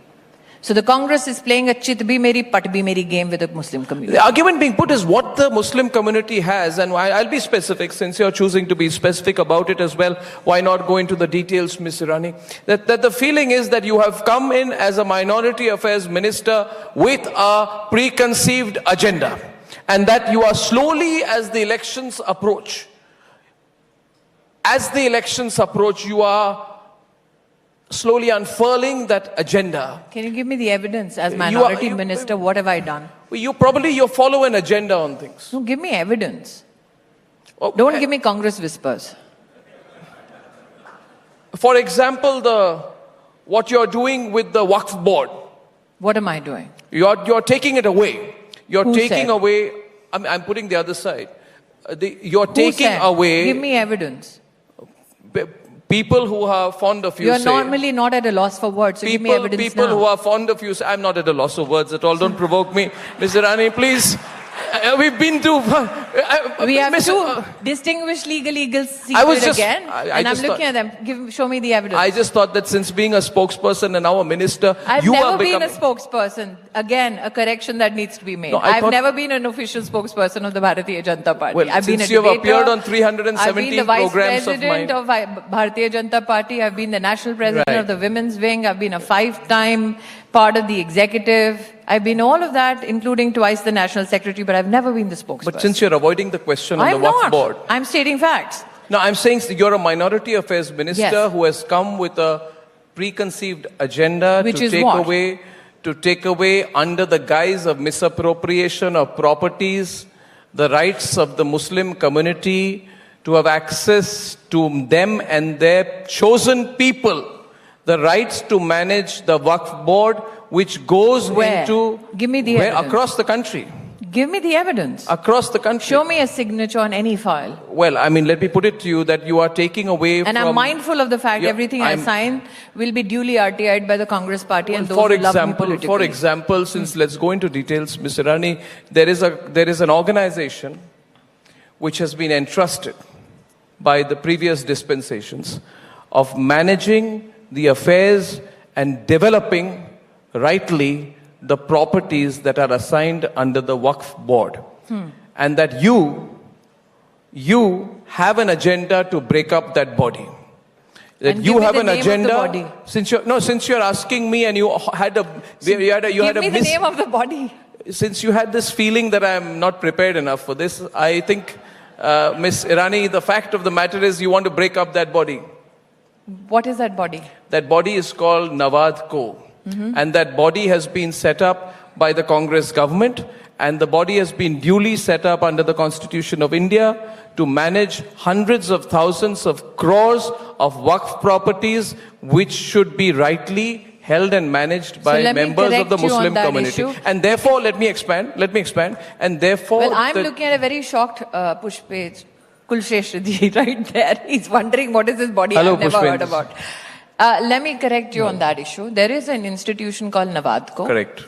It is made live by Shri Manmohan Singh in January 2014, just before the general elections. Your information is correct that Nawad Co is the only Section 25 company in the country that has been given the mandate to take money, especially from the taxpayers, to help maintain, develop, economically resuscitate private Waqf properties. That it is an anomaly is true. That there is no other Section 25 company in the country where taxpayers' money is used to maintain personal private properties of a particular religious dispensation in the country. But you and I both know that I will not be taking administrative decisions in a summit. I can only assure you this, because your summit talks about the time of transformation, that since this right is denied to every other religion in the country, I will bring it up to par. Please, repeat that. That you will? That you will bring it? I'll create equality. No, I think you basically are agreeing with everything I said. I feel that therefore this is a headline-grabbing moment where the Union Minister for Minorities appears to be saying to me,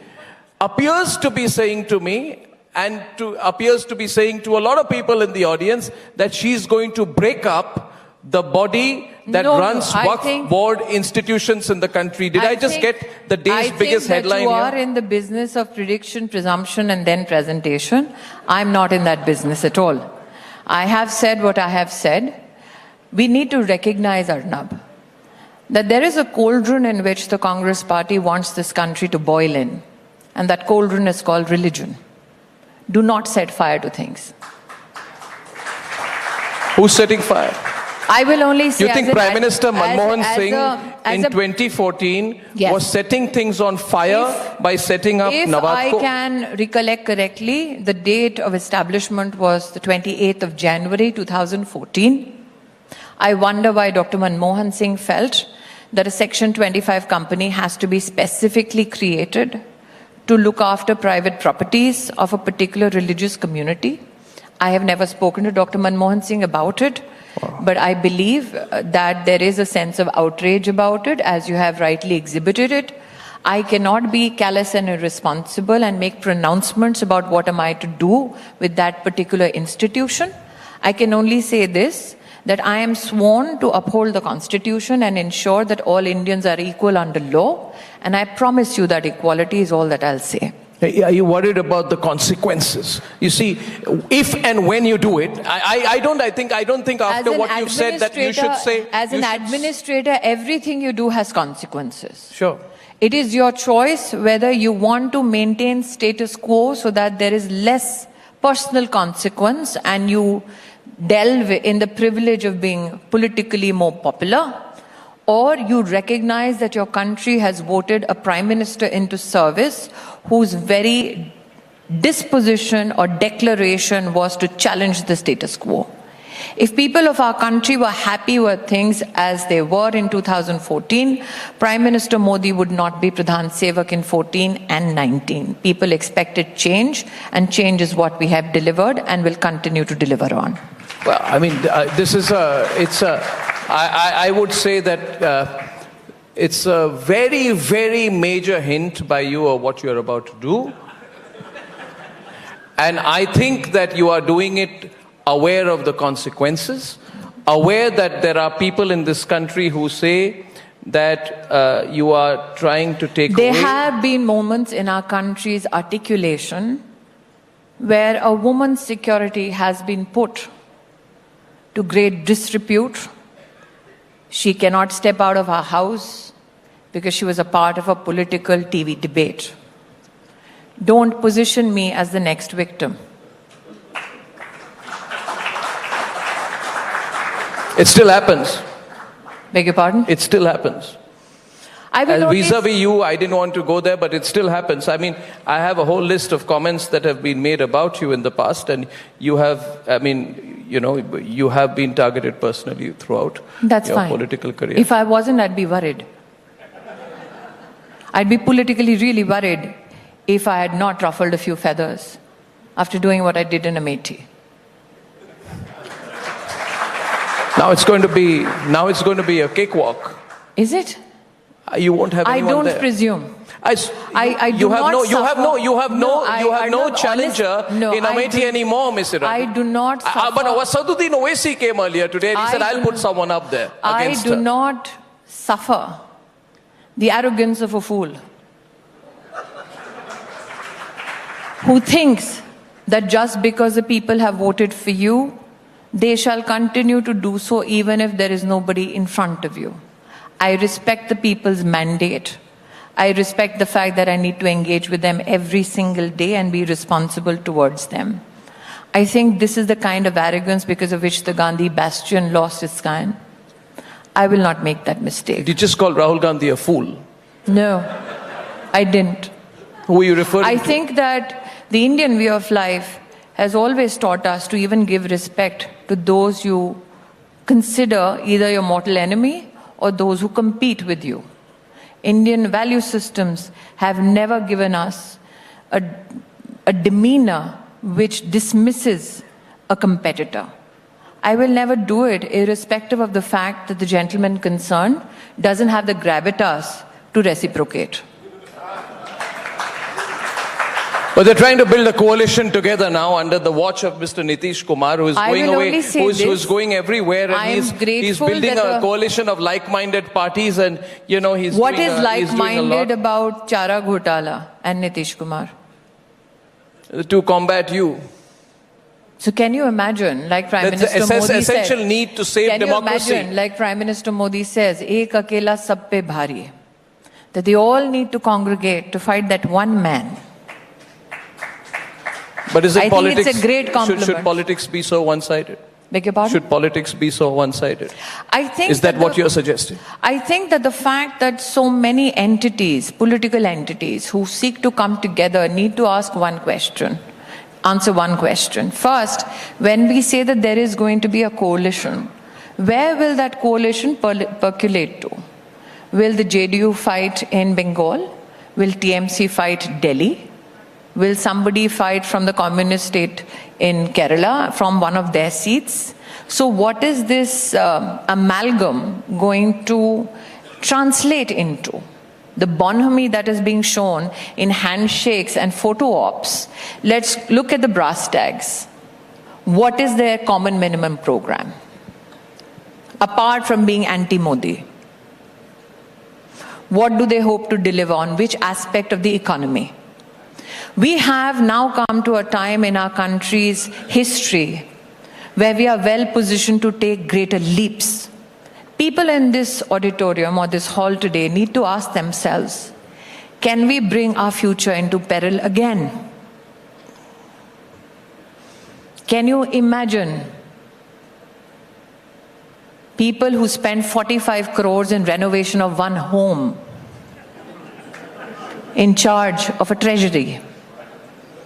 Can you imagine people who will let go the killers of a district magistrate by changing the law, a magistrate who was lynched to death? The IS association in this country is up in arms. Can we imagine our future in such hands? You're referring to Nitish Kumar, who the Bihar government changed the rules to let off the killers of G. Krishnaiah. I'll just put the context right. She's referring, I presume, to the Please Bihar tell government. the audience what this is. I'm sure they know more of them. Gopalganj district magistrate lynched to death. Yeah. And Nitish Kumar changes the rules so that the killer can be taken out so he can attend family celebration. No. Can the future of India be safe in such hands? No.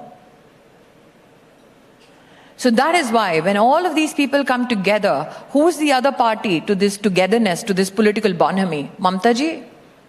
What did she do in Bengal after the elections? A 60-year-old woman gang raped with a grandchild watching. Tell me one citizen in this hall who's comfortable with that. TMC members sitting in each village and telling each community, अगर तुम्हारे लोगों को घर लौटना है तो अपने घर की औरतों को हमारे साथ एक रात छोड़ दो. Which one of you will be comfortable with such people? And that is what India is facing. That is the choice. They're coming together so that they can survive. You need to come together so we as a country can survive. But drawing room conversation in this country is that there needs to be an opposition. Am I right? I mean, at least on that, everyone agrees with me. There needs to be an opposition. I mean, do you agree with me? There's nobody who denies there needs to be an opposition. There needs to be an opposition. I mean, you can't have a unilateralism of your approach. Please understand, I do not deny the fact, and nobody who's democratic will deny the fact that there has to be an opposition. The issue is it my responsibility?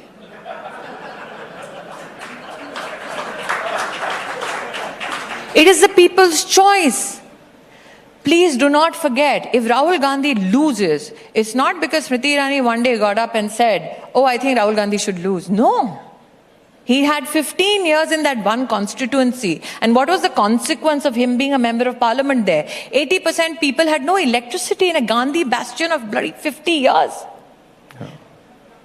Can you imagine people not having toilets in electricity? That place did not have a district magistrate's office, collector's office, fire brigade. I got the first X-ray machine into the district hospital, the first dialysis machine into Amethi. This is what they do to people that they govern singularly for 40 years. So I didn't win because I suddenly one day woke up and said, I am the BJP representative. I won because the people wanted change and they wanted to throw out Rahul Gandhi. So I'm glad that you keep giving me credit. I have worked hard for it, no doubt. But please remember, the Gandhis are out of power because the people of India desired so.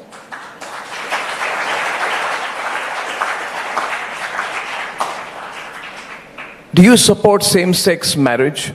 You are the Why you are did the you jump women's from you are the Rahul women's Gandhi and to child same-sex welfare marriage? minister. But what did you say? I missed it. What did you say? What did you just say? I missed it. What did she say? Why did I? Do I jump?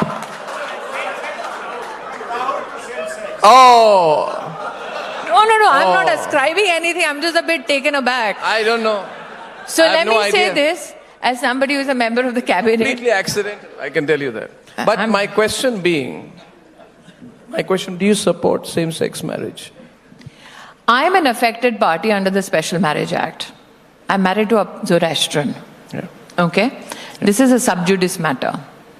If I'm a party to the Special Marriage Act, as somebody who's married under that act, who would I want to opine on my rights? Constitutionally, it's the job of Parliament. Yeah. So let the wisdom of Parliament prevail if the issue comes up in front of Parliament. That's a headline-grabbing moment, I think. You've just said... Which part? Because we began just had the question the on a very honourable... shaky thing. When you're saying in the presence of two of the most distinguished senior advocates of the Supreme Court, but since I'm the affected party, I can only say this. My rights of married to a Zoroastrian, who decides on it? It was created out of an act of Parliament. Let Parliament speak about it. And like I said, I'm a member of the cabinet, so an issue which is sub judice, I would not like to make a public but this is a very, position. very critical point. In fact, I did say the other day that it was welcome when the Parliament said that if there is a problem, and when they sent back, I think you'd remember that, Ariman, when they sent back the opposition parties who went saying that we are all being targeted uniformly and we represent 41% of the vote, and the Supreme Court said that if there's a gap in the popular space, it has to be filled up in the popular space, indicating the Supreme Court of the country cannot intervene in political issues. But the Honorable Chief Justice also said that we need to make those changes, and he's also almost suggesting a route when he's saying do it through the Special Marriage Act, and he's saying that the concept, what did he say? I think he said the concept of gender and genitals cannot be linked, etc. Very, very sort of progressive and very, I know when controversial Nadda is baiting me statements for at the a same headline. time. And I said, I feel, allow me to expand. I feel that you have just asserted the right of the government to decide on the issue of same-sex marriage over that of the judiciary. And what you're saying is let Parliament decide that and not the judiciary. And since you've gone halfway down would you please continue I on the think way? I have spoken about Parliament. There's a difference between Parliament and government. No, but you've said Parliament means... I said Parliament. Yeah, Parliament. So the two lawyers can confirm. As opposed to Supreme Court. Like I said Parliament. As opposed and to the insofar as your comments about the Chief Justice, I didn't make a comment, I just quoted what he said. Whatever, you've quoted, you've commented, or you've reflected on what he has said. I cannot, given the constitutional propriety, reflect on what the CGI says. I can only say that this is a domain where people's representatives will debate, deliberate, if such a time comes. Yeah, okay. Now, you've sent Rahul Gandhi to Wayanad, and from Wayanad Is he still there? Yeah, no, wherever. Straight question to wrap this up with, scintillating session. Do you think he'll come back to Amethi, is my first question. And my second follow-up to that is, you can take both together. What if another member of the family, also keen to join Parliament, comes against you in Amethi? Do you think the Vadra family has vacated the seat altogether? Which member of the family? Anyone. Give me a name. Well, Robert Vadra is I think he's quite politically ambitious, or anyone else maybe. Do you think that they will put that guy up? So who do you think? Anyone, maybe Priyanka if she comes. Well, she's busy making dosas which are burnt, so I think I have a great future then. Maybe Sonia Gandhi herself. I will only say this. It is a great compliment to somebody who was reduced to a who, to now being given a choice of which member of the family will fight against me. But if this is your position as to what the future holds for me vis-a-vis the family, I will only say this, as has been popularly said, then the future shall be fought and not feared. Oh, brilliant. Brilliant. Well, more power to you, Smriti. Thank you. More power to you. And that's why we miss her on our 9 p.m. debates nowadays. But it's amazing, incredible. More power to you and to your conviction. And thank you for this very warm conversation. Ladies and gentlemen, Smriti Irani, thank you.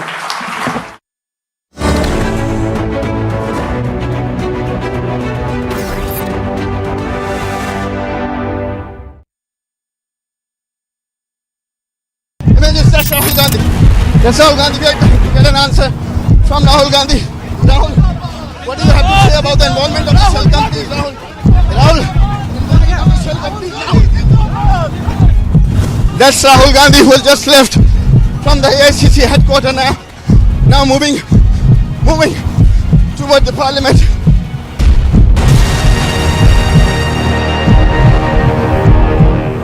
Both men, women, they are marching towards the road. Though some clashes are also witnessed here at the Sheikhpura road. See the tear smoke shells being used by the Jammu and Kashmir police.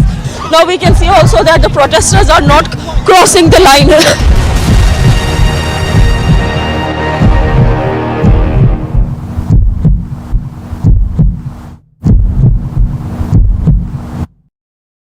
Mr. Malia, barrack number 12, jail conditions are ready according to Team India. Is that not fine according to the jail conditions? Mr. Malia, why are the questions bothering you when I'm not getting a single answer? Just answer one question, sir.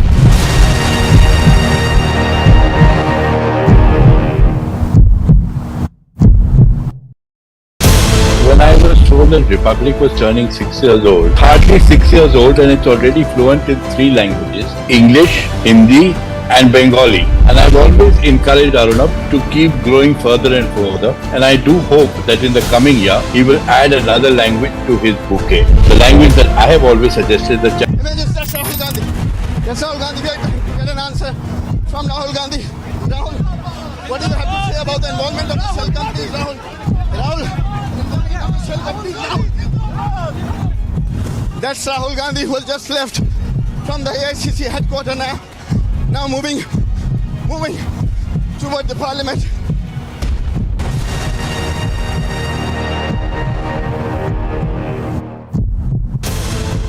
My congratulations to Republic TV for successfully completing 6 years and exposing issues which others tried to hide, for fearless journalism for which Republic TV is known, and also becoming the most popular channel in Hindi, English and Bangla. My all the best wishes to Republic TV for your way to being global and keeping nation first, Rashtra Sarvopari. Kudos to Republic team and the hard-working and dedicated team.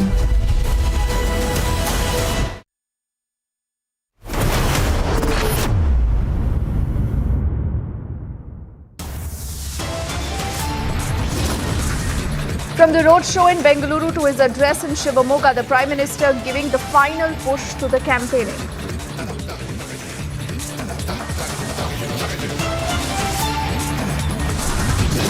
क्या 85% commission खाने वाली कांग्रेस कर्नाटका के नौजवानों का भविष्य बना सकती है? कांग्रेस ने कभी देश के नौजवानों के बारे में नहीं सोचा। In his fiery election speech, the Prime Minister takes on the Congress over corruption and appeasement politics. Bajrang Bali की, बजरंग बली की, बजरंग बली की, बजरंग बली की। The Prime Minister invoking Bajrang Bali, the BJP says Bajrang Dal ban demand will boomerang on the Congress even as the party gets 100 crore rupees legal notice. Union Minister Anurag Thakur says those protesting against the Kerala story are the supporters of the PFI, terrorism and ISIS.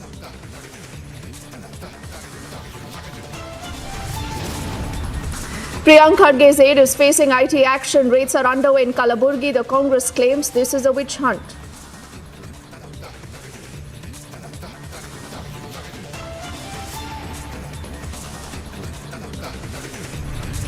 And situation remains tense. Heavy security deployment across Manipur as the death toll now has crossed 54.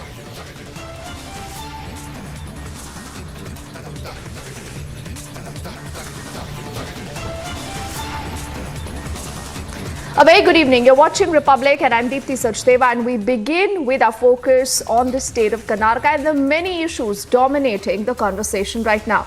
Now, the entire controversy about Kerala's story, the movie is only getting bigger. The BJP in the state of Karnataka, remember, is all set to host a special screening tonight of the movie. That's going to be attended by the BJP National President JP Nadda. But earlier today, the Union Minister Anurag Thakur has launched this scathing attack on those who oppose the movie. You would recall the Prime Minister also has said that why do some have a problem with this movie that exposes the quote-unquote ugly truth. आतंकवाद को बढ़ावा देने के लिए हिंदू और Christian बेटियों को कैसे बहलाकर फुसलाकर उनको जोड़ा जाता है अपने साथ। अगर वो हाँ कर दें तो आतंक के रास्ते पर जाने के लिए मजबूर हो जाती हैं, अगर वो ना कर दे तो उनको गोली मारने तक का काम भी कर दिया जाता है। ये केरल स्टोरी ये केवल एक फिल्म नहीं है, ये समाज में जो एक बहुत बड़ी चिंता खड़ी हुई है। कुछ लोग ऐसे जो अपने धर्म में बच्चियों को बहला फुसला कर ले जाना चाहते हैं और आतंकवाद के रास्ते पे लगाना चाहते हैं, उनका चेहरा बेनकाब करने का काम द केरला स्टोरी में हुआ है। लेकिन कुछ राजनीतिक दल ऐसे हैं, वो इस फिल्म का विरोध करते हैं। अगर वो इस फिल्म का विरोध करते हैं तो कहीं ना कहीं पीएफआई का समर्थन करते, आतंकवादियों का समर्थन करते, आईएसआईएस का समर्थन करते हैं। मैं आप सबसे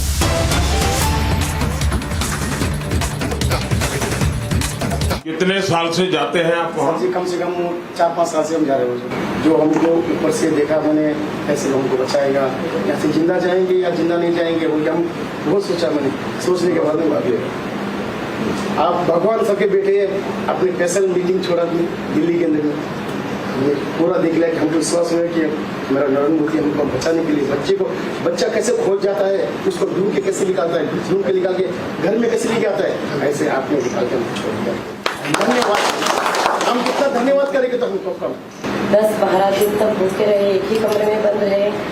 जब हमारे इंडिया आपको पता चला कि हमारे बारे में, तो आप ऑपरेशन कावेरी स्टार्ट किया, तो हमको इतना खुशी हुआ कि हमारे लिए हमारे प्रधानमंत्री जितने सब कर रहे हैं, हमको बहुत बहुत खुशी हुआ। तब हमको जितना डर था वो सब डर निकल गया सिर्फ आपके वजह से। और जब हमें वहाँ से निकाल के हमारे सभी सुविधा कुछ भी एक छोटा सा खरोच भी नहीं आया जितने हमें सब इतने सुरक्षा से यहाँ पे बैठे हैं, सिर्फ और सिर्फ आपके वजह से सर, सिर्फ आपकी वजह से। आपको जितना भी मैं धन्यवाद बोलूँ कम है सर।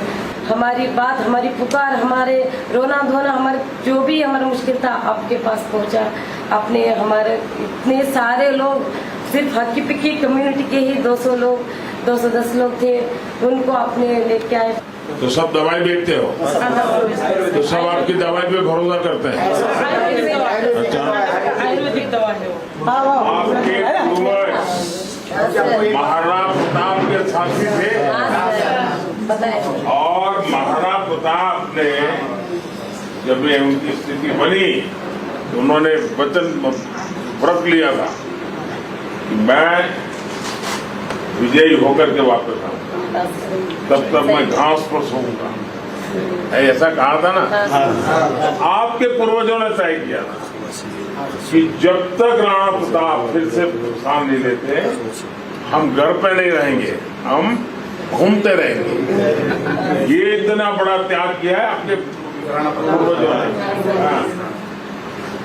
अच्छा, आप लोग तो कहते हैं कि गाना भी बहुत बढ़िया गाते हैं। चावंडी ले वो देवी, हमारा घर ने देवी ले, मारा पुरकनी माता ले, वो कालका वो काली, मारी मैया तू ले, वो देवी,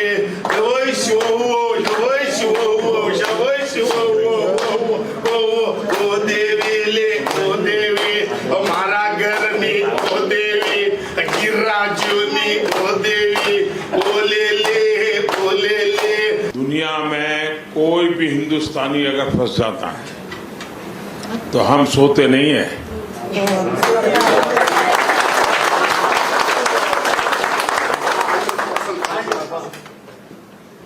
और इसलिए हम दिन रात लगे रहे। अब हमारी चिंता ये थी कि कुछ राजनेता भाषणबाजी करने लगे, बयानबाजी करने लगे। हमें लगा कि अगर ये इस प्रकार से बोलेंगे और वहां ये लोग यहाँ छुपे हैं, पता चलेगा तो कोई मार देगा। तो चुपचाप काम करना था, चुपचाप आपको लेके आना था। जैसा आपने कहा लूट भी चल रही थी तो हमें वो भी सुरक्षा करनी थी। तो हम नहीं चाहते थे कोई नुकसान हो। और हमें खुशी है कि आज देश के 4000 से ज्यादा अपने भाई बहन इस मुसीबत में से, और आपने तो युद्ध देखा है, गोलियों की आवाज सुनी है, लगी हुई आग देखी है, इतनी मुसीबत में से आप निकल करके आज पहुंचे हैं। देखिए ये देश की ताकत है, देश की ताकत कभी मत भूलना। भूलोगे क्या? ये देश आपके लिए करता है। हाँ, कभी भी जीवन में किसी भी मदद करने का मौका आए ना, हमेशा करना। मदद कैसे काम आती है वो आपने देखा है। कभी भी किसी को भी मदद करने का मौका मिले, जीवन में इस घटना को याद करना। देखिए हम भी मुसीबत में थे तो हमारे कोई न कोई आया था, जवान आया, कोई सैनिक आया, हमें ले गया। समाज को और देश को कभी भूलना नहीं चाहिए।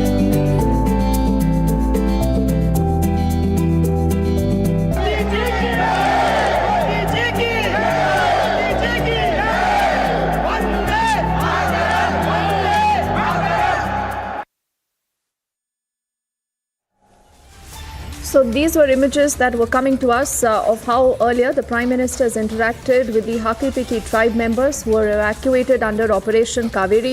A lot of them remember speaking up, thanking the Prime Minister for their timely intervention. The Prime Minister also saying that no matter what, if we have any of our men in trouble anywhere across the world, India as always is going to be the first responder.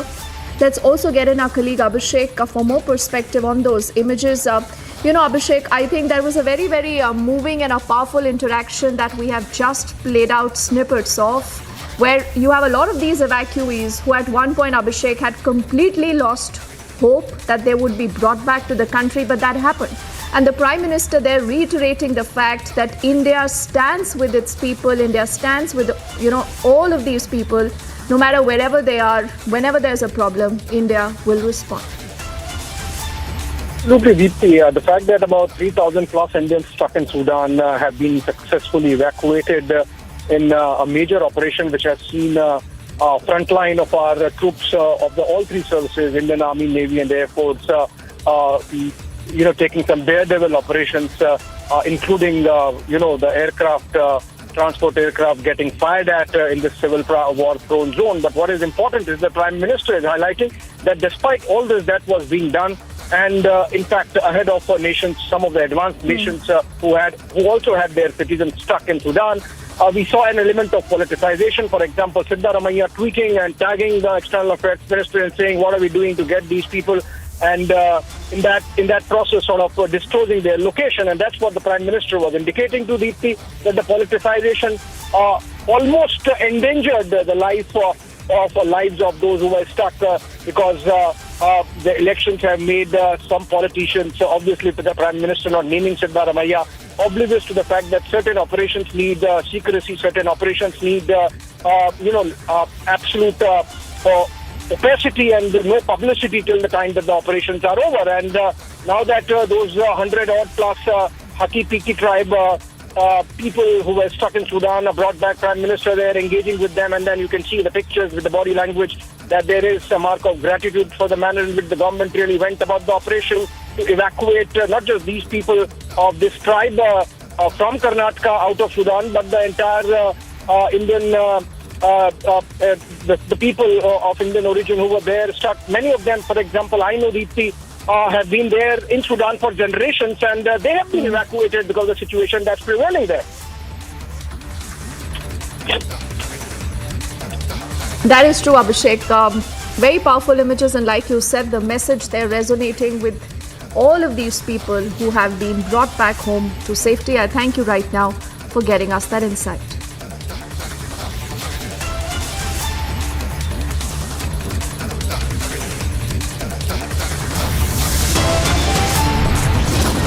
We head into a break right now. On the other side, we are putting our focus on the state of Manipur that continues to remain on alert. There is massive security bandobast that we still see on ground zero. The death toll, unfortunately, has touched 54. Also, more action coming in from the poll-bound state of Karnataka, where Priyanka Kharge's aide right now is facing IT action. Raids are underway in Kalaburgi. The Congress, as always, is calling this a witch hunt. As witness to the birth pangs and birth of Republic TV, as fortunate to be there on the very first day of its inaugural. 6 years have passed.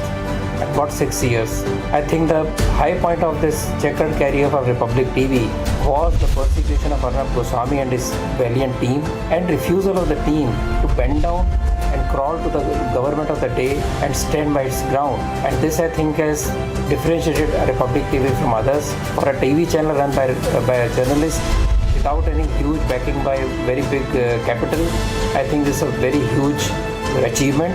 And I think in the next 4 years we'll see Republic TV as a global brand. That be the Amrit Kal of Republic TV. I wish them well. I wish them all the best.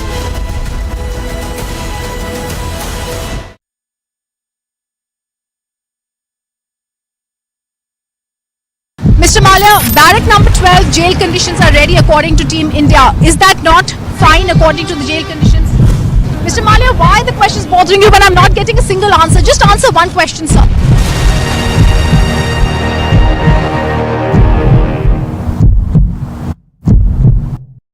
He has been cooperating with the summons. Why have you arrested him in such a fashion? He has been interrogated for over 100 hours, sir. First to go, get out of this. If you don't First to get out of this. First to get out of this. Get out of this. First to get out of this. First to get out of this. First to get out of this. He has cooperated. Get out of this. He has cooperated. Get out of this. He Get has out of been this. cooperating, sir. Get out of I am this. merely asking you. He has been cooperating. Get out of Sorry, we are also cooperating. We are also cooperating. Yeah, please cooperate. That is Christian Michelle. First visuals, only you're seeing Christian. Christian, would you want to speak? Christian, have you turned down the Gruak? Christian, would you give facts to India?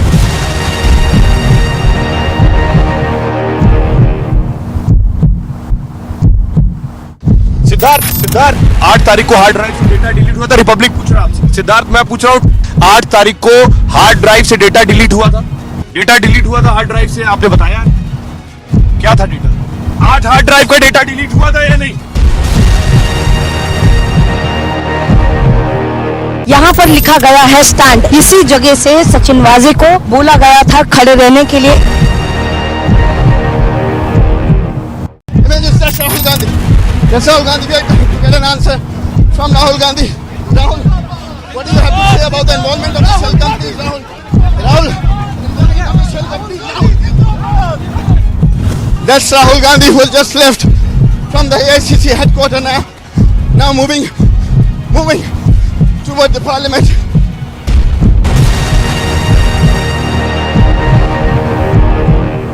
Both men, women, they are marching towards the road. Though some clashes are also witnessed here at the Sheikhpura road. See the tear smoke shells being used by the Jammu and Kashmir police. Now we can see also that the protesters are not crossing the line.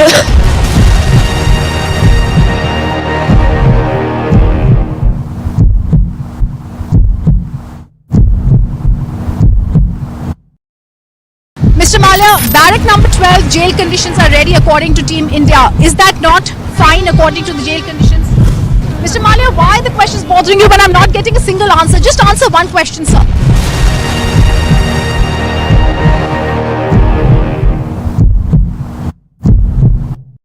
He has been cooperating with the summons. Why have you arrested him in such a fashion? He has been interrogated for over 100 hours, sir. अब कह रहे हैं कि हम मंदिर बनाएंगे बजरंग बली के पूरे स्टेट में।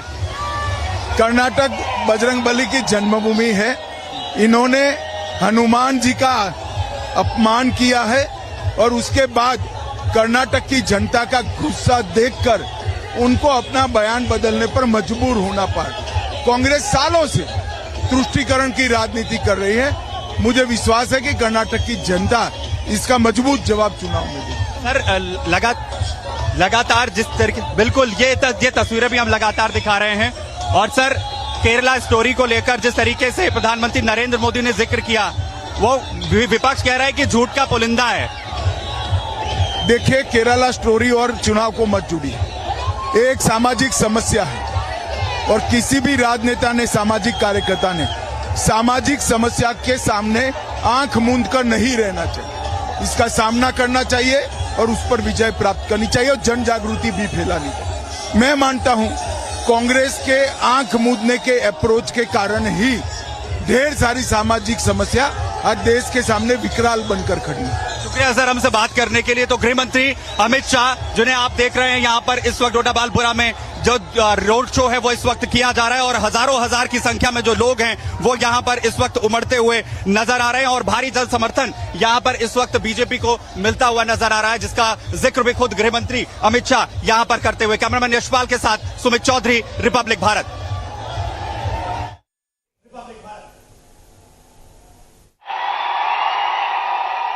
कर्नाटका के लोगों के लिए ये चुनाव इतिहास बनाने, नया इतिहास रचने का चुनाव है। ये चुनाव कर्नाटका को पूरे देश का नंबर 1 राज्य बनाने का लिए है। और मुझे इस बात की खुशी है कि इस महायज्ञ के लिए कर्नाटका के लोगों ने बीजेपी की डबल इंजन सरकार पर ही भरोसा किया है। आज मैसूरू समेत कर्नाटका का कोना कोना एक ही बात कह रहा है, एक ही नारा गूंज रहा है, एक ही संकल्प सुनाई दे रहा है, ई बारिया निर्धारा, ई बारिया निर्धारा, ई बारिया निर्धारा, ई बारिया निर्धारा बहुमत बीजेपी सरकार।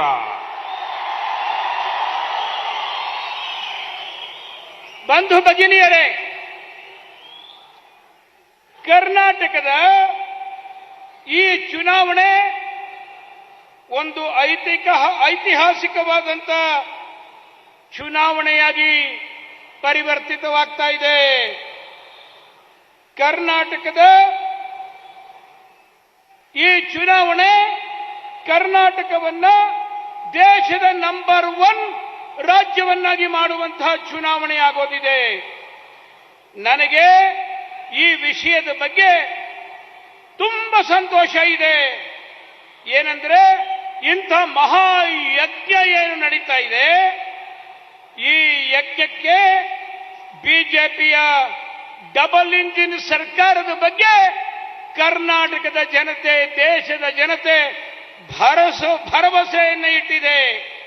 ಅಷ್ಟೊಂದೇ ಅಲ್ಲ, ಈ ಬಾರಿ ಕರ್ನಾಟಕದ ಎಲ್ಲ ಮೂಲೆಗಳಿಂದ, ಎಲ್ಲ ಭಾಗಗಳಿಂದ ಬರ್ತಾ ಇರುವಂತಹದ್ದು ಒಂದೇ ಒಂದು ಕೂಗು, ಬರ್ತಾ ಇರುವಂತಹದ್ದು ಒಂದೇ ಒಂದು ಮಂತ್ರ।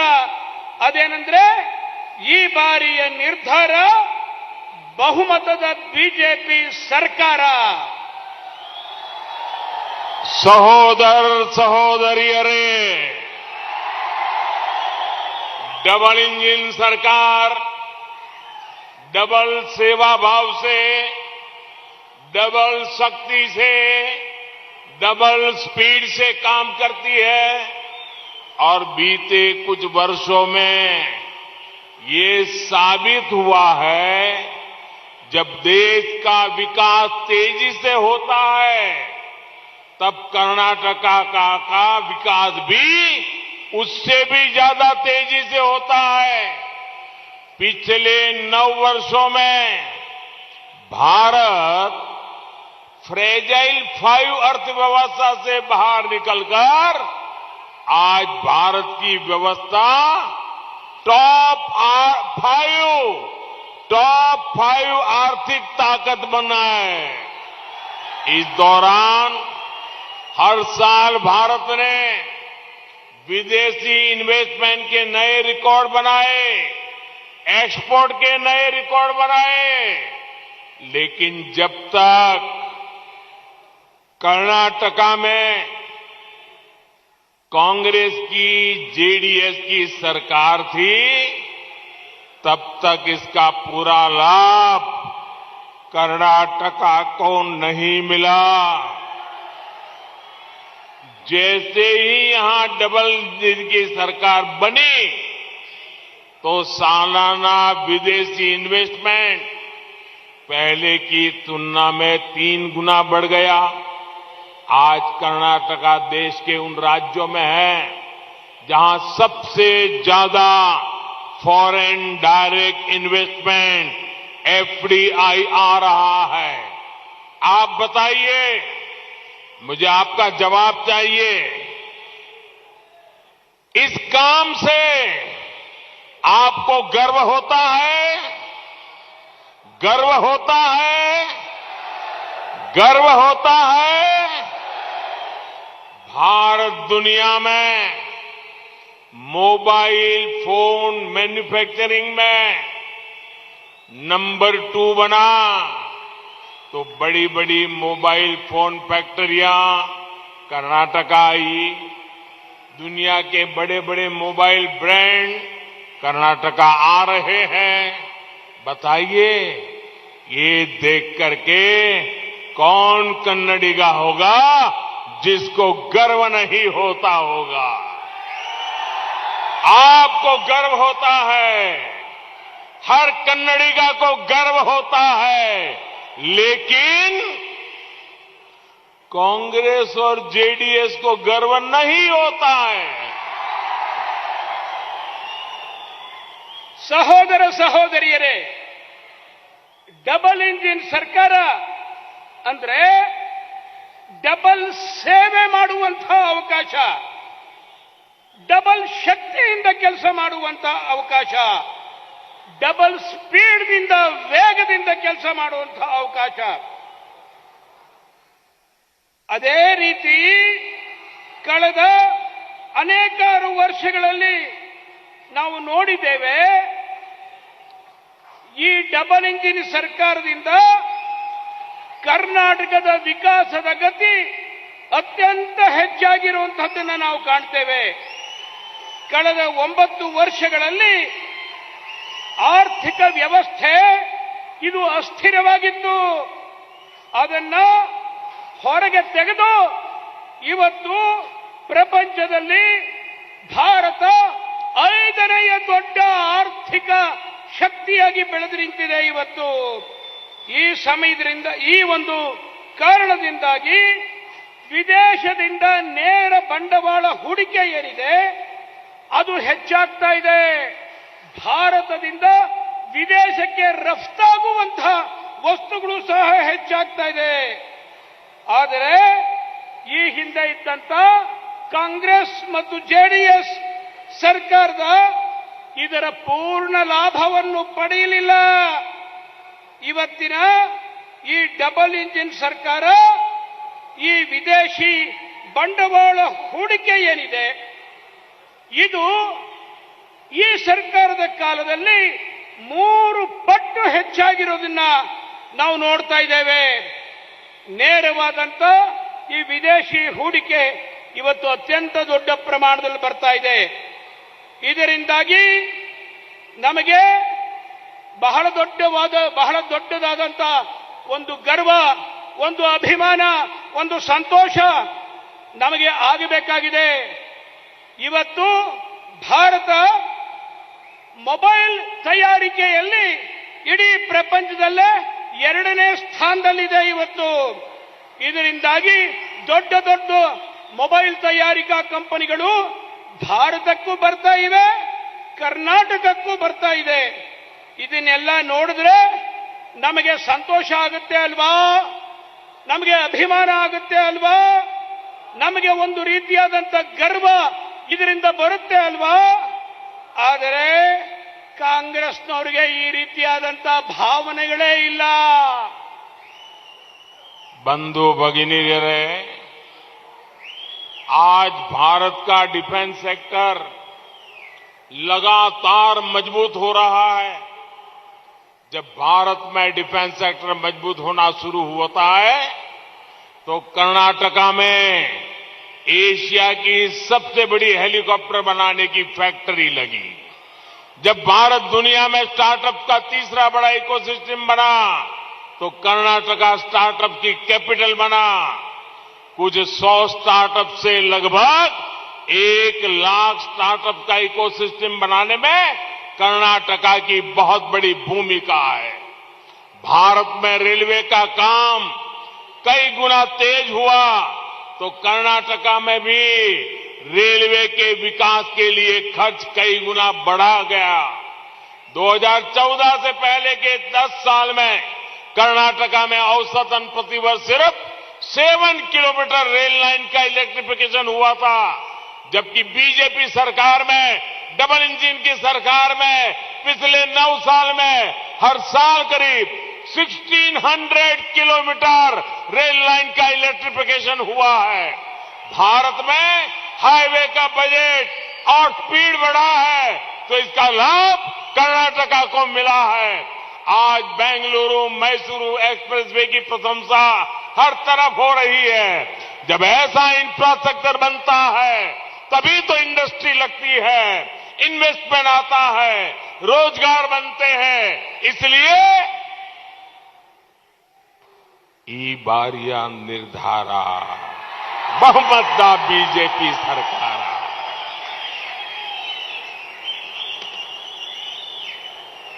ಬಂಧು ಭಗಿನಿಯರೇ, ಇವತ್ತು ಭಾರತದ ರಕ್ಷಣಾ ಇಲಾಖೆಯಲ್ಲಿ, ರಕ್ಷಣಾ ಭಾಗದಲ್ಲಿ ಲಗಾತಾರ್ ನಿರಂತರವಾಗಿ ನಾವು ಶಕ್ತಿಯನ್ನು ಹೊಂದುತ್ತಾ ಇದ್ದೇವೆ, ಮಜಬೂತಿಯನ್ನು ಪಡಿತಾ ಇದ್ದೇವೆ. ನಾವು ಇವತ್ತು ಭಾರತ ಡಿಫೆನ್ಸ್ ಸೆಕ್ಟರ್ನಲ್ಲಿ ಒಂದು ಹೊಸ ಕ್ರಾಂತಿಯನ್ನು ಮಾಡ್ತಾ ಇದೆ. ಇವತ್ತು ಕರ್ನಾಟಕ ಏಷಿಯಾದ ಬಹಳ ದೊಡ್ಡದಾದಂತ ಹೆಲಿಕಾಪ್ಟರ್ ಕರ್ನಾಟಕದಲ್ಲೇ ಆಗ್ತಾ ಇದೆ.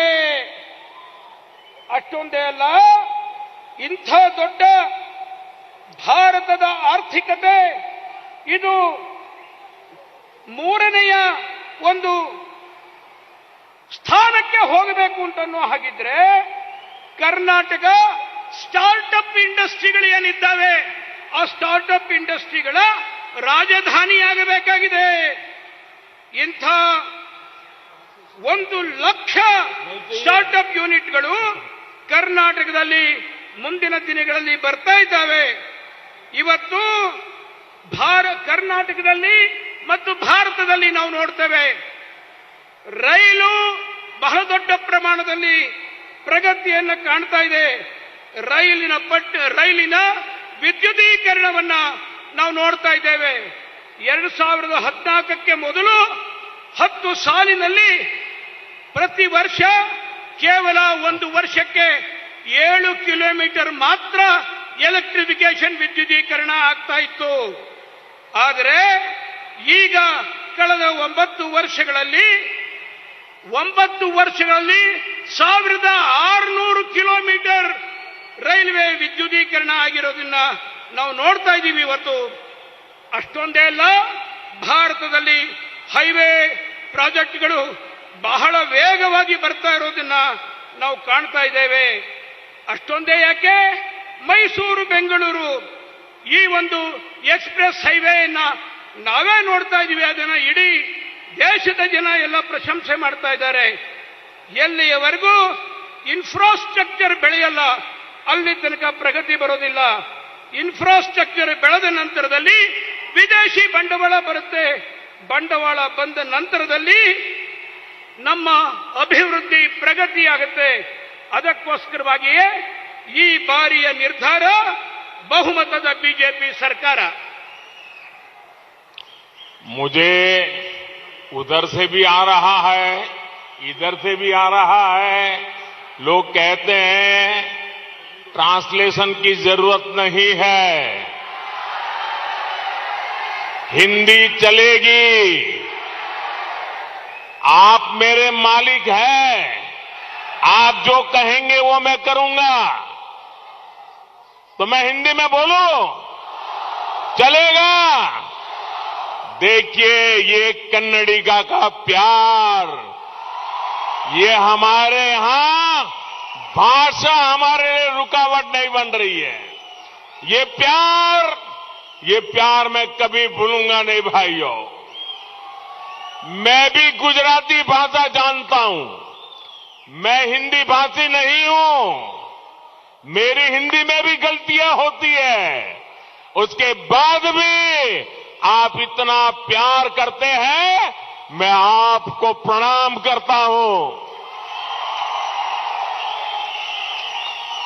स्नेहितरे, आजकल कांग्रेस लोगों को झूठी गारंटियां बांट रही है, लेकिन वो इस बात का कभी जवाब नहीं देती कि 50 साल पहले जो उसने गरीबी हटाने की गारंटी दी थी, उसका क्या हुआ. कांग्रेस की सबसे बड़ी गारंटी, उनके सबसे बड़ा नेता ने दी हुई गारंटी, इतिहास का सबसे बड़ा फ्रॉड बन गई है, फ्रॉड बन गई है. क्योंकि कांग्रेस का पूरा काम झूठ का बंडल होता है. इसलिए कांग्रेस भारत से गरीबी खत्म नहीं कर पाई. बंधु भगिनीरे, आजकल हर भारतीय हैरान है कि देश में इतनी शानदार वंदे भारत ट्रेन कैसे चलने लगी है. आजकल हर भारतीय हैरान है कि देश में रेलवे स्टेशनों का कायाकल्प कैसे हो रहा है. आजकल हर भारतीय हैरान है कि देश में नए नए एयरपोर्ट कैसे बन रहे हैं. लोग सोच रहे हैं कि देश के कोने कोने में शानदार एक्सप्रेसवे बनाने के लिए, आधुनिक इंफ्रास्ट्रक्चर बनाने के लिए आखिर इतना पैसा कहां से आ रहा है. लोगों को लग रहा है मोदी पैसे लाता कहां से है. लगता है ना, लगता है ना.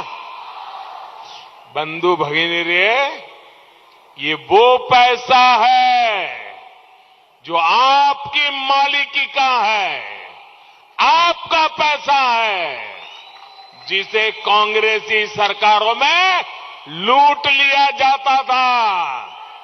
और मोदी उन पैसों को आपके लिए काम में लगाता है.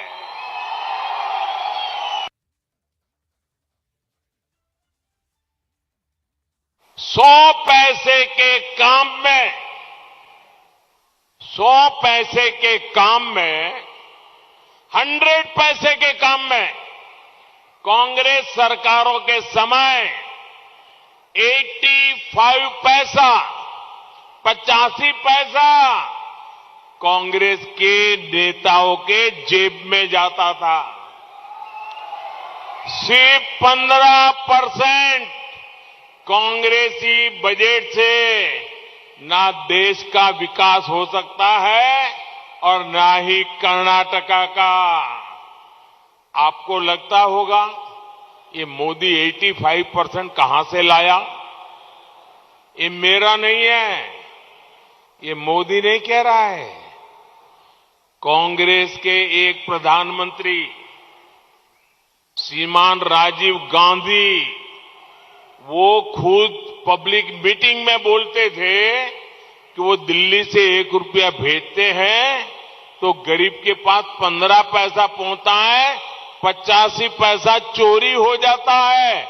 ये कांग्रेस के प्रधानमंत्री जब सरकार में थे और पंचायत से पार्लियामेंट तक कांग्रेस की सरकार थी, तब 85% कमीशन ये कांग्रेस के प्रधानमंत्री खुद स्वीकार करते थे।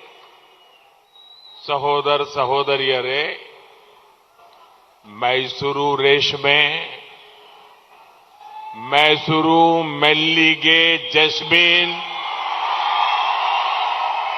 और ನಂಜನಗೂಡು ಬಾಳೆಹಣ್ಣು, ये तो विश्व प्रसिद्ध है।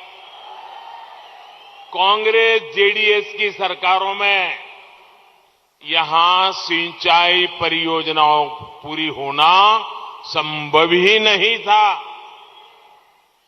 85% कमीशन देने के बाद पैसा बचता है क्या? सरकार यहां अनेक सिंचाई परियोजनाएं लाई है। अब इन सिंचाई परियोजनाओं पर तेजी से काम हो रहा है। रेशमे किसानों की भी बीजेपी सरकार ने हजारों रुपये की मदद की है। स्नेहितरे, आज आपके बीच मैं एक और महत्वपूर्ण मुद्दा उठाना चाहता हूं। जो भी भारत की पुरातन संस्कृति से जुड़ा है, जो हमारे सामर्थ्य से जुड़ा, उससे कांग्रेस नफरत करती रहती है। योग और आयुर्वेद सदियों से भारत की ताकत रहा है। मैसूरू तो इसके लिए बहुत मशहूर है। लेकिन जब कांग्रेस सत्ता में थी, तब हम योग से भी अपना दावा खोने लगे थे।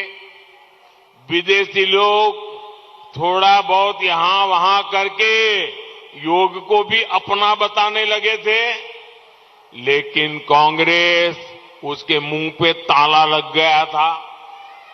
आपने अपने एक वोट से, आप मुझे बताइए भाइयों, आज पूरी दुनिया में योग की चर्चा है कि नहीं है? जरा जोर से बोलिए, हाथ ऊपर करके बोलिए। पूरी दुनिया में योग की चर्चा है। आज पूरी दुनिया योग करती है। आज योग की दुनिया में पहचान बनी है। क्या कारण है? क्या कारण है? क्या कारण है? क्या कारण है? क्या कारण है? क्या कारण है? क्या कारण है? आप सबका जवाब गलत है। ये मोदी के कारण नहीं है, ये आपके एक वोट के कारण है। ये आपके वोट की ताकत है कि आज पूरी दुनिया योग करने लग गई है। भाइयों,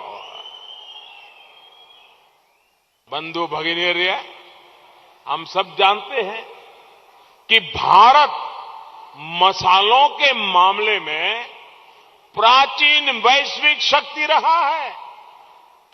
लेकिन कांग्रेस के शासन में तो हम अपनी हल्दी, उसकी तक पहचान खोने लगे थे। याद कीजिए, कोरोना के दौरान जब मैं इम्यूनिटी बढ़ाने के लिए काढ़े की बात करता था, हल्दी की बात करता था, तो कांग्रेस वाले मेरा मजाक उड़ाते थे। वो मेरा मजाक नहीं उड़ा रहे थे, वो कर्नाटका के मसाला उत्पादक किसानों का मजाक उड़ा रहे थे। लेकिन कांग्रेस के रवैये से अलग हमने अपने मसालों को दुनिया भर में प्रमोट किया। आज यही कारण है कि पूरी दुनिया में हमारे हिंदुस्तान के मसालों की डिमांड बढ़ी है। हल्दी अदरक, जिंजर, हल्दी, अदरक के एक्सपोर्ट में ही पिछले 9 वर्षों में 200% तक बढ़ोतरी हुई है। बताइए, 200%। इसका सीधा लाभ मैसूरू के, कर्नाटका के किसानों को हुआ है। बंधु भगिनीरे, भारत का सामर्थ्य हमारी संस्कृति में है। कर्नाटका इसका एक मजबूत पिलर है। मैसूरू तो धरोहरों का जिला है। नंजनगुरु की छोटी काशी के रूप में मान्यता है। श्रीरंगपटना अपने आप में तीर्थ नगरी है। कर्नाटका का ऐसा कोई कोना नहीं जहां हमारी समृद्ध विरासत के दर्शन ना होते हो। लेकिन कांग्रेस की और इनके सहयोगी जेडीएस की सरकारों ने इस विरासत का कदम कदम पर अपमान किया। और अब तो बजरंगबली पर भी ताला लगाना है। हमारी आस्था, हमारी धरोहर को भी वोट बैंक की तुष्टीकरण की राजनीति से देखा गया। अयोध्या में भगवान राम के मंदिर के साथ इन्होंने क्या क्या नहीं किया। काशी विश्वनाथ हो, केदारनाथ हो, उज्जैन महाकाल महालोक हो, ऐसे तीर्थों को जब हम संवारते हैं तो कांग्रेस को पसंद नहीं आता। बंधु भगिनीरे, अभी कुछ दिन पहले ही मैं बंडीपुर टाइगर रिजर्व आया था। मैं देश की उपलब्धि को आप लोगों के साथ सेलिब्रेट करने आया था। कर्नाटका के सामर्थ्य को दुनिया को दिखाने के लिए आया था। लेकिन कांग्रेस वालों ने इसको लेकर भी मजाक उड़ाया। कांग्रेस के लोग पूरे लिंगायत समाज को अपशब्द कहते हैं, ओबीसी समाज को अपशब्द कहते हैं। इनको हर बात में वोट बैंक की राजनीति ही दिखती है। कांग्रेस ने जो किया उसके पीछे तुष्टीकरण की ही राजनीति है। बंधु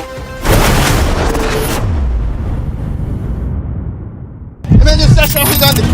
Yes, Rahul Gandhi, we are trying to get an answer from Rahul Gandhi. Rahul, what do you have to say about the involvement of the shell companies, Rahul? Rahul, that's Rahul Gandhi who has just left from the AICC headquarters now moving toward the parliament.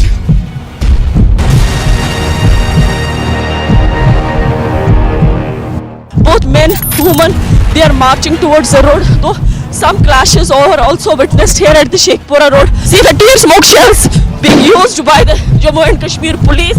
Now we can see also that the protesters are not crossing the line.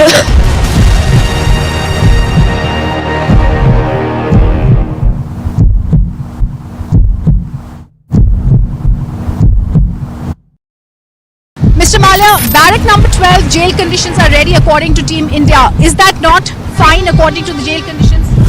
Mr. Malia, why are the questions bothering you when I'm not getting a single answer? Just answer one question, sir.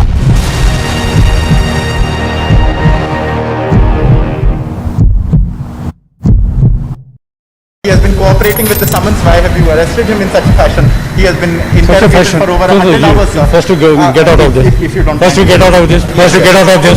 Get out of this. First to get out of this. First to get out of this. First to get out of this. He has cooperated. Get out of this. He has cooperated. Get out of this. He Get out has of been this. cooperating, sir. Get out of I am this. merely asking you. BJP सरकार पर हमला बोल दे, लेकिन कांग्रेस भूल गई ये मोदी है।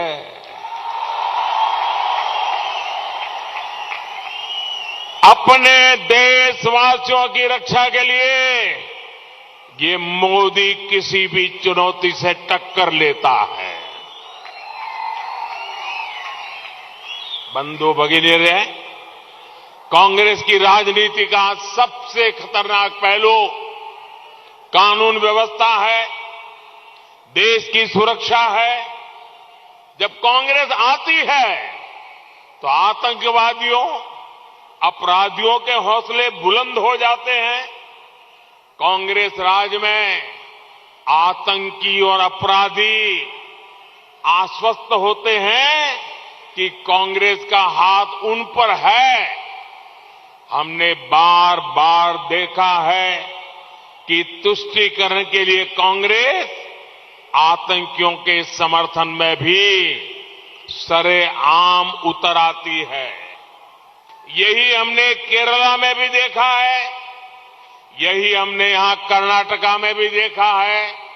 आप देखिए केरला में इनके सहयोगी कौन लोग हैं, आप यहां कर्नाटका में देखिए कौन इनको समर्थन दे रहा है।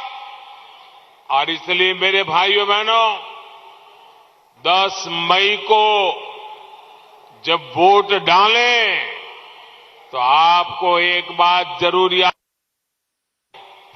दुनिया के अनेक देशों में हम देख रहे हैं जहां आतंक और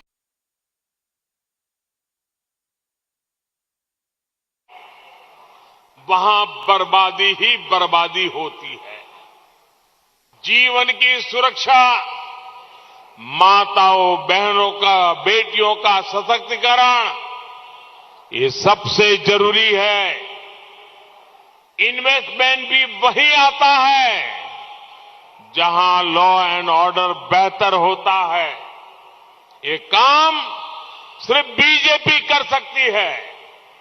स्नेहरिगे, जब भारत के हितों के खिलाफ काम करने की बात आती है तो कांग्रेस पार्टी की रॉयल फैमिली, शाही परिवार सबसे आगे आता रहता है। भाइयों बहनों, मैं गंभीर विषय पर आज इस धरती पर से कुछ कहना चाहता हूं। आज दिल में बड़ी दर्द है, इसलिए मैं कह रहा हूं। ये देश इस प्रकार के खेल कभी माफ नहीं कर सकता है दोस्तों। मैं यहां कहे बिना रह नहीं सकता हूं। ये फैमिली खुले तौर पर भारत में राजनीति को प्रभावित करने के लिए विदेशी शक्तियों को दखल देने के लिए उकसाते हैं। ये लोग कैसे गुप्त रूप से भारत को पसंद न करने वाले विदेशी डिप्लोमेट के साथ सीक्रेटली मिलते हैं। अब देश को इन सारी बातों का पता है। ये ऐसे काम करते हैं जिससे बार बार भारत की संप्रभुता का अपमान होता है और इस अनुचित कार्य में उन्हें कोई शर्मिंदगी भी नहीं होती है। इस कर्नाटका चुनाव में कांग्रेस का शाही परिवार एक कदम और आगे बढ़ गया है, मर्यादाएं तोड़ के आगे बढ़ा है, देश की भावनाओं को कुचल करके आगे बढ़ा है। मैं जो कहने जा रहा हूं, और ये सिर्फ कर्नाटक का विषय नहीं है, मैं पूरे हिंदुस्तान को कहना चाहता हूं, बड़ी पीड़ा के साथ कहना चाहता हूं, बड़े दर्द के साथ कहना चाहता हूं। मेरे प्यारे देशवासियों, मेरे एक एक कन्नडिगा को मेरी इस बात को बहुत गंभीरता से सुनना चाहिए, बहुत गंभीरता से सुनना चाहिए। इस चुनाव में अब कांग्रेस के शाही परिवार ने कल कर्नाटका में आकर के बोला है, उन्होंने कहा है कि कर्नाटका की सॉवरेनिटी की रक्षा करना चाहते हैं। कर्नाटका की सॉवरेनिटी यानी कि कर्नाटका की संप्रभुता। क्या आपको पता है कि इसका अर्थ क्या होता है। इतने सालों से पार्लियामेंट में बैठे हैं, भारत के संविधान का शपथ लिया है और ये बात बोलते हैं। जब कोई देश, सुनिए दोस्तों, जब कोई देश आजाद हो जाता है तो उस देश को संप्रभु राष्ट्र कहते हैं। कांग्रेस जो कह रही है, इसका मतलब है कि कांग्रेस कर्नाटका को भारत से अलग मानती है। क्या आपको मंजूर है ये बात? आपको मंजूर है? ऐसा कहने वाली कांग्रेस को सजा करोगे नहीं करोगे? भाइयों बहनों, इसका मतलब है कि कांग्रेस खुलकर कर्नाटका को भारत से अलग करने की वकालत कर रही है। टुकड़े टुकड़े गैंग की बीमारी कांग्रेस में इतनी ऊपर तक पहुंच जाएगी, मैंने कभी सोचा तक नहीं था। कांग्रेस भारत के स्वतंत्रता संग्राम में योगदान देने वाले लाखों कन्नड़ा स्वतंत्रता सेनानियों का अपमान कर रही है। कांग्रेस करोड़ों कन्नडिगा की देशभक्ति का अपमान कर रही है। भाइयों बहनों, ये कन्नड़ा वो धरती है जिस धरती पर राष्ट्र कवि कुवेंपु जी ने साफ साफ कहा रहा है, साफ साफ कहा है कि कर्नाटका भारत राष्ट्र का अभिन्न अंग है। जया भारत, जया भारत जननिया जननिया तनुजते, जया है कर्नाटक माते। कर्नाटका हर कन्नडिगा के लिए एक मां है, मां, और इसे भारत माता की बेटी के रूप में वर्णित किया गया है। यही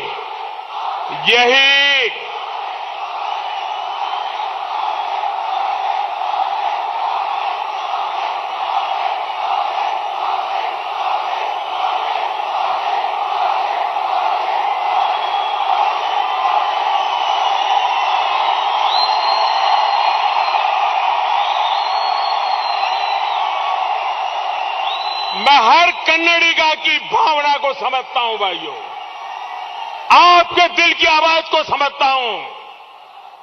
इस भावना का अपमान कर्नाटका की संस्कृति, यहां के गौरव का अपमान है। भाइयों बहनों, कांग्रेस का इतिहास यही रहा है। कांग्रेस ने भाई को भाई से बांट दिया, कांग्रेस ने राज्यों को आपस में लड़ाया, कांग्रेस ने देश में जाति और सांप्रदायिक आग भड़काने में कोई कसर नहीं छोड़ी है। और जब जब उन्होंने ऐसे किया है, भारत की जनता उन्हें हराने के लिए एकजुट हो गई है। इसलिए वे पॉलिटिकल ऑक्सीजन पाने के लिए किसी भी कीमत पर कर्नाटका में सत्ता में आना चाहते हैं। कर्नाटका के लोग कांग्रेस का ये पाप, ये अपराध कभी भी माफ नहीं कर सकते। क्या माफ कर सकते हैं? माफ कर सकते हैं? ये कर्नाटका का अपमान माफ कर सकते हैं? भाइयों बहनों, इसका जवाब कांग्रेस को 10 मई को मिलेगा, पूरी ताकत से मिलेगा। साथियों, ये तय है कि आने वाले कुछ सालों में भारत दुनिया में टॉप 3 इकोनॉमी, दुनिया पहले 3 इकोनॉमी में शामिल हो जाएगा। लेकिन भारत नंबर 3 तभी होगा जब कर्नाटका देश का नंबर 1 राज्य बनेगा। नंबर 1 कर्नाटका मतलब जहां हर गरीब के पास पक्का घर होगा। नंबर 1 कर्नाटका मतलब जहां हर घर में नल से जल होगा। नंबर 1 कर्नाटका मतलब जहां हर कन्नडिगा के पास आधुनिक सुविधाएं होगी। नंबर 1 कर्नाटका यानी जहां कोई क्षेत्र विकास में पीछे नहीं रहेगा। नंबर 1 कर्नाटका यानी जहां एससी, एसटी, ओबीसी उनको पूरा हक मिलेगा, पूरा सम्मान मिलेगा। नंबर 1 कर्नाटका जिसमें हमारी माताओं, बहनों, बेटियों को ज्यादा से ज्यादा अवसर मिलेंगे। भाइयों बहनों,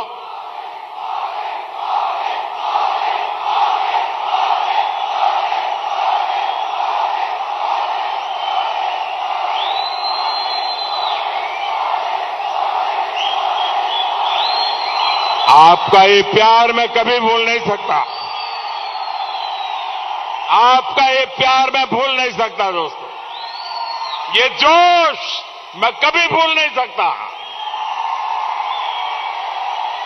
भाइयों बहनों, बीजेपी सरकार हर सेक्टर में कर्नाटका को नंबर 1 बनाने का संकल्प लेकर चलती है।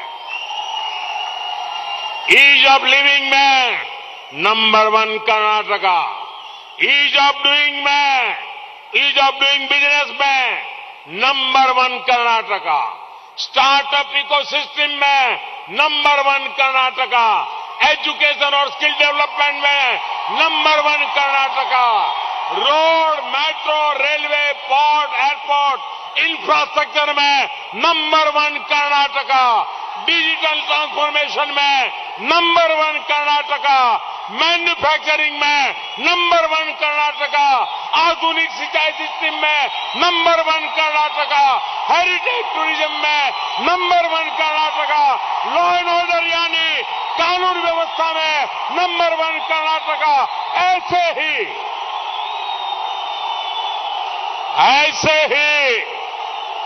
नंबर 1 कर्नाटका के लिए, ऐसे ही नंबर 1 कर्नाटका के लिए आपको बीजेपी को वोट देना है। कमल के निशान का बटन दबाना है। भाइयों बहनों, इस रैली के बाद ये मेरा सौभाग्य है कि रैली के बाद मैं श्री कंठेश्वरा स्वामी मंदिर जा रहा हूं और वहां भी मैं आप सभी के उत्तम स्वास्थ्य और समृद्धि की कामना करूंगा। श्री कंठेश्वरा स्वामी मंदिर भगवान शिव के विषपान करने के प्रसंग को समर्पित है। कर्नाटका में जिस तरह कांग्रेस ने जमकर के मुझे गालियां दी है, मुझ पर विष उड़ेला है, उसे सहने की ताकत मुझे श्री कंठेश्वरा स्वामी से मिली है। भाइयों बहनों, कर्नाटका के चुनाव प्रचार के दौरान हमें आपका खूब आशीर्वाद मिला। ऐसा लग रहा था जैसे हर शहर एक दूसरे से कंपटीशन कर रहा था। आपका ये आशीर्वाद मेरी बहुत बड़ी, आपका ये आशीर्वाद मेरी बहुत बड़ी पूंजी है। मैं आज, क्योंकि इस चुनाव प्रचार का मेरा ये आखिरी कार्यक्रम है, इसके बाद मैं दिल्ली के लिए रवाना होने वाला हूं और इस सभा के माध्यम से, इस मंच के माध्यम से मैं पूरे कर्नाटका के लोगों का, पूरे कर्नाटका के लोगों का हृदय से आभार व्यक्त करता हूं।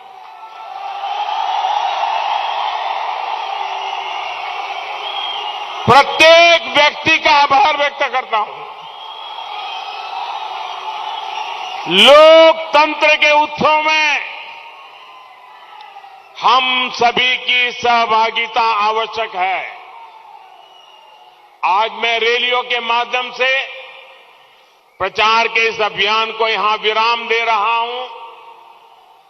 अब आप लोग संभालिए और मेरी एक बात भी याद रखिए, लोकतंत्र का ये उत्सव तभी पूर्णता तक पहुंचेगा जब हर मतदाता, एक एक मतदाता सुबह से घर से निकल के अपना वोट दे दे।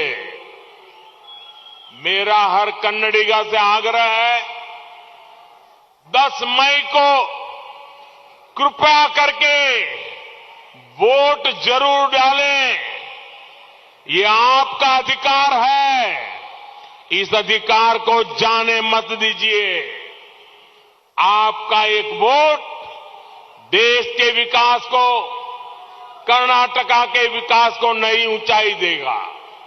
भाइयों बहनों, ये सभा हो गई तो घर के जाके सोना नहीं है। इतना बड़ा विशाल सफल कार्यक्रम, आप हर पोलिंग बूथ पर जाएंगे, पोलिंग बूथ पे जाएंगे, दोनों हाथ ऊपर करके पूरी ताकत से बोलिए, पोलिंग बूथ पर जाएंगे, एक एक मतदाता को मिलेंगे, पोलिंग बूथ को जिताएंगे, एक एक पोलिंग बूथ को जिताएंगे, सबके सब पोलिंग बूथ को जिताएंगे, पक्का जिताएंगे। अच्छा, मेरा एक काम करेंगे,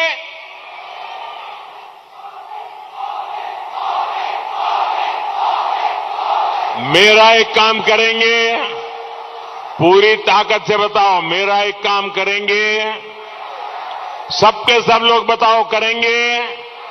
ये मेरा पर्सनल काम है, करोगे? अच्छा, ऐसा करो, अपना मोबाइल फोन निकालो, उसकी फ्लैश लाइट चालू करो, सब मोबाइल फोन निकाल के फ्लैश लाइट चालू करो, अपना मोबाइल निकाल करके फ्लैश लाइट चालू करो, सबका फ्लैश लाइट चलना चाहिए। अब मुझे सुनिए, अब मुझे सुनिए, भारत माता की, अब मुझे सुनिए, आपको मेरा एक काम करना है, घर जाकर के, हर एक परिवार में जाकर के, हर परिवार में जाके कहना है कि मोदी जी नंजनगुड़ू आए थे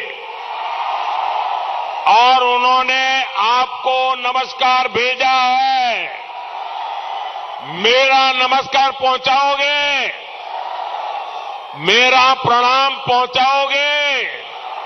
हर भर में जब मेरा प्रणाम पहुंचेगा, मेरा नमस्कार पहुंचेगा, तो हर परिवार से मुझे आशीर्वाद मिलेगा, उस आशीर्वाद से मुझे नई ऊर्जा मिलेगी, उस ऊर्जा से मैं आपकी ज्यादा सेवा करूंगा।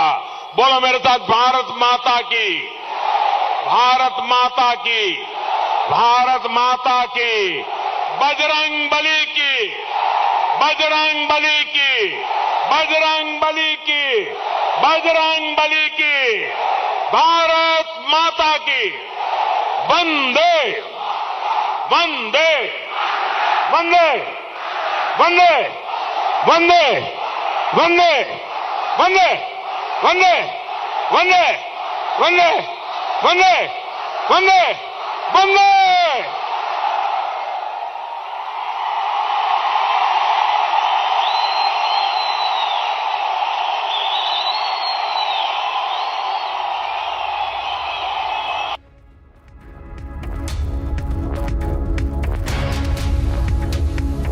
So you just heard the Prime Minister there, his last campaign rally for the Karnataka elections that has added the ultimate heft to the entire campaign.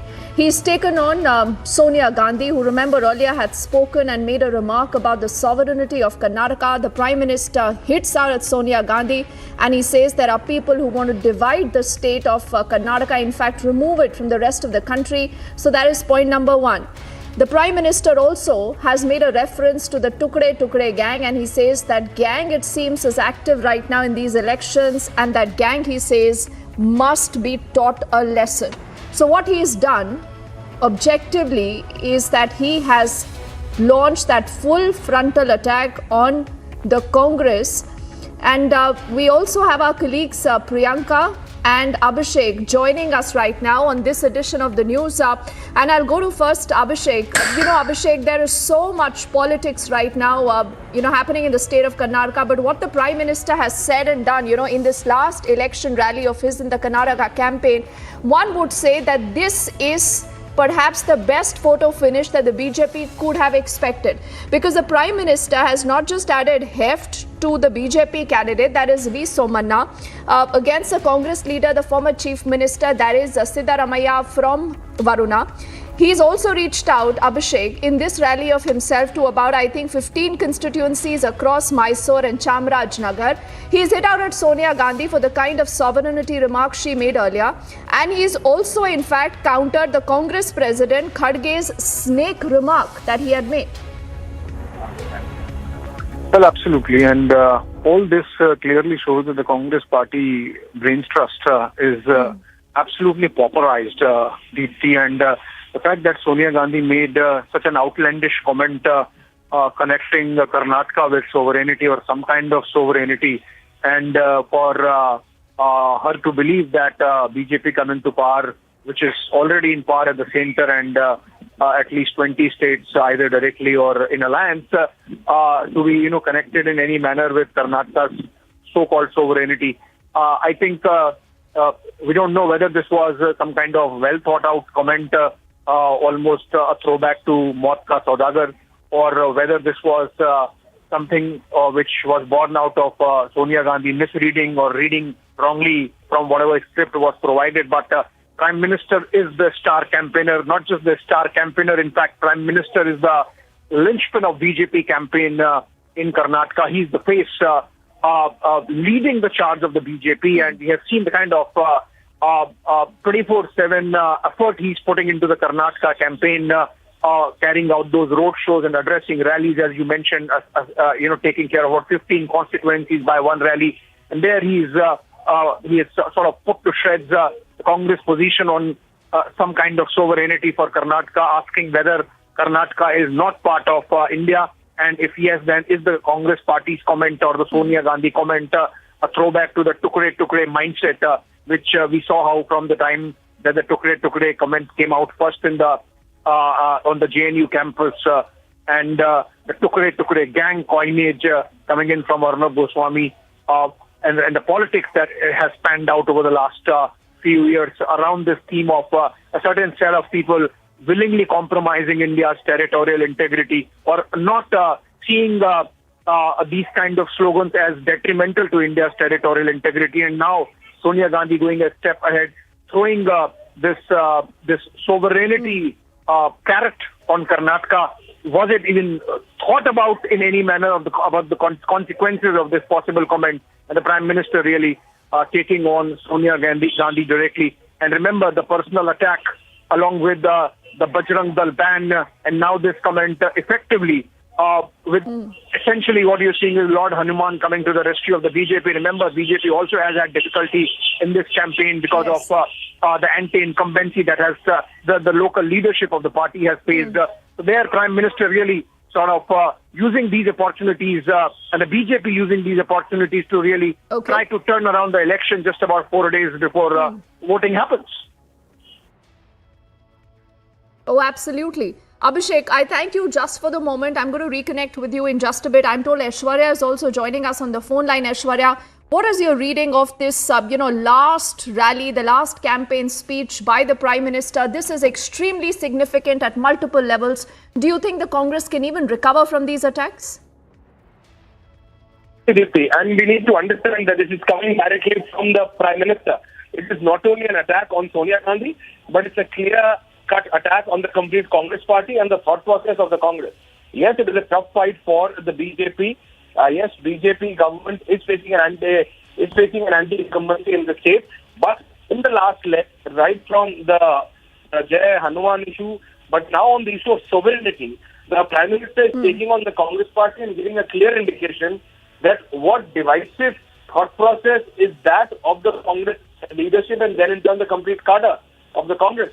And once again, raising the issue that the issue of support to the country, because if you see the Prime Minister not only limited his attack on Sonia Gandhi, but he made it sure that Congress can throw insults at him personally, but to make such a comment which will raise an issue on the integrity of the people of Karnataka is something which the people will not accept. So he is connecting it to the people of Karnataka. And this is the last leg of campaigning before Karnataka goes to.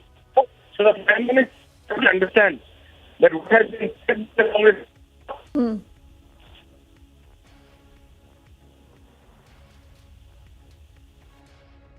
Absolutely, Aishwarya. I think we just lost that phone line. We'll connect with Aishwarya in just a bit. I also do have Aneri and Priyanka both joining us live. Remember, Republic reporting from the entire length and breadth of the state of Karnataka to get you what the voters think right now. Are the real core issues and the kind of comments you've heard from the Prime Minister himself. And before I come to Aneri, to you, Priyanka, you've also been covering, all the election fervor, the color. You've been speaking to a lot of voters. But what would one say to what the Prime Minister has just said? Whether this is the attack on Sonia Gandhi, whether this is about the end number of personal insults that were heaped at the Prime Minister, to even saying that there is a Shahi Parivar, who believes in meeting with foreign diplomats when, India is looking at multiple problems. And instead of solving those problems, you have this Shahi Parivar also wanting to appease terrorism and terrorists. So I think these are multiple issues that the Prime Minister has touched, Priyanka. What is your reading of how effective all these issues could turn out to be? When Amit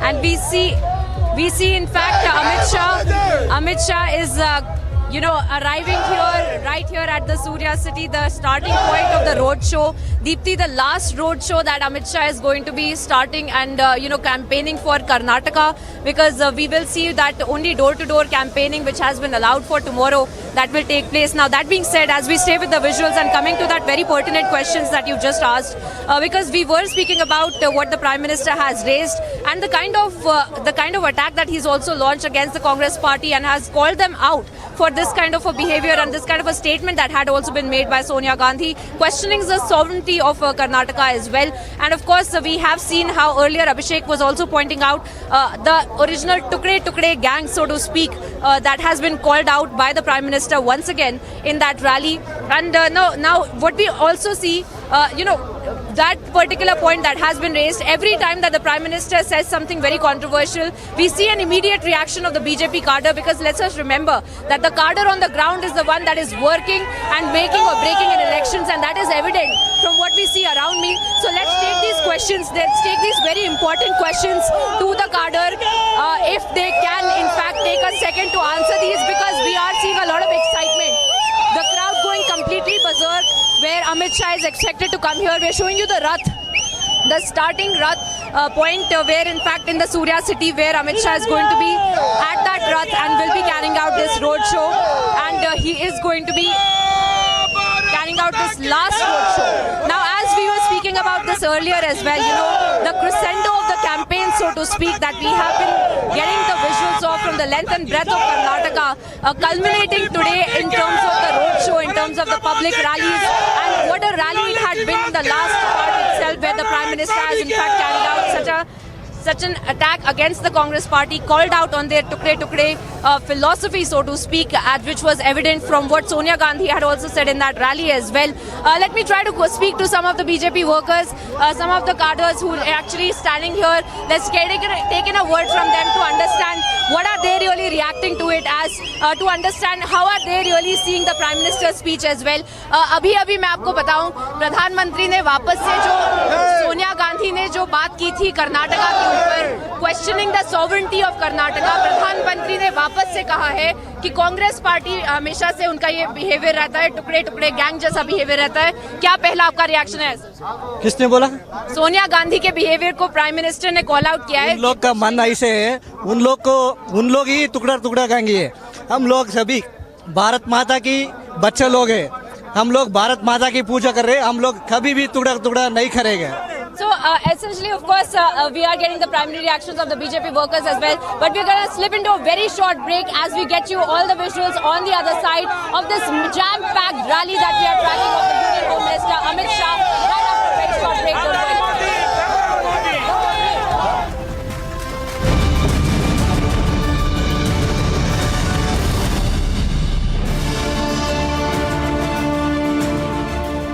That is Christian Michelle. First visuals on your scene. Christian, would you want to speak? Christian, have you turned in a brewer? Christian, would you give facts to India?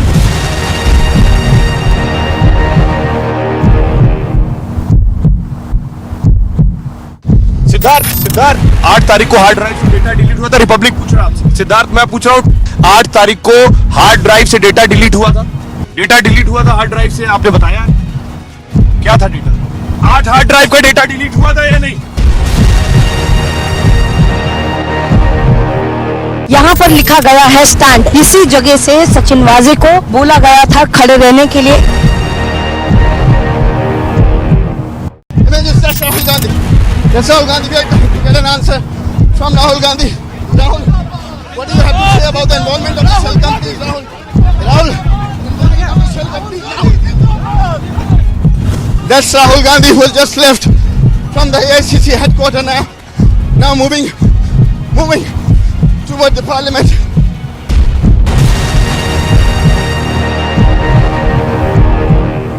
Both men, women, they are marching towards the road. Though some clashes are also witnessed here at the Sheikhpura road. See the tear smoke shells being used by the Jammu and Kashmir police.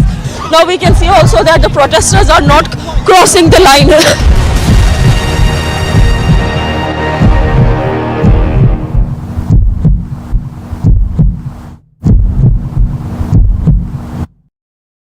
Mr. Malia, barrack number 12, jail conditions are ready according to Team India. Is that not fine according to the jail conditions? Mr. Malia, why are the questions bothering you when I'm not getting a single answer? Just answer one question, sir.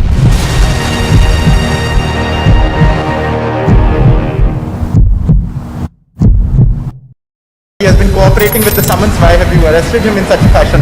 He has been interrogated for over 100 hours. First to get out of this. If you don't First to get out of this. First to get out of this. Get out of this. First to get out of this. First to get out of this. First to get out of this. He has cooperated. Get out of this. He has cooperated. Get out of this. He Get out has of been this. cooperating, sir. Get out of I am this. merely asking you. He has been cooperating. Get out of sorry. We are also cooperating. Yeah, please cooperate. That is Christian Michelle. First visuals on your scene. Christian, would you want to speak? Christian, have you turned in a brewer? Christian, would you give facts to India?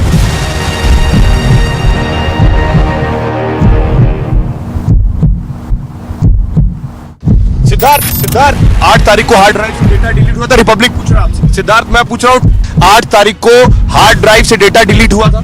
Data delete हुआ था hard drive से, आपने बताया क्या था data? 8 hard drive का data delete हुआ था या नहीं?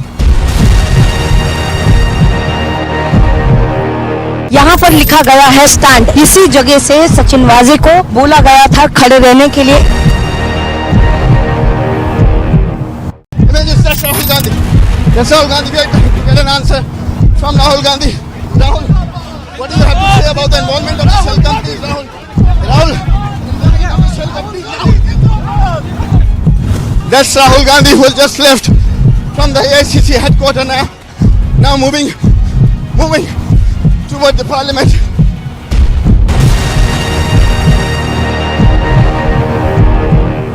Both men, women, they are marching towards the road. Though some clashes are also witnessed here at the Sheikhpura road. See the tear smoke shells being used by. क्या 85% commission खाने वाली कांग्रेस कर्नाटका के नौजवानों का भविष्य बना सकती है? कांग्रेस ने कभी देश के नौजवानों के बारे में नहीं सोचा। बजरंग बली की, बजरंग बली की, बजरंग बली की, बजरंग बली की। Mr. Malia, barrack number 12 jail conditions are ready according to Team India. Is that not fine according to the jail conditions? Mr. Malia, why are the questions bothering you when I'm not getting a single answer? Just answer one question, sir.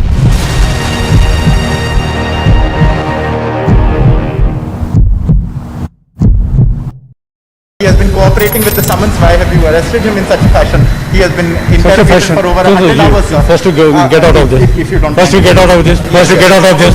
Get out of this. First to get out of this. First to get out of this. First to get out of this. He has cooperated. Get out of this. He has cooperated. Get out of this. He Get has out of been this. cooperating, sir. Get out of I am this. merely asking you. He has been cooperating. Get out of Sorry, we are also cooperating. We are also cooperating. Yeah, please cooperate. That is Christian Michelle. First visuals on you seeing Christian. Christian, would you want to speak? Christian, have you turned down the Gruak? Christian, would you give facts to India?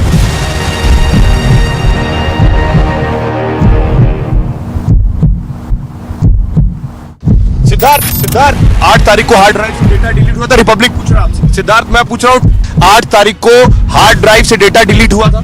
Data delete हुआ था hard drive से, आपने बताया क्या था data? 8 hard drive का data delete हुआ था या नहीं? यहाँ पर लिखा गया है स्टैंड। इसी जगह से सचिन वाजे को बोला गया था खड़े रहने के लिए। Rahul Gandhi. Yes, Rahul Gandhi, we are trying to get an answer from Rahul Gandhi. Rahul, what do you have to say about the involvement of the shell companies, Rahul? Rahul, that's Rahul Gandhi who has just left from the AICC headquarters now moving toward the parliament.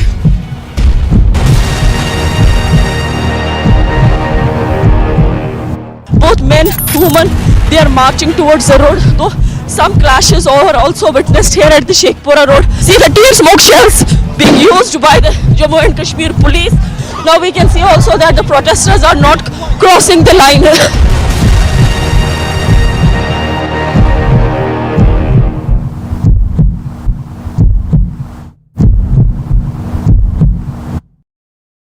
Mr. Malia, barrack number 12 jail conditions are ready according to Team India. Is that not fine according to the jail conditions? Mr. Malia, why are the questions bothering you when I'm not getting a single answer? Just answer one question, sir.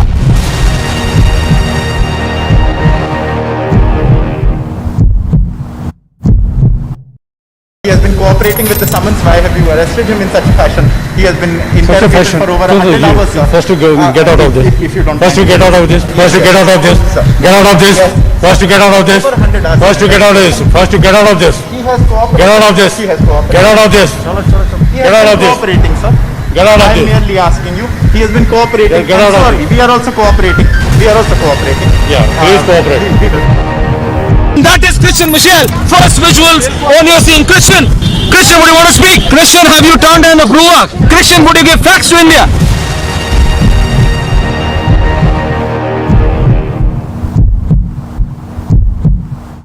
Siddharth 8 तारीख को hard drive से data delete हुआ था। Republic पूछ रहा आपसे। सिद्धार्थ, मैं पूछ रहा हूँ 8 तारीख को हार्ड ड्राइव से डेटा डिलीट हुआ था। Data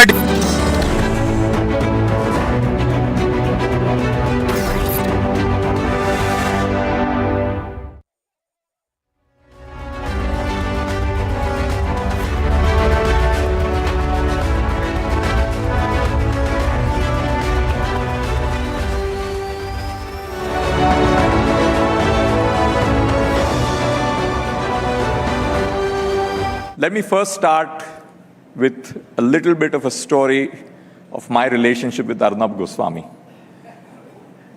Arnab is not in the room, and therefore I can venture to be even bolder.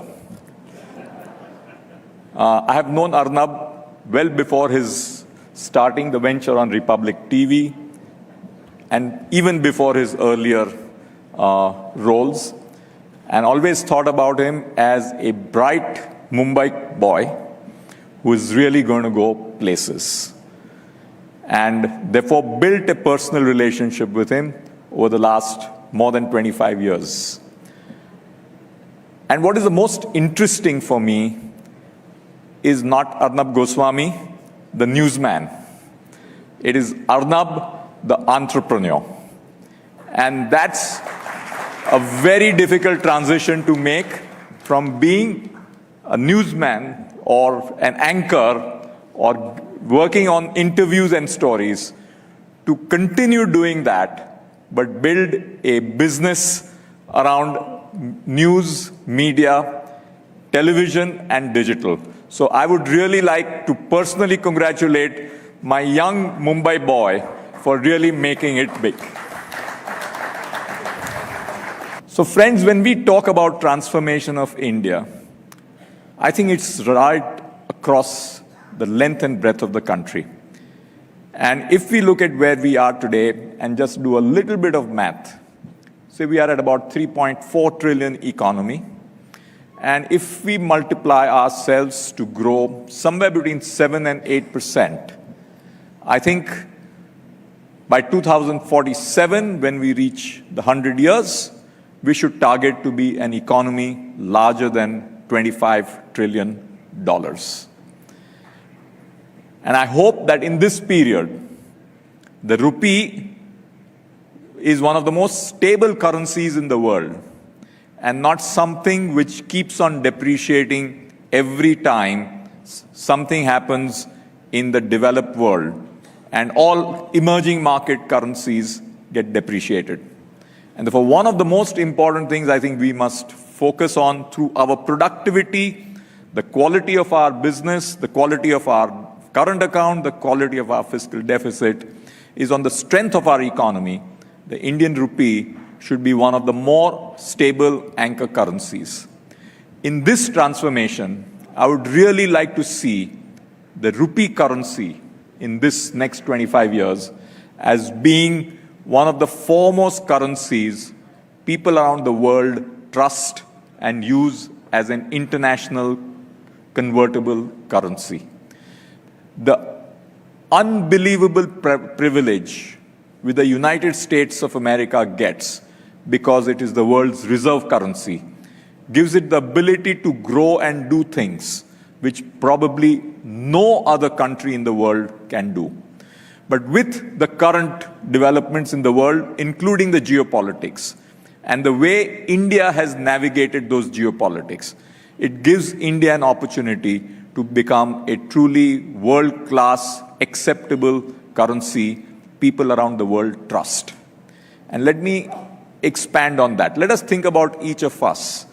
We all, of course, trust the Indian rupee, but if we have to put our money outside, in an outside currency, most of us would be comfortable with the US dollar, probably the euro, maybe the pound, yen, but certainly not the Chinese yuan.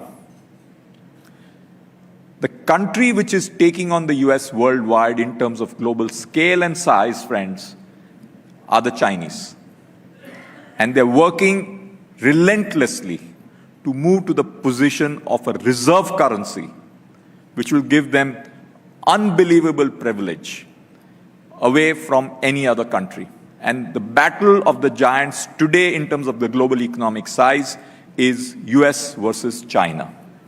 It's time for us at this point of time that over the next 20 to 25 years, that we certainly should be amongst the top 1 or 2 countries in the world, but become the favored nation the world can trust.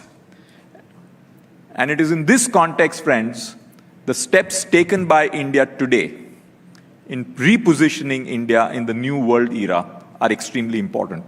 And I am saying this truly as an Indian. Last year, when Russia first attacked Ukraine, I was a very worried man because I saw immediate spike in price of oil and India being vulnerable to oil, which affects our current account deficit, which affects our fiscal deficit. So this worried me a lot.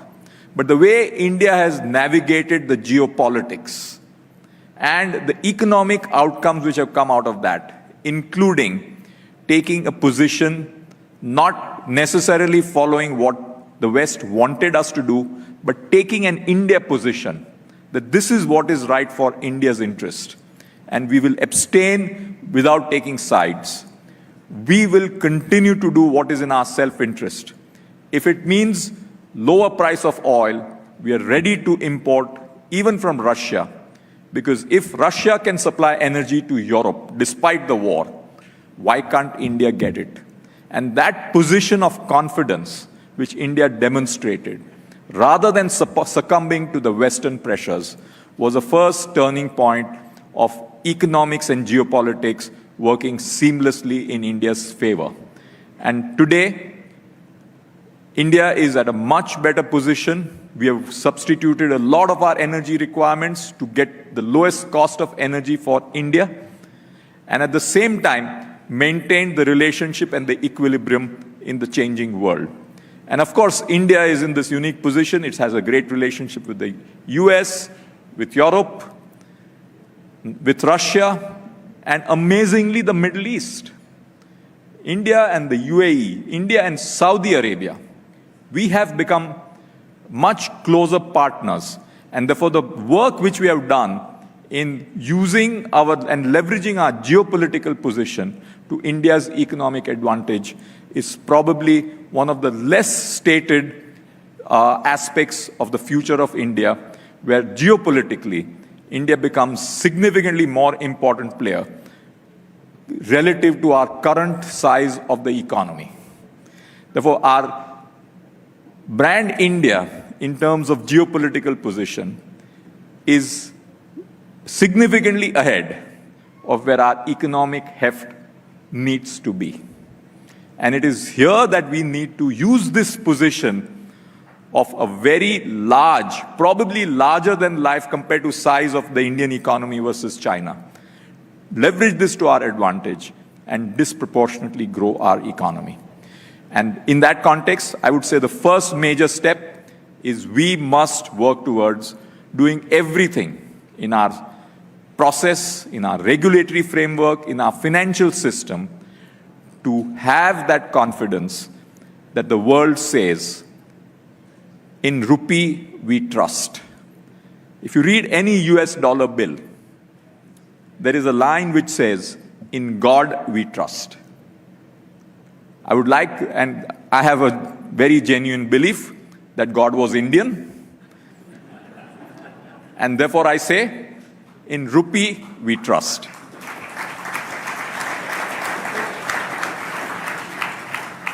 Now, it's good to say this, but how do we achieve this? You know, we all love to believe and dream, but dreams need to follow some serious execution. And if India wants to move from a 3.3, 3.4 trillion economy to a 25 trillion economy by 2047, which is a growth rate of 7 to 8%, what are our challenges? In the past, whenever we have tried to grow faster than 7%, we've normally landed up with some accident. Whether it was 1992, some of you may be aware, the famous securities scandal. Then 2000 was another scandal in the securities market. Then you had the 2007-8 financial crisis. Then you had the huge issue of NPLs, which followed post-2008 and which put back the Indian financial system for nearly 10 years with a number of companies getting into trouble. A lot of the corporate India, a lot of the financial sector companies, and all that really manifested in the 10 years between 2008 all the way up to 2018-19. And we are fortunately now at a stage where we have cleared up a lot of the mess which has happened over these many years. But we are now at a stage where we have to be able to do two things at the same time. One, put up a financial system which can scale while maintaining stability. We should be able to grow faster without blowing up. And for that, you need significant capacity building in our system. I do believe the Indian economy is poised for faster growth, but I do believe the Indian financial system has to catch up on capacity to get to scale. And at times, if we are burnt by a particular accident, we have to be careful that just because there is a road accident, you do not stop cars from driving on the road. Because if you don't drive on the road, you don't make progress. But you can easily say, my system is safe by having no cars drive on the road. Therefore, we need to make sure the cars continue to drive, whether it's a Maruti or a truck. We have got to be having the ability of providing roadways for all, having reasonable rules which balance risk management with governance, with aspiration for India's future. And here I would strongly, on the platform of the Republic TV, say that India needs significant capacity building in India's financial sector. Or else we run the risk of the economy growing faster or trying to grow faster with the risk of overheating and frictions and the financial sector lagging behind. Therefore, the transformation for the Indian economy in many ways rests on the ability and the power of India's financial sector to grow while managing risks. It is not either or, it is and. We have to grow and manage risks in the financial sector. And why is financial sector different, friends? At times people ask this question, why can't we just grow? Why can't we relax everything?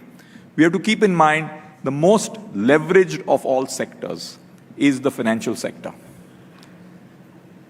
A bank is safe, but the bank has the highest debt equity ratio in terms of ratio of capital to deposits.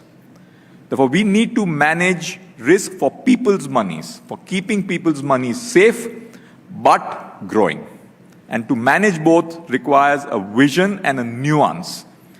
And I believe that just as we have a phenomenal vision for a transformation of the Indian economy, we must set in place a strong capacity building for India's financial sector. And this is where the transformative agenda for the financial sector has to be led by a combination which is a partnership of the government, of the regulators, and the key players who can build India's financial sector guardrails for a 25 to 30 trillion economy at India's 100 years. And I would love to see by 2047, India not in the top 3, but certainly 1 or 2. And for that, the road ahead is long and requires hard work and a lot more entrepreneurs who are given the roadway to grow, aspire like Arnab Goswami. And Indian entrepreneurs must be given the wings with the right ability and combination of professional management.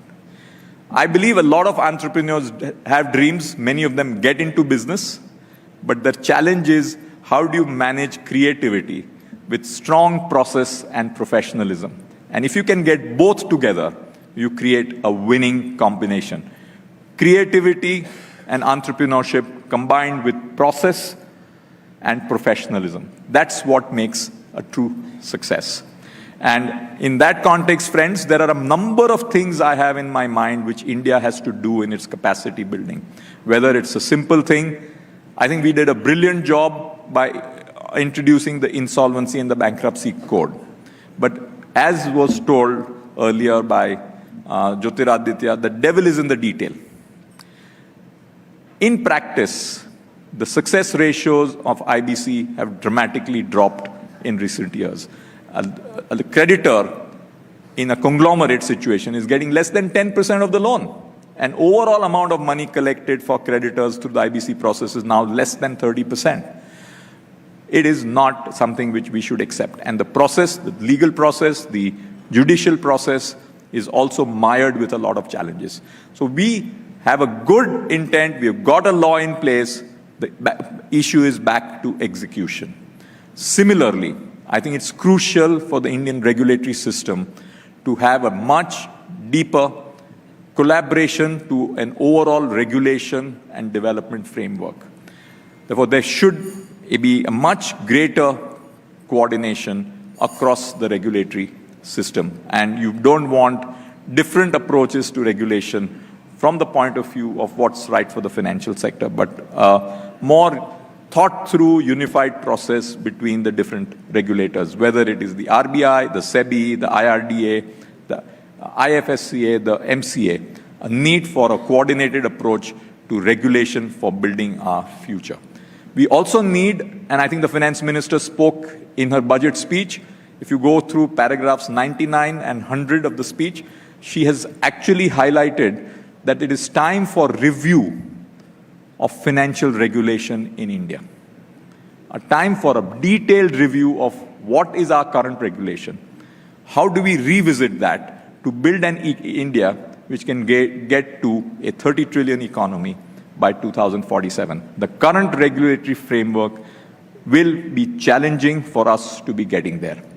And I do also believe that as the presidency of G20, one of the things which India must lead is how can we get to significant improvement in capacity building in the financial sector as leaders of G20. This is an issue certainly in India, but in many other countries. And with that, I'm looking forward to a chat with my friend, and I hope he's not too harsh on me. Okay, and really thank you very much, and I'm delighted and honored to be here. Thank you.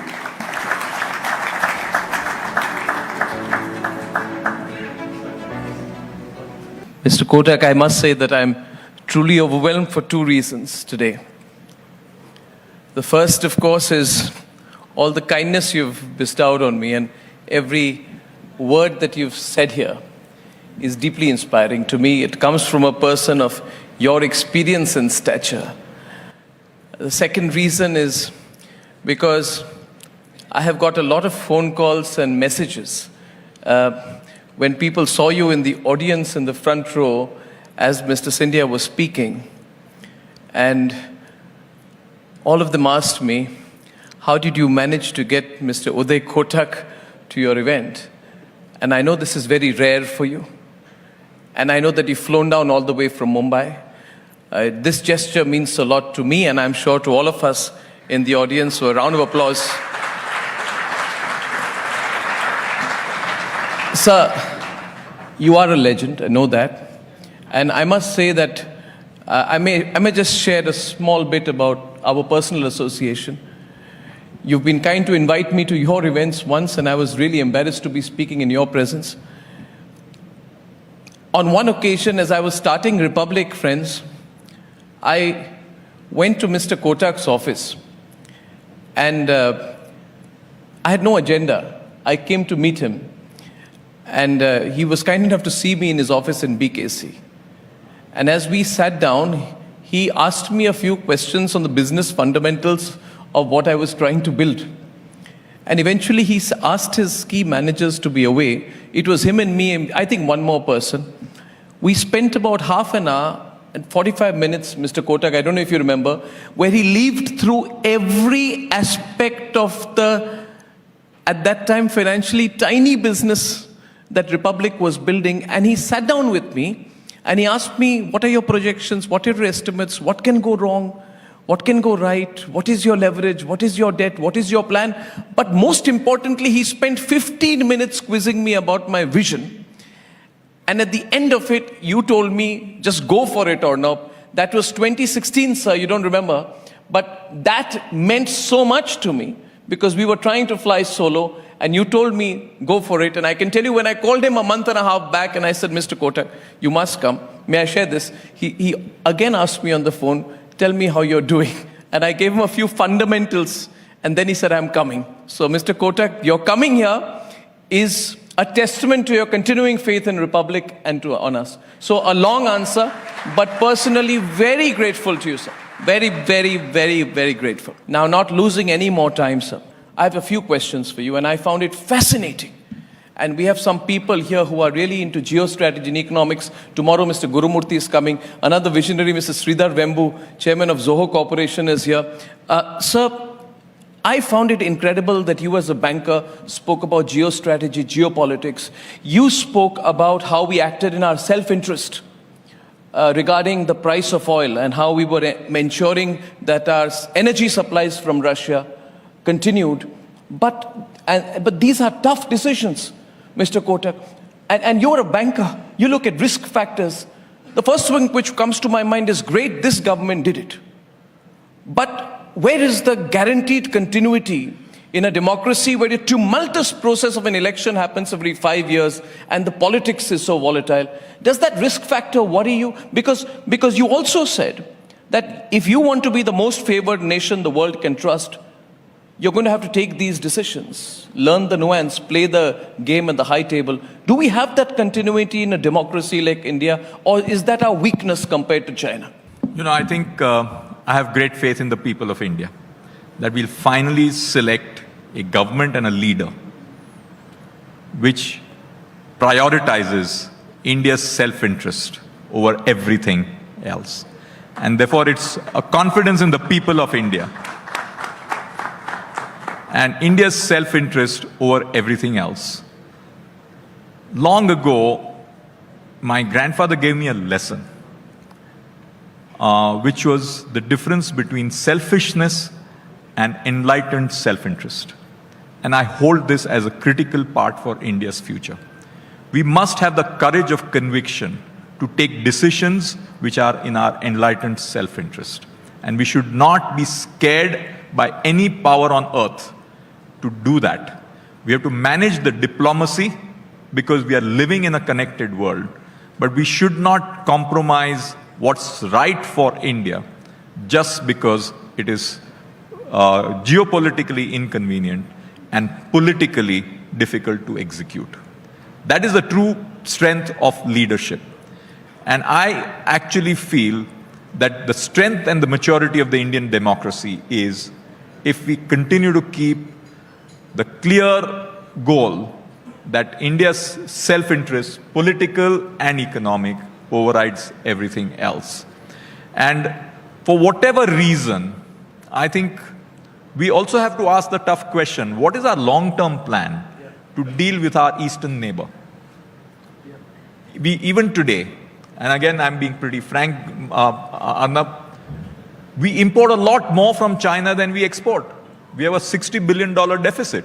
And therefore China sees India as a great market and has currently been far more competitive in selling to India on competition and good price than what India is currently.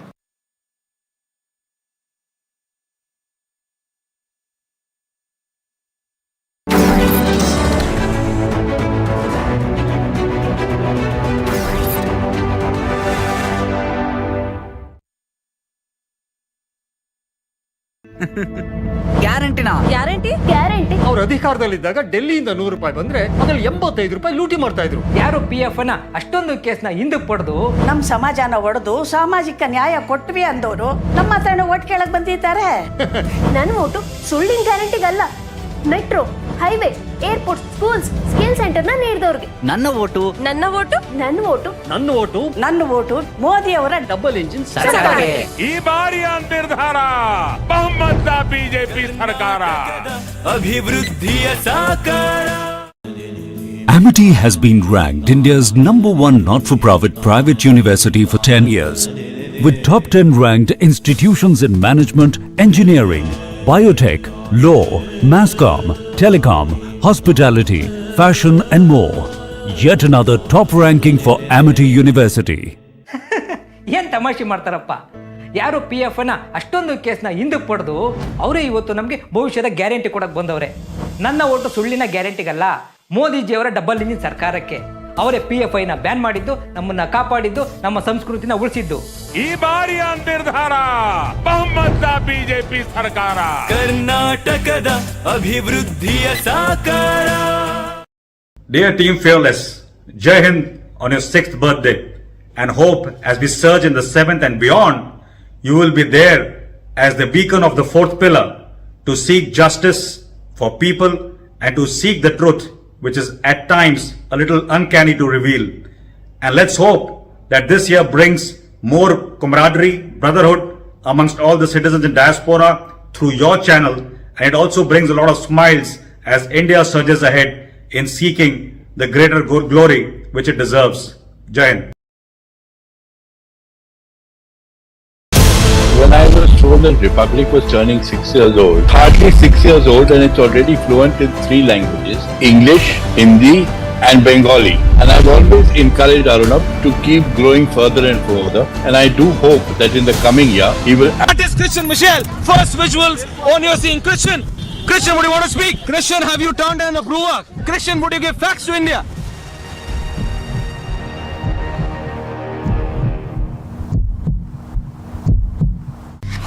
ಅವ್ರು 8 ವರ್ಷ ನಮಗ್ ನ್ಯಾಯ ಕೊಡ್ತೀವಿ ಅಂತ ಹೇಳಿ ಅನ್ಯಾಯ ಮಾಡ್ಬಿಟ್ರು. BJP ಸರ್ಕಾರದವರು ನಮ್ ಸಮಾಜಕ್ಕೆ ಮೀಸಲಾತಿ ಹೆಚ್ಚು ಮಾಡಿ ಭರವಸೆ ತುಂಬವ್ರೆ. ನಿಮ್ಗೆ ಶಿಕ್ಷಣ ಮತ್ತೆ ನೌಕರಿಲಿ ಮೀಸಲಾತಿ ಹೆಚ್ಚು ಮಾಡೋರೆ. ಅವ್ರು ಹೇಳ್ತಿದ್ರಲ್ಲ, ಅಧಿಕಾರಕ್ಕೆ ಬಂದ್ರೆ ಕೊಟ್ಟಿರೋದ್ನೆಲ್ಲ ಕಿತ್ಕೊಂಡ್ಬಿಡ್ತೀವಿ ಅಂತ. ಅವ್ರ ಹೆಂಗ್ ಅಧಿಕಾರಕ್ಕೆ ಬಂದ್ಬಿಟ್ಟಾರು? ನಾವೆಲ್ಲರೂ ಹೋಗಿ ಮೋದಿ ಅವ್ರಿಗೆ ಓಟ್ ಒತ್ತುವ. ಈ ಬಾರಿಯ ನಿರ್ಧಾರ ಬಹುಮತ ಬಿಜೆಪಿ ಸರ್ಕಾರ, ಅಭಿವೃದ್ಧಿಯ ಸಾಕಾರ. That is Christian Michelle. First visuals on your scene. Christian, would you want to speak? Christian, have you turned down a brewer? Christian, would you give facts to India?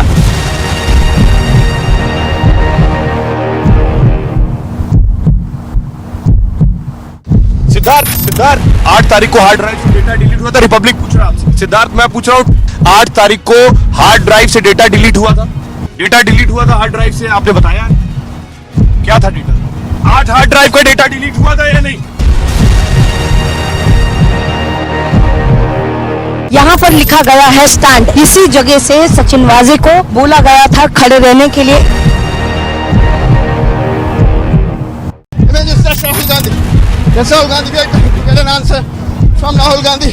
Rahul, what do you have to say about the involvement of the shell companies, Rahul?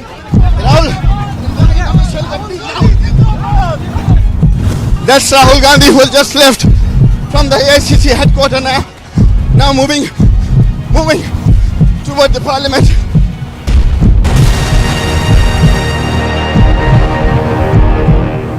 Both men, women, they are marching towards the road. Though some clashes are also witnessed here at the Sheikhpura road. See the tear smoke shells being used by the Jammu and Kashmir police. Now we can see also that the protesters are not crossing the line.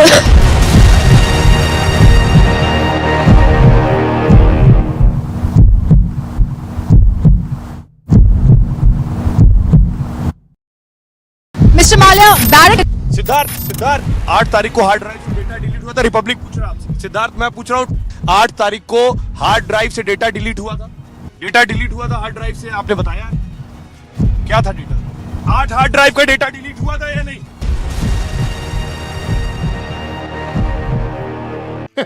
ಏನ್ ತಮಾಷೆ ಮಾಡ್ತಾರಪ್ಪ. ಅವ್ರ ಅಧಿಕಾರದಲ್ಲಿದ್ದಾಗ ಡೆಲ್ಲಿಯಿಂದ ₹100 ಬಂದ್ರೆ ಅದ್ರಲ್ಲಿ ₹85 ಲೂಟಿ ಮಾಡ್ತಾ ಇದ್ರು. ಅದೇ ಜನ ಇವತ್ತು ನನ್ ಕೇಳ್ತಾ ಇದ್ದಾರೆ, ನಮಗ್ ಲೂಟಿ ಮಾಡಕ್ಕೆ ಮತ್ತೊಮ್ಮೆ ಅವಕಾಶ ಮಾಡ್ಕೊಡಿ ಅಂತ. ನನ್ನ ಓಟು ನನಗ್ ಸೇರ್ಬೇಕಾದ ಇಡೀ ₹100 ನನ್ನ ಖಾತೆಗೆ ತಲುಪಿಸಿದವ್ರಿಗೆ. ನನ್ನ ಓಟು ಮೋದಿಜಿಯವರ ಡಬಲ್ ಇಂಜಿನ್ ಸರ್ಕಾರಕ್ಕೆ. ಈ ಬಾರಿಯ ನಿರ್ಧಾರ ಬಹುಮತ ಬಿಜೆಪಿ ಸರ್ಕಾರ, ಕರ್ನಾಟಕದ ಅಭಿವೃದ್ಧಿಯ ಸಾಕಾರ. Amity has been ranked India's #1 not-for-profit private university for 10 years, with top 10 ranked institutions in management, engineering, biotech, law, masscom, telecom. Mr. Vaishnaw, how soon can we change all the trains in the country? Tell me what really has changed and what is changing. Today, Railways thought process, Railways mindset is only and only about performance, only and only about meeting people's expectations, only and only about transforming the economy. Our Prime Minister really thinks that India will become a superpower, and he believes that if we lay the foundation right, then the country will be in the right direction.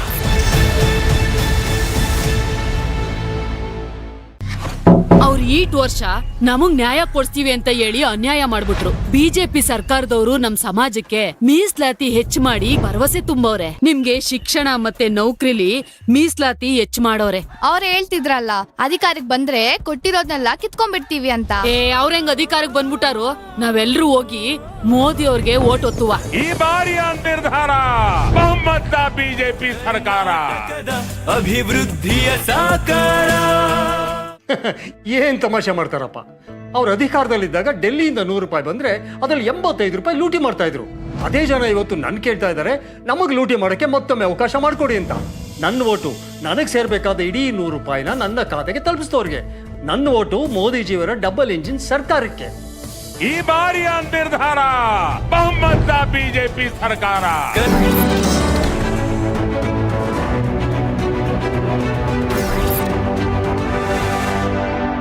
You're the one with an early start, and it's great to have a railway minister who's always ahead of time. Thank you, Anna. That's incredible. Thank you. It's incredible. You know, when I was in college, we used to change 2 trains to go from Delhi to Guwahati. But that tells you how old we are. No, things are changing. Things are changing very fast. On a personal note, we have a new connection we found today, which is remarkable. Leave it. Okay, I'll leave it. But we have a Jodhpur connection. We started in the same schools, and so we were just talking about it. It's great to see you. He's an incredible man. I want to tell you a little bit personally about him, some facets of him, Deepthi, I think we should share before we start the conversation, because behind every success story is an individual. And I just got to know that Mr. Ashwini Vaishnaw, when he was a student in Jodhpur, if I'm not mistaken, Jodhpur, created the first network printer. And when he was doing his engineering, he was the first, before he got into the civil services, he was the first person in the world, and Mohandas Pai was there quite stunned listening to this, the first person in the world as an undergraduate student to integrate sound as a database element. Multimedia database element. Have I got the technology part right? I'm still engineer first. You're still engineer first. But this is wonderful. So basically a tremendous innovator who got through the civil services, has worked in the private sector, has been educated at the best institutions, and is now leading what I would say is the greatest transformation. We have the Prime Minister this evening at 8 p.m. And I think I was joking with him that he's seen on more occasions with the Prime Minister, because I don't know how many Vande Bharat trains he's launching every second day. It's wonderful what you're doing.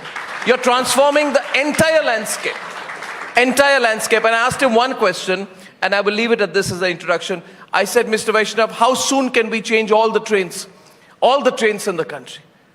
No train which is not of this, what I would say, the genre of the new age trains. He said, Arnab, give me less than 10 years.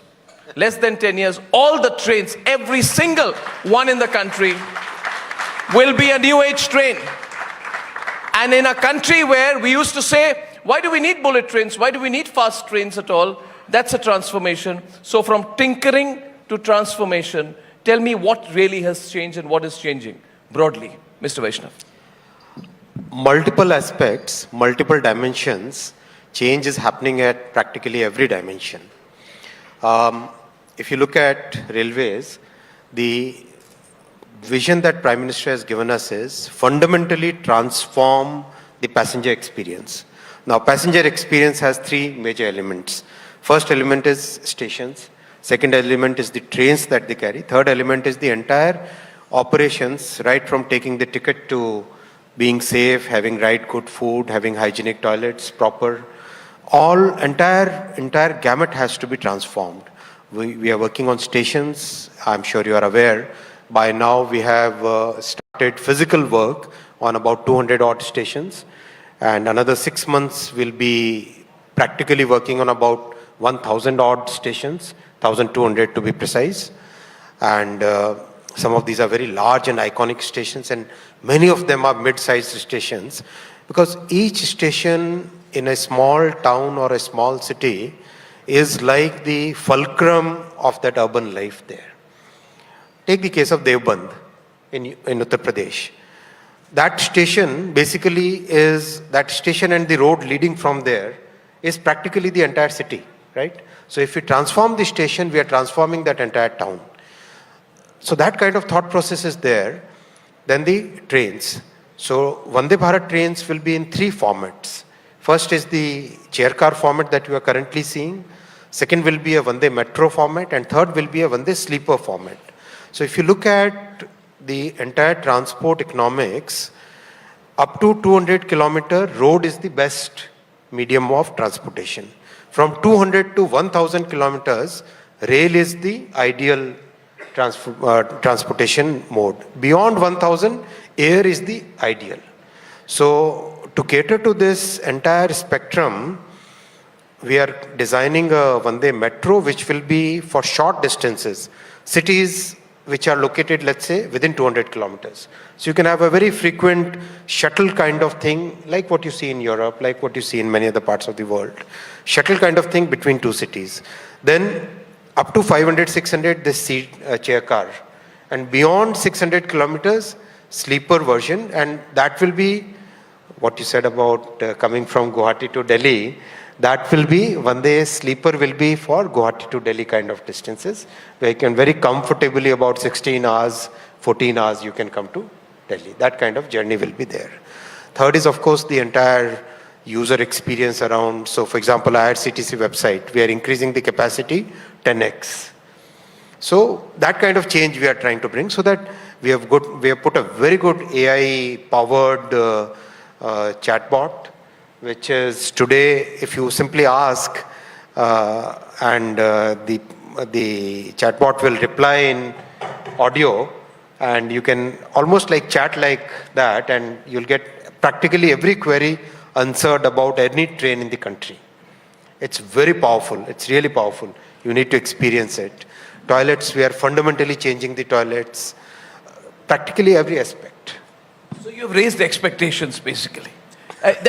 Our Prime Minister, if you do up to here, he'll say, no, this is the bar. We work up to here, he'll say, no, this is the That's amazing. You know, last time it went viral, where he was at the economic summit, kind enough to grace it. And then we got talking a little informally during the event, and then he narrated a story about how, and I think he says it best, because people want to know about the way the Prime Minister of the country thinks. The Prime Minister is coming this evening, but that's his formal address. But they want to know how he thinks, how he works, and he must be spending an enormous amount of time with you. And there was this story you shared last time about how you all made a presentation to the Prime Minister, and the Prime Minister didn't say anything, and then you all went out, and there was a call after 11 o'clock at night that the Prime Minister made to him, and what the Prime Minister said. Maybe, if not that, you can share a little bit more, maybe a personal anecdote, which will tell everyone about how the Prime Minister sees railways and IT as transformative enterprises, and how he's involved. You're right, Arnab. Our Prime Minister's, basically, he's a very, very intent listener.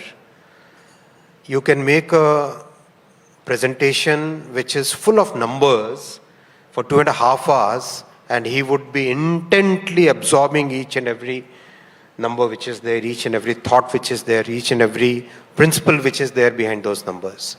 He's such an intent listener. I have never seen a listener beyond what our Prime Minister is. Second, his vision is very, very far-reaching. He's not interested in incremental, small, delta kind of changes. He really believes that yes, time has come when India should be thinking of quantum changes, step changes, not just incremental, okay, fine, this small little change we have done. No, he's not interested in that. Third, he truly believes that India can be a developed nation, India will be a developed nation. Unlike the huge genre of politicians in the country who always thought that India will remain maybe whatever it is. Our Prime Minister really thinks that India will become a superpower, and he believes that if we lay the foundation right, then the country will be in the right direction. So these are some sincere beliefs that he holds. And that's what drives so many of the things that he is driving. For example, very recently, a digital minister from one of the richest countries in the world, and that has happened so many times, when he came, we were discussing COVID, we were discussing payment systems, we were discussing quantum technologies, we were discussing 4G, 5G and 6G, all those things we were discussing. When he asked about how do you transfer your benefits, he said that I've heard that there is a very unique way of doing this. When I explained to him how a Prime Minister has launched Digital India, how Digital India has created the India Stack, and how using the India Stack, Prime Minister presses a button and millions of people get their money in their accounts. He was so surprised. He said that, no, you must come and make presentations before the G7, how India has transformed. So those are things which are not even possible. Even the rich countries today, even today they write checks, and the checks are they are mailed, physically mailed. And if the person has, let's say, left the example he gave, that minister gave was, if a person has left the address, the check remains in the mailbox for 2-3 months before it comes back. It's that kind of world, and India is like leaps ahead of many of these developed countries. That's the fundamental change PM has brought. That's just wonderful. Absolutely wonderful. Deepthi. And Arnab, what's very fascinating, and the audience will notice this, ever since, you've seen and heard a lot of railway ministers, the conversation was totally different. We used to talk about the state of the railway stations, the washrooms, the food. And more specifically, I think during budget times, you will realize that, we'll have to find out, acha, kahan se neta hai, wo kya dega? What are the kind of doles he might think of giving to his particular state or the other constituencies? But now I think there is a marked change in that entire conversation. Just about yesterday, you spoke about Vande Bharat. The minister, along with the Prime Minister, was in Kerala.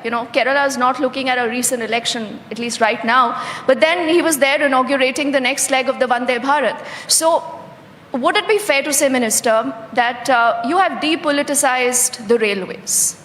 It's only and only about infrastructure, it's about people, it's only people-centric now. Is that a deliberate effort? Absolutely. Today, railways thought process, railways mindset is only and only about performance, only and only about meeting people's expectations, only and only about transforming the economy.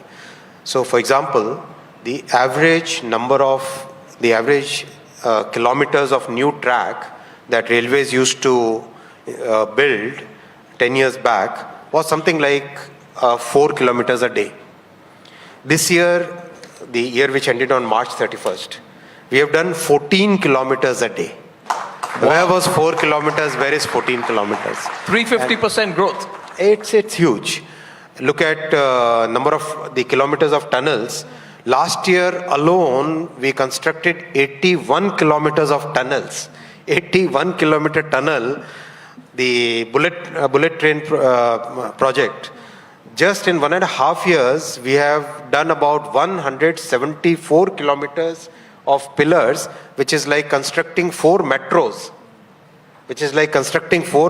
It's huge. It's phenomenal work. The Japanese Prime Minister sent his entire team and said that, no, go and see in India what's happening. I cannot believe the numbers which are coming. So it's like that. By now we have completed, the work is going at a torrid pace, at a rapid pace. That's the only focus. We are ramping up production of Vande Bharat trains, phenomenally transforming the stations. The Kavach automatic train protection system which has come, whole world is watching it, and actually one of the largest railway companies in the world, their chief technology officer recently came and met me, and he said that we are so impressed by Kavach that we think that the entire North America, South America, Africa, Australia and Southeast Asia, minus Europe and China and Japan, everywhere else the world will adopt Kavach as the standard ATP. When they see these technological changes coming out of India, initially there is a thought process that, okay, we don't understand. But once they go deep in it, then they understand that, oh, we should have done it 10 years back. Then they realize that, no, we have fallen behind, and time that we catch up by copying what India has done. That's the fundamental change. You know, I think it's the scale. I think if you ask me, it's the scale. Everything that you're doing, Mr. Vaishnaw, and that's why you seem to be more and more energetic every time I meet you these days, is scale. We are building tremendous scale. So we've seen 13 operational Vande Bharats right now. How many? 16. 16. Okay, so I'll meet you next week. You'll say 18. That's the wonderful thing nowadays. Other train is ready, actually. It's about to leave today. Factory. Oh, that's absolutely fantastic. So these are semi-high-speed trains, which can go up to what? About a one... The train is designed for 200 kmph. 200 kmph. Our Indian tracks are currently, if you look at our tracks, most of these tracks are designed for 70-80 kmph. Some of them are designed for 100 kmph. Now, in a very methodical way, we are upgrading most of the sections to 130 minimum, and wherever possible 160. Beyond 160, many more challenges come because of the cattle, the human trespass, all those things, challenges come. Technologically, up to 130, we can very quickly go. Is the back-end technology also strong enough? Are the tracks strong enough? Because it was always said, no, this is all cosmetic. You know, Deepti, what they said, this is cosmetic, this is political. You know, which is why, No, I fully. So the thing is, there are people who will say that Ashwini Vaishnaw is this very nice, friendly minister, Wharton background, very well spoken, but it is cosmetic. They're going to say, which is why, you know, you had Rahul Gandhi who tweeted, I think Make in India needs a serious rethink.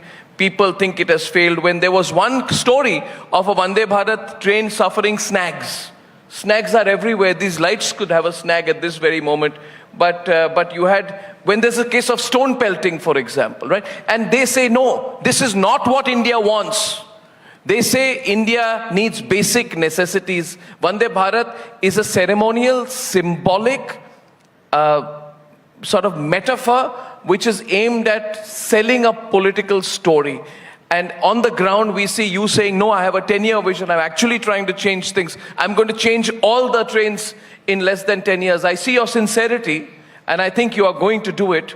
But how do you manage the two? How do you manage the two? Because what I think you're doing is that you're saying 10-year vision. You're not even saying 2047. You're saying 2033. You're right. You are absolutely right. There is a political discourse around it. There is a large section of political establishment which doesn't like Vande Bharat. Doesn't like it. And why don't they like it? Because for 40, 50, 60 years, that political class continuously gave trains which were of 1940s design, 1950s design, 1960s design. They never upgraded when the world was going at a rapid pace far ahead. They kept India in a very dark situation where their only thought process was give some crumbs and keep milking this entire population as a vote bank. Our Prime Minister fundamentally changed that entire thought process and political discourse. He says that we have to empower our people. Look at the children who are traveling in these trains. Look at the young people who are traveling in the trains. Look at their videos. Go to YouTube. Yesterday, one person from Kottayam, he has about 2.5 million followers, YouTuber. Listen to what he says. He says, I have traveled all over the world, and I always used to dream when a train like Germany, a train like what we see in Switzerland will come to India. Yep. And today, that person says, I don't remember the exact title of his YouTube channel. Person says, today I am so happy that India has got a world-class train. I'll tell you why it is world-class on, I'll tell you why it is world-class on every parameter. Acceleration. 0 to 100 kmph, this train does in 50, Vande Bharat does in 52 seconds, bullet train does in 54 seconds. Any German or Swiss or other train does in 60, 58, 60 seconds. The ride index, despite whatever condition of our tracks is today, and we are continuously upgrading them, you keep a glass of water in Vande Bharat and the water will not spill. You try doing that in other trains in Germany. I tried doing that from Davos to Zurich. The glass shakes. Very different. Noise level inside the train, compared to an aeroplane, noise level within an aircraft, this is measured 100 times less noise inside Vande Bharat.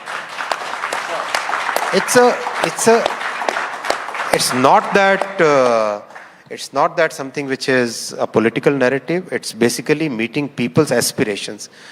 Arnab, if something catches people's imagination, it cannot be, that kind of phenomenon cannot be created. It happens naturally. Today's India is aspirational India. Today's youth are no longer happy with small little crumbs. Today's youth want the best in the world. And we have to give them as political class. It's a duty, and that's the fundamental change in mindset what Prime Minister Modi ji has made. He has changed the mindset that Congress mindset was keep giving crumbs, keep giving small little incremental things. Modi ji's mindset is make step changes, make quantum changes in what we are delivering to the people. And Arnab, there's another stark difference, I think, between the current railway minister and the previous railway ministers. Now, he's an engineer. He is a technocrat by background. So, you really can't bullshit him. I think that goes also for the opposition. You say what he tells you. He'll talk about the sound, he'll talk about the tracks, he'll talk about every other thing. I think, that's why I said that unlike other railway ministers, there's a lot of heft today in what the minister brings to the railways, what he's done. And he's on site inspecting 24/7. We've seen multiple of his videos there. I think, Mr. Minister, does that also make a difference? If you have someone with that kind of a background, and there are a lot of other interesting anecdotes on times when you were in the civil services in Odisha. But before I come to that, why don't you tell us about this, that having a technocrat, someone with a background as stellar as yours, how does that change a sector that touches people's life 24/7 so dramatically? Definitely it helps to be a technocrat. It definitely helps in an organization like, Railways is a very, very complex organization. To give you an analogy,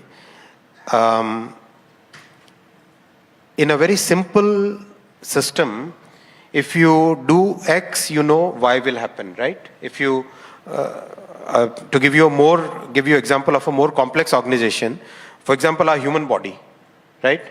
If you hit my hand will ache, right? In a railway system, you hit leg and the pain will be somewhere in the head. It's that complex. Why? Okay, so let me try to explain it again. The complexity of railways is so huge. There are 6 large systems interoperating, interacting with each other, and each system has an impact on every other system. So 6, in the language of math, it's like 6p5. So it's a huge number of options which get created, right? So to understand that complexity, you need a serious technical mind, you need a serious systems mind, you need to go 10 level deep in understanding it. For example, I must have spent about more than maybe about 40 or 45 hours discussing what is the best way to maintain our tracks, right? And people say that they haven't ever heard of a railway minister discussing what should be the maintenance of tracks, what kind of technologies you should use in maintaining tracks, what should be the parameters in maintaining tracks. Now, these are fundamental things that comes when a technical mind works on a technical problem. It's like that. And that has such a huge impact on people's lives, because each and every passenger would like to feel secure that there is somebody watching around, somebody caring for the safety, caring for the maintenance. When a person sits in a train, that person should feel confident that somebody has taken care of all the safety matters. So that really helps. Being a technical person helps. If I can be permitted an observation, Ashwini ji, and we are talking about transformation, and can I just share my thought on a couple of thoughts? One is, transformation is happening because a person like Ashwini Vaishnaw is a lateral entry, if I may use that phrase, into the political system, a lateral entry, Mohandas, in the political system at the highest of levels. And so is, say, Dr. Jaishankar. First point, that requires vision. Second, I think vision of the Prime Minister is absolute, because it's not just having a person like him look after the ministry and ministries. It's also the fact that we have the highest budgetary allocation today for the railways. I mean, I think we can't discount that. What would an Ashwini Vaishnaw do without the resources? So Ashwini Vaishnaw has the resources. We have 2.4 lakh crores, if I'm not mistaken, or more, around that number. See, it's... at least around 9 or 10 times what it was in the last year of the UPA government. That's the number I have. At least 900% more is being allocated for railways than in the last year of the UPA 2 government. So that is, as I put your money where your mouth is, it's an absolute certainty. And the third is the trivialization of the railways has stopped in this country, if I may say so. Ashwini ji, I have been a reporter. In my time as a reporter, at that time, unfortunately as part of the Lutyens at that time media ecosystem, I had the opportunity, or rather would I say the marvelous experience of taking a boom like this to Lalu Prasad's house. And I will not mince my words. I was given the chosen assignment. No, I was given the reporters would climb over each other to be the reporter doing a live at Lalu Prasad's house the day the railway budget would be announced. And we were all asking trivial questions, and Laluji would come. He's very entertaining, of course. He would come and then he would take his chara and he would go to his cows. And then the stupid questions such as, Laluji, kis state ko kitna chara milega? The kind of political dispensation. Will you throw a few stations at Bihar? Will you throw a few stations at Maharashtra? Like it is dole. We treated the people of this country with contempt, Ashwini ji. We threw it. And then the politicians would stand every time one aspect of one station would be raised and they would be cheering and jeering. We trivialized not just the railways, Ashwini ji. Would you not feel we trivialized the country? Absolutely. Did we not trivialize the people of this country? Absolutely. We treated people like commodities. I mean, the country was in a very different mindset. See, it's not just railways, Nadda. If you look at sector after sector is getting transformed. Highway construction, number of airports which are getting constructed. Look at the power grid getting stabilized. Look at the cyber security. From 46, we have now 10th rank. It's a jump in sector after sector. 4G, 5G, moving towards 6G. Look at the way digital transformation has happened. Look at the way mobile phones, which 98% were imported 10 years back. Today, 98% are made in India. Sector after sector. See, this doesn't happen. It's not a one ministry or a one person or one this thing. Our Prime Minister's vision is so clearly focused towards creating a developed country that it gets reflected, whether it is education policy, the softer things like making sure that each and every household in the country gets a toilet within the house. Those are the fundamental things which are getting reflected in the work that all of us are doing. Before we go to Telecom, I want to run a clip. I don't know, do we have the clip of the minister, really?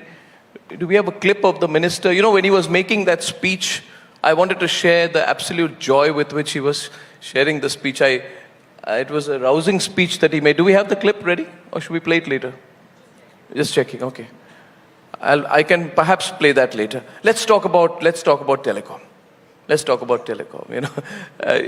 You have two fantastic ministries. I think it's a blessing, isn't it? Two ministries, And let's talk about, let me start with Arunachal. All villages got 4G connectivity. We installed 254 4G network towers. Yeah, there goes Gaurav.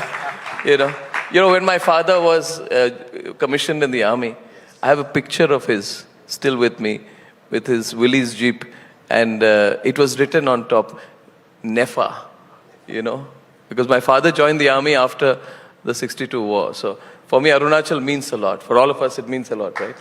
The defense background. So 254 new 4G networks and made them operational in 336 villages overnight. So there is a different attempt also, right? Before I go into the corporate part of it, telecom is also a huge national infrastructure building project, isn't it? See, telecom is the gateway to digital economy today. Telecom means so much to each and every person in the country. Every young person is today having a smartphone. Every person is actually having a smartphone, which opens up the entire world to our life here. Every aspect of our daily life, daily transactional life is today getting digitalized. So it's very, very important to have a very sound and very strong telecom infrastructure in the country. And that's why our Prime Minister basically started with reforming the entire sector. Completely, the entire legal mess which was there, the series of litigations where the telecom companies were fighting with each other and using courts to fight their marketplace battles, that's all gone now. Purely focused on getting world-class services, purely focused on creating, innovating, creating new solutions, creating new use cases. See, I think it was Mr. Sunil Bharti Mittal who said this, that in 30 years of his life, he never believed that India would become a telecom manufacturer. That is the fundamental change which Prime Minister has brought in. All along, we were importing things. Now there are at least two companies that I know of who are today exporting to developed countries like US and Europe also. They have started exporting to US and Europe. That's a fundamental change. And each time I go and see the products, you see the change in quality which is happening. Our Prime Minister laid a very clear target before us that 2G, 3G was a different world, a different genre of politicians. That was a different time. And now times have changed. At least in 4G and 5G, we should catch up. We should be, as he says, we should stand equal with the world. But in 6G, we should take the lead. Why 6G? Okay, so why 6G? Because I feel there was a time when we were told the government cannot keep up with the private sector. And now, it's true. Believe me, I've spoken to many corporates from the telecom world who tell me the government's moving too fast here. I've heard this. They say, why 6G? Abhi to 5G kiya hai, now 6G. I never thought I would hear corporates say that. So you've done this huge 2G, 5G rollout, right? Fastest in the world, Ashwini ji? That's fastest. Fastest in the world. And you got 115,000 sites radiating the 5G signal as we speak right now. 175. What are you doing? Is that so? You're enjoying this? You're enjoying correcting me this morning. But now we're talking 6G. And the private sector is saying, abhi to 5G kiya, now 6G. Why move so fast? Why move so fast, Ashwini ji? Why does this transformation need to be so quick? The world is going to be defined by entire world, I'm saying, the human civilization, the way we work, our societies, our governments, our corporate sectors. These are going to be massively transformed and going to be seriously affected by a handful of technologies. 6G is among them, one among them, AI is among them, quantum is among them. We must take lead in these technologies. If we have to retain our competitive advantage in the entire League of Nations, we must take lead in these technologies. I'm so happy to share with all of you that while that other generation of politicians other class of politicians would have not even thought of 6G till it has already been implemented in the world. Our Prime Minister gave this target last year that in 6G we have to be leaders, and as on today we already have about 175 patents in 6G. Patents. So we should not just be... In applications. Patents and applications. See, 6G will evolve as a particular system. Sure. As on today, we don't know what is 6G, right? So in a telecom system, there are multiple elements. So there is a system of antennas, right? How the antennas will radiate. There is a system how the antenna, the signal will be processed. There is a system by how that signal will be used in an equipment. Right. There will be a system how the user will, right? There are multiple systems. Sure. So throughout this value chain, each and every item, there is some person who would like to focus on that particular item and work on it. So 6G related technologies, which will go as ultimately it will be a bouquet of thousands of such technological innovations, which will be called as 6th generation, right? So 175 patents related to many of them. So today the world has started taking note of it.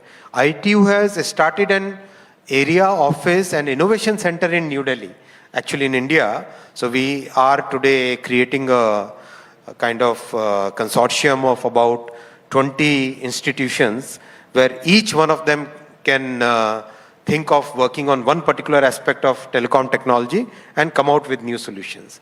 So it's a totally new way of working, new way of thinking. It's a change in mindset, Arnabda. What did Tim Cook say to you when you met him last week? Oh, he was so happy. Actually, I must share it with you. I hope Tim doesn't. It's okay. In Republic we are like this only. So I asked him, I kind of ate his brain. I asked him so many questions. It was like a journalist asking. Yeah. Because I was very curious of how other countries have done, how other countries have gone in their journey. So I kept on asking him, when you first went to China, how was your experience? When you went to Japan, what was your experience? How did companies develop their skill sets? Multiple things. So when I asked him, what do you think about India today? His answer was, I'm amazed at the confidence of this country. Oh, wow.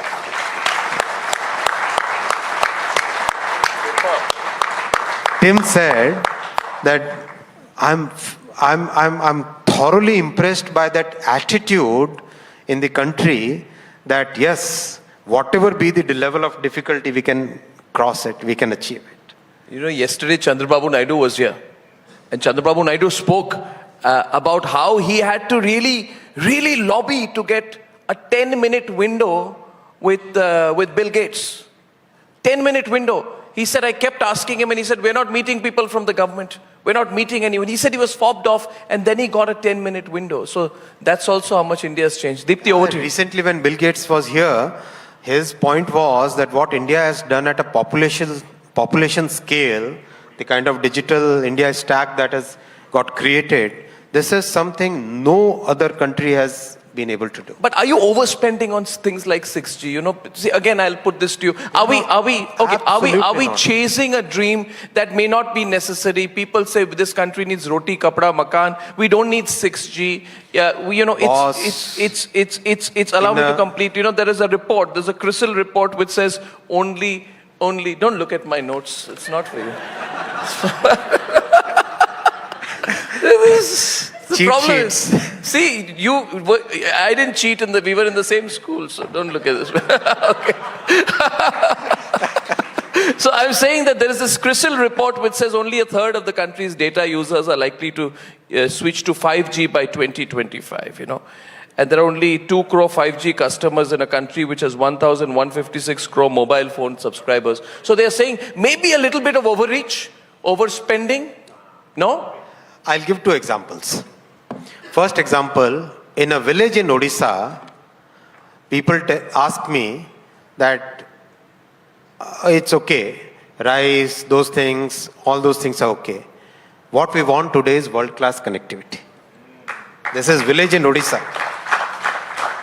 Second, one of the world's most prestigious consultancy firm, I won't take any name, said that mobile phones will have a market which was, the way they projected was a minuscule number. People, many of these professional firms, they underestimate people's capacity, people's aspirations, people's ability to adopt to change. So I think much like Mr. Minister, you've changed the conversation around railways, telecom, which was once, I think, mired in charges of corruption, and a lot of other things that you've spoken about. It's fantastic that there is so much meat, in what we've heard from the minister. There's so much to ask him and discuss. Two little things I want you to put our focus on in the next few minutes. One is about the social media. There's a lot of concern about, is the government wanting to control the narrative on the social media? Is that what the government intends to do? How are you looking at that entire arena? And what about the data protection bill? I mean, where does that stand? And how would you decipher that? Our lives are today so deeply affected by social media, by the various platforms, the various ways of consuming new information, that there is a need for every society in the world to look at how the interaction between technology and society is happening. And I can tell you, my interactions with digital ministers of countries where liberal thought is like it's like cast in stone kind of thing. Even those countries, they are seriously concerned about what is the impact of new technologies on their social, on their society, their institutions, the fundamental structures that they have. So everybody wants social media to be accountable.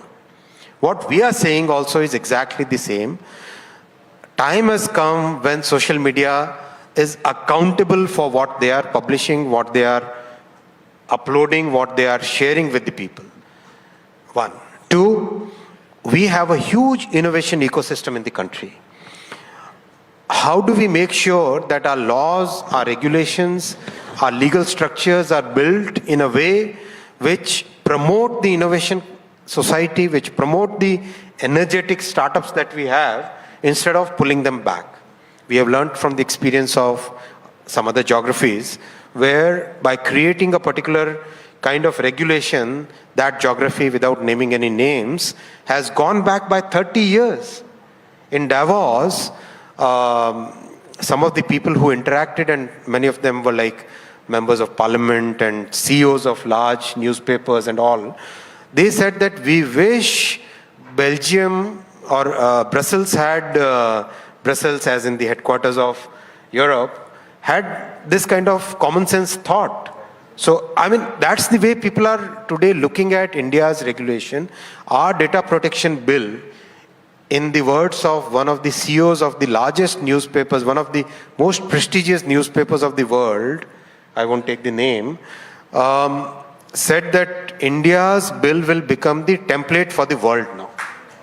That's the kind of, because people are seeing the balance which can be created between what the society needs, what the industry needs, what the startups need, what the thought process where everything can be balanced, that's needed. So we are able to craft that kind of, and one very small but very important piece, this is the first bill in the country where, or probably in the world, where the pronoun used for a person, like for every bill, well, you'll see it will be he, his, so his property will be attached, his work will be done, right? It is he and him. In this bill, we have used she and her as the only pronoun. That's brilliant. Last question. You said recently at an event, you said wait for a few weeks, there will be a big announcement. I don't know where. Maybe you were referring to AI, maybe it was... No, there are things happening every week. Big things happening every week, so...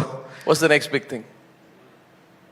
Multiple things. Wait for a week. Okay. I think you really warmed up the morning. We love your energy, we love your style, and we love your commitment. We love your commitment to the country. Thank you so much. I think you are a leader for the transformation, and I don't think there could have been a better start to day two than by having you. Ashwini. Actually, last night, Yes. I watched your interview with Rahul Gandhi way back. May I? I was just trying to figure out.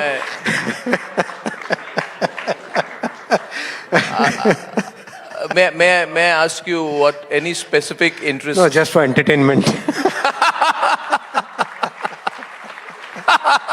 For fun. I am fully capable of providing further entertainment provided the other side obliges. Fantastic, Ashwini. Thank you.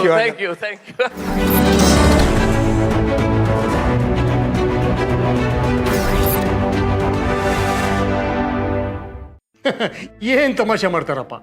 ಅವ್ರ ಅಧಿಕಾರದಲ್ಲಿದ್ದಾಗ ಡೆಲ್ಲಿಯಿಂದ 100 ರೂಪಾಯಿ ಬಂದ್ರೆ ಅದ್ರಲ್ಲಿ 85 ರೂಪಾಯಿ ಲೂಟಿ ಮಾಡ್ತಾ ಇದ್ರು. ಅದೇ ಜನ ಇವತ್ತು ನನ್ ಕೇಳ್ತಾ ಇದ್ದಾರೆ, ನಮಗ್ ಲೂಟಿ ಮಾಡಕ್ಕೆ ಮತ್ತೊಮ್ಮೆ ಅವಕಾಶ ಮಾಡ್ಕೊಡಿ ಅಂತ. ನನ್ನ ಓಟು ನನಗ್ ಸೇರ್ಬೇಕಾದ ಇಡೀ 100 ರೂಪಾಯಿನ ನನ್ನ ಖಾತೆಗೆ ತಲುಪಿಸ್ತವ್ರಿಗೆ. ನನ್ನ ಓಟು ಮೋದಿಜಿಯವರ ಡಬಲ್ ಇಂಜಿನ್ ಸರ್ಕಾರಕ್ಕೆ. ಈ ಬಾರಿಯ ನಿರ್ಧಾರ ಬಹುಮತ ಬಿಜೆಪಿ ಸರ್ಕಾರ. ಕರ್ನಾಟಕದ ಅಭಿವೃದ್ಧಿಯ ಸಾಕಾರ. Amity has been ranked India's #1 not-for-profit private university for 10 years, with top 10 ranked institutions in management, engineering, biotech, law, masscom, telecom, hospitality, fashion and more. Yet another top ranking for Amity University. ಏನ್ ತಮಾಷೆ ಮಾಡ್ತಾರಪ್ಪ. ಅವ್ರ ಅಧಿಕಾರದಲ್ಲಿದ್ದಾಗ ಡೆಲ್ಲಿಯಿಂದ 100 ರೂಪಾಯಿ ಬಂದ್ರೆ ಅದ್ರಲ್ಲಿ 85 ರೂಪಾಯಿ ಲೂಟಿ ಮಾಡ್ತಾ ಇದ್ರು. ಅದೇ ಜನ ಇವತ್ತು ನನ್ ಕೇಳ್ತಾ ಇದ್ದಾರೆ, ನಮಗ್ ಲೂಟಿ ಮಾಡಕ್ಕೆ ಮತ್ತೊಮ್ಮೆ ಅವಕಾಶ ಮಾಡ್ಕೊಡಿ ಅಂತ. ನನ್ನ ಓಟು ನನಗ್ ಸೇರ್ಬೇಕಾದ ಇಡೀ 100 ರೂಪಾಯಿನ ನನ್ನ ಖಾತೆಗೆ ತಲುಪಿಸ್ತವ್ರಿಗೆ. ನನ್ನ ಓಟು ಮೋದಿಜಿಯವರ ಡಬಲ್ ಇಂಜಿನ್ ಸರ್ಕಾರಕ್ಕೆ. ಈ ಬಾರಿಯ ನಿರ್ಧಾರ ಬಹುಮತ ಬಿಜೆಪಿ ಸರ್ಕಾರ. ಕರ್ನಾಟಕದ ಅಭಿವೃದ್ಧಿಯ ಸಾಕಾರ. That is Christian Michelle. First visuals on your scene. Christian, would you want to speak? Christian, have you turned down the Bruak? Christian, would you give facts to India?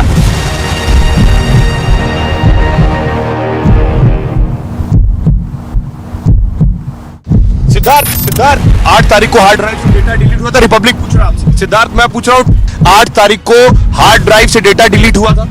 Data delete हुआ था hard drive से, आपने बताया क्या था data? 8 hard drive का data delete हुआ था या नहीं? यहाँ पर लिखा गया है स्टैंड. इसी जगह से सचिनवाजी को बोला गया था खड़े रहने के लिए. Rahul Gandhi.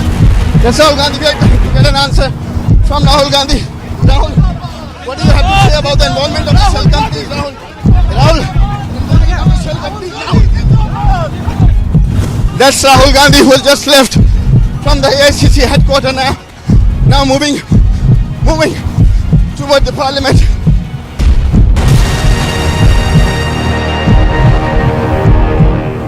Both men, women, they are marching towards the road. Though some clashes are also witnessed here at the Sheikhpura road. See the tear smoke shells being used by the Jammu and Kashmir police. Now we can see also that the protesters are not crossing the line.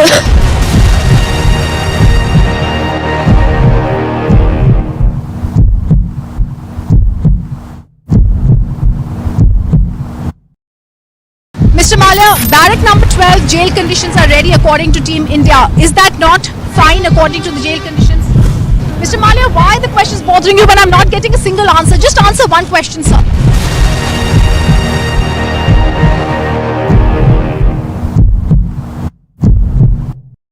He has been cooperating with the summons. Why have you arrested him in such a fashion?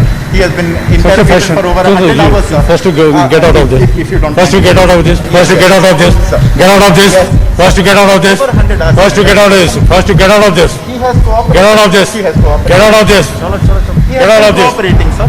Get out of I am this. merely asking you. He has been cooperating. Get out of Sorry, we are also cooperating. We are also cooperating. Yeah, please cooperate.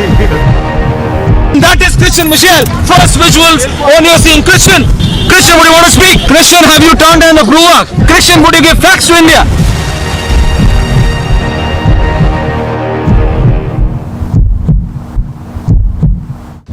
Siddharth 8 तारीख को hard drive से data delete हुआ था, Republic पूछ रहा आपसे। सिद्धार्थ मैं पूछ रहा हूँ 8 तारीख को हार्ड ड्राइव से डेटा डिलीट हुआ था, हार्ड ड्राइव से, आपने बताया क्या था डेटा? 8 हार्ड ड्राइव का डेटा डिलीट हुआ था या नहीं? यहाँ पर लिखा गया है स्टैंड। इसी जगह से सचिन वाजे को बोला गया था खड़े रहने के लिए। Both men, women, they are marching towards the road. So some clashes are also witnessed here at the Sheikhpura road. See the tear smoke shells being used by the Jammu and Kashmir police. Now we can see also that the protesters are not crossing the line.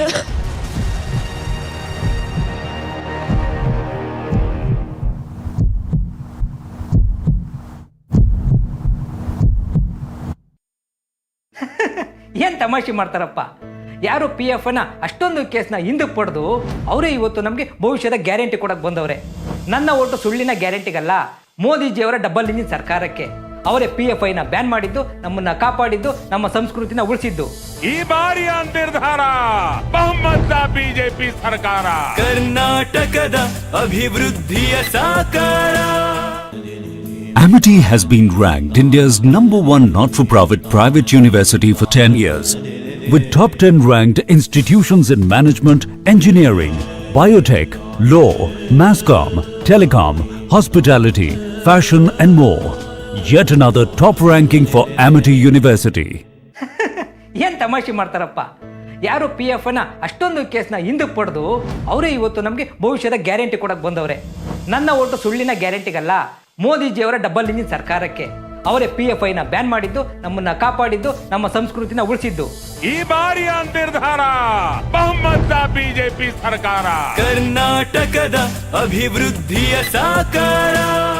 Mr. Malia, barrack number 12 jail conditions are ready according to Team India. Is that not fine according to the jail conditions? Mr. Malia, why are the questions bothering you when I'm not getting a single answer? Just answer one question, sir.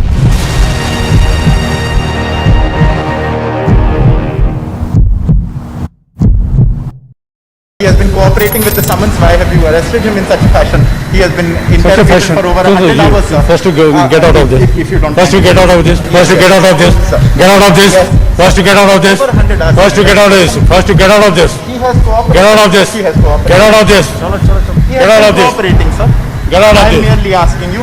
He has been cooperating. Get out I'm of sorry. We are also cooperating. Yeah, please cooperate. That is Christian Michelle. First visuals on you seeing Christian. Christian, would you want to speak? Christian, have you turned down the Gruak? Christian, would you give facts to India?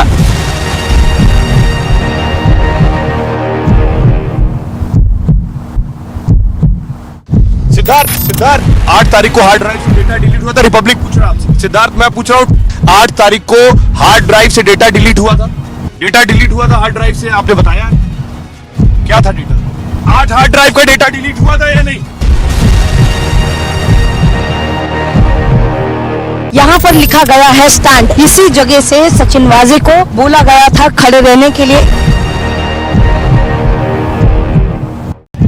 Rahul Gandhi. Yes, Rahul Gandhi, we are trying to get an answer from Rahul Gandhi. Rahul, what do you have to say about the involvement of the shell companies, Rahul? Rahul, that's Rahul Gandhi who has just left from the AICC headquarters now moving toward the parliament.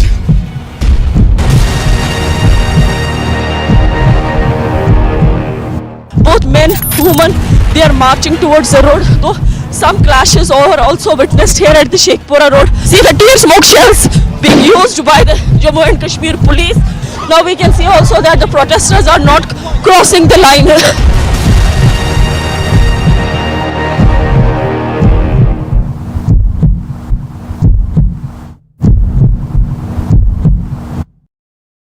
Mr. Malia, barrack number 12 jail conditions are ready according to Team India. Is that not fine according to the jail conditions? Mr. Malia, why are the questions bothering you when I'm not getting a single answer? Just answer one question, sir.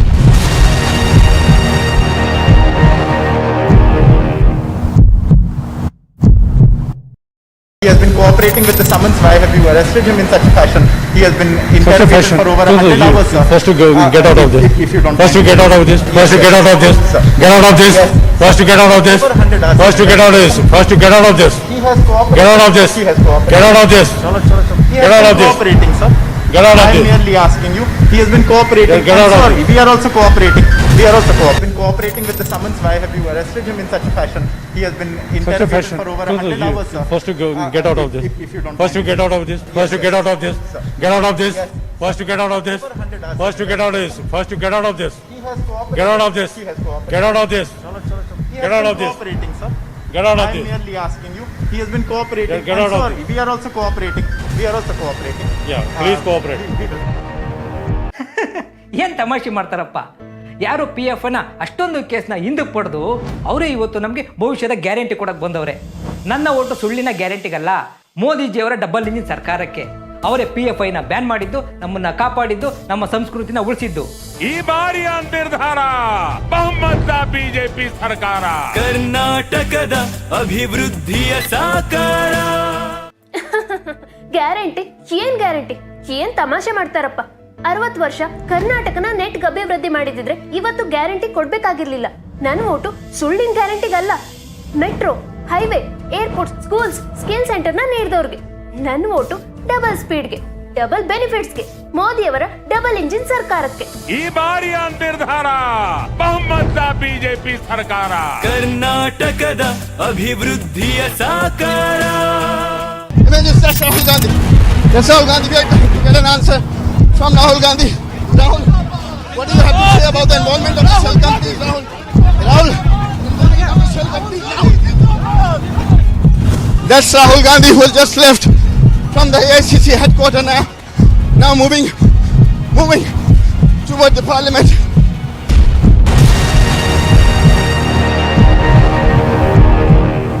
Both men, women, they are marching towards the road. Though some clashes are also witnessed here at the Sheikhpura road. See the tear smoke shells being used by the Jammu and Kashmir police. Now we can see also that the protesters are not crossing the line.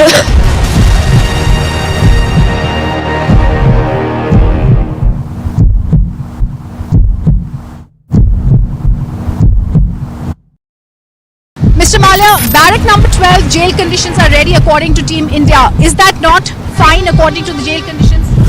Mr. Malia, why are the questions bothering you when I'm not getting a single answer? Just answer one question, sir.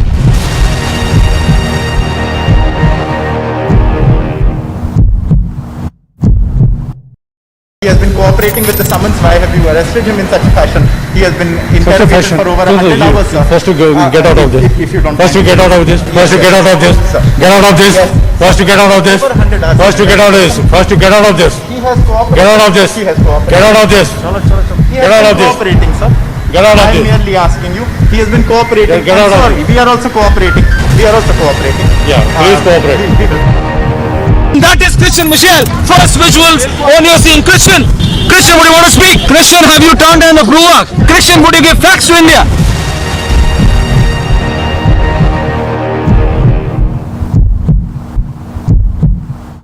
Siddharth 8 तारीख को hard drive से data delete हुआ था. Republic पूछ रहा आपसे. सिद्धार्थ मैं पूछ रहा हूँ 8 तारीख को हार्ड ड्राइव से डेटा डिलीट हुआ था. डेटा डिलीट हुआ था हार्ड ड्राइव से, आपने बताया क्या था डेटा? 8 हार्ड ड्राइव का डेटा डिलीट हुआ था या नहीं? यहाँ पर लिखा गया है स्टैंड. इसी जगह से सचिनवाजी को बोला गया था खड़े रहने के लिए. Rahul Gandhi. Yes, Rahul Gandhi, we are trying to get an answer from Rahul Gandhi. Rahul, what do you have to say about the involvement of the shell companies, Rahul? Rahul, that's Rahul Gandhi who has just left from the AICC headquarters. Mr. Malia, barrack number 12 jail conditions are ready according to Team India. Is that not fine according to the jail conditions? Mr. Malia, why are the questions bothering you when I'm not getting a single answer? Just answer one question, sir.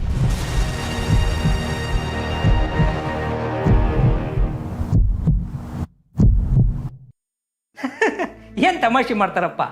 ಯಾರು P F ನ ಅಷ್ಟೊಂದು ಕೇಸ್ನ ಹಿಂದಕ್ಕೆ ಪಡೆದು ಅವರೇ ಇವತ್ತು ನಮಗೆ ಭವಿಷ್ಯದ ಗ್ಯಾರಂಟಿ ಕೊಡಕ್ಕೆ ಬಂದವ್ರೆ.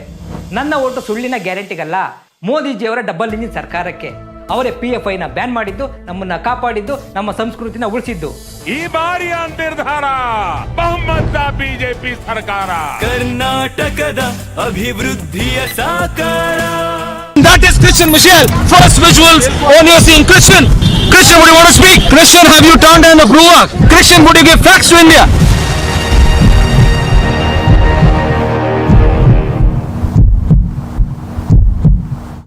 सिद्धार्थ 8 तारीख को हार्ड ड्राइव से डेटा डिलीट हुआ था. रिपब्लिक पूछ रहा आपसे. सिद्धार्थ मैं पूछ रहा हूँ 8 तारीख को हार्ड ड्राइव से डेटा डिलीट हुआ था. डेटा डिलीट हुआ था हार्ड ड्राइव से, आपने बताया क्या था डेटा? 8 हार्ड ड्राइव का डेटा डिलीट हुआ था या नहीं? यहाँ पर लिखा गया है स्टैंड. इसी जगह से सचिन वाजे को बोला गया था खड़े रहने के लिए. Rahul Gandhi. Yes, Rahul Gandhi, we are trying to get an answer from Rahul Gandhi. Rahul, what do you have to say about the involvement of the shell companies, Rahul? That's Rahul Gandhi who has just left from the AICC headquarters now moving toward the parliament.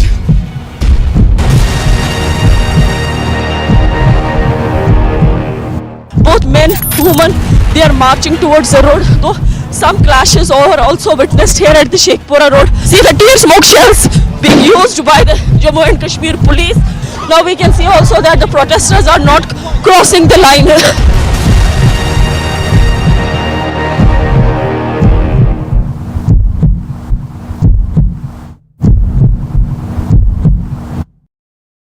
Mr. Malia, barrack number 12 jail conditions are ready according to Team India. Is that not fine according to the jail conditions?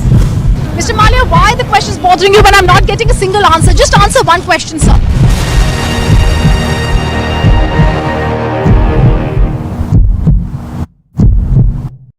He has been cooperating with the summons. Why have you arrested him in such a fashion?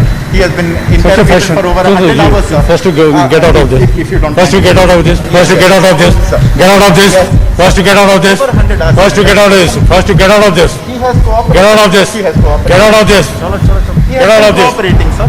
Get out of I am this. merely asking you. He has been cooperating. Get out of Sorry, we are also cooperating. We are also cooperating. Yeah, please cooperate. That is Christian Michelle. First visuals on your scene. Christian, would you want to speak? Christian, have you turned down the Bruak? Christian, would you give facts to India?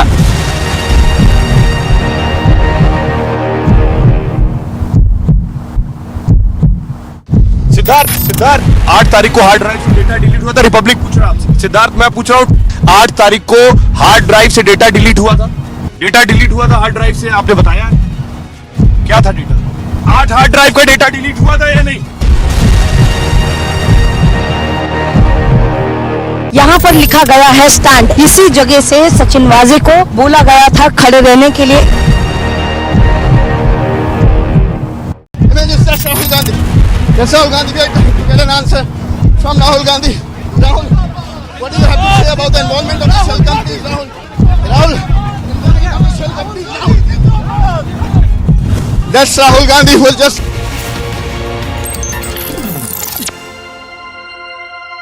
On the road with the star campaigner of the Congress party. Not just the star campaigner, as many would say, he is the troubleshooter, he is the Chanakya for the party.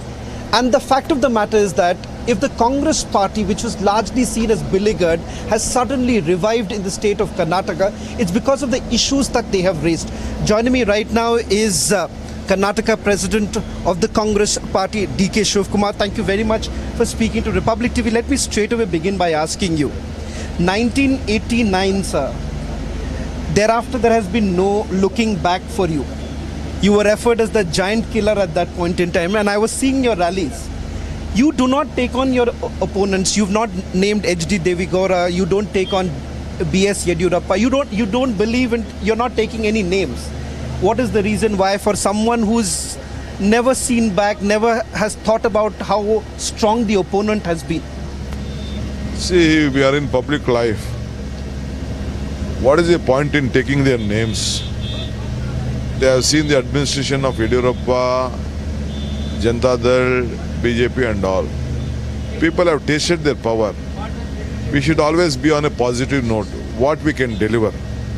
People look at, see, BJP party always look at things on emotion side. We look on development side. See, the age of Yediyurappa or Mr. Devegowda is on the, we have to respect their seniority, that's all. Apart from that, they can't deliver. Even BJP has taken a decision and they have resigned, got his resignation. And Mr. Devegowda also, though politically we might have a lot of differences on issues, but we have to respect, and I don't want to take on personal issue. On politically, I have already said on record that we had given an opportunity to Mr. Kumaraswamy. Congress had helped, we have helped Devegowda to become the Prime Minister. Then ultimately, the BJP also was in power with Operation Lotus. None of them proved better. So there is no point of putting our allying. We need every section. So I don't want to hurt anyone's sentiment. When the things have been, people itself have decided that BJP and Janata Dal can no more be in this political scenario, because we are looking at a government with a good governance. So all these other parties have already given their administration, which people have already on the way to reject them. So I don't want to take on them. Mr. Shivakumar, let me then ask you this question. When you see the Prime Minister coming here in Karnataka, he says that your party has heaped 91 abuses. He says that there is this gali politics that's actually happening in the state of Karnataka, starting from your top leadership.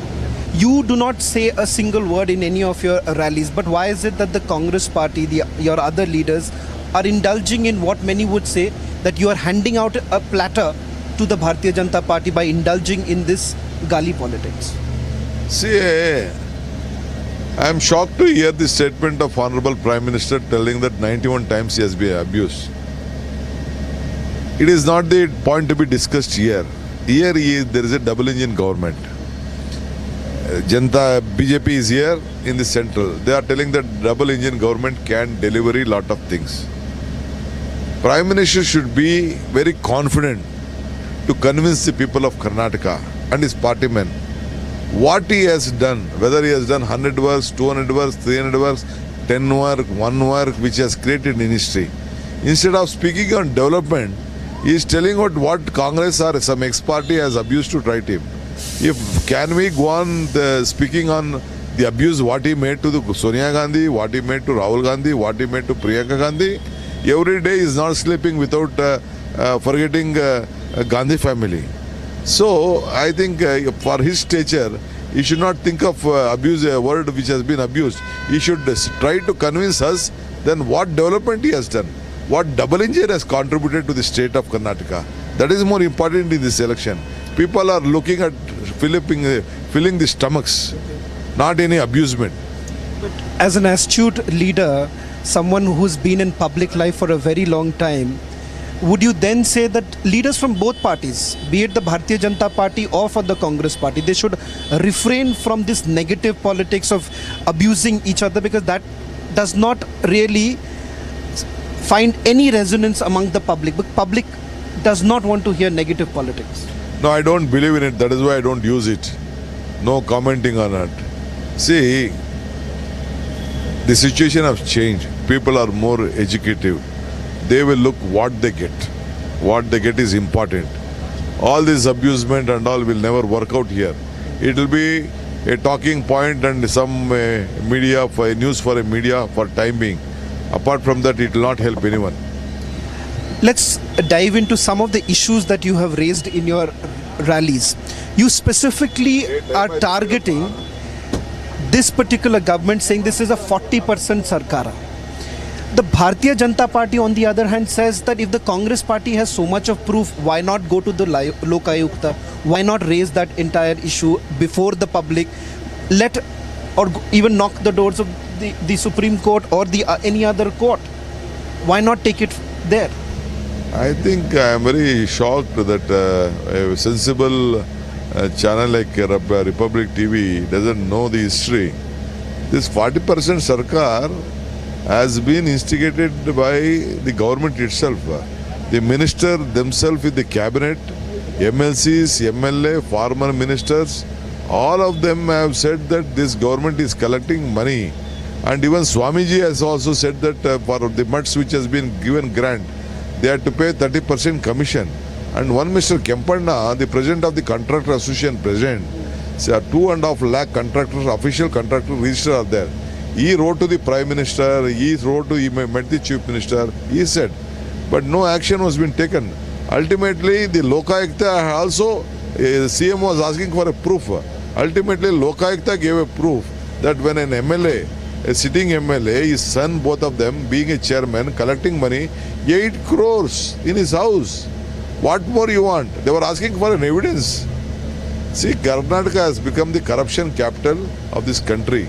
It is a state with a good governance. That we are also worried about Karnataka. The image of Karnataka is not on the India map. It is on the global map. India is seen through Bengaluru and Karnataka. This is what Mr. Atal Bihari Vajpayee also said. This is what Mr. Manmohan Singh also said. India is a country with sound knowledge, especially Karnataka, the human resources, the medical, education, health sector, and the knowledge capital, the IT capital, lot of things to tell. So it has its own history. The image has been dented. Now we are looking at, that is why we are trying to convince the people of Karnataka that let us go for a change, for a positive. Let us see that we bring back the brand of Karnataka and make this a global Karnataka with a good image. You know, I would like to remind you also when B.S. Yediyurappa was facing charges at that point in time by the central agencies, you were one of the few leaders in Karnataka who said that you can't have baseless charges leveled against him. It should be probed. You to a certain extent you supported the fact that one should look at it in a very matured manner. In that circumstance, let me then ask you, sir, that today when there is no proof or there is no evidence that is put forth, then your opponent are simply going to say that there is no proof. So where is the question of saying that this entire government is completely corrupt, because Lokayuk has taken the action when the money was basically found from the MLA's son's residence? Two incident. Why did the minister resign? Why we made him to resign? A BJP worker himself who did the contract went to his house more than 20-30 times. Then he was asked to pay 30% commission. He could not pay. Then he has to have a suicide. He had written a death note. Still the wife of that DK Shivakumar, still she is fighting in the court. Why did BJP not give him a ticket if he was so clean? BJP had powers, they got him a bureau pot, that's all. But ultimately they didn't want to sell his face. They knew that we will take it up in a very big way in the election, but will not pay CM. The campaigning, what we done? They have filed a case against me and Siddaramaiah. It was a fact where every doors have been speaking. You just go to any office, municipality office, panchayat office, Vidhan Sabha, without money, nothing. Last 2 months back, in one district, one fellow wanted to have a kata done. He had paid for 50,000 rupees. Then the officer changed. Again, he wanted to ask 50,000 rupees. Then the poor farmer did not have anything. He brought 2 cows and gave it to the officer. I have only money you can take. This is on record. The MLCs, Mr. Vishwanath, Mr. Yatnal, Mr. Gulati Shekhar and Hulekar, all of them came on record. BJP. Why did BJP not take an action on them? They are keeping there. They said that the Chief Minister office is for sale. Minister have to pay about 100 crores to become a minister. This is by Mr. Yatnal, former union minister. And one Mr. MP from Mysore, Pratap Sima, on record, making the education minister sit on the dais. He said to become a vice chancellor, they have to pay 5 to 10 crores. Where the governor has to approve that nomination. This is the kind of corruption going on. You see the unemployment, the PSI scam. You see the engineer scam. PSI, they are saying that this is at the level of the bureaucrats. No. How can it be at the level of the bureaucrat? How can a bureaucrat change the OMR sheet, I say, without the permission of the government or without the official support of the government? It is not possible. More than 100 people are in jail in my district itself. But couldn't one minister. Couldn't a FIR be registered? No, already so many FIRs have been in, so many of them are there. But they are protecting their minister. But Congress party will come to power. We will investigate all these things. Let's also talk about few other issues that you have spoken in your rallies. You speak about unemployment. You speak about the fact that when it comes to the farmers issue, that hasn't been tackled by this government. But if you see simply in terms of numbers, national average versus here, inflation versus the national average, Karnataka is the fastest growing, one of the fastest growing states, fourth in number if you just simply go by the numbers. Inflation, if you see from the national average, it is lesser. By that case, isn't the state performing much better than at least other states? 3 or states I can name you that Karnataka is doing better than. See, Karnataka is a very progressive state, a rich state. 41% of the export revenue is from here. People are well educated. They have lost their job. At COVID times, lot of jobs have gone up. Karnataka government did not help them, or the central government has not helped. What I am trying to tell is that you don't look at the national average. See here, what BJP, you take out their manifesto, last year's manifesto. They have said that they are going to double the income of the farmer. Have they done? They said they are going to give employment to 2 crore people. Modi ji and Amit Shah said just make pakoda, sell it and do your this one. So unemployment has become a very big problem. Price rise has become a very big problem. No, see, manure has gone very high. Petrol, diesel, when petrol, diesel goes high, the entire other commodities also go high. We have seen in earlier, with an onion and an garlic, governments have fallen. But now I am telling you, no farmer is happy, no businessman is happy, no trader is happy, no industry is happy, even either the big trader or a small trader. All of them are being harassed on commission, corruption and tax. Let's also talk about your prediction of this elections. You are, if I see what you've done right now in Kolar also, you've gone into the JDS bastion, which is largely perceived as a bastion. Are you only looking at the fact that you want that there will be no possibility of any alliance with the JDS? I am very confident. I have done my arithmetic. Last 3 years I have not slept for a day. Today morning also I woke up at 6, I slept at 3. I have not slept properly also, doing my hard work. Hard work will definitely pay us. We, whether it is in BJP bastion or Janata Dal bastion, people feel that their time is over. Now we have convinced the people that there will be a government with a good governance. It may be Janata Dal or BJP. They have already failed in their attempts. They are not able to convince the people.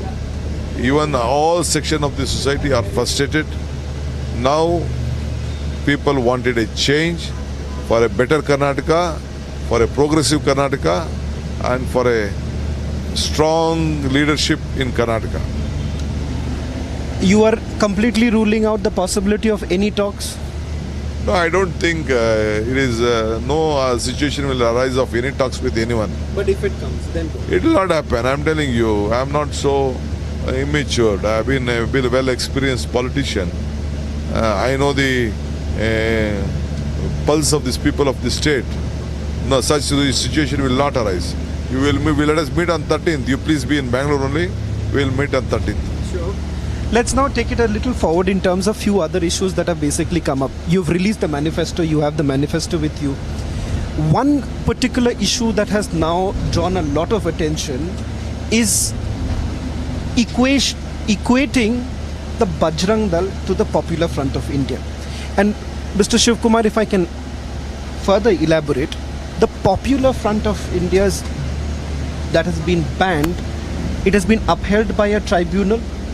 Secondly, you have founding members of the Popular Front of India who are members of SIMI, direct links when it comes to terror activities. As far as Bajrang Dal is concerned, you may be opposing them, but the fact of the matter is that you don't have any such evidence. How can you equate Bajrang Dal and the Popular Front of India? Okay, you have seen our manifesto. See, we are trying. Page number 12, exact line I can tell you. Exact line you have seen. Whoever tried to create disturbance in the public on peace, disharmony, communal harmony, action will be taken. As examples have been quoted. Prime Minister is trying to tell Hanuman in what way Hanuman is. See, Hanuman, there are no Rama temples in the country. One or two Dasharatha Maharaja's temple in this country. There is Ram and Ram Bhakt Hanuman because Hanuman is a sevak. Right. So, Bajrang Dal organization is different, Bajrangi is different. Why is tried to disrespect Lord Hanuman? We all respect Hanuman, we all are Hindus. Correct. They are misusing, these Bajrang Dal friends are misusing their power on moral policing, they are harassing people. There are a lot of incidents in Karnataka. All they just try to create lot of law and order in the state, see, you see in Mangalore area, Udupi area and all, no investor has gone there. There was a global investors meet in Karnataka. Because of this type of hatedness, no one, not even a single investment has gone to coastal belt. What more you need? First, let us give them employment. Let us the area development.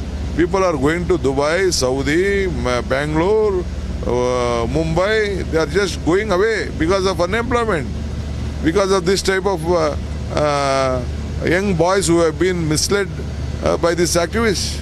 But the clarification that many would be asking, that are you equating both these organizations, the Popular Front of India and the Bajrang Dal, this when the Kerala High Court has had made adverse remarks as far as the Popular Front of India is concerned? So how can you equate both of them? I'm telling you already, my national general secretary has communicated to you on the Twitter. He has come out on the comment. I don't want to discuss much on that issue. What I also witnessed today, at least 3 rallies that I covered of yours, you invoke the name of the entire Gandhi family. You speak about Mallikarjun, Kharge, but you don't speak about Siddaramaiah. Why is that? See, they are our national leaders. Gandhi family is our national leader. They are the icon. Without Gandhi family, Congress party can't be united. Mr. Mallikarjun Kharge is the AICC president. AICC president who has been sat in the chair of Sonia Gandhi, Indira Gandhi, Rahul Gandhi. He is a national leader from a block level to he has gone to a AICC level. He is our national leader. Siddaramaiah is my colleague. I have worked him as the chief minister. We all are my counterparts. I am his colleague. Political colleague. I am also 7-time MLA. He is also 7-time MLA. I have not been defeated except once in 85. I have been continuously. That's all going on. So I have my own political history. I have agreed him. He is a leader when he was my chief minister. I respect him and he is my colleague. On 10th of January 2022, you made a statement, and that statement was that the beard that you grew in Tihar jail, you're not going to shave it off till the time you reach the top position. Can we then safely assume that if the numbers come in your favor, and because you have a large number of supporters, are we now looking at a situation where you become the Chief Minister of Karnataka? Yes, definitely a beard has come from Tihar jail. Tihar jail has given me this. Put a condition to it. No, I have not. See, I don't want to disclose what the condition is between me and my conscience. We both are discussing, my conscience and myself. So if your how conscience this beard has telling you come, that you're working very hard, you said you're working very hard, so why should you not be rewarded? I will definitely. I believe in it. I believe in hard work, and hard work will always pay. Reward, would that be in the form of the Chief Minister's position? Because I believe when I went out, a lot of your supporters are already declaring that they're already seeing you as the Chief Minister. So would it be wrong to say that you do still have the aspirations of being a Chief Minister, which almost every leader who spent so much time in public life would have that expectation? Why is it so wrong for you to admit the fact that yes, you have that kind of aspiration? Who said I don't have any aspiration? I'm a politician, I'm not a sannyasi, but my duty is to bring Congress party to power. And the party high command will decide whom to become. Let me see that my party man and the common man walks on the gully of Karnataka Vidhana Saudha. Then let them walk on the corridors of Vidhana Saudha. I'll be the most happiest man. That is more important. So the leadership will take its call on a democratic political process. There are two other developments that have taken place which the Bharatiya Janata Party seem to be really taking on. That is when you had Jagdish Shettar joining you and Lakshman Saudi joining you.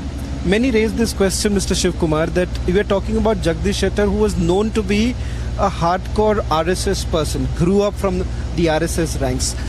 For your party, Rahul Gandhi on a daily basis keeps abusing the RSS. Why would you then take Jagdish Shettar into the Congress fold? See, they have their own experience, well-matured people, 6-time MLA, former Chief Minister, former Deputy Chief Minister. They know, you and I also know about the history of RSS. Namaste Sada Vatsale Matrabhumi Tvaya Hindubhume Sigam Varditoham. I also know history. I also know motherland. I also know. We believe in different ideology. So he also thought that now we have to go for a change. It is earlier RSS may be different, now RSS may be different. Earlier RSS used to be on a social platform. Now it has become a political platform. That's all. So he's the Congressy RSS, because if you remember some of your tall leaders of the party, for example, you've had Pranab Mukherjee, the former finance minister, when he went for the RSS event when he was the president. It created a lot of eyebrows, raised a lot of eyebrows, but the fact of the matter was, that point in time, the messaging was, what is wrong in engaging? What is wrong in engaging with institutions of this country? I am not such a big man to speak about the Prime Minister's visit on all this type of affair. He has his own liking and dislike. Let me not comment much on that. Let us discuss on Karnataka politics. As far as Karnataka politics is concerned, when the BJP says that JDS is your B team because you have a fantastic equation with HD Devi Gaura, you are known to be someone who does not believe in keeping enemies. In politics, there is no question of having enemies.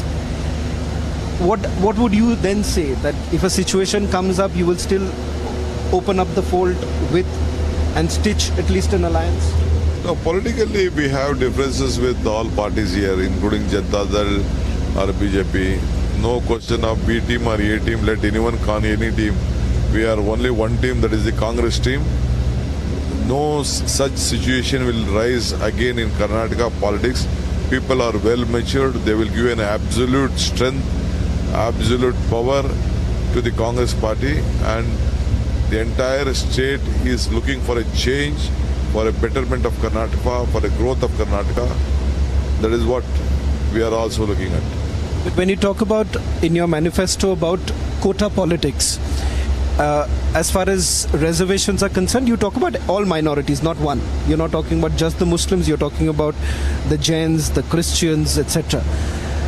But as far as this issue of taking away the reservation for the Muslims, the BJP says that there is no such provision under the constitution to give reservation on the basis of religion. You are once again being accused of minority appeasement. No, I think you people have misquoted or misled. We want a representation or any reservation to be given as per their population. That is our basic demand. See, harassing some, taking out minorities quota and putting it to a general quota. They have put it to a general where Brahmins and other major community has to have their on the backward class, whatever, on the financial criteria, they have 10%. No Makalika Lingai said that you take away minority and give to us. We are Makalikas and Lingais are looking at 15 or 16%, whatever they have. That is why we wanted to see that as per the population, they should get their reservation. So you are basically telling that this is not about reservation for the Muslims, not one particular community. This is reservations on the basis of population, on their economic condition too. So this entire thing of minority appeasement, specific that the Congress party is only looking for out for the Muslims, that's an incorrect picture. We don't want to harass anyone, harm anyone interest. Those who are the sufferers, those who are the right, we should not disturb them. We can't throw out of them out of this country. Constitution has provided them all their strength. I also believe that we should protect every section. Congress believe in taking everyone together. That is our ideology and our philosophy. So you would want to bring back that same reservation policy which existed in the past, because it is already contentious, it is already sub judice. But if the Congress comes back to power, what will be the reservation policy? See, looking at this already, they have High Court and Supreme Court. The government of India, through the Solicitor General and the state, they have already filed an affidavit. They are not going to implement that. They themselves have bungled itself, and all community have become very serious on that issue. When it comes to the corruption issues also, Mr. Shivakumar, we have essentially seen the BJP targeting you, saying that you have faced multiple cases. So when it comes to the corruption issues, they said that there is some sort of a hypocrisy to it. Reason being, there have been... When it comes to dealing with corruption, and especially because that is one of your topmost plank of this poll season. No, that is not only the topmost plank. One of the price rise, administration, corruption apart from price, see, on development, the image of Karnataka, all has been dented. And the farmers have not been protected. They have not been given good lookout. They have promised that they are going to double the income of the farmers. They have promised that they are going to double the income of the wages. Nothing has been done. We are looking at every section. From a street vendor to Paura Karmika to Anganwadi or anyone, no one is happy here. But when you hear this allegation that is leveled against you, that there are multiple charge sheets that have been filed against you, so it comes as more of hypocrisy on your part and your party's part when you talk about corruption, when you are basically facing these charges yourself. I think you doesn't know the history of my case. I do. I can get into specifics, but that will get longer. When Rajya Sabha election was going on of Ahmad Patel, MLAs were there. That time they raided my house and they raided the resort and ultimately created nothing, 30-40 lakh rupees was being found. Some of my friend house also they raided. They had their business money. So they all are ganged up and they put me on that. It is a political raid which they did it, and they are harassing. No inquiry was being conducted on my administration. No corruption charges on me. No corruption charges on me. They forced the Karnataka government and took out, even the Advocate General said this is not a fit case for a CBI. He has put it on record, but still they wanted to harass me. They have put a number of cases and still they are harassing me. I am fighting at the court on this issue. But the High Court had dismissed your petition. See, I don't want to tell on those things. Still there is a lot of way to go. I'll fight in the Supreme Court. On a lighter note, Mr. Shivakumar, since you have crisscrossed the entire state, and some of your supporters say that this time it's going to be landmark, back in 1985 what we saw. Where does that entire confidence really come from? And this time you're simply saying that there's going to be a majority and nothing less than a majority. Where does that entire confidence come from? Not majority. I know the length and breadth of the state. I've been with people about 141. As on today, my number is 141. And when you see the Prime Minister now making that last visit, largely it is perceived that as an effective communicator, he's able to pull what the BJP was failing to do in the last few days. Do you think that's going to have a major impact? See, the visit of Prime Minister for such a long time visit of Home Minister, everyone, it shows that this government has lost its confidence of the people. So they are telling that you vote for Prime Minister, looking at the face of Prime Minister. Honorable Prime Minister can't run this state. It is local Kannadiga who has tried. I am a proud Kannadiga. They are not able to mention a leader who will be the next Chief Minister. Though they have a Chief Minister. That is the situation of BJP. But what is it that then you would say to your opponents? And even since the Prime Minister is here, the Union Home Minister is there, what is it that you would tell them? No, let them spend their time. It is their party work. I don't want to comment on that. I think they have admitted themselves that BJP will not come to power. They are doing their best.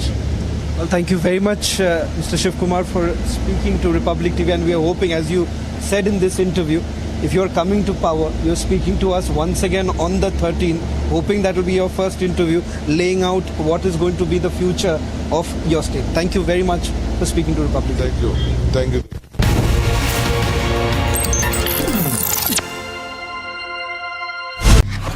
ಅವ್ರು ಈಟ್ ವರ್ಷ ನಮಗ್ ನ್ಯಾಯ ಕೊಡ್ಸ್ತೀವಿ ಅಂತ ಹೇಳಿ ಅನ್ಯಾಯ ಮಾಡ್ಬಿಟ್ರು. BJP ಸರ್ಕಾರದವರು ನಮ್ ಸಮಾಜಕ್ಕೆ ಮೀಸಲಾತಿ ಹೆಚ್ಚು ಮಾಡಿ ಭರವಸೆ ತುಂಬವ್ರೆ. ನಿಮ್ಗೆ ಶಿಕ್ಷಣ ಮತ್ತೆ ನೌಕರಿಲಿ ಮೀಸಲಾತಿ ಹೆಚ್ಚು ಮಾಡೋರೆ.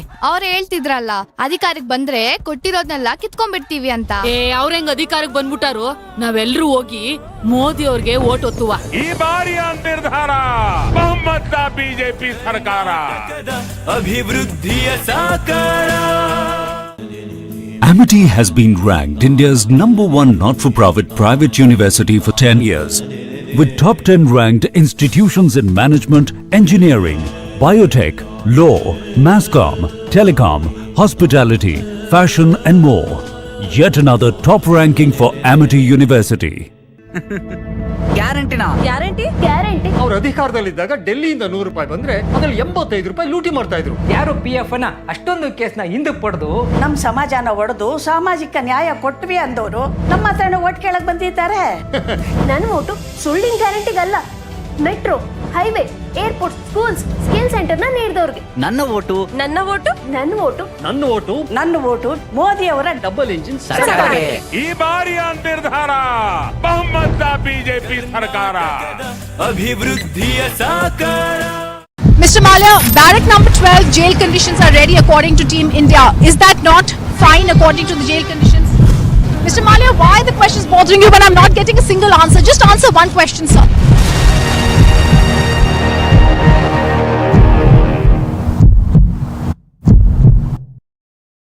Dear Team Fearless, Jai Hind on your 6th birthday, and hope as we surge in the 7th and beyond, you will be there as the beacon of the 4th pillar to seek justice for people and to seek the truth, which is at times a little uncanny to reveal. And let's hope that this year brings more camaraderie, brotherhood amongst all the citizens in diaspora through your channel, and it also brings a lot of smiles as India surges ahead in seeking the greater glory which it deserves. Jai Hind. When I was been cooperating with the summons, why have you arrested him in such a fashion? He has been interrogated for over 100 hours, sir. First to get out of this. If you don't First to get out of this. First to get out of this. Get out of this. First to get out of this. First to get out of this. First to get out of this. He has cooperated. Get out of this. He has cooperated. Get out of this. He Get has out been of this. cooperating, sir. Get out of I'm this. merely asking you. He has been cooperating. Get out I'm of sorry. We are also cooperating. We are also cooperating. Yeah, please cooperate. We will. ಏನ್ ತಮಾಷೆ ಮಾಡ್ತಾರಪ್ಪ. ಅವ್ರ ಅಧಿಕಾರದಲ್ಲಿದ್ದಾಗ ಡೆಲ್ಲಿಯಿಂದ ₹100 ಬಂದ್ರೆ ಅದ್ರಲ್ಲಿ ₹85 ಲೂಟಿ ಮಾಡ್ತಾ ಇದ್ರು. ಅದೇ ಜನ ಇವತ್ತು ನನ್ ಕೇಳ್ತಾ ಇದ್ದಾರೆ, ನಮಗ್ ಲೂಟಿ ಮಾಡಕ್ಕೆ ಮತ್ತೊಮ್ಮೆ ಅವಕಾಶ ಮಾಡ್ಕೊಡಿ ಅಂತ. ನನ್ನ ಓಟು ನನಗ್ ಸೇರ್ಬೇಕಾದ ಇಡೀ ₹100 ನನ್ನ ಖಾತೆಗೆ ತಲುಪಿಸಿದವ್ರಿಗೆ. ನನ್ನ ಓಟು ಮೋದಿಜಿಯವರ ಡಬಲ್ ಇಂಜಿನ್ ಸರ್ಕಾರಕ್ಕೆ. ಈ ಬಾರಿಯ ನಿರ್ಧಾರ ಬಹುಮತ ಬಿಜೆಪಿ ಸರ್ಕಾರ. ಕರ್ನಾಟಕದ ಅಭಿವೃದ್ಧಿಯ ಸಾಕಾರ. ಏನ್ ತಮಾಷೆ ಮಾಡ್ತಾರಪ್ಪ. ಯಾರು PF ನ ಅಷ್ಟೊಂದು ಕೇಸ್ನ ಹಿಂದಕ್ಕೆ ಪಡೆದು ಅವರೇ ಇವತ್ತು ನಮಗೆ ಭವಿಷ್ಯದ ಗ್ಯಾರಂಟಿ ಕೊಡಕ್ ಬಂದವ್ರೆ. ನನ್ನ ಓಟು ಸುಳ್ಳಿನ ಗ್ಯಾರಂಟಿಗಲ್ಲ, ಮೋದಿಜಿಯವರ ಡಬಲ್ ಇಂಜಿನ್ ಸರ್ಕಾರಕ್ಕೆ. ಅವರೇ PFI ನ ಬ್ಯಾನ್ ಮಾಡಿದ್ದು, ನಮ್ಮನ್ನ ಕಾಪಾಡಿದ್ದು, ನಮ್ಮ ಸಂಸ್ಕೃತಿನ ಉಳಿಸಿದ್ದು. ಈ ಬಾರಿಯ ನಿರ್ಧಾರ ಬಹುಮತ ಬಿಜೆಪಿ ಸರ್ಕಾರ. ಕರ್ನಾಟಕದ ಅಭಿವೃದ್ಧಿಯ ಸಾಕಾರ. Images, that's Rahul Gandhi. That's Rahul Gandhi. We are trying to get an answer from Rahul Gandhi. Rahul, what do you have to say about the involvement of the shell companies, Rahul? Rahul, shell companies. That's Rahul Gandhi who has just left from the AICC headquarters now moving toward the parliament.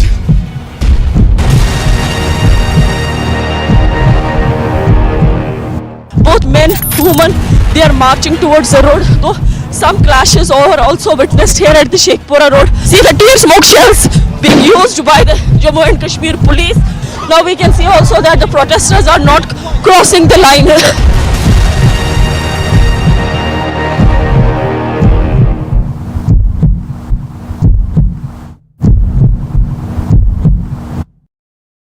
Mr. Malia, barrack number 12 jail conditions are ready according to Team India. Is that not fine according to the jail conditions? Mr. Malia, why are the questions bothering you when I'm not getting a single answer? Just answer one question, sir.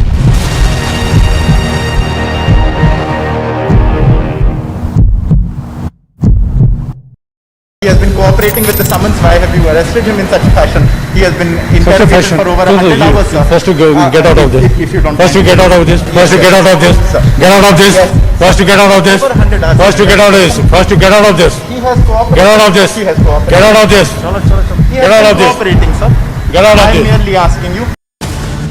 1/3 of all global food production is wasted. Don't you think we need to produce more efficient distribution systems? Focus on the basic rather than trying to bring a Western import of agriculture into countries like India. So I'm going to be a little controversial, maybe disagree with you. So we've looked at this for Andhra Pradesh and for Rajasthan. We've looked at, is it a good idea to try to reduce the amount of spillage in production?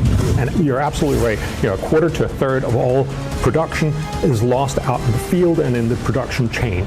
And that sounds like a terrible waste and something that you could really easily do something about. But have Indian researchers come up with better seeds that produce more for every hectare. That is an incredibly much more effective way to make sure that you get more food.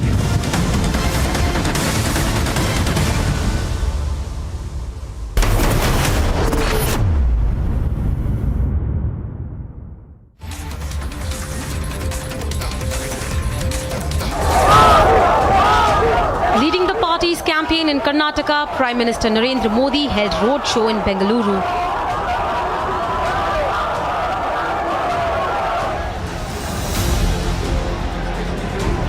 The roadshow began with Prime Minister Modi paying floral tributes to the statue of Kempegowda and passed through parts of central Bengaluru.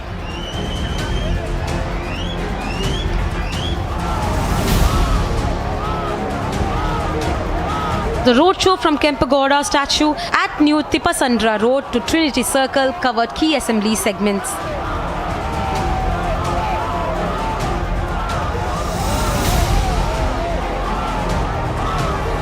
The Prime Minister carried out the roadshow in the specially designed vehicle and accompanied by Union Minister of State Rajiv Chandrasekhar, who is a Rajya Sabha member from Karnataka, and Bengaluru Central MP PC Mohan.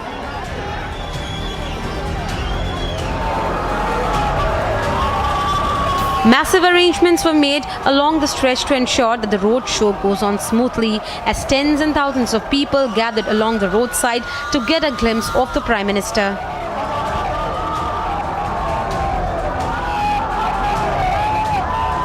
Prime Minister Modi held a 26-kilometer road show in the city on Saturday, passing through parts of south and central Bengaluru, touching about a dozen of assembly segments.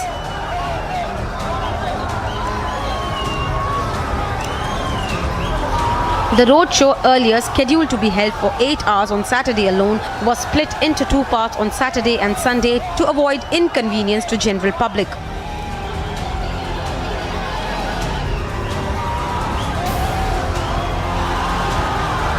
Bureau Report, Republic TV. नहीं, देखिए, मैं जब ये बात निकली थी, मैंने publicly इस बात को कहा है कि कांग्रेस धोखा दे रही है और कांग्रेस नहीं करेगी। सवाल ये पैदा होता है कि जब आप इलेक्शन मैनिफेस्टो में बात करते हैं, फिर वीरप्पा मोइली को क्यों कहना पड़ा कि हम नहीं लगाएंगे। 2 दिन पहले जगदीश शेट्टर ने खुद कह दिया कि हम नहीं कर सकते। भाई जब अगर आप ये जो वादे आप करते हैं ये सिर्फ वोट को हासिल करने के लिए करते हैं, और जब ये स्टेटमेंट आया कि बैन लगेगा, उसके बाद बड़ा कांग्रेस के जितने इनके छोटे मोटे जो लीडर्स हैं मुस्लिम कम्युनिटी के, वो बड़ा खुशी से नाचना शुरू कर दिए। मगर मैं उस वक्त भी कहा था कि धोखा दे रहे हैं आप, ये नहीं करना चाहते ना कर सकेंगे आप।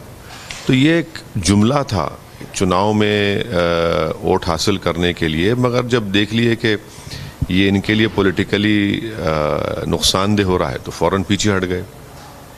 तो ये आप ये बताइए, जिस हुबली में हम लोग हैं, आप ये कर सकते थे, आप ये बोल सकते थे कि जो रोड वाइडनिंग में इल्लीगल तरीके से जो दरगाह को और मस्जिद को शहीद कर दिया गया हम उसको बनाएंगे, ये तो आपके पावर में आता ना, आप उसका परमिशन कैंसिल का आप नहीं बोलेंगे उस बारे में।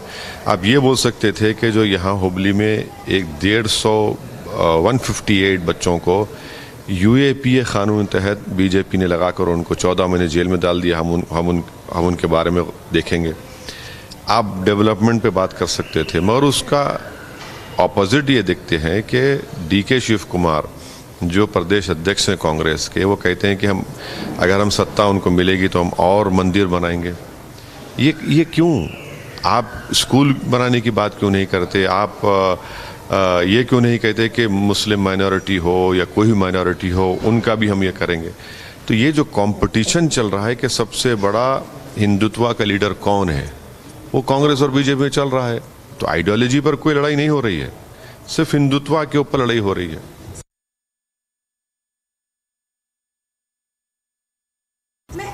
इसी सवाल पर मेरा अगला सवाल यही था कि अब हम लोग को चुनाव प्रचार में जय बजरंग बली का नारा बहुत सुनने को मिल रहा है। आपने अपनी किसी सभा में बाबरी का जिक्र किया था, तो ये कह सकते हैं कि अब राजनीति, अब चुनाव में मैंने बाबरी मस्जिद का जिक्र इसलिए किया था क्योंकि आपके मीडिया ने पूछा था कि कांग्रेस ने बैन का वादा किया, तो मैंने ये कहा कि जनवरी 1993 में कांग्रेस पार्टी का ऑफिशियल पोजीशन ये रहा कि हम दोबारा बाबरी मस्जिद को उसी जगह पर बनाएंगे।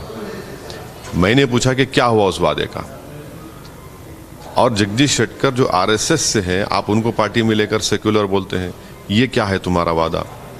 मैंने ये बाबरी मस्जिद को मुद्दा नहीं बनाया, मैंने कांग्रेस की उस वादे को याद दिलाया है। और अफसोस ये है कि चाहे कांग्रेस हो या भारत के प्रधानमंत्री नरेंद्र मोदी हो, उनको जेब नहीं देता। एक स्टेट के चुनाव के लिए प्रधानमंत्री कहेंगे कि भाई बजरंग बली बोल कर वोट डालो, तो मैं अगर बोलूँगा कि भाई अल्लाह अकबर बोल के नारा लगाओ, मैंने कहा ये नहीं कहना, जय हिंद बोलो। ये भारत के संविधान को मजबूत करने का इलेक्शन है। हर इलेक्शन वही होता है कि कॉन्फिडेंस क्रिएट करना चाहिए, और इसीलिए आपने पसंद और नापसंद का इजहार करें, हर मुद्दे होते हैं। तो ये कॉम्पिटिशन चल रहा है, इसमें अपीजमेंट कहाँ हो रहा है? किसका अपीजमेंट हो रहा है? अपीजमेंट उन लोगों का हो रहा है जो हिंदुत्व की आइडियोलॉजी को मानते हैं, और जो लोग इंडियन नेशनलिज्म को, संविधान को अपनी आइडियोलॉजी मानते हैं, उनको आप रेस से बाहर करने की कोशिश कर रहे हैं। कि इस तरह का एक झूठी पिक्चर बनाकर जिसमें भारत के लोगों में मुसलमानों के ताल्लुक से एक नफरत को पैदा की जाए कि ये लोग सब आतंकवादी हैं, इनकी महिलाएं ऐसा करती हैं। भाई आपने कैसे झूठ कहा कि 32,000 महिला, फिर कोर्ट को गए तो आपने कहा 3। आप ये कहिए ना कि ये फिक्शन के ऊपर हम बना रहे हैं, आप फैक्ट के तौर पर बेचते हैं उसको। आखिर कब तक आप मुसलमानों के खिलाफ नफरत पैदा करने के लिए इस तरह का काम करेंगे? भाई आप नफरत पैदा करेंगे तो क्या होगा? तो हिटलर ने भी ऐसे ही किया था। जर्मन अवाम में यहूदियों के ताल्लुक से, जूस के ताल्लुक से नफरत पैदा की, और नतीजा क्या निकला हम देखते हैं। तो ये तो ठीक नहीं है ना, ये बिल्कुल झूठ है। तो प्रदर्शन जो वो ठीक नहीं, देखिए प्रदर्शन एक डेमोक्रेटिक राइट है, प्रदर्शन हो रहा है और लॉ एंड ऑर्डर को खतरा नहीं है, वायलेंस नहीं हो रहा है, तो प्रदर्शन कोई भी करेगा, आप भी कर सकते, मैं भी कर सकता हूँ। बट आप किसी चीज को नफरत के लिए फैलाने के लिए पैसा कमा रहे हैं झूठ बोलकर, आप बोल दीजिए this is a fiction story, किसको इतराज नहीं, मगर आप उसको फैक्ट के तौर पर पेश कर दें। पहले कहा आपने 32,000, और खुद भारत के प्रधानमंत्री और उस वक्त के होम मिनिस्टर राजनाथ सिंह ने कहा कि भारत के मुसलमानों का आतंकवादी तंजीमों दूर दूर तक ताल्लुक नहीं है। सबसे ज्यादा आईसिस को ज्वाइन कहाँ से लोग हुए? ये सो कॉल्ड वेस्टर्न कंट्रीज से, फ्रांस से, ब्रिटेन से, यूएस से, बेल्जियम से, यहाँ से गए लोग। इंडिया से भी जो लोग गए हैं वो इंडियन डायस्पोरा के ज़्यादा लोग गए हैं। तो भारत के मुसलमानों ने तो कंडेम किया इस इसको, मगर आज आप पूरों को कटहरे में खड़ा कर रहे हैं, तो क्या आप मैसेज दे रहे हैं? क्या नफरत नहीं फैला रहे हैं आप? इसीलिए हम कह रहे हैं। और ऊपर से भारत के प्रधानमंत्री को एक झूठी पिक्चर को प्रमोट क्यों करेंगे? भाई वो क्या प्रोड्यूसर हैं? वो क्या उसके प्रमोटर क्यों बन रहे हैं? इस चुनाव में मणिपुर में 55 भारत के लोग मारे गए, सिविल वॉर हो रही है, 5 हमारे बहादुर सिपाही आतंकवादी पाकिस्तान से आके मारते हैं, पर प्रधानमंत्री उस पर नहीं बात करते, पिक्चर की प्रमोशन की बात कर रहे हैं, वो भी एक कर्नाटक के चुनाव में। एक सवाल से स्टेट रिजर्वेशन पॉलिसी को लेके है, जिससे से 4% जो मुस्लिम्स रिजर्वेशन था उसको हटा करके 2% वोकालिंग और लिंगायत को दिया गया, उस पर क्या कहेंगे? बस सर देखिए, रिजर्वेशन जो हटाया गया है वो इलीगल है। क्या रिपब्लिक के पास वो इंटरिम रिपोर्ट है जिसकी बुनियाद पर 4% रिजर्वेशन हटाया गया? आप उसको ब्रेकिंग स्टोरी कर दीजिए। इंटरिम रिपोर्ट पब्लिक डोमेन में नहीं, नंबर 1। दूसरी बात यह कि इंटरिम रिपोर्ट की बिना पर आप रिजर्वेशन नहीं किसी का छीन सकते। ये एक प्लेथोरा केसेस हैं हाई कोर्ट, सुप्रीम कोर्ट के, और आप इंटरिम रिपोर्ट पर रिजर्वेशन छीन लेते हैं। इंटरिम रिपोर्ट दीजिए ना। मुसलमानों को कर्नाटका के जो रिजर्वेशन मिल रहा है वो आर्टिकल 15 और 16 की बुनियाद पर उनके सोशल एजुकेशनल बैकवर्डनेस का एम्पिरिकल डेटा है, एक रिपोर्ट है। जब देवेगौड़ा मुख्यमंत्री थे उस रिपोर्ट की बुनियाद पर 4% मिल रहा है। और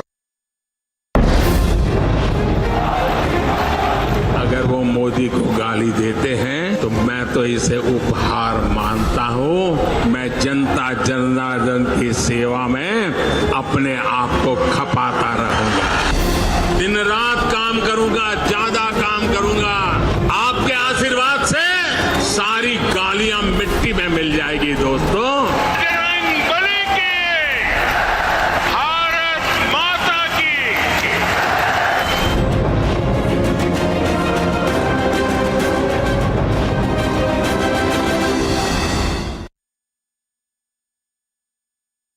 That's Rahul Gandhi. That's Rahul Gandhi. We are trying to get an answer from Rahul Gandhi. Rahul, what do you have to say about the involvement of the shell companies, Rahul? Rahul, shell companies. That's Rahul Gandhi who has just left from the AICC headquarters now moving toward the parliament.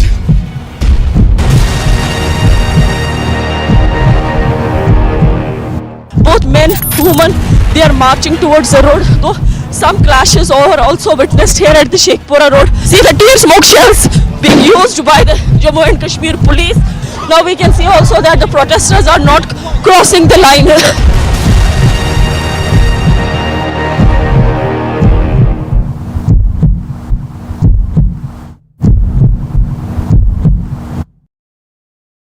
That's Rahul Gandhi.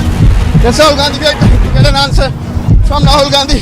Rahul, what do you have to say about the involvement of the shell companies, Rahul? Rahul, shell companies. That's Rahul Gandhi who has just left from the AICC headquarters now moving toward the parliament.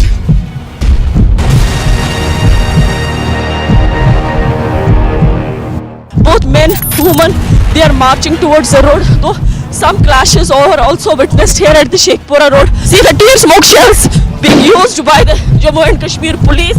Now we can see also that the protesters are not crossing the line.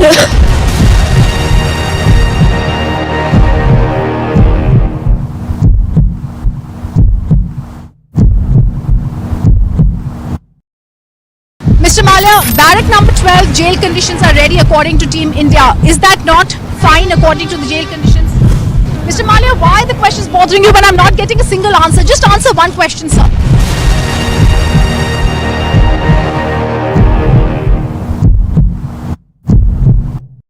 He has been cooperating with the summons. Why have you arrested him in such a fashion? He has been interrogated for over 100 hours, sir. First to get out of this. If you don't First to get out of this. First to get out of this. Get out of this. First to get out of this. First to get out of this. First to get out of this. He has cooperated. Get out of this. He has cooperated. Get out of this.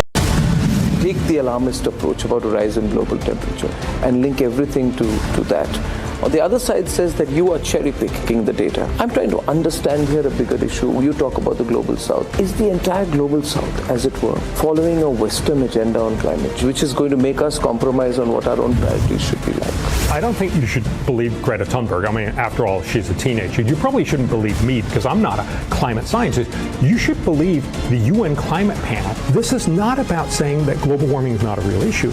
It is about saying how much of an issue is it and how much will it cost to fix it.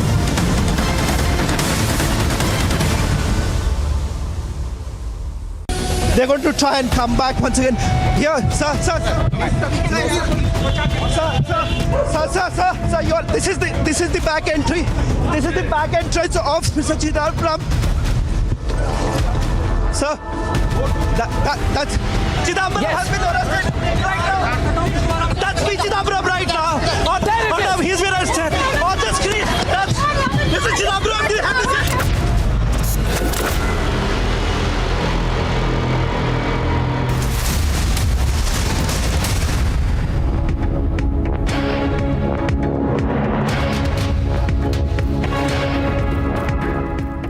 We are reporting from Jantar Mantar, where the protesting wrestlers are on the ground since April 23rd. They continue to protest, asking for arrest of BJP MP Brij Bhushan Singh Sharan, who's also the Wrestling Federation of India's president as well. We'll take you to the visuals today. This Sunday, multiple Khap Panchayats have reached here at Jantar Mantar. These Khap Panchayats have been coming in here to extend their support for quite some time, but as it is a Sunday, as you can see that a lot of crowd has poured in here to support the protesting wrestlers. We can see multiple farmers union as well coming here and extending support to the protesting wrestlers. The wrestlers have made it clear that they are not going to budge till the time Brij Bhushan Singh is arrested by the Delhi police officials. The charge that they have leveled is of sexual harassment against multiple women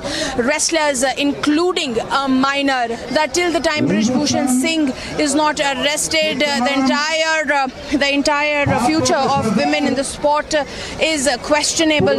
However, at the same time, Brij Bhushan Singh has said that this is nothing but vendetta against him, and that there is a larger conspiracy behind all this entire matter that is unraveling against him. He says that he is not going to step down from the post of the Wrestling Federation of India, as he claims that he is not guilty. However, the courts have already said that the wrestlers can now approach appropriate courts to fight their battle in further, because the Supreme Court has closed the case, saying that it was approached seeking an FIR against Brij Bhushan Singh, and that has been done.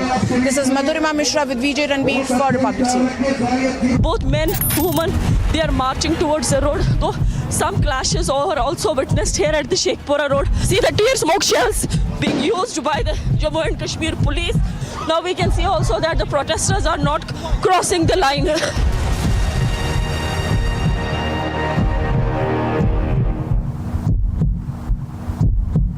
Images, that's Rahul Gandhi.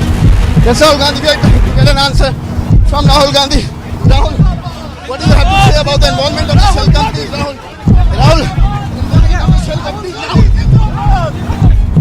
That's Rahul Gandhi, who has just left from the AICC headquarters now moving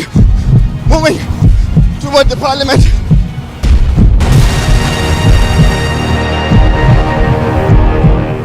Both men, women, they are marching towards the road. Though some clashes are also witnessed here at the Sheikhpura road. See the tear smoke shells being used by the Jammu and Kashmir police. Now we can see also that the protesters are not crossing the line.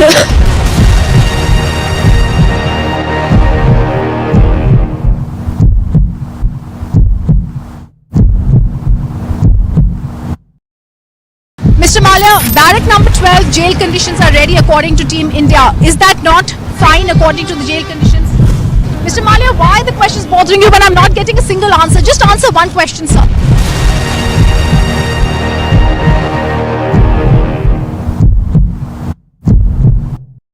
He has been cooperating with the summons. Why have you arrested him in such fashion? He has been interrogated for over 100 hours, sir. First to go, get out of this. If you don't First to get out of this. First to get out of this. Get out of this. First to get out of this. First to get out of this. First to get out of this. He has cooperated. Get out of this. He has cooperated. Get out of this. He Get out has of been this. cooperating, sir. Get out of I am this. merely asking you. He has been cooperating. Get out of Sorry, we are also cooperating. We are also cooperating. Yeah, please cooperate. That is Christian Michelle. First visuals on you seeing Christian. Christian, would you want to speak? Christian, have you turned in a brewer? Christian, would you give facts to India?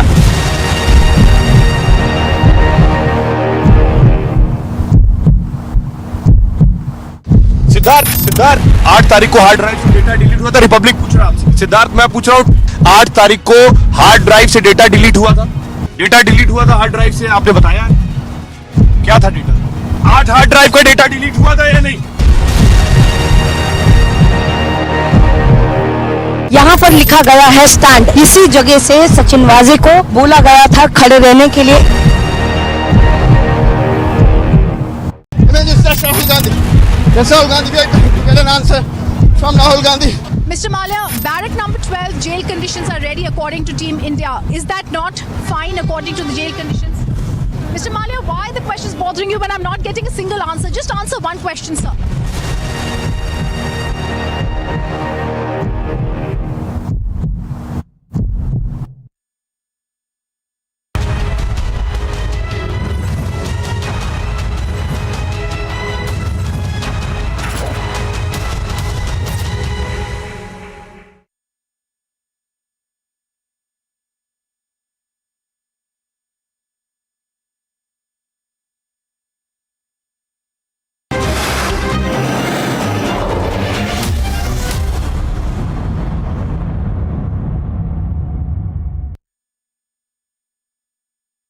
Good evening, welcome to Republic TV. I'm Ridhumanan Bhardwaj. Viewers, for the last few weeks, we've seen a torrid controversy that continues on the same-sex marriage marathon hearing in the top court of the country. But the real questions to ask here, are we as India ready for same-sex marriage? How does Indian contemporary society look at this? What is going to happen to other things such as the adoption laws, maintenance, or other such laws that have to be also seen? Same-sex marriage has become a roaring national debate. As a practicing Muslim, my stand is that it is a sin. But yes, there is a grey area of the constitution. In the Supreme Court, the centre has proposed an inter-ministerial committee to address the issue. Issue was some genuine human concerns, and my lord, the discussion was that something can be done administratively. Lord, I have taken instructions, my lord. Yeah. And government is positive, my lord. What we have decided is, my lord, of course, subject to your lordship's approval, my lord, this would need coordination between more than one ministries, my lord. So therefore, a committee headed by no less than the cabinet secretary will be constituted. My friends can give me the suggestions or the problems which they are facing, which, my lord, the committee will go into and will try and see that so long as possible, so far as legally permissible, but they are addressed. There are very substantive issues of law which are involved. Obviously, all this is without prejudice to that. This, at the best, what is being suggested is administrative tweaking where necessary in a committee based on suggestions. Legal tweaking is another system. The law is involved in many cases. So what we'll do is we'll confer. Without prejudice, we can certainly give. But personally, I don't think that your lordship will have any major solution.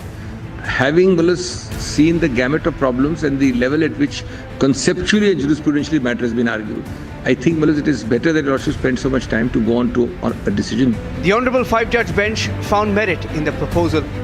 This is without prejudice to everybody's rights and content. One.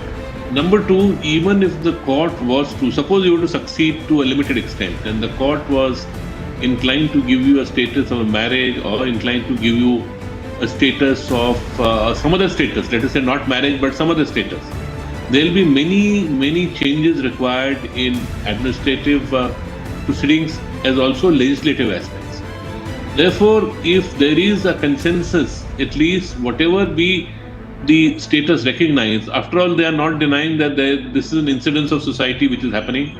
They are reluctant to give it a status of marriage, but they are not, I believe from what solicitor says, reluctant to sort out the problems arising from a gay companionship without labeling it as marriage to the extent possible. Outside court, arguments are being made on both sides. In the socio-religious structure of our society, particularly our country, the bar, which is supposed to be the mouthpiece of the common man of the country, we thought that it is against our culture, our civilization, and such moves, whether it is genuine or bad or good, obviously it is bad, we have decided. But such move, that should come through the process of the legislation. Our lawyers are not just talking to the judges, they're talking to the whole country, and they're telling a story to the whole country. And it's very important that this story is told, because where the position may be that this is something for the legislature, it's my opinion that,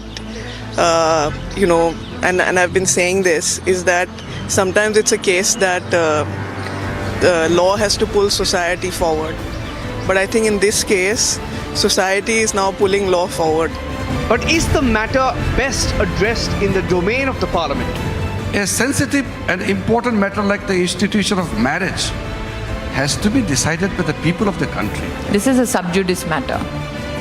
If I'm a party to the Special Marriage Act, as somebody who's married under that act, who would I want to opine on my rights?